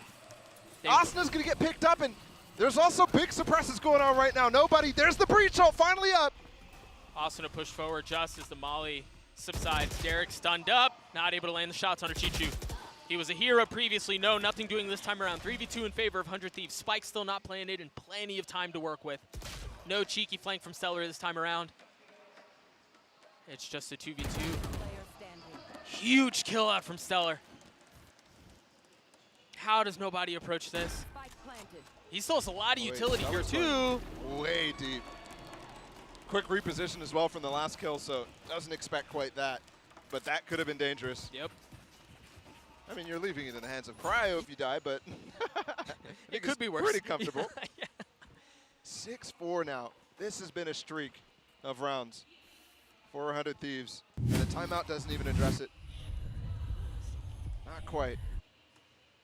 That's ridiculous. Bro, that could have been 3. That could have been 3 for sure. Even with that, you know, we were just talking about Stellar taking space. It's just indicative of how comfortable they feel. Yeah. Right? Like they're playing with confidence. Stellar's pushing spawn. Yeah. Feels a little like Angel yesterday. Yep. And okay, this time they just kind of walk through, recognizing how often the breach is not actually going to play towards A. And when they rotate fast after that, it leaves only Concon. The timeout honestly has helped 100 Thieves to even further understand right now. There's the haunt over. The first time we're going back towards A since the beginning of this game. And you really start to see the dynamics of a 3-site map in these last few rounds, right? There are only so many places you can shore up defensively. And as 100 Thieves, they've found those gaps, those weak spots in the defensive line of EDG, and they're just exposing it. 2 big suppresses as well on the breach and the raise. And he's got to go down, he's got to commit, he's got to try to make a play, but he's got Astra Stars waiting for him. It's just really difficult to find some space to work with here. Fault line. Fire's isolated. Yeah. Oh, Austin is still there, though. It was well thought out by nobody to use the fault line to try to isolate the fight, as you were just saying, but there are just too many numbers on the site. Pretty surprised here for EDG to be fighting as heavily as they are. Given the bank that 100 Thieves has right now, I would be doing my best to deny the ult orbs if I'm them. But potentially as well. I didn't look at the situation before. Maybe that's why Smoggy has his ult. Maybe that's why Chichu, I think Chichu had his for sure. Kang's got his op back up. Light armor, last round of the half. And I got to mention, this is a big round, right? 8-4 is very different from 7-5 when you've got EDG with their double duelists and their heavy dive comp going on to the attacking side. Yeah, we're so early in Lotus as well. We don't quite really understand, depending on how the comps play out and which teams are playing as well, the play styles and how that impacts how good of a half this is for 100 Thieves. If this is enough of a lead to really be comfortable. Yeah.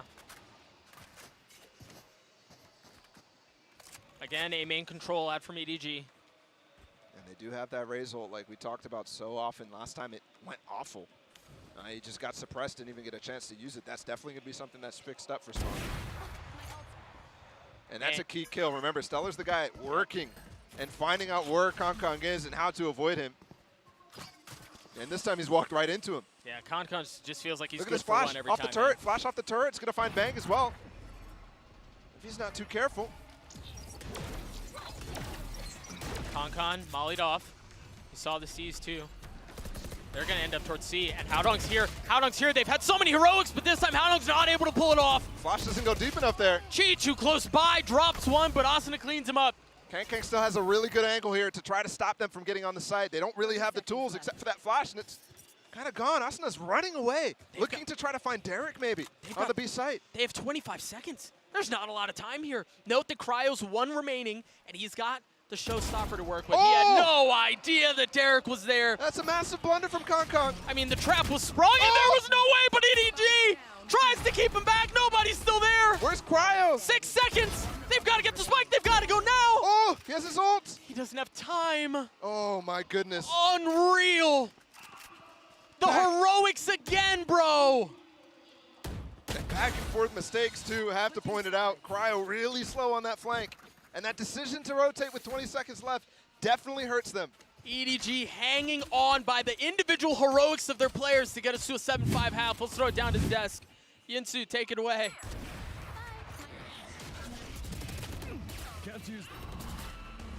One enemy remaining. Last player standing. I'm glad we got a replay of that, because, Brent, that was a crazy way to end that half. Yeah, I mean, just absolute overheat moments from 100 Thieves towards the end there. But, I mean, Edward Gaming, the question is now, as we look at this map on Lotus, attack side, they get 5 rounds, right? And they're going to be swapping it around. Have they done enough damage to this? Yeah, I don't know. But what I do know is that overheating started a little earlier, too. If you take a look at rounds 5 and 6, that was where really the pace was getting a bit too much for 100 Thieves. They go for an elaborate B fake. They're planning to pivot through to C. And look how quickly all of this rotation comes through. So there's 3 defenders all around the B site, and then as they come in, completely ignore Chichu, and he just wrecks them. Similar scenes happening on round 6 as well as Howdon came in. And after this, they were forced to take a timeout, and it looked like 100 Thieves did a much better job of slowing the pace down, and they avoided these chaotic moments up until round 12. And Don, those timeouts, we saw them be so good at champs. I feel like 100 Thieves have just got something there that works for them. I think so, and you know, a lot of that credit went to Sean, but I think Mike has shown that it's a product of the system. Whatever he learned from Sean, he's obviously carrying on here. You know, his timeout was perfect. He told him to slow it down, let's start working the map and NC, and that worked about 3 or 4 times in a row until Edward Gaming could call their own timeout and adjust. Yeah. We're showing Arsenal here because you were telling us during the game, Don, that you're not the biggest fan of this KO pick. You know, it's not that I dislike the KO, it's more that it comes in place of other agents that I think are extremely strong on this map, like we've seen with the Breach or even the Viper. You know, and you're losing a lot, I believe, by playing the KO over one of those. Yeah, I mean, I don't think the amount of tools that's going to be available to you when you're running that KO are enough. I actually completely agree with you on that one, where, you know, you see teams running like a Sky or whatever else as well, just having that extra Trailblazer to clear all the way through. But 100 Thieves, they did manage to, you know, turn the tide of the battle, I suppose, in that first half with the timeouts that they were taking. That was quite nice from them. They're clearly doing well enough to adapt, but there's a very even map that we're seeing between them and Edward Gaming, and anything could still happen when Edward Gaming are in their comfort zone with that double duelist comp. Yeah, I'm looking towards Stella here because his pivots, the way that he was controlling the game and his fragging was all so good in the first half. I want that keyboard. He's doing great. There's something in that keyboard here. But I'm going to pitch this back to your casters and see what's going to happen in the second half. Over to you, Dagambala. Thank you so much, Shinsu. Yeah, we wait with bated breath as this half is really freaking close. And again, it was 5 rounds in a row. Heroics from EDG that got us to this point. But 100 Thieves hang on to a slight lead. I think something that you were pointing out right before we went to half is this attack side composition and how they can dive in. Yeah. And there's not a breach to really slow them down as much. Yes, there's fade raise, but it has to be perfectly placed. I do think Edward Gaming slowed down a lot to what their reputation is on Icebox and looking a little bit more conventional at this event. Yeah, absolutely. A bit more disciplined, a bit more controlled, but they still have that little whimsy to work with. Of course. Wouldn't be Edward Gaming without it. Speaking of EDG, they've taken position towards A main. Starting to smoke off and go through door. There's no one playing close by. 100 Thieves defenses are pretty far off here. Well, that's a lot of damage done on Kong. Yeah, but he's going to push the smoke? Is he really going to push the smoke? That's ridiculous, but remember what he did with the Frenzy on Icebox. Yeah. Had the dash so he can get away safely. Still a risk. Door's still closed, too, so they're really not concerned too much about the flank right now. What's the retake like here? Oh, Cryo, that's so unfortunate. Oh, unlucky. And that's a big nade right there that they're not having, but they still get 2 kills. Smoggy's pretty weak here, too. Here's Chichu playing in the smoke. Stellar on the tap, and it's all just a bait. It's all just a ruse. And can Chichu do anything about it? He's gotten 2 kills, but Stellar can just hold the defuse by himself. Yeah. They know where he is. Oh, and They've he's got behind the wall, not even spammable. They had the time. Very well done. And it's just like Icebox, right? Yeah, EDG win the first pistol. Yeah, and it's traded right back. 8-5, 100 Thieves, again, building up a little bit of a lead. Let's see, does Edward invest? Remember, 100 Thieves on the second round after losing the pistol here on this map. They got the bomb money, the spike money, and ended up force buying Stingers. Oh, Mike, a little chuckle about that. Huh? Showing a little emotion. Easy there, Mike. Don't blow us away. There sees nade over towards A. Remember, That's basically all they have to be able to stop this. And look, they rotate off. Yes, that's well and good. They're able to bolster the defense on B. But now they don't have that utility to actually stop. And also they give up the space on A. That's something Edward can definitely take advantage of later on. And again, Concom playing up close in the smoke. Dashing away, 18 HP, and it's just ping pong. It's back and forth. The space that Concon gives up, Chichu reestablishes, and he's netted 2 kills for it. And now nobody's here to try to triple dip his way into a couple more kills. They've just rotated it, fighting for that area of the map. Now 100 Thieves finally pushing their way through, but Austin is left alone, and with 15 HP, he's got the smoke to keep him safe for now. But he can't do much else. Yeah, they're both looking at him there. After all is said and done, when the smoke fades, 100 Thieves comes down, player disadvantage. Against the Stingers, they did the perfect thing there. Even when 100 Thieves tried to rotate over towards B fast enough, they just don't have the utility to actually try to fight here in time. And I think a little disjointed coming out of Heaven in Waterfall 2. Great angle from Hong Kong in the final touches. And remember, he was the first at contact there. Yeah, I didn't know we had kiss cams at Valorant. That's crazy. Feel like we're real sports now. 2-round lead for 100 Thieves. Still hanging on to it, and you see the repercussions of how that previous round went. They only have pistols here.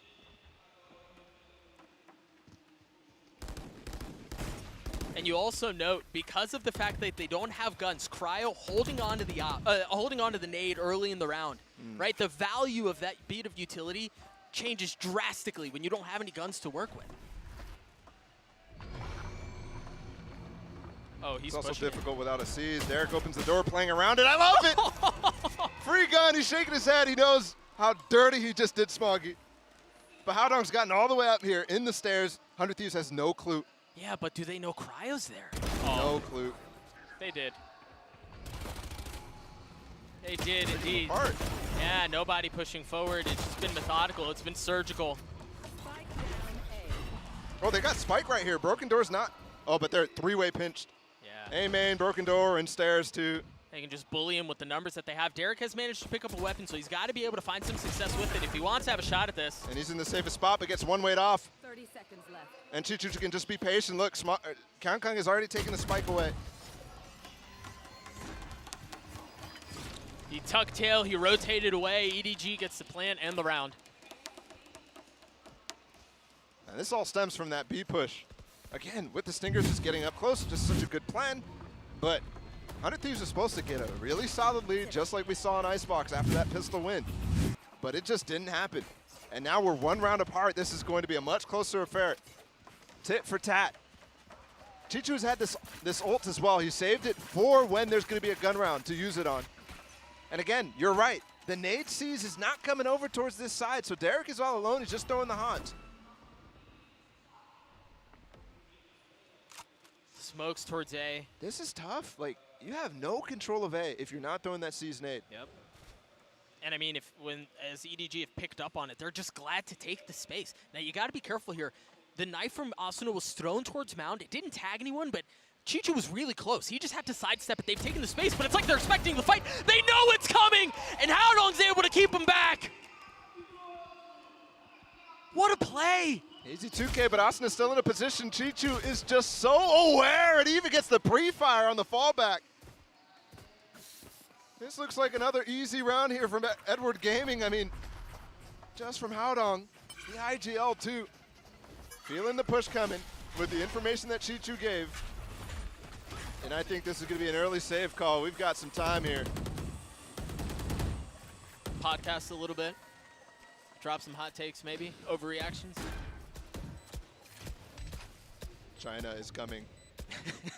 I mean, dog, they may be.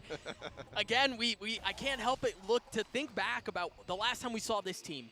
And yeah, there was some excitement, but it just really felt like it was blowing hot air, right, leading up to the tournament. And they delivered in a way most people expected. Yeah. Right, like, yeah, okay, maybe in some time, maybe in a couple of years. Honestly, Ball, this feels like EDG are a bit ahead of schedule. Yes.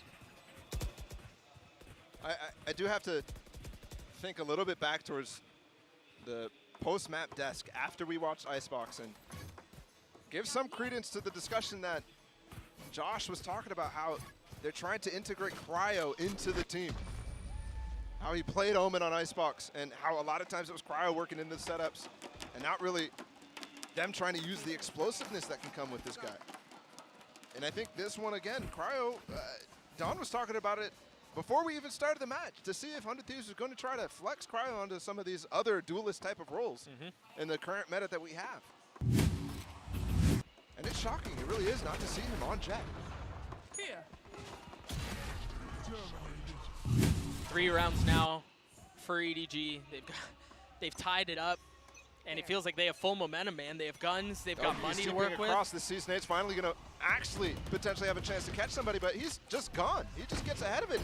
This is another kill. Cryo gets one, but the stun is great as well. Haodong makes the perfect call, and he gets the spoils from it.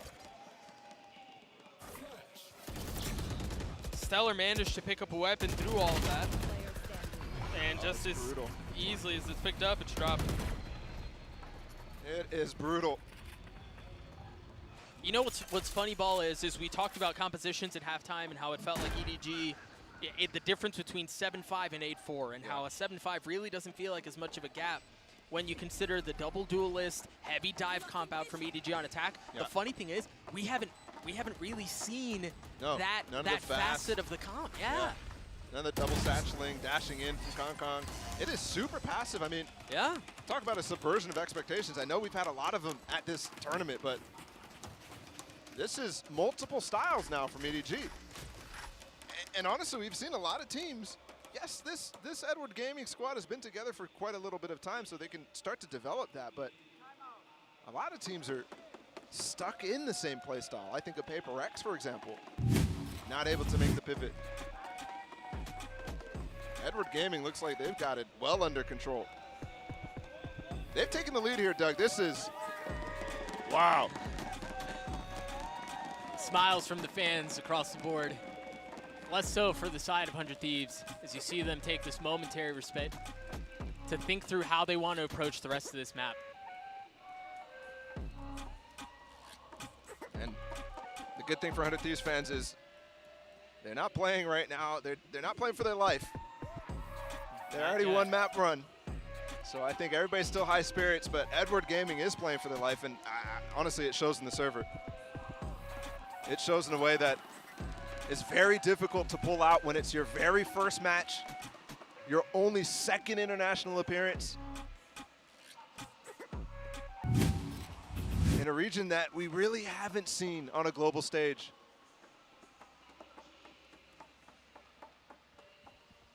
Out of the timeout, what adjustments are made? How do they approach this differently? They've got the op in the hands of Cryo here. They have got the Cosmic Divide to work with too, but you have so many ults on the side of EDG here.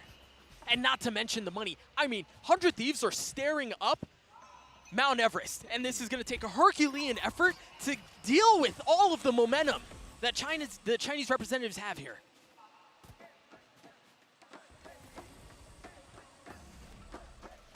And honestly, you can get stuck at the top trying to climb up, get hit by an avalanche on the way down. That's what feels like they cannot get anything going on this defensive side other than that pistol.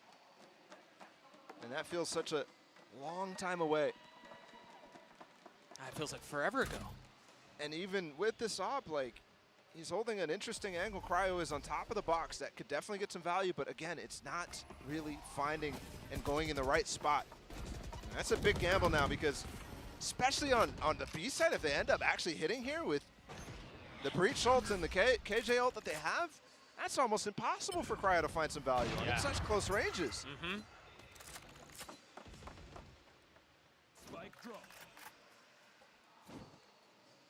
Spike handed over to Haodong as eyes turn towards C.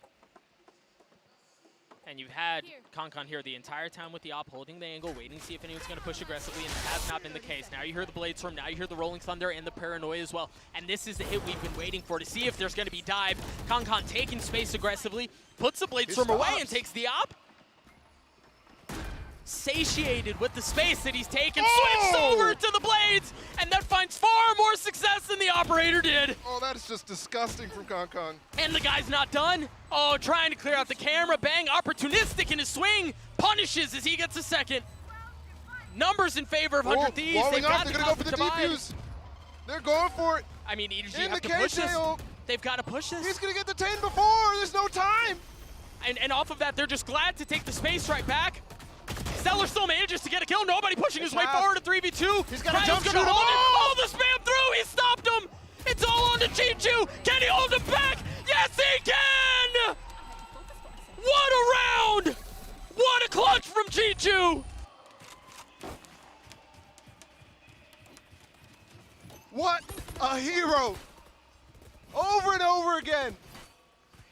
Not only on the defensive side retakes for this guy, the C retakes from him were so good, but here in the post plant too, immediately recognizing the danger. And Stellar gets spammed down. Elation.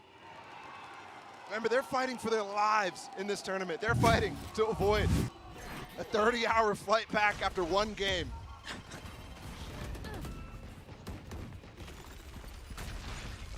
Unbelievable scenes, bro. And again, we talked about the momentum that they had, right? They've got the economy momentum. They had the ult momentum their way now, and 100 Thieves had none of that. Look at their buy now. It's shambolic. Absolutely shambolic. And while we did see a thrifty round win from them on Icebox, we have seen nothing even close to it. Yeah. Yeah, absolutely. Maybe that one round where Derek got the pick through the door, but even that was still like a 3v2 for them.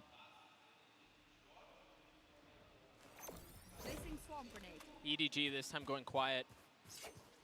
Again, just wanting to highlight the diversity in their playbook, man. Oh, the stun into B-Link. He's going to try to find Derek. Oh my gosh, he was That's stunned, beautiful. bro. You never see that take. You barely see much on this map yet. There's so much still new things to look at, and there's one of them.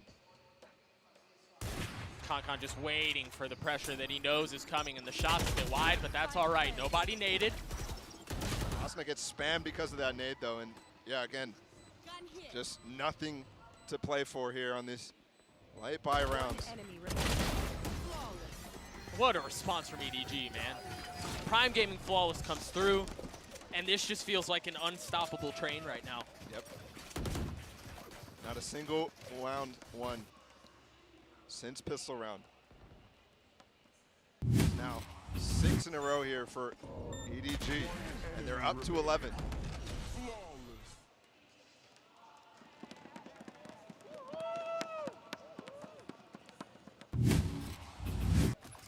100 Thieves with 3 ultimates to work with to the 2 of Edward Gaming. Bankroll still heavy. 100 Thieves have to do something to try to stem the bleeding here. But the problem is, I mean, what else do you cook up? Like, where else do you go? Really challenging the depth of the playbook. Clearing out, there's the showstopper coming in. Nice pick from Cryo, that's definitely a great start. Concon replies on the other side though. He is dashing forward to get even more space, recognizing it's always one player on the A side. He's got it completely under control and he can pull and tug at them at any part of the map. They're hitting B even. Yeah, and the problem is here, it was all intended to draw rotations, but the trip keeps him back. Oh, wait. Now, they do still have to deal with Concon. They know that he's dashed onto A, and you can't leave him unattended because of how good he is, so they take care of him. Now they can focus towards B. And 100 Thieves actually comes out of this with more control. Way more control than expected. Asuna just trying to hold on to it. There's the showstopper put back. They have to rotate back, actually. KJ's down, so Bang has this flank going on. It's definitely working for him. You got to be careful here if you're 100 Thieves. Your money's not great. That should be the cue.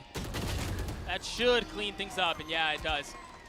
They're going to get the defuse. They carry 2 weapons into the next round. Can they get the op from Kang? I think that's all the way towards A, too. I don't know if they even want it, right? Yeah. Cryo needs to stay dynamic on the raise. Yep. And be able to be in positions to use his nade when they're there. So he has to be the guy who's kind of over-rotating in a sense. Yeah. Which, again, to draw attention to the 3-site nature of Lotus can be so difficult. Right? You can't afford to wait a bit more patiently. You have to go. Shot. Sorry to cut you off, but Kang's jump shots are something to behold. But you're right, though. How do you find the right spot? Especially when Edward is playing very dynamically. I think I really like that approach on towards B. It's been this a lot, right? The boom bot straight down B main. But it's been a lot of other things too. Concon again with the op.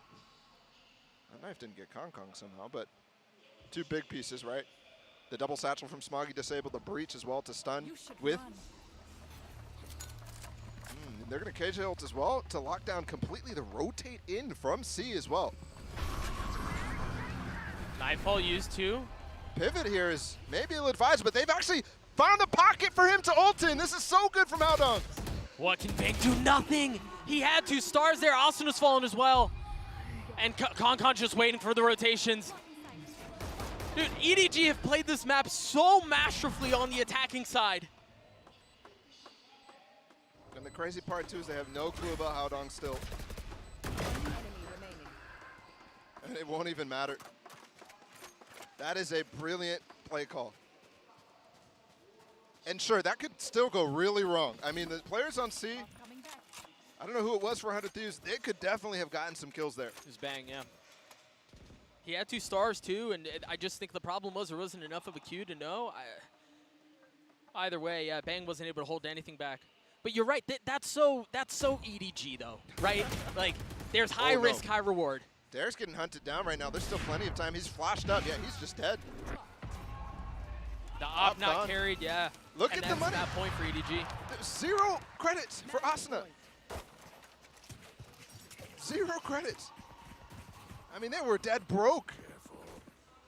2 Vandals still in this round, so okay. 3 rounds to go. They need to be super clean going out here. To me, this looks like Edward's going to easily mop this up. Enemy remaining. Yeah, that certainly seems to be the case. Again, you mentioned the money not great. Light armor for everyone on the side of 100 Thieves. You got a couple of Stingers at play and 2 Vandals to work with.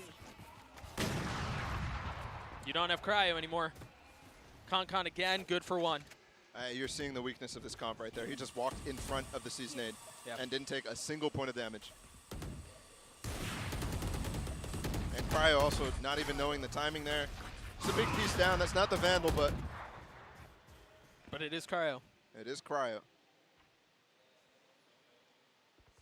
The one maybe sliver is that it's been Stellar who's been performing so well in the frag department and the calling department as well. And he's the one who's up with the Vandal in hand. Yeah, and there is these 2 on the site that right now Edward look like they're leaning towards, but there's a breach ult now as well. Asuna spots 1 on B, but that's the lurker. And the thing is here, Stellar and Derek, they're going to be forced to anchor the site, and if they don't get them all, the other players are retaking with Stingers. How did Stellar keep them back? Cage. What a holdback from Stellar. Oh, Stellar's going to swing here. Nobody is completely isolated. Smoggy's trying to get there in time. This is a big crossfire now to deal with. Bang has to make a play here. Bang has to make a play here. The spike's been ponded B. Chi-Chi with 2 HP. There's so much time being spent to try to deal with this from nobody. He's just a nuisance. He's like a gnat who hasn't been cleared out, who hasn't been taken care of, and that is their demise. EDG with the Prime Gaming flawless, take Lotus, and send us to Pearl. The Chinese representative showing up again here with a really good performance against what some and many would consider the tournament favorites. Based off of the performance in offseason and the moves that they've made. A lot of people counted them out, but they're here to play. And they're bringing us to map 3. And you even think about that last round ball and how all of the fights felt like 1v1s. They felt very spread out. They felt very isolated. And in those situations, it all comes down to individual play. And that's what takes us to Pearl. We'll be right back, friends. Don't go anywhere.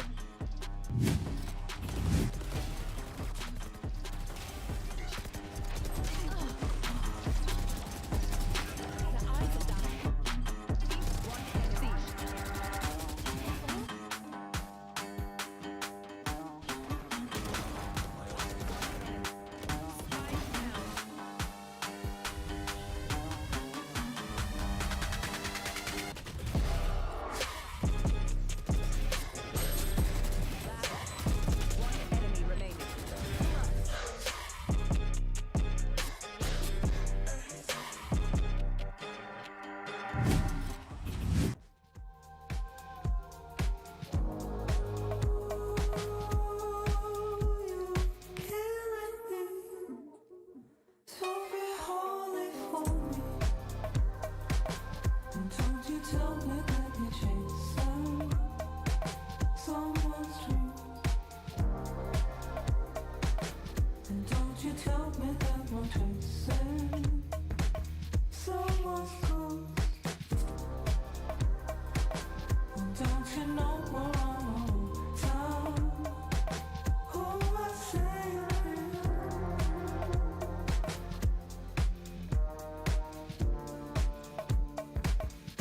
Don't be holy for me. And don't you tell me that you're chasing someone's dream. And don't you tell me that we're chasing someone's ghost. And don't you know we're on time? Who I say I am.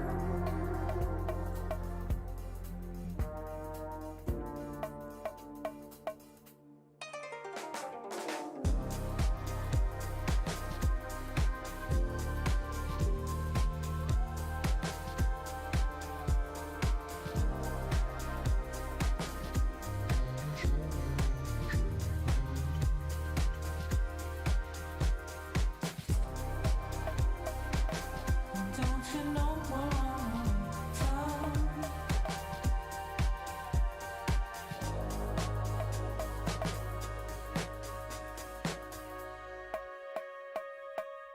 Don't be holy for me.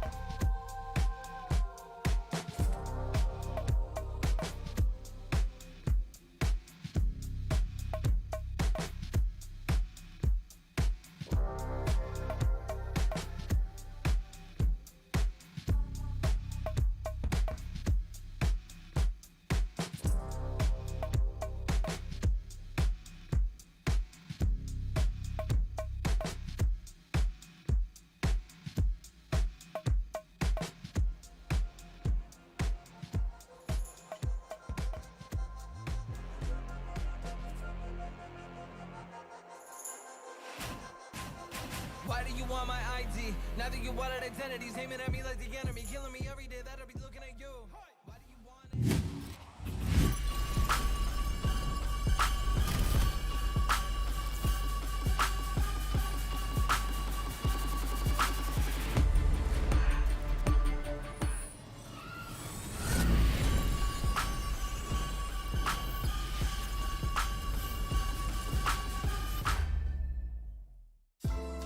大家好，我是来自 EDG 的浩东，我是队内的 IGL。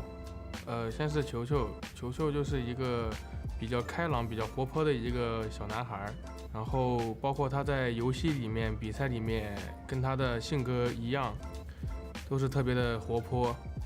Smoke 就给人一种很冷酷无情的感觉，在赛场上面他就是那种杀手，然后康康在赛场里面，他就是扮演着一个活跃大家气氛的人，包括在平时的生活里面也是同样的。然后 Nobody 也是属于比较稳重的类型，在比赛里面也可以很信任他。还有 ABO， 虽然他是替补，但是他也一直是我们其中的一员吧，他的性格也不错。Hello， 大家好，我是来自 EDG 的 ZMGGKK 康康，我是队里面的狙击手。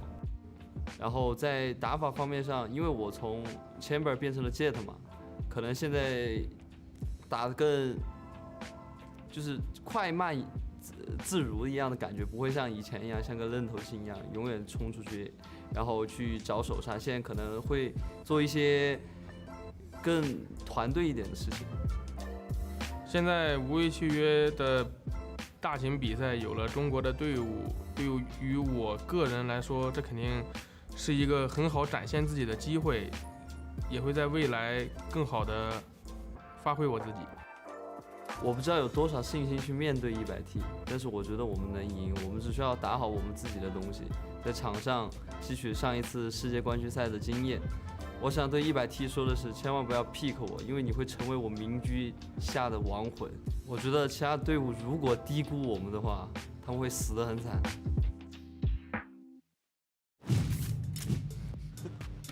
Oh, I love it when a player can back up that trash talk, as Kankan definitely did in this series so far. Welcome back, everyone. I've got Bren, Psycho, and Saisho with me. I mean, I asked you guys, what are the chances of this actually happening? But Psycho, it's happening. It's happening, and they're doing exactly what I wanted them to do. They're creating the chaos. They're controlling the tempo. That attack side was excellent from them.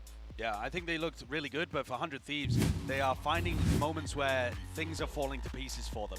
I mean, in this map, EDG had 14 first kills, which is a really big problem. Yeah. And I think one of the issues for me is you're not seeing that big play making from Cryo. That was the whole reason they brought him into the team. In the series so far, Cryo is 4 and 12 in first kill to first death. And it's not because he's a bad player. It's because 100 Thieves are not morphing their style to set him up. They're still playing around Stellar and still playing around Bang. It's so different. Do you know who's a good player, though? Choo-Choo. Are we on the train? Are we on the train? Is it going? Yeah, I'm feeling it, Choo-choo honestly. train? These guys are, it's like you said, Don, honestly, they're being able to create the chaos and set the tempo that they're playing at, and you're seeing that manifest in plays that Chichu is just playing across the board. I mean, this guy is just taking matters into his own hands sometimes with some of these plays that he's making. We saw at the beginning, we kind of highlighted the guy as well over just the kind of like the tempo shift, I suppose, or the timeout that they took when we were looking at that first half.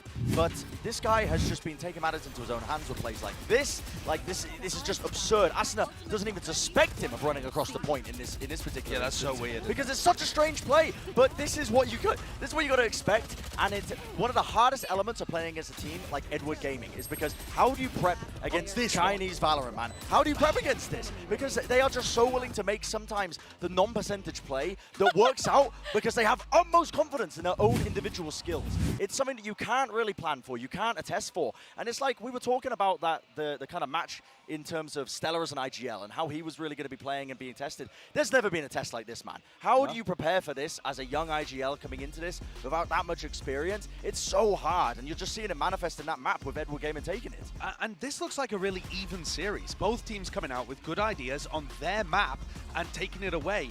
Pearl as a decider, I've only seen great stuff from 100 Thieves. So I don't think the Americas fans should be all doom and gloom just yet. 100 Thieves are probably still favored, but from what we've seen on EDG, they can cause problems. And if they've got a good idea on Pearl, this could absolutely go all the way.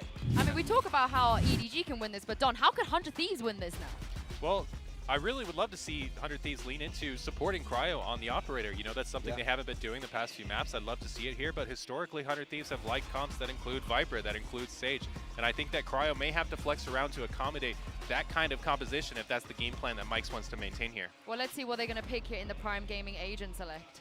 They normally go with really heavy retake comps, and that's the same strategy they came into Icebox with. So maybe Cryo's going to take the back seat again, and they're going to go for a really heavy retake comp. Yeah, and I think that could be a mistake, honestly, as well, because Don, you mentioned, you know, trying to enable Cryo with the operator, and someone who is definitely going to be operating as much as humanly possible is Kankan, and this guy is now moving over to the Jet, playing for this fight, but we are going to get that Jet head-to-head battle between them, and so much, I think, is going to be just pivoting off the back of this. Absolutely, and we've been waiting for this all series, at least I have. Kong Kong has just done such a good job of showing that Jet is still viable, the operator is still viable in this new meta, and I'm excited to see what Cryo matches against that firepower. Well, finally, this is the moment we've been waiting for. Map 3 and also Cryo finally bringing out the Jet. Doug and Bala, I know you're definitely excited about this one. I'm chomping at the bit, baby. It doesn't get any better. You've got Cryo on the Jet. You have one map to decide who goes home between these two teams. What more could you ask for? Yeah, this is crazy. This is still the first round for these guys. So no matter what happens, we get to see one of these teams again. And I couldn't be more excited because they both showed such good resilience so far throughout the series. I mean, Cryo on the Jet, I think we're seeing exactly what the desk has been asking for all series long. Support this guy on the Jet, get him on up, and try to get aggressive with him. Try to get him into lanes where he could really cause damage. And right off rip, guys, 5 people from 100 Thieves looking to go down B-Long, 4 from Edward Gaming. Vintage EDG aggression and whimsy, but This is ratty, bro. There are two hiding behind the pillar. You have one in Cubby. What is this? Now they go. Oh, and they're able to hold him back. But they're trading back and forth. This Kankan gets two. Are they able to get out? Are both of them able to get out safely? Yes. The knife suppresses them, and they don't want to follow. Somehow, some way, they just traded evenly. After it looked like all that utility that Edward threw, and the first 2 kills going in favor of 100 Thieves. And Kankan got dinked too. And again, Ball, it's the heroics, the individual heroics that we've seen out of EDG, right? Like, it's those moments where it seems like 100 Thieves have a massive lead and they've got numbers and they have positioning, and then just out of nowhere, you've got things like Kankan with that 2K. Yeah. But they made the right choice. They walked back towards B. Avoid the knife timing too, so nobody all on himself. And he doesn't really have an escape route, but I love this angle. Oh, they spotted him. Oh, it doesn't matter. What? 30 seconds left. And they're so far away now, but they don't know that. 100 Thieves have to plant safe. Spike planted. And they won't be able to play the long plant. Kong's still alive right now. They lined up. That could have been bad. Yeah, that could have been disastrous. But it's still Chichu, the train, that keeps on giving. Light armor, free gun, a dink on the bang. He's so weak. It's just like tempting fate. It's a game of chicken. Do you swing? Do you push them? Oh, they do! Chichu again! And he blows them a kiss. Goodbye on the pistol. He has been clutching over and over. He's a monster unleashed. I gotta see that again because, I mean, there was chaos at the beginning of the round, but, you know, it really felt like 100 Thieves, they play that as well as you can. I mean, Chichu also played that phenomenally too, though. Both players low, so they don't want to take a heads-up fight. They don't want to be swinging against a classic. One swings short, one swings wide. He gets all the way left and waits. Waits because they're trying to hold, make sure he doesn't walk into them. And at that point, once the timing elapses, they think he could go back call, so that's why they start pushing him. Yep. And he gets the peeker's advantage. It's a force buy here for 100 Thieves. Again, remember they got the spike down. And they're going for it just like they did on Lotus. 4 Stingers and a Spectre in the hands of Cryo. Again, on the jet. It's early. There's a lot of anticipation, a lot of conversation about how he'll be able to perform in this role. We're going to get to find out very quickly. As it seems like not great. Nope. They try to take Art. They succeed. Ooh, the decay is going to be really good here for nobody. It's perfect, and he gets away back in it. A-main as well. Whoa, but he pushes! He doesn't wait for his team! He goes in aggressively! He takes one down with him! And you've got Haodong waiting for them to swing through Stellar. Stinger cleans him up. 2v2, Stellar's got to be careful here. They're going to push him. He's waiting for it. It was a dink. Crowd gets across the path, though. It's clearly seen. It's Chichu again. The swoop. Cryo, not tempting fate, not giving him the fight. Chichu wins it out. That's 2 clutches in a row for the guy. And we already saw 2 major rounds from him last game off the top of the dome, but clearly having impact so often. And right away, they did get the spike down. But 2 clutches back-to-back like that, I start to think Edward Gaming wants to completely run away with this game. And 100 Thieves need to find solutions. Their players.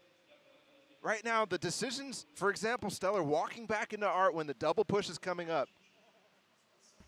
That one hurts. I think it's some of the decisions like you're alluding to on the side of 100 Thieves, but also EDG just playing in a way that you wouldn't necessarily expect, right? Like the decisions from them to push into that orb. Yeah, exactly. Nobody. That was, I mean, phenomenal by himself, flashing back through that too. It's just ridiculous. Some more aggression here in the shops. That suppress finds Bang. Get out of my way. See the flash out. You hear the Blade Storm online for Cryo. What value can he find with it? And Chichu's just jump spotting, gonna put up the wall too. Cryo can explode over top of it, but Kong's here to support all the spam. I mean, this guy is 6th sense sometimes. They drop the wall for Kong to peek, and he takes everybody down, except for Asuna in front of him. You're going to have to do so much work with these Sheriffs. You don't have the Blade Storm anymore. Thing is, they've gotten some space across the middle of the map. Yeah, I mean, a lot of space. Oh, but what do you do with it here, right? Like, look at Smoggy. I mean, he's just literally watching it. You can have this space. We're comfortable. Against just your Sheriffs? Sure. And also, 30 we seconds only have left. 2 stars here for Bang. You have to use them on the cross. But I can also counterplay. I love this. Putting up the wall, the molly as well for Chichu. And there is no smoke covering Haodong. now that Bang is done, there's not going to be much more. The Guardian for Haodong cleans up the round. EDG up 3-0. There's just no way to clear that back. No. Crossfire. That's so tough because the only real bit of utility they had was the fault line, and they used that to get out onto B to begin with. Yeah.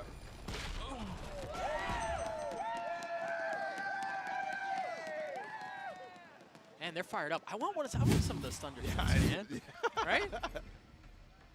Everybody's got him. Kong's with the op.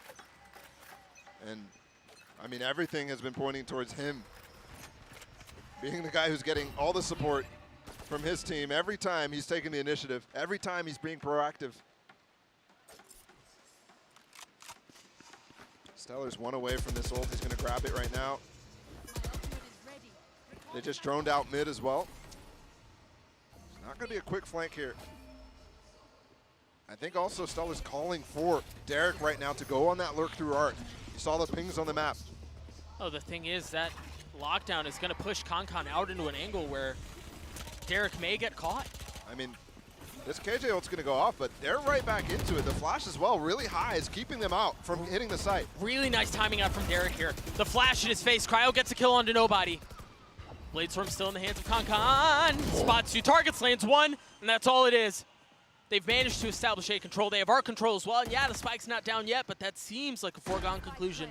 That seems inevitable. Thing here is Chichu does have his pit. And it's early. He could invest it. Oh, that kill certainly would have been it. Huge kill out from Smoggy, though, with the Spectre. A 1v2. He's weak. He has no armor. Position not necessarily betrayed yet, but all he has is 5 bullets in the clip. Time not on his side either. The shock dart doesn't deal any damage. Smoggy taking some of that space. You imagine here, it's just enough to buy some time, try to keep him around. But 100 Thieves finally on the board. Yeah, I think that one, EDG has the idea to try to retake fast as the lockdown goes off with a flash really, really high. But the timing's slightly off. Haodong's smoke doesn't fade for like 4 seconds after they're still pushing in, so that flash is not getting them while they're in there and while they're flashing out themselves. And so players fall on the site. Derek's flank is not even relevant in that round. And finally we have it. Cryo on the op, on the Jet. And it's funny to say this, but first time we have him opping on Jet in this series, even though we played Icebox. That was on everyone's bingo card, I'm sure. If you just joined us, he played Omen on Icebox. 100 Thieves took that map, but didn't have the same expectation.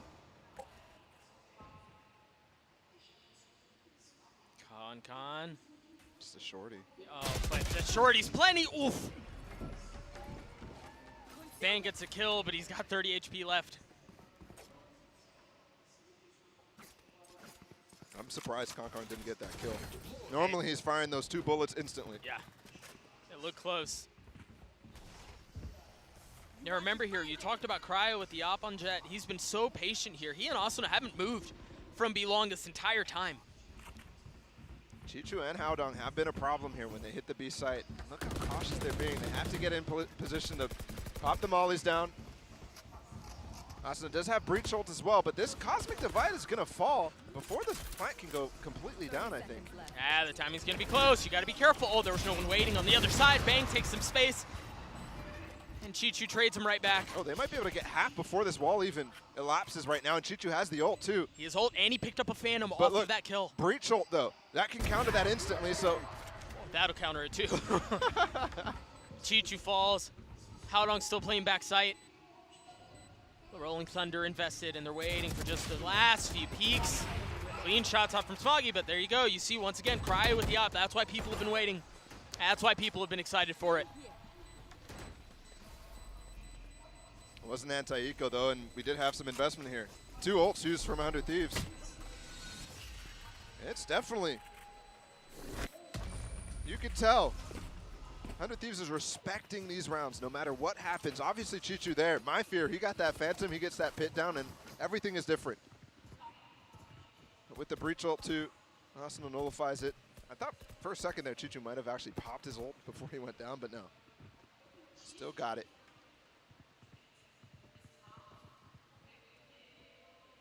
So Cryo still has the op. Concon has the op of his own now. They've switched up the setup much more like what we saw in Pistol with a bigger spread. Because Chichu wants to ult here on A. And Concong's just left to ult or to op all the way down B long. And with this ult, we might actually run into a situation where Cryo goes head-to-head with Concong on the ops late in the round. For now, though, it looks like a B-leak clear is on the cards. Derek has his drone. Concon just gave up that aggressive angle, took a slight step back. 100 Thieves using the drone that you just mentioned, clearing out mid. Yeah, and that's making noise. They know what's going on right now. Asuna just sent a floss through sewers. Uh-oh. Concon's a lot of space. Yeah. Concon wants to peek this. Yep, he's got the op, and he's right there waiting to receive. 2 members right in front of him, and the flick is clean. And Cryo's not taking any more space, so any threat that was there of getting a pick inside a sewer is gone. He lets them by. Oh, one thing worth noting here is Cryo did get tagged. So they have a decent idea of where the rest of the members are. Cryo's just still holding this right now. The stun, he dodges it. Head to head. Cryo's going through the smoke. He picked up a Phantom. Yeah, op in the hands of Asuna now. Concon's just a man by himself, there it is. keeping things back, and Asuna's the one who lands a shot. What? A second one out from Asuna. I'm not gonna lie, I think that might have been a no-scope. We'll have to see that one again. For all of the anticipation of Cryo at the op, it's Asuna who gets 2 clean ones. He's gone now. Cryo up close. Yes. Avoids the Nightfall though, but no pings except for backcall, so very much aware that he could be in there. Or maybe not. Chichu just cleared backcall without his back turned to it. Oh, they have an idea now. Timing here for Cryo is everything. Oh, the wall keeps him safe. What? No way. Stellar, huge. Having to do it out on his own. Chichu again in a heroic spot for EDG. Can he save the day once again? The timing is there, and oh my gosh! Choo-choo once more! No way! No way, man! Cryo thunderfooting his way around the angle. And Chichu glad to step off, get the kill, and get the defuse.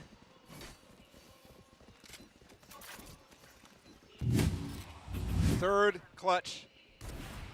Now in the bag for Chichu. In the first half. In the first half. In the first 6 rounds. I mean, he's 50% of the time clutching the round. That is just ridiculous. He had 1 bullet left. 1 bullet left. I feel like we need a clutch counter for Chichu. Back in the game here. Concong on the angle, tries to take it towards Cryo. No op for him this time. That might be the first opening miss he's had this map. Very well could be. And he's dynamic with it too. I mean, it's so nice to watch. No matter if his crosshair placement is not perfect for the first shot, he'll go for those jump peaks. He'll find people on ramps. He'll find just heads. Pixels. And it seems reckless, but if it works, then I guess sure, right? I mean, it's not reckless. He's playing Jet. The guy could just escape. You just dash away. I mean, compare that to how Cryo, I mean, he's attack hopping. It's much different, but like in that last round, trying to clear into sewers. Just really not taking the initiative at all. Look at this. Bang has gotten all the way up in sewers. This is really nice. Really aggressive here, and nobody just pop flashing through smoke, cleans up Cryo. I mean, I'm really now. Like, Bang's deep in the line, though. Yeah, he is, and they're looking for him. Look, nobody is literally walking in. And now he's been clear, but with the information that he got close sewers, he thinks it's gone. Bang, definitely a threat still for the 2 players on this site. He's got to go be fast here because surely he's expecting more pressure from behind him. He's got to take this space. He's got to clear out the fights in front of him. Chichu pre-firing the angle, expecting the push in from Bang. Reads it like a book. Asuna with 2 massive Stinger kills here, though. They've got the Rolling Thunder to push them back. That should create enough space for the Spike to go down. They don't have space on site right now. Thankfully, no utility on the character still alive here. Asuna very quickly managing to upgrade a weapon as Kankan's well. all the way through, wait. How has he gotten this far? They've got him pinched. The spam is there. How on earth? EDG looks so clean in these rounds. They look so good. They are frying. And he's running all the way back up as well in the spawn. Smoggy to get the op. 5-2. Huge lead. And I'm thinking back to the stats that Josh kept referencing on the desk. Oh, don't hit him with the stats. I don't have them on me, but the first kills, the duels and engagements going on in those first 2 maps for Cryo. Obviously, he was not playing exactly this role, but it's the same result. He's definitely going negative in this against Kankan. And still not an op kill, it feels like. Oh, I don't think he has one, no. He's really only had the op maybe twice, I think, and it was Asuna who found success with it previously. So you very well may be right. Either way, the situation dire. Again, this is map 3. This is elimination for one of these 2 teams. And as we mentioned before, this is surely not the position I think anyone expected.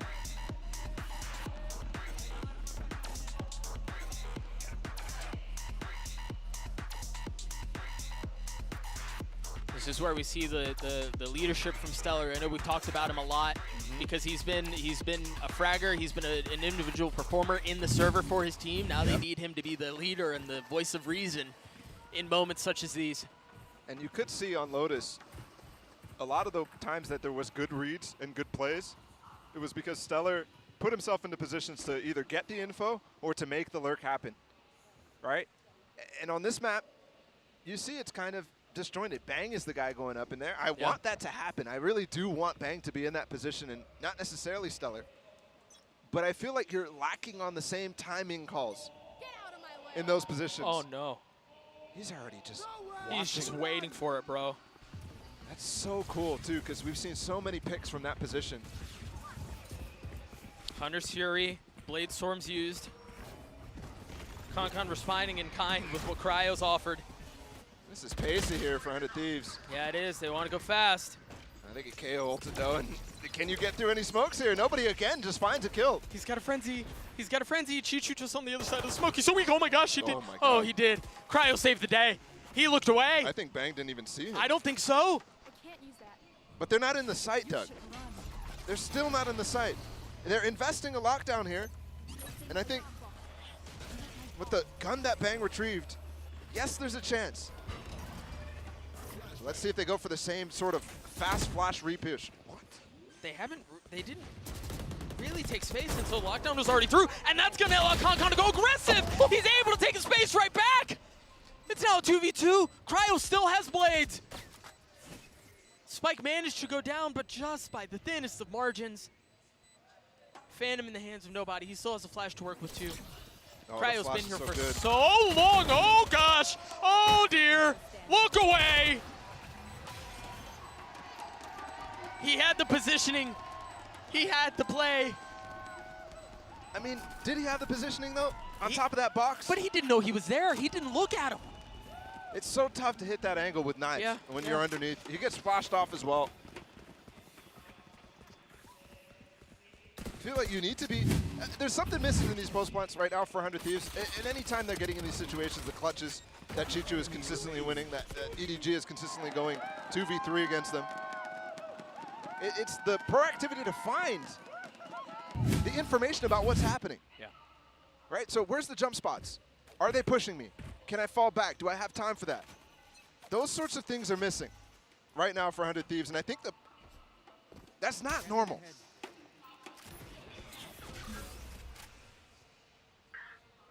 Knife tagging Cryo. I believe he was the only one revealed by it. And And they're certainly not being quiet about where their position is right now. They've used a drone, jumping through, trying to take some space art. You got Asano, who still has his fault line too. Oh, nobody. Risky there. I guess with the smoke, he's happy to jump in and rotate back on the site, make sure that Haodong's not left all alone. What a brutal one-way to have to work through. Well, they got the tools for it. Flash, stun. A drone already spent. Dart potentially from Derek as well. And there it is. It does land in there. Crowd dashes on. Smoggy just leaves it again. And I mean, they already got a lot of art control earlier on, so this space doesn't really gain them much with 40 seconds left. It's going to be an A split. And it's going to be another opening kill for EDG. But there's also no smokes on this hit anymore. Bang is gone. 30 seconds left. Nobody going to be the first line of defense. Turns a flash, turns right back and takes care of Asuna. You got Smoggy helping out from just around the corner too. The spike trying to go down and does. Numbers still heavily in favor of EDG, and it doesn't seem like it's going to be getting better for 100 Thieves anytime soon. And the planter there just got pulled and executed from Haodong. Stellar against an op, he has to hold on. Cryo can't really hold the line for him. No. He's letting him cross. Stellar's getting pinched. Oh, but he makes it work. Oh, he goes for a second. He is able to get two, but ultimately falls. Doug, they're crumbling. Yes, they are. They're crumbling. It's not in a disastrous way, but little things here and there. Bang getting picked early there. They still get on the site, don't get me wrong, but there's easy picks. Once the plant is going down, they're fighting for free. Just casually, look at that pull. Not only did the planter get seized earlier on in that, but then he gets pulled. There's so much harassment going on too. It's starting to feel very, very disjointed for 100 Thieves. I mean, on the execute there, normally it's kind of crisp. Normally there's things going together with them. Here, the aftershock's going back sight. The flash is not really flashing anybody in.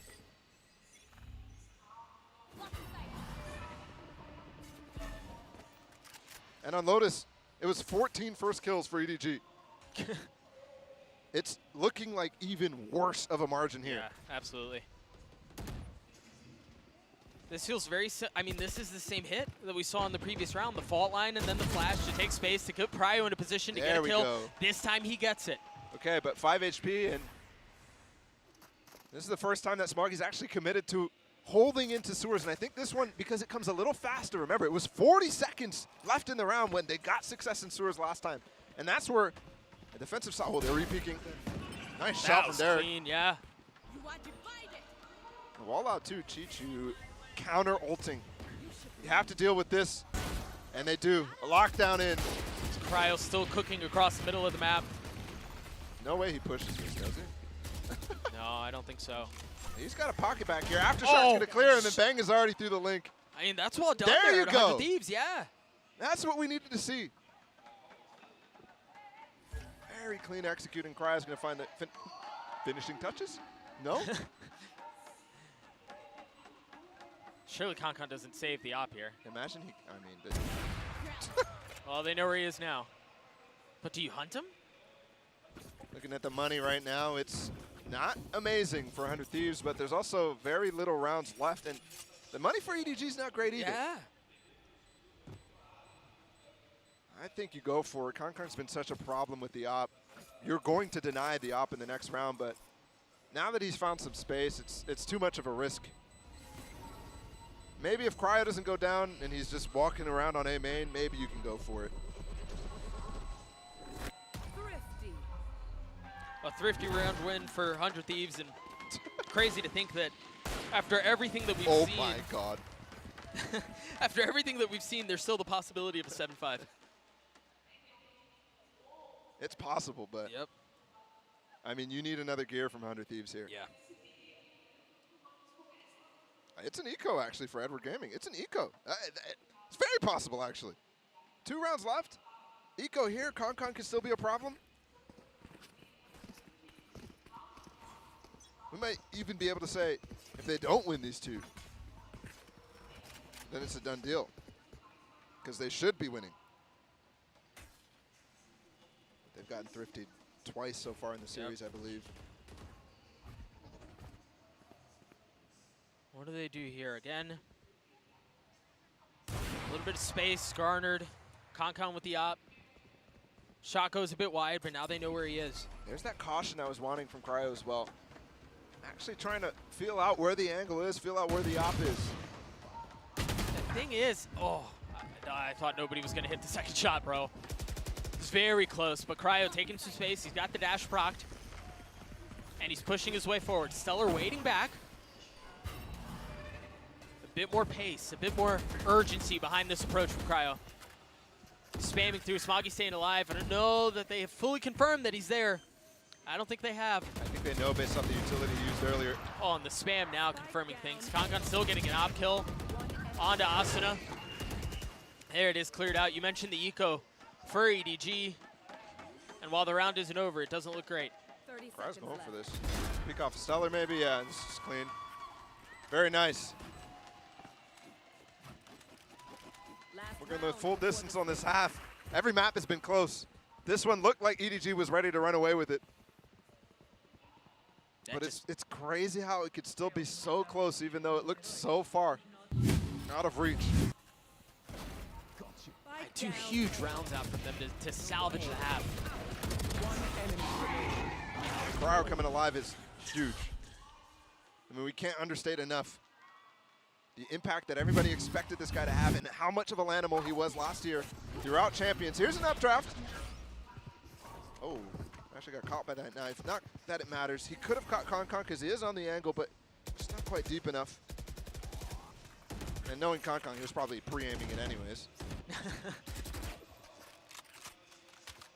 It looks like, again, we're going to see some of this mid-control from 100 Thieves. Perhaps into Link, as we've seen before. The interesting thing is, I mean, EDG have kind of been comfortable giving up some of that space, to be honest.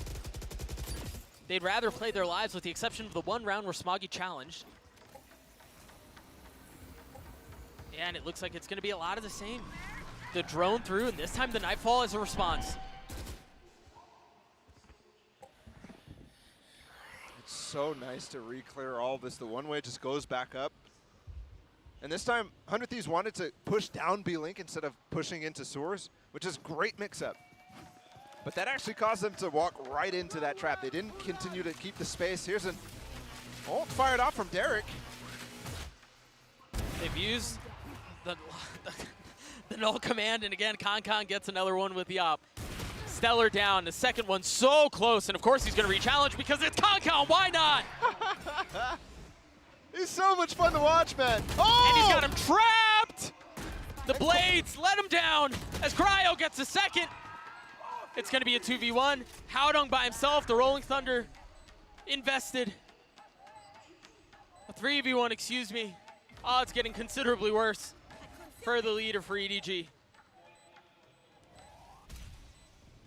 Flash in his face, tries to turn it, no real pressure yet. They're just waiting for him to tap, and then they can pounce. There it is. You start to see the utility come through. Cryo's going to be the sacrificial lamb to check it. And he's the one who gets the kill. Again, for as dominant as EDG looked in the first half, for us to get to 7-5 feels like a small miracle. Yeah, that was beautiful from Cryo. He was even pulled in that situation where Concon dashed on him. And that was a guaranteed stun, so good on him to just jump in that smoke. Again, a 7-5 lead for EDG. Take a look at that one more time because Concon has just been, He's a psychopath. He's just I just automatic. love the pull, though. That's so beautiful. He could easily have taken and switched this round up. Yeah, 100%. But either way, they hang on to a narrow lead, a lead nonetheless.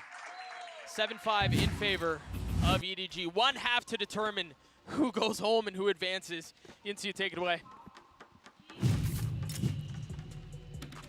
Thank you very much, Dark and Bala. This is a lifeline. I feel like it was all over for 100 Thieves in the beginning, but Brand, they do have a chance to get back into this. Yeah, I think they've made this a much more respectable half with the 7-5, but holy mother of God. I mean, Chi-Chu just absolutely, I don't know, just channeling an entire country behind him with some of these plays. This guy was popping off with the clutches. It is so difficult to play against a player that's pulling out stuff like this. It's just the Midas touch. Look at this pistol round, okay? So there's some, you know, it gets down to this situation where he's in the 1v2. That is just unwinnable. The 1v2, and then Chi-Chu also wins the second round when 100 Thieves force into it. just going crazy, and then he wins round 6 that was another as one. well This in one. an insane clutch. This one's ridiculous as well. Knives out, gets onto the fuse, hears him being pushed as well, gets the gun back out, takes the fight, and just has, I think it was like 0.62, just I think with the timing. Midas touch. Shishu is out here, just everything that turns to gold when he looks at it. It's absurd. He's just having an absolutely great run this game. I mean, he's swapping flawlessly, seamlessly between creating chaos and swapping immediately back to maintaining discipline and just keeping them on their toes. They don't know what to expect from him, and he keeps repeatedly catching them off guard. I would be scared if I have to play against Chicho right now, I'm not gonna lie, but you guys touched a little bit on Cryo before we headed into this map. Finally, Don, we got to see that jet. Finally, we got to see that jet off as well. What did you make of his half? Oh, I love seeing it, but I think that his impact so far on the attack side is not going to be nearly what we're going to see on the defense half. I think that Cryo's jet up on the defense is really what's going to push 100 Thieves over the edge if they want to win this map. Yeah, I think that's what we've seen so far from Pearl being played, honestly. That defense side so much more favorable to those jet players. I cannot believe I'm about to say this, but if 100 Thieves, they don't bring it back, they're going to get eliminated first round. I can't believe this, Doug and Bala. Let's jump back in and see if they can do it. Sue, I'm not gonna lie to you. I can't believe I can't believe it either. That's how tongue-tied I am.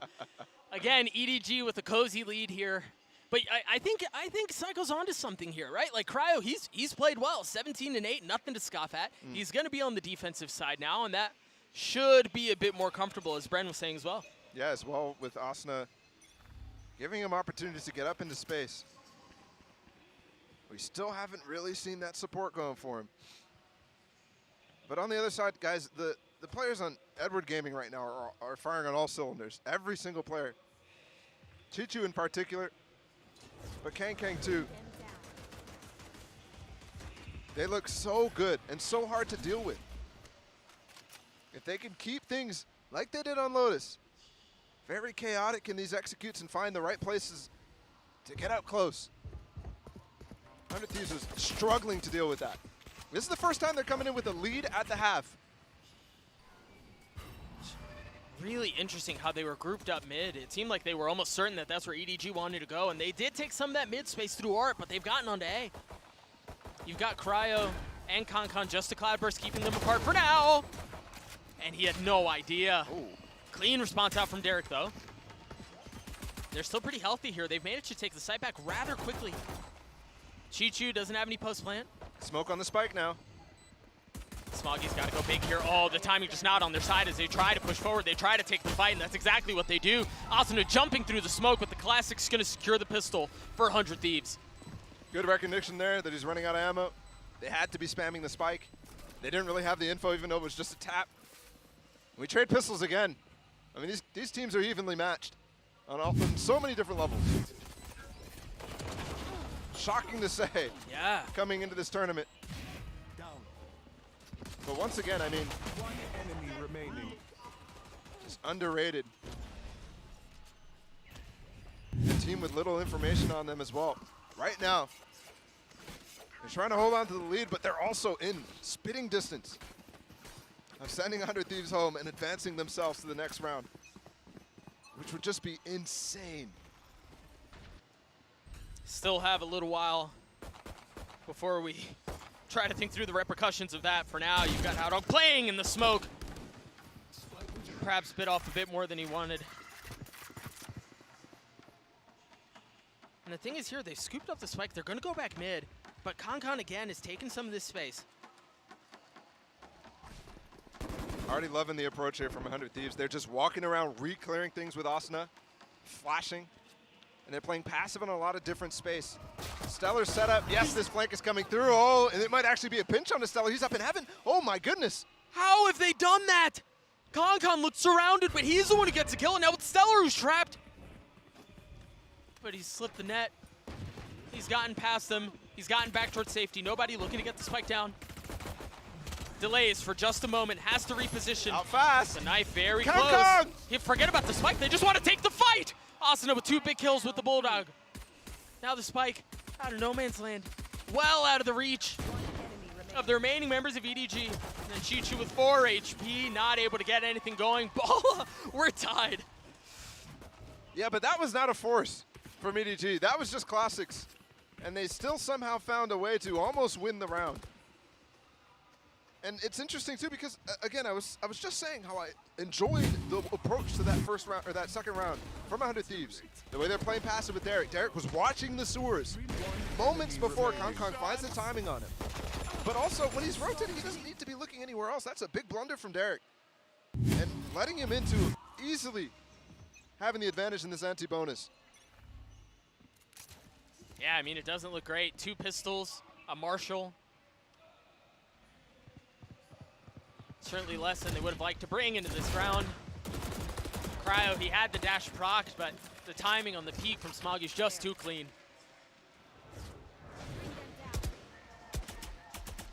And this is where that approach starts to fail. When you start losing players instantly, it's really hard to continue the approach, right?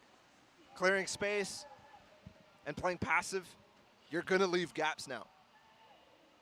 EDG just has to find them. They're going towards Bang right now, and that's the only player with the rifle. So potentially the wrong choice. But so much utility being thrown at him could be really difficult for him to deal with. And Asuna is in position to actually use a fault line and could pair it up with that grab well too. So clean. I mean, even Konkon just being just outside of the bit of utility invested. Gets out onto the site. Chichu with the molly at his feet still cleans up Stellar. Spike now down, and remaining members of 100 Thieves, again, they don't have much as far as guns. Bang and Asuna, the 2 who were initially supposed to respond, the first 2 who should have taken contact, still alive. One more kill here, and he has Astral Wall. Oh, he has Astral Wall now. Trying to find a good gap. Yes, this is a really good gap behind this. Chichu trying to spam through it. There's the pull, though. It's going to bring the diffuser off inside the wall. They still have some time, but it's not much. Bang's heroics are going to have to be outrageous. He's gotten 1. That's all it's going to be, but boy, was that close. EDG take the lead right back. Interesting choice of wall from Bang there. To be flush with the spike rather than just walling off Art. And here you were waiting for Asuna. He used his Aftershock to clear the back of sight there and waiting for Bang to swing him. It took a long time, and Bang took a lot of damage there. That might have made the difference in his clutch attempt. Yep. It was just a classic on the other side, yeah. Cryo's got the op here. Down B-Long, we haven't even seen EDG like be interested in B-Long at all at the beginning of the rounds. It's been all up the gut, man. It's been all up the middle.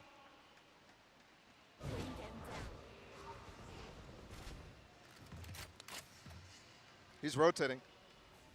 I think right now they're pinging over towards B. I'm wondering if EDG has some sort of inkling about where the op could be and charging Chichu to try to figure it out. Another hit up the middle in this 1-3-1 setup. Chichu's shoulder there should confirm that the op isn't there. Exactly, and that's where the pivot is coming. He just jiggle peeked down B-Long, and that's the call. Yep. EDG members are rotating back. There's the drone. But it's only one, and it's only the Viper. Nobody from 100 Thieves is moving an inch. And I'm sorry, but there's not much retake utility here really posed for them. So if Derek gives up a B-Long plant, this round could be done for. I mean, they're starting to rotate now, but it may be too late. It's really just Asuna who's come over now. He is 1 point away from having the Rolling Thunder, so a kill here makes a big difference. But again, on B-Long, when you've got so much space that you can deal with. Oh, good. Utility there, Shock paired with the Aftershock, trying to get the plant not down. 20 seconds right now. They're delaying it until everybody's here. Haodong trying to get around him. It's not planted for B-Long, so Derek's big success here. Huge killer from Asuna, and there's the Rolling Thunder that we mentioned. Do they take space with? No! Konkon wasn't hit by it! He was backside, avoids the ult, stays alive, and he's still backside. Oh! Tiny mistakes like that, I mean, if you can even call it, that makes all the difference. And it's Cryo walking in with his back turn there. Nobody interested. And looking at the space that wasn't hit by the breach ult. Or maybe it was cleared by just the timing. That is the closest of margins too. He gets the opening kill, and it's Cryo of all people, right? The tip of the spear for this 100 Thieves side, and then there's just nothing else that clears. If he stays back there, he gets another kill. Finds so much value out of avoiding that ult. It's huge. Down to pistols for 100 Thieves here. And they've been on the back foot all game now. They've got to find a magical round. EDG on the verge of 10.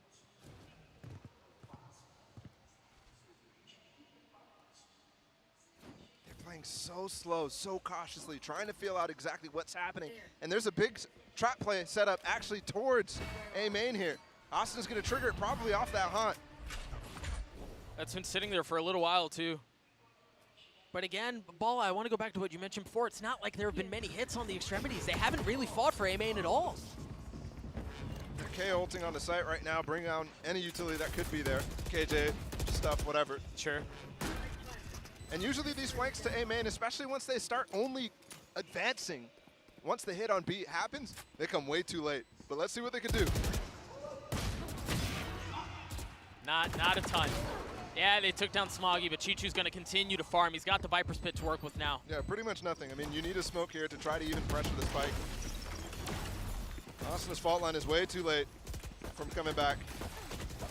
I mean, they can play this so beautifully. EDG can. They have the weapons. They play off distance.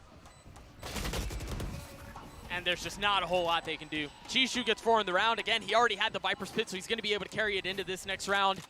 A 3-round lead, and it's getting late. 3-round lead. 3 rounds to go for EDG. Final timeout here for 100 Thieves being called. And they've got to discuss it all. How to make it through 6 rounds potentially. It's been painful for them so far in this map. EDG's been in the driving seat for creativity, for setups that are really working. Individual performances. Individual performances. Yeah, they've had it all. I'm looking right now too at just the scoreboard right now. For Cryo 17 and 13, we've barely entered this half too much. I mean, we were 6 rounds in actually. And it hasn't really had that impact that we were looking for at the halftime desk, where we're looking for defensive op being really, really much more valuable. Didn't he have 17 kills at half? I think he might have, yeah. Yeah. It's either 1 kill or 0 kills. For him to be what people expected to be the win condition on the defensive side, that's very lackluster. Yeah, and it's interesting too, because I think the tail end, when he started to cook it up on attack side, he was dashing in using the Vandal, really being a part of the hit rather than being the passive element that he's been. But when he has had this op, remember, it's just gone be long, and he hasn't found them. They're not mixing up and varying the setup too often here. Updraft here. We saw Cryo go for this. Didn't find anything, and there again, it doesn't find anything. Bang just ducks away. Cryo taking a lot of space down B long. They called smoke. He can challenge for sure if he wants. He has to challenge, honestly. This A main hit is maybe coming faster than we expect. Yeah. Nightfall in. Kankang is going through. He's got the blades. He's got a Vandal too. Oh, he's spammable here. The spike still hasn't made it out onto the site. It's still by A main. I mean, there's so much attention drawn towards Concon, but the spike still isn't there. Not a pivot being called. The pit invested onto Art. That's pressuring Stellar right now, but there's the spike. They're not getting it on site. Oh, the dart. Kankai's got a break. He's tagged. He's gone. And the spike is still out of reach. The problem is they have, well, I thought they had enough room to work with around the pit to get the spike back, but no, there's just enough of a gap for Smoggy to fall. And finally, it seems like a decent hold from 100 Thieves. Better than decent, flawless, as 100 Thieves get to 8. There's just no follow-up there from anybody from EDG to get with Concon. So he is completely, I mean, he gets tracked by the drone too. I think a lot of things go wrong for Concon as well to get the space. There they are. Just swag. Spike spotted. Eric and Bang with a really good reclear and holding of that left side. I would have liked to see more players flood into that pit and try to take the fight to Stellar, and then you still have time to pivot. So we'll go for EDG's first timeout of the game here, of the map. After 1-round win from 100 Thieves. And when you're put in this situation, right, when you're so close to I mean, quite frankly, before this series, what everyone would have said was an upset of this caliber. Yeah, you call a timeout after 1-round win. You make sure you've got everything figured out. Oh, yeah. And again, they have 2. All right, this is only Yeah. their first, so Yep. they don't even have to worry about what 100 Thieves had to do. The problem here is, Des was talking about it, big success from 100 Thieves out of the timeouts, especially on the first map of Icebox. No matter the coach change or anything, they've just given the opportunity for 100 Thieves to talk about it. And I would like to see a setup switch from 100 Thieves. I would like to see Cryo go somewhere else other than B-Long. Maybe get a pick through double doors, maybe get up A main, something like that. Well, I have But bad news. this might be the first time they actually challenge and belong. Kongkong's got the op. Head-to-head is possible. Here's a stun as well from Asuna to give Cryo some space. That's exactly what it does, and he takes that space. The dart, too, everybody's rotating off. Now, I don't think they knew that Cryo took the space in the previous round. They had rotated off before he got here. Shot goes just a bit wide. He backs right on up. Yeah. He goes way deep. And here's the problem here. Now he's behind the Viper wall. So if they do choose to pivot back towards him, could get dangerous. And also with that Viper wall potentially being cycled at this time, no, they're using the orb instead in mid. That could deny information from them down belong. Yeah. And force a rotate. Derek's just droning it out right now. That puts Cryo back on the angle, but Asuna's really unsure about what to do right now. And also worth noting that Derek's not going to have that drone for the rest of the round. Such an important part. Such an important piece of utility. Oh. Found a gap. Konkon saves alive for now. They got the the Hunter's stun. Fury. That was so close to working onto Konkon, but he dashes away. He's actually gotten space in the sewers right now. They're hitting the A site still, though. Bang left alone. Asuna still has flashes for him. There's also an ult from Stellar. Util dump from Asuna. Nobody having to reposition. Spike still in hand. 20 seconds left. Op shot not landing from Konkon. Takes a slight step back. This is going to be straight up 5v5 for the site. With 13 seconds left, it's going to be chaos while Stellar has his ult to work with. The spams through the wall. Konkon's down. Nobody is as well. Slow it down now, 100 Thieves. You've got Cryo in a great spot here. And it doesn't seem like it's going to pan out. It's not going to matter. Cryo isn't even going to have a shot to do it because 100 Thieves have pulled them back on their own. There it is. Out of the timeout again. 100 Thieves are the one who reaps the benefits, and they've actually put EDG in a space where their economy is not the greatest. And it's flawless too, Prime Gaming.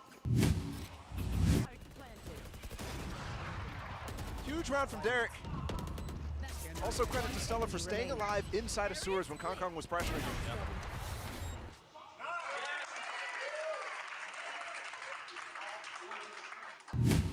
Cheers from 100 Thieves and their watch party back home. And for good reason, too, because honestly, it seemed like 100 Thieves were in trouble. But these last 2 rounds have been so big. You mentioned the economy for EDG. It's not great. Cryo still has the op. Still playing down belong, though. They haven't looked nearly as dangerous on these types of rounds on this half. With that orb, actually, I think they can creep into sewers. They'll break the alarm bot anyways. And finally leaning towards B. I think this is where they've gotten the most success here for EDG. They've been really relying heavily on A in the past couple of rounds, and that's been costing them. But look at this setup. Cryo here, Stellar here. What's interesting is it seemed like the spike was going towards A, and you still got nobody trying to take some of that space A main, perhaps try to draw a rotation. They might have baited them in close. It doesn't matter, though. Stellar gets the both of them. Huge kills out from Stellar. The third there, too. And that wall timing coming down was because Stellar killed the Viper. And it caught Howdon completely unaware as well. They've re-cleared Long B with a dart. And they've got full control. Nobody, moments before that sequence happened, was flashing out of the smoke against Bang. So they know his position as well in the last 20 seconds. 30 seconds left. They're going to try to at least get the spike down on A. try to get some credits here, but yeah, this round looks pretty secured. Again, you see the utility usage. Smoggy's able to take care of Bang, though. But there's still so many things they're going to have to deal with. Not even really able to get spike plant money as we're tied at 10. Just a ridiculous series. What do you say, bro? First half, I thought for sure EDG was going to batter 100 Thieves on this map. And then the beginning of this half, too, it looked for sure. Yep. These teams are so even. Within 4 rounds of the first 2 maps, both times. And now, at least within 3, but I mean, we could see overtime for sure. Oh, at this rate, absolutely. Note Smoggy has his ult, as does Bang. Cryo this time in a very different position. We've talked so much about him not getting a ton of value down belong and how it seems like EDG seemed to favor the middle of the map. Here he's holding down double doors. It's not easy to get that flank off, but Cryo's definitely somebody who I've seen find success with that. They use the wall to pressure towards A, but they're actually running into Cryo right now in sewers. Cryo knows, but he's surrounded. He gets away, though. Yeah. He's got help from Stellar, too. Great opener. Oh, EDG right now looking completely scattered. Howdong looking to find something to do. He could flank Stellar. This turret is really deep. Just trying to catch this cross on the screens. Yeah, the hit's going to end up A. 100 Thieves have a couple members here as well. It's the same approach as last round. One person trying to sell a fake. Yep. Or at least draw rotates, something, anything. With the amount of noise here, they are drawing rotates, but there's barely anything happening on the site, and Stellar cleans it up, too. It's working. They hear the plant. Between the plant going down, Howdong falling, yeah, they've understood that it was all a ruse. Nice timing out from Bang. It's a swing, get the kill under Chichu, a 5v2 here. Yeah, and the spike was planted, but again, it's just so difficult for them to get back into this thing, but nobody trying to push the pace. Smoggy gets another. 2v2. How have they gotten it back to this? How have they gotten it back to this? Nobody with 3. It looked so safe. It looked so secure. But EDG snatched the lead right back. That's a, what is that, a 2v5? Yes. Oh my goodness, that is back-breaking. Economy's still good for 100 Thieves. But Edward Gaming on the verge of going up to match point right now. And looks like they want to challenge Cryo fast this time. There's no stun for him to take this space. Cryo's alone in Belong. And he's taking a real aggressive angle, too. By himself. He can't dash, he can't dash. Nope. So he's just praying that he doesn't get spotted. And yeah, he's able to get one. How much more can he find? No, nothing. That res should be pretty easy to come back up as well.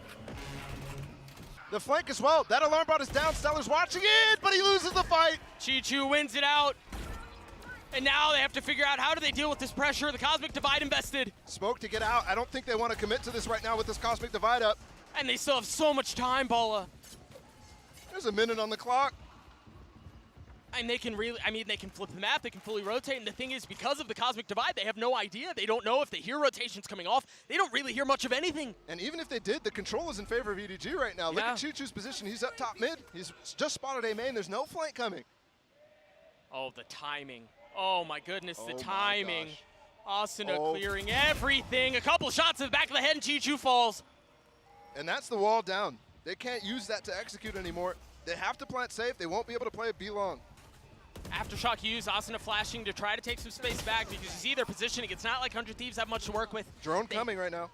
And with 25 seconds left, all of a sudden the conversation changes. Yeah, they can't go back A, but they're going to try. It's a foot race. There's a turret. Oh, Stellar's dead. They can get all the way through A main. 14 seconds. I'm not even sure they have time right now. They very well may not. It's a sprint all the way there. 6 seconds. What? What? Forget about the time.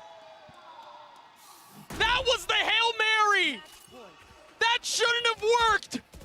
And that gets EDG to series point. Run that back. How did that just happen? I mean, I think 100 Thieves thinking, okay, There's only 20 seconds left. What are they doing? What are they doing? What are they doing? Let's investigate. And KakaN just kills them all. Oh my gosh.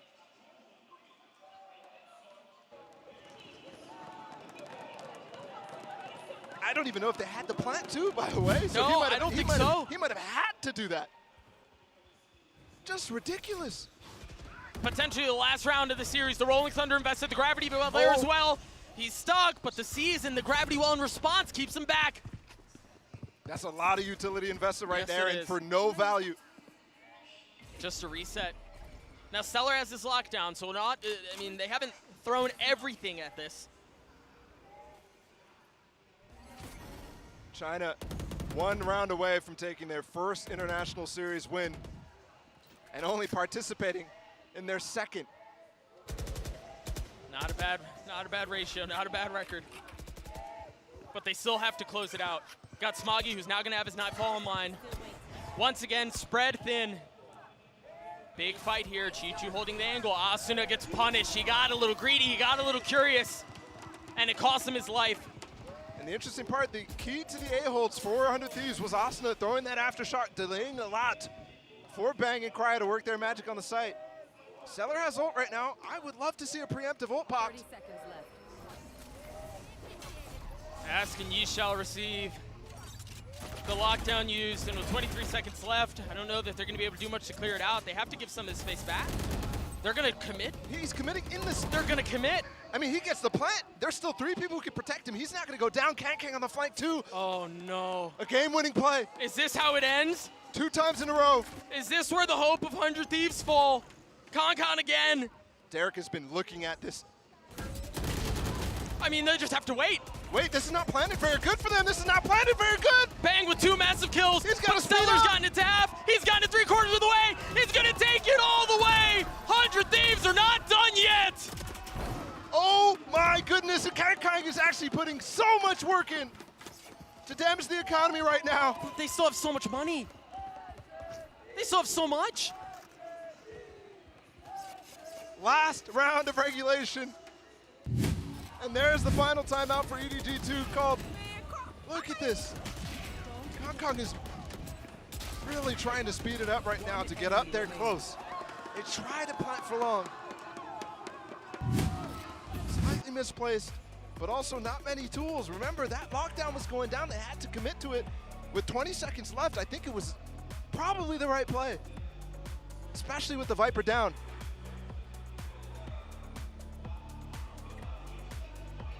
So much to talk about in this halftime. Not in the halftime, in the timeout. And just a minute to cover it all. Chi-Chu's got the, I mean, in terms of ults, it's kind of simplistic. Chi-Chu's got his. Derek is 1 away. And that's basically all that's going to, outside of KakaN's knives as well. You cannot let Edward Gaming get on a site here. You can absolutely not let it happen. So all eyes to me look to Cryo on that B-Long angle. For the first time, I'm going to say he must go to B-Long. And he's not. It looks like he's headed A. Well, for Edward as well, the decision is not clear, right? Right, yeah. Because Cryo has been playing B-Long. But my idea here would be to push down B-Long, get that ult down, and all of a sudden it's a really, really tough spot to retake, especially because Stellar just used his KJ ult. And we've got a tech pause. Keep it in suspense. What a game, what a series. I mean, the tech pause. The tech pause feels bad. Just a little tease, no? I mean, but the players just having to sit in silence. Yes, on the side of a timeout, but just having to wait this one through.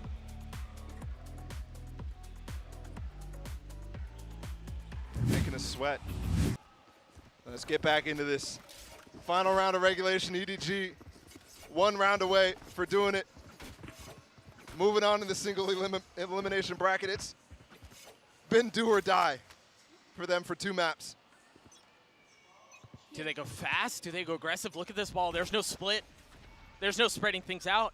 This stun makes it look like they're going for that A main control, so there might be caution here from Edward Gaming. I don't think they've made a hit like this This looks very concerning. The wall goes up, the Prowler to take some space.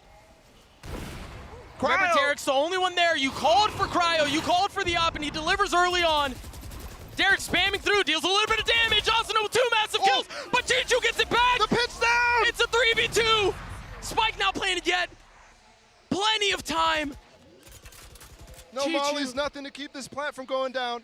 Derek's Hunter's Fury not at play as he's dead. Smoggy weak. EDG looking to deal a devastating death blow to 100 Thieves. 1 round to decide it. It's almost all on the IGL right now. No way! He's gonna get both. He's gonna get both, and he does! Overtime on the books.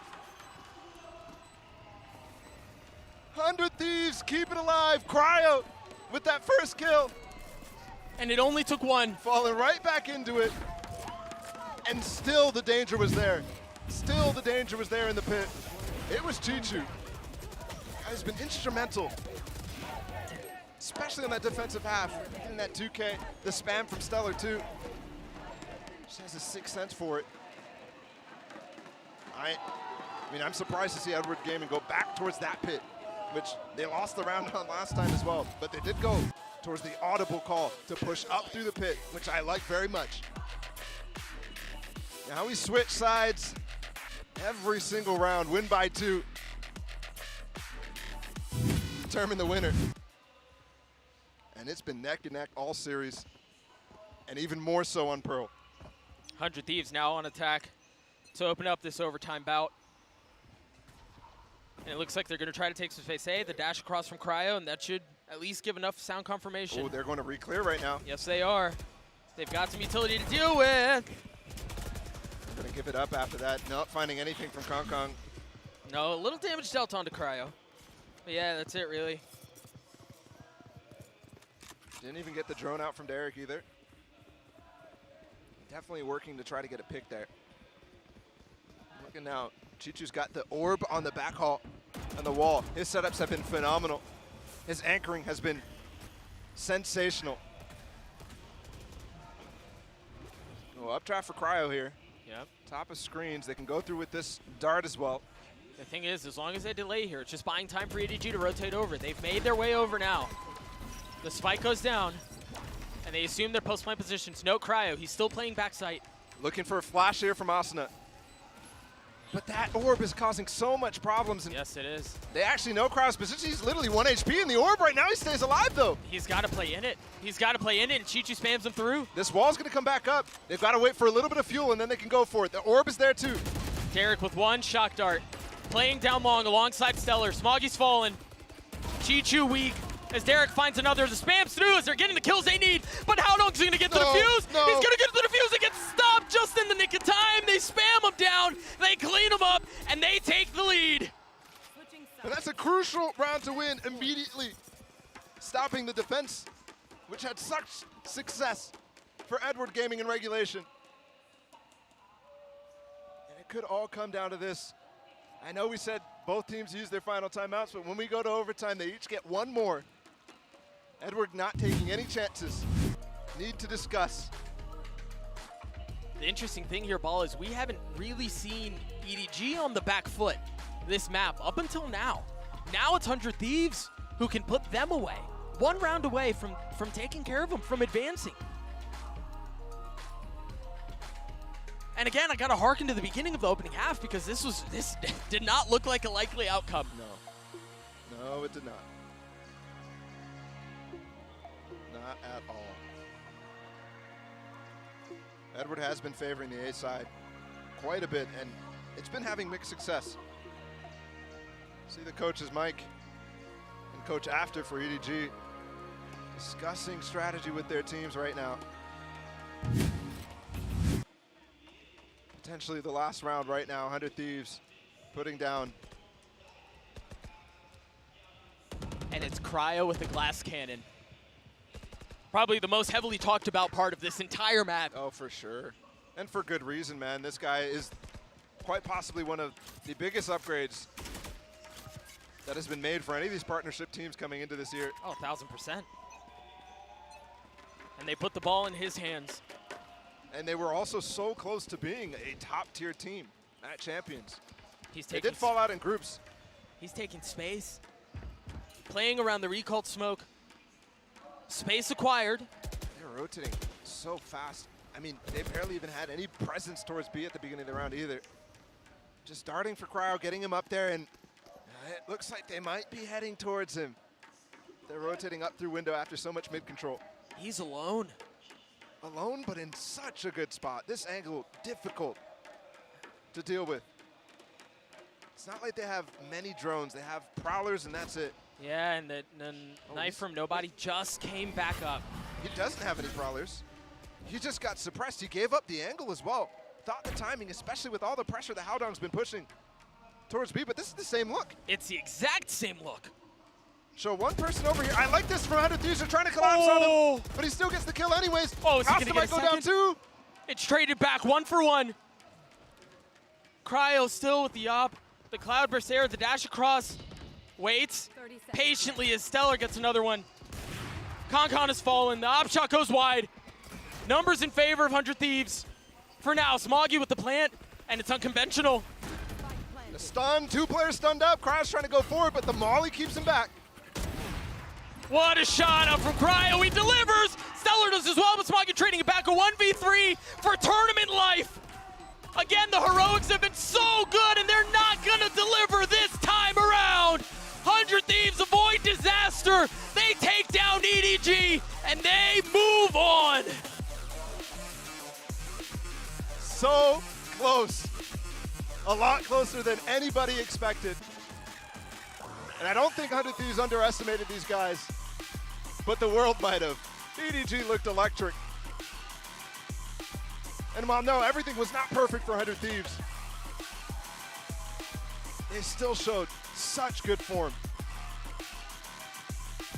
and composure. And EDG have to walk with their heads held high after winning the first map here. Or the second map, excuse me. Still, great success for them. They take about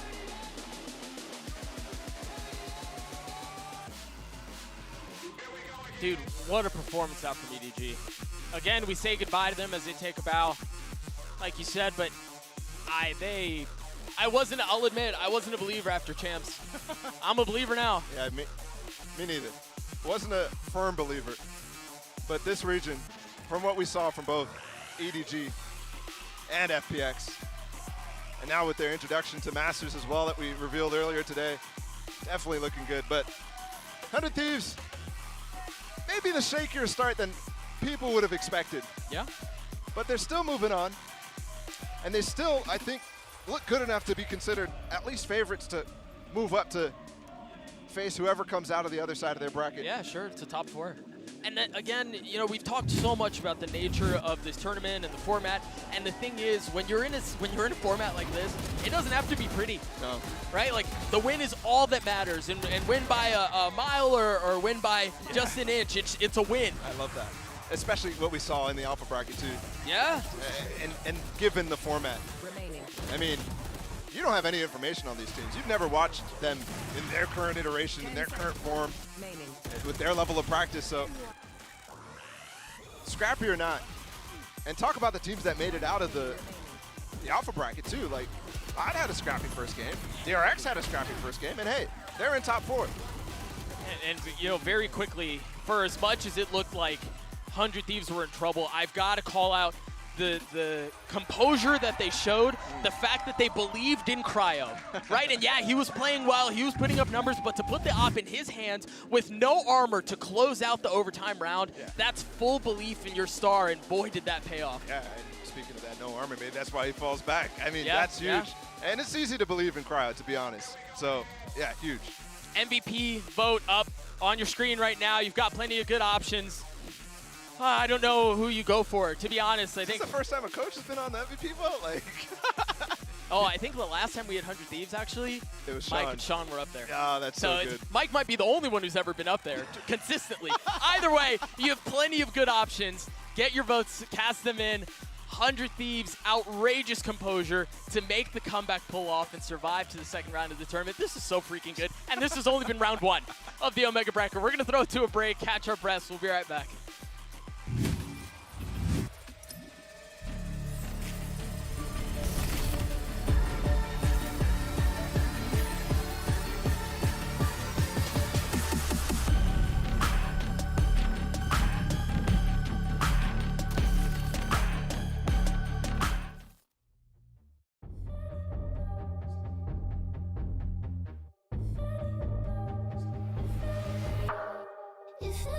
goes, and why won't you come to me? Wrote you in prose, but you never seem to read. Guns in my heart, and monster in the streets. I let you know.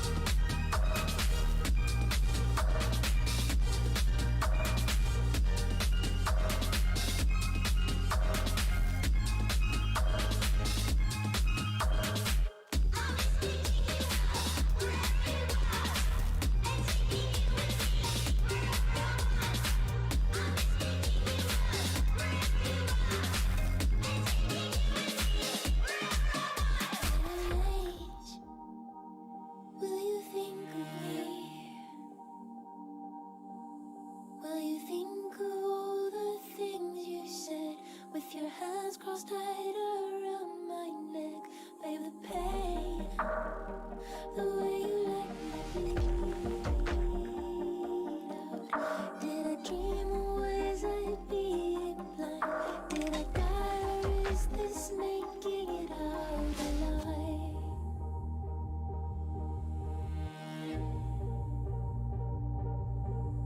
Did I dream or was I being blind? Did I die or is this making it out alive?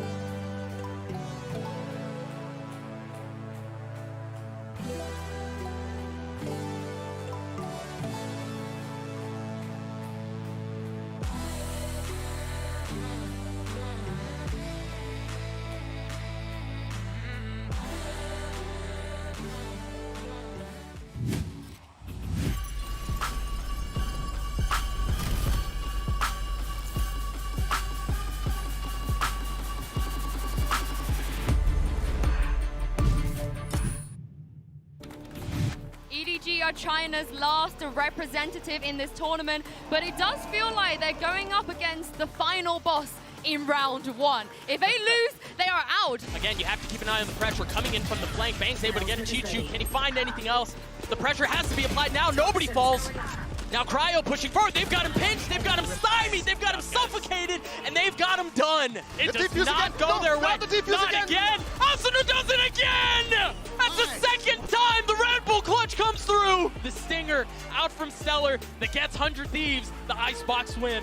Edward Gaming with definitely some bite to them, though. What's going on right here? Now you've got the neural theft. Asuna playing around it. Chichu still hasn't been cleared. Chichu's gotten 2. Chichu gets 3. How does he get away with it? Unreal round from Chichu. I just can't kill these guys. They're just too good. Cryo's gonna hold it. Oh, the spam through. He stopped him. It's all on to Chichu. Can he hold him back? Yes, he can. EDG take Lotus and send us to Pearl. I mean, they can play this so beautifully. EDG can. They have the weapons. They play off distance, and there's just not a whole lot they can do. It's just so difficult for them to get back into this thing, but nobody's trying to push the pace. Smoggy gets another. How have they gotten it back to this? Nobody with 3. It's almost all on the IGL right now. No way! He's gonna get both. He's gonna get both, and he does. Nice, boys! 100 Thieves avoid disaster. They take down EDG, and they move on. Welcome back, everyone. That was the Prime Gaming post-match highlights. I'm back with Bren, Psycho, and Saisho once again. How are you guys doing? You okay? You good? No, I'm not okay. You good? I'm not okay. Yeah, I mean, that was just an unbelievable series, just from beginning to end, I think, as well. I mean, we were talking about the parallels of, like, Edward Gaming, a team that, you know, these guys have got that experience from playing at Champs. They bring it over here, and they go toe-to-toe with, you know, one of the teams that we were talking about as one of the potential favorites. I mean, they almost had that. They did. It was right in their fingertips, and it just slipped away barely. I mean, they look so phenomenal this map. All series, in fact. I mean, shutting down Asuna, shutting down Cryo early on, but, you know, they just let it slip away. 100 Thieves managed to mount that comeback and bring it home. There were some absurd rounds. I thought EDG were winning it when they were up like 7x at the beginning of the half. I thought they'd won it in round 21 when they pulled off the 2v5.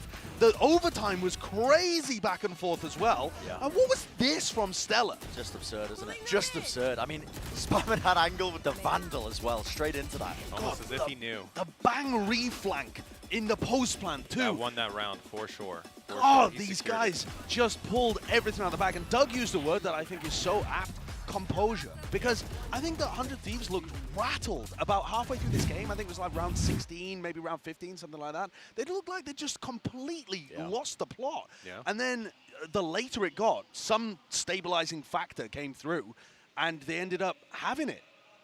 Yeah, I mean, the round that sticks out of my head was them winning that post-plan situation where they were retaking on B, and Kanghan's rotation was just a little bit delayed. Just a little bit late with that one round that was the turning point.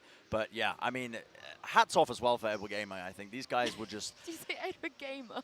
Edward Gaming. Edward Gaming. Listen, Edward Gamer, Edward Gaming, I don't know however they want to be referred. However Edward would like to be referred to, I'll call Edward anything. I'll call him Daddy if he wants with that Oh my performance. goodness, Bren. It's getting late. It's getting late. They really did test 100 Thieves, a team that we are coming into this saying is, you know, we've got such high expectations for. I think they could walk away from this as well, not only proud, but they've walked away with this with even more experience and looking scary heading into the 2023 season. Let's talk about that. Before we saw 100 Thieves, you guys all said they're definitely one of the favorites. Do you stand by that after seeing what happened here?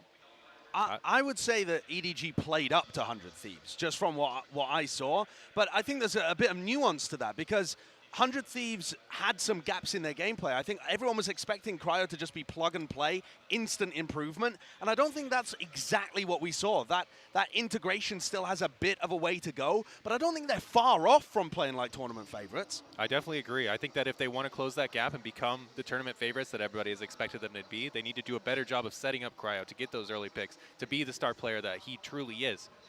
Yeah. We did not see that from them today. Well, before the break, we asked you guys to vote for the player of the match. The votes are in, and you guys at home have chosen Stella. What a series he's had as well. So worthy. But I'm a little bit sad about Chi-Chu. I feel like he should have snuck himself into that. Just into the MVP for the match 3. I mean, this is well-deserved, though, for Stella, because there are few tests, I think, in your career as a young IGL player where you're really going to be tried in this kind of manner, where Edward Gaming was setting the pace. The tempo was at their level with the chaos. They're a quirky team to play against, I think. They are not like your usual opponents, and that is a hell of a test for Stella to try and overcome, but I think he proved more than up to the task in many, many moments. Yeah, Stella this whole offseason has been wild. His fragging has been out of control, totally different player. So that might well continue as the tournament goes on. Well, for more on this match, let's send it over to Doug, who is standing by with Cryo right now for the Verizon post-match interview. Thank you so much to Cryo. My heart is still going crazy. I saw Mike's and James right after, and there was all smiles, and Mike's even showed emotion. But you are like cold and flatline. How do you, in the face of all of these expectations of this team, all these expectations of you individually, how do you maintain composure through a series like that? I guess it's not really shown on the outside, but my heart rate was pumping up towards the end over there. But yeah, I just try to control as many factors that I can to help my gameplay. I try not to get too emotional, because that could make it peak your performance. So sure. Yeah. Talk to me about expectations in general. Everyone is talking about 100 Thieves. The upgrade, again, with you specifically. People are talking about you guys for top 4, perhaps top 2, even a lock-in to win lock-in. I didn't do that on purpose. What do you say to the expectations? Are they fair? I mean, our team, we kind of treat all of our opponents the same. I mean, we're just going to take it one game at a time. Like EDG, they're a really good opponent. even if we had an off day and they had a good day, this match could have been like completely different. So we just kind of treat everybody the same. And I have 2 last questions for you, and they're very similar. So first off, I'd like to know, given what you just went through against EDG, defying expectations really, what would you say that you learned about your team after a series like that? I'd say that EDG exposed our kind of weakness on splitting up towards like late mid rounds. They kind of just like picked us off one by one. They kind of like double swung us when we were getting caught out. So we just kind of have to work on that, and we lost a lot of like key rounds in the beginning of the 3rd map. So yeah. And then the last question I have for you, again, very similar, given everything that you just went through, given the fact that the team continued to put the ball in your hands, get you the glass cannon op and OT to secure the series, what would you say you learned about yourself during that series? I'd say I'd probably have to work more on my reads, especially like mid-game. Try to read where they're going and try to like avoid their utility best I can. It was an outrageous performance. You popped off, especially when the team needed you most. Congratulations on the win. We're going to throw it back to the desk. Yinsu, take it away. Thank you very much, Doug. He looks so calm, so Yes. like relaxed. You know, he didn't just go through what he had to go through there. Yeah. On stage, he's more calm than the 4 of us. But also like a little bit reserved, right? Like talking a lot about their weaknesses and things that they did wrong rather than things that they did well. So I think 100 Thieves will come back from this match with a lot to improve on looking forwards. Yeah, no, I couldn't agree more with that one. I mean, that was a very much like a self-reflective interview that Doug was conducting. That was a therapy That was session. like, oh, so what can we tell? You know, can you tell me about your weaknesses a little bit more? Like, they were going deep on that. But listen, I mean, the guy was he was saying what they thought they did wrong immediately, which I think is a sign of, you know, you're a competitor that's looking to improve with every single match. I mean, that's almost everybody here. But yeah, I think good signs ahead should be at least for 100 Thieves that they're going to be able to improve upon their mistakes. I feel like we all learned something about ourselves from that series. It wasn't just cryo. But I'm not sure if you guys remember that, but there were 2 other games that happened today. This is the HyperX Reflex moment of the day, and cast your mind all the way back to the first match. And this was a banger as well between Team Vitality and Global Esports and the Sideshow. What a moment this was. Yeah, Twiston just getting set up for so many multi-kills. The collapse happening over and over again. Twiston was just having a field day. Yeah, I mean, this guy was just a demon, wasn't he? I mean, I keep hitting the same point as well, but he was saying in that one little segment, he's like, we don't have any star players, by the way, on Vitality. But, I mean, honestly, by the end of this event, depending on the trajectory that Vitality go, we might be calling some of these players star players. You know, players like Twiston just pulling off magic moments like that. Multi as well, just performing unreal scenes across the board. But, yeah, that was quite a special series. I enjoed that one. We still have EMEA teams. Thank God for that. Thank God for that. For now, right? Psycho, for now. For now. We'll see how it happens well, let's have a look at the bracket, because your team is going to be taking the stage tomorrow. Anything that you want to share to get us a little bit excited for that matchup? Oh, don't miss this match. This is just going to be an absolute banger. One way or another, somebody's going home, and their name's going to be Fnatic. Oh my goodness. You tell him. What do you think, Sideshow? Well, I mean, considering that Sentinels Fnatic was supposed to be, on paper, the best game of that opening round, and we just saw 100 Thieves EDG hit this height. If Sentinels Fnatic is any better than that, I'm going to have palpitations for the rest of my life. that was a banger match. Brent's just going to pass out. No, I might actually just pass out, honestly, either from just exhaustion and working these 3 match days, or from the match itself, I don't know. I'm just happy to be here to witness everything that is happening. that match was a treat. So. Yeah, it really was. But I'm gonna close this out so you guys can go get some rest, because you guys are all 3 of you are going to be involved in that match tomorrow. So that's going to be very I'm fun. playing for Sentinels. Yeah, you ready? We've been working hard. There's no way Fnatic I'm really is proud of losing you. then. Thank you. Yeah, thank you for giving EMEA the free win, Bren. But yeah, have a good night's sleep, everybody. Make sure you come back tomorrow for Fnatic versus Sentinels and T1 versus Furia. Good night, and we'll see you then. Will it be V for victory or GE fighting? 2 unknown commodities taking the stage. Unsure what we're going to get here today. Could very well be an absolute gigabanger, you know, especially with these 2 teams that are really just looking to try new things and grow here in São Paulo. Trying to contest this one in a 1v1, but Aaron, he has to stick it. The percentage play, he needs to try and get half, and it sets up Twiston for the easy slam dunk win. B split, a heavy take into B heaven. Sender scattered out cross through the choke point, but but no one is dealing with this guy. Vitality, they clean it up. Another day in the office for this team. So far, Vitality, that dark horse aura that's just been surrounding them. Looks like people weren't joking. Swinging through, no, and that spacing just not good enough.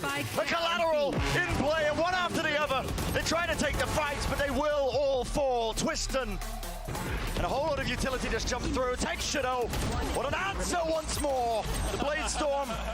That's what we've been missing. That is what we've been missing. Spike dropped down. Now to re-swing. Reset the aim. One after another.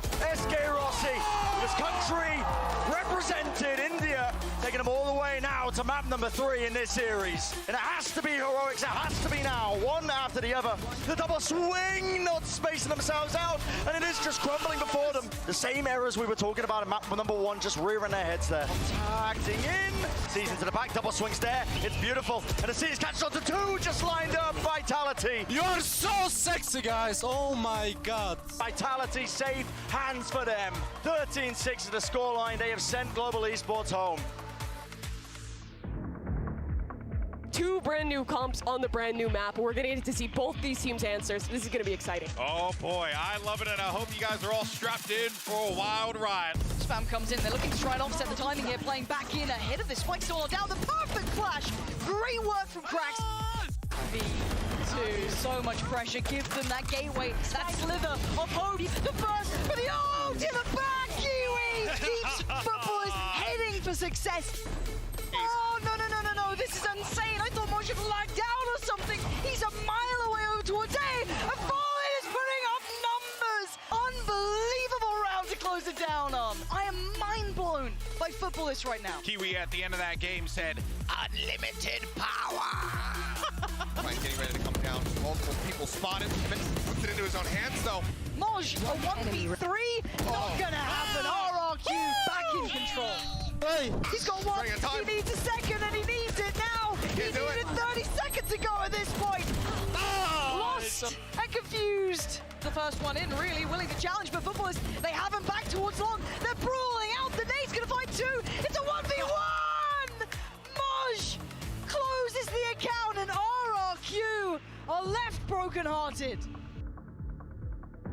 EDG are China's last representative in this tournament, but it does feel like they're going up against the final boss in round 1. If they lose, they are out. Again, you have to keep an eye on the pressure coming in from the flank. Bang's able to get a Chichu. Can he find anything else? The pressure has to be applied now. Nobody falls.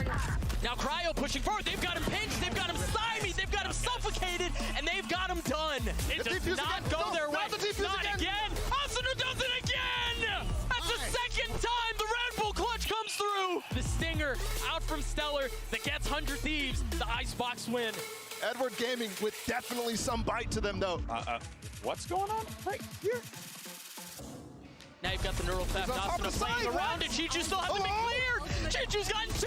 Chichu gets 3. Spike down. How does he get away with this? Unreal round from Chichu. I just can't kill these guys. They're just too good. Cryo's gonna hold it. Oh, the spam through. He stopped him. It's all on to Chichu. Can he hold him back? Yes, he can.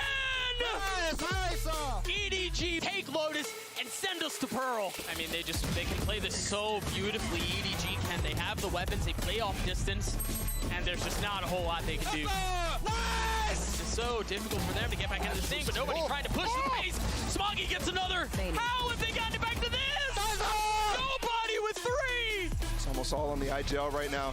No way! He's gonna get both. He's gonna get both, and he does. Nice, boys. 100 Thieves avoid disaster. They take down EDG, and they move on.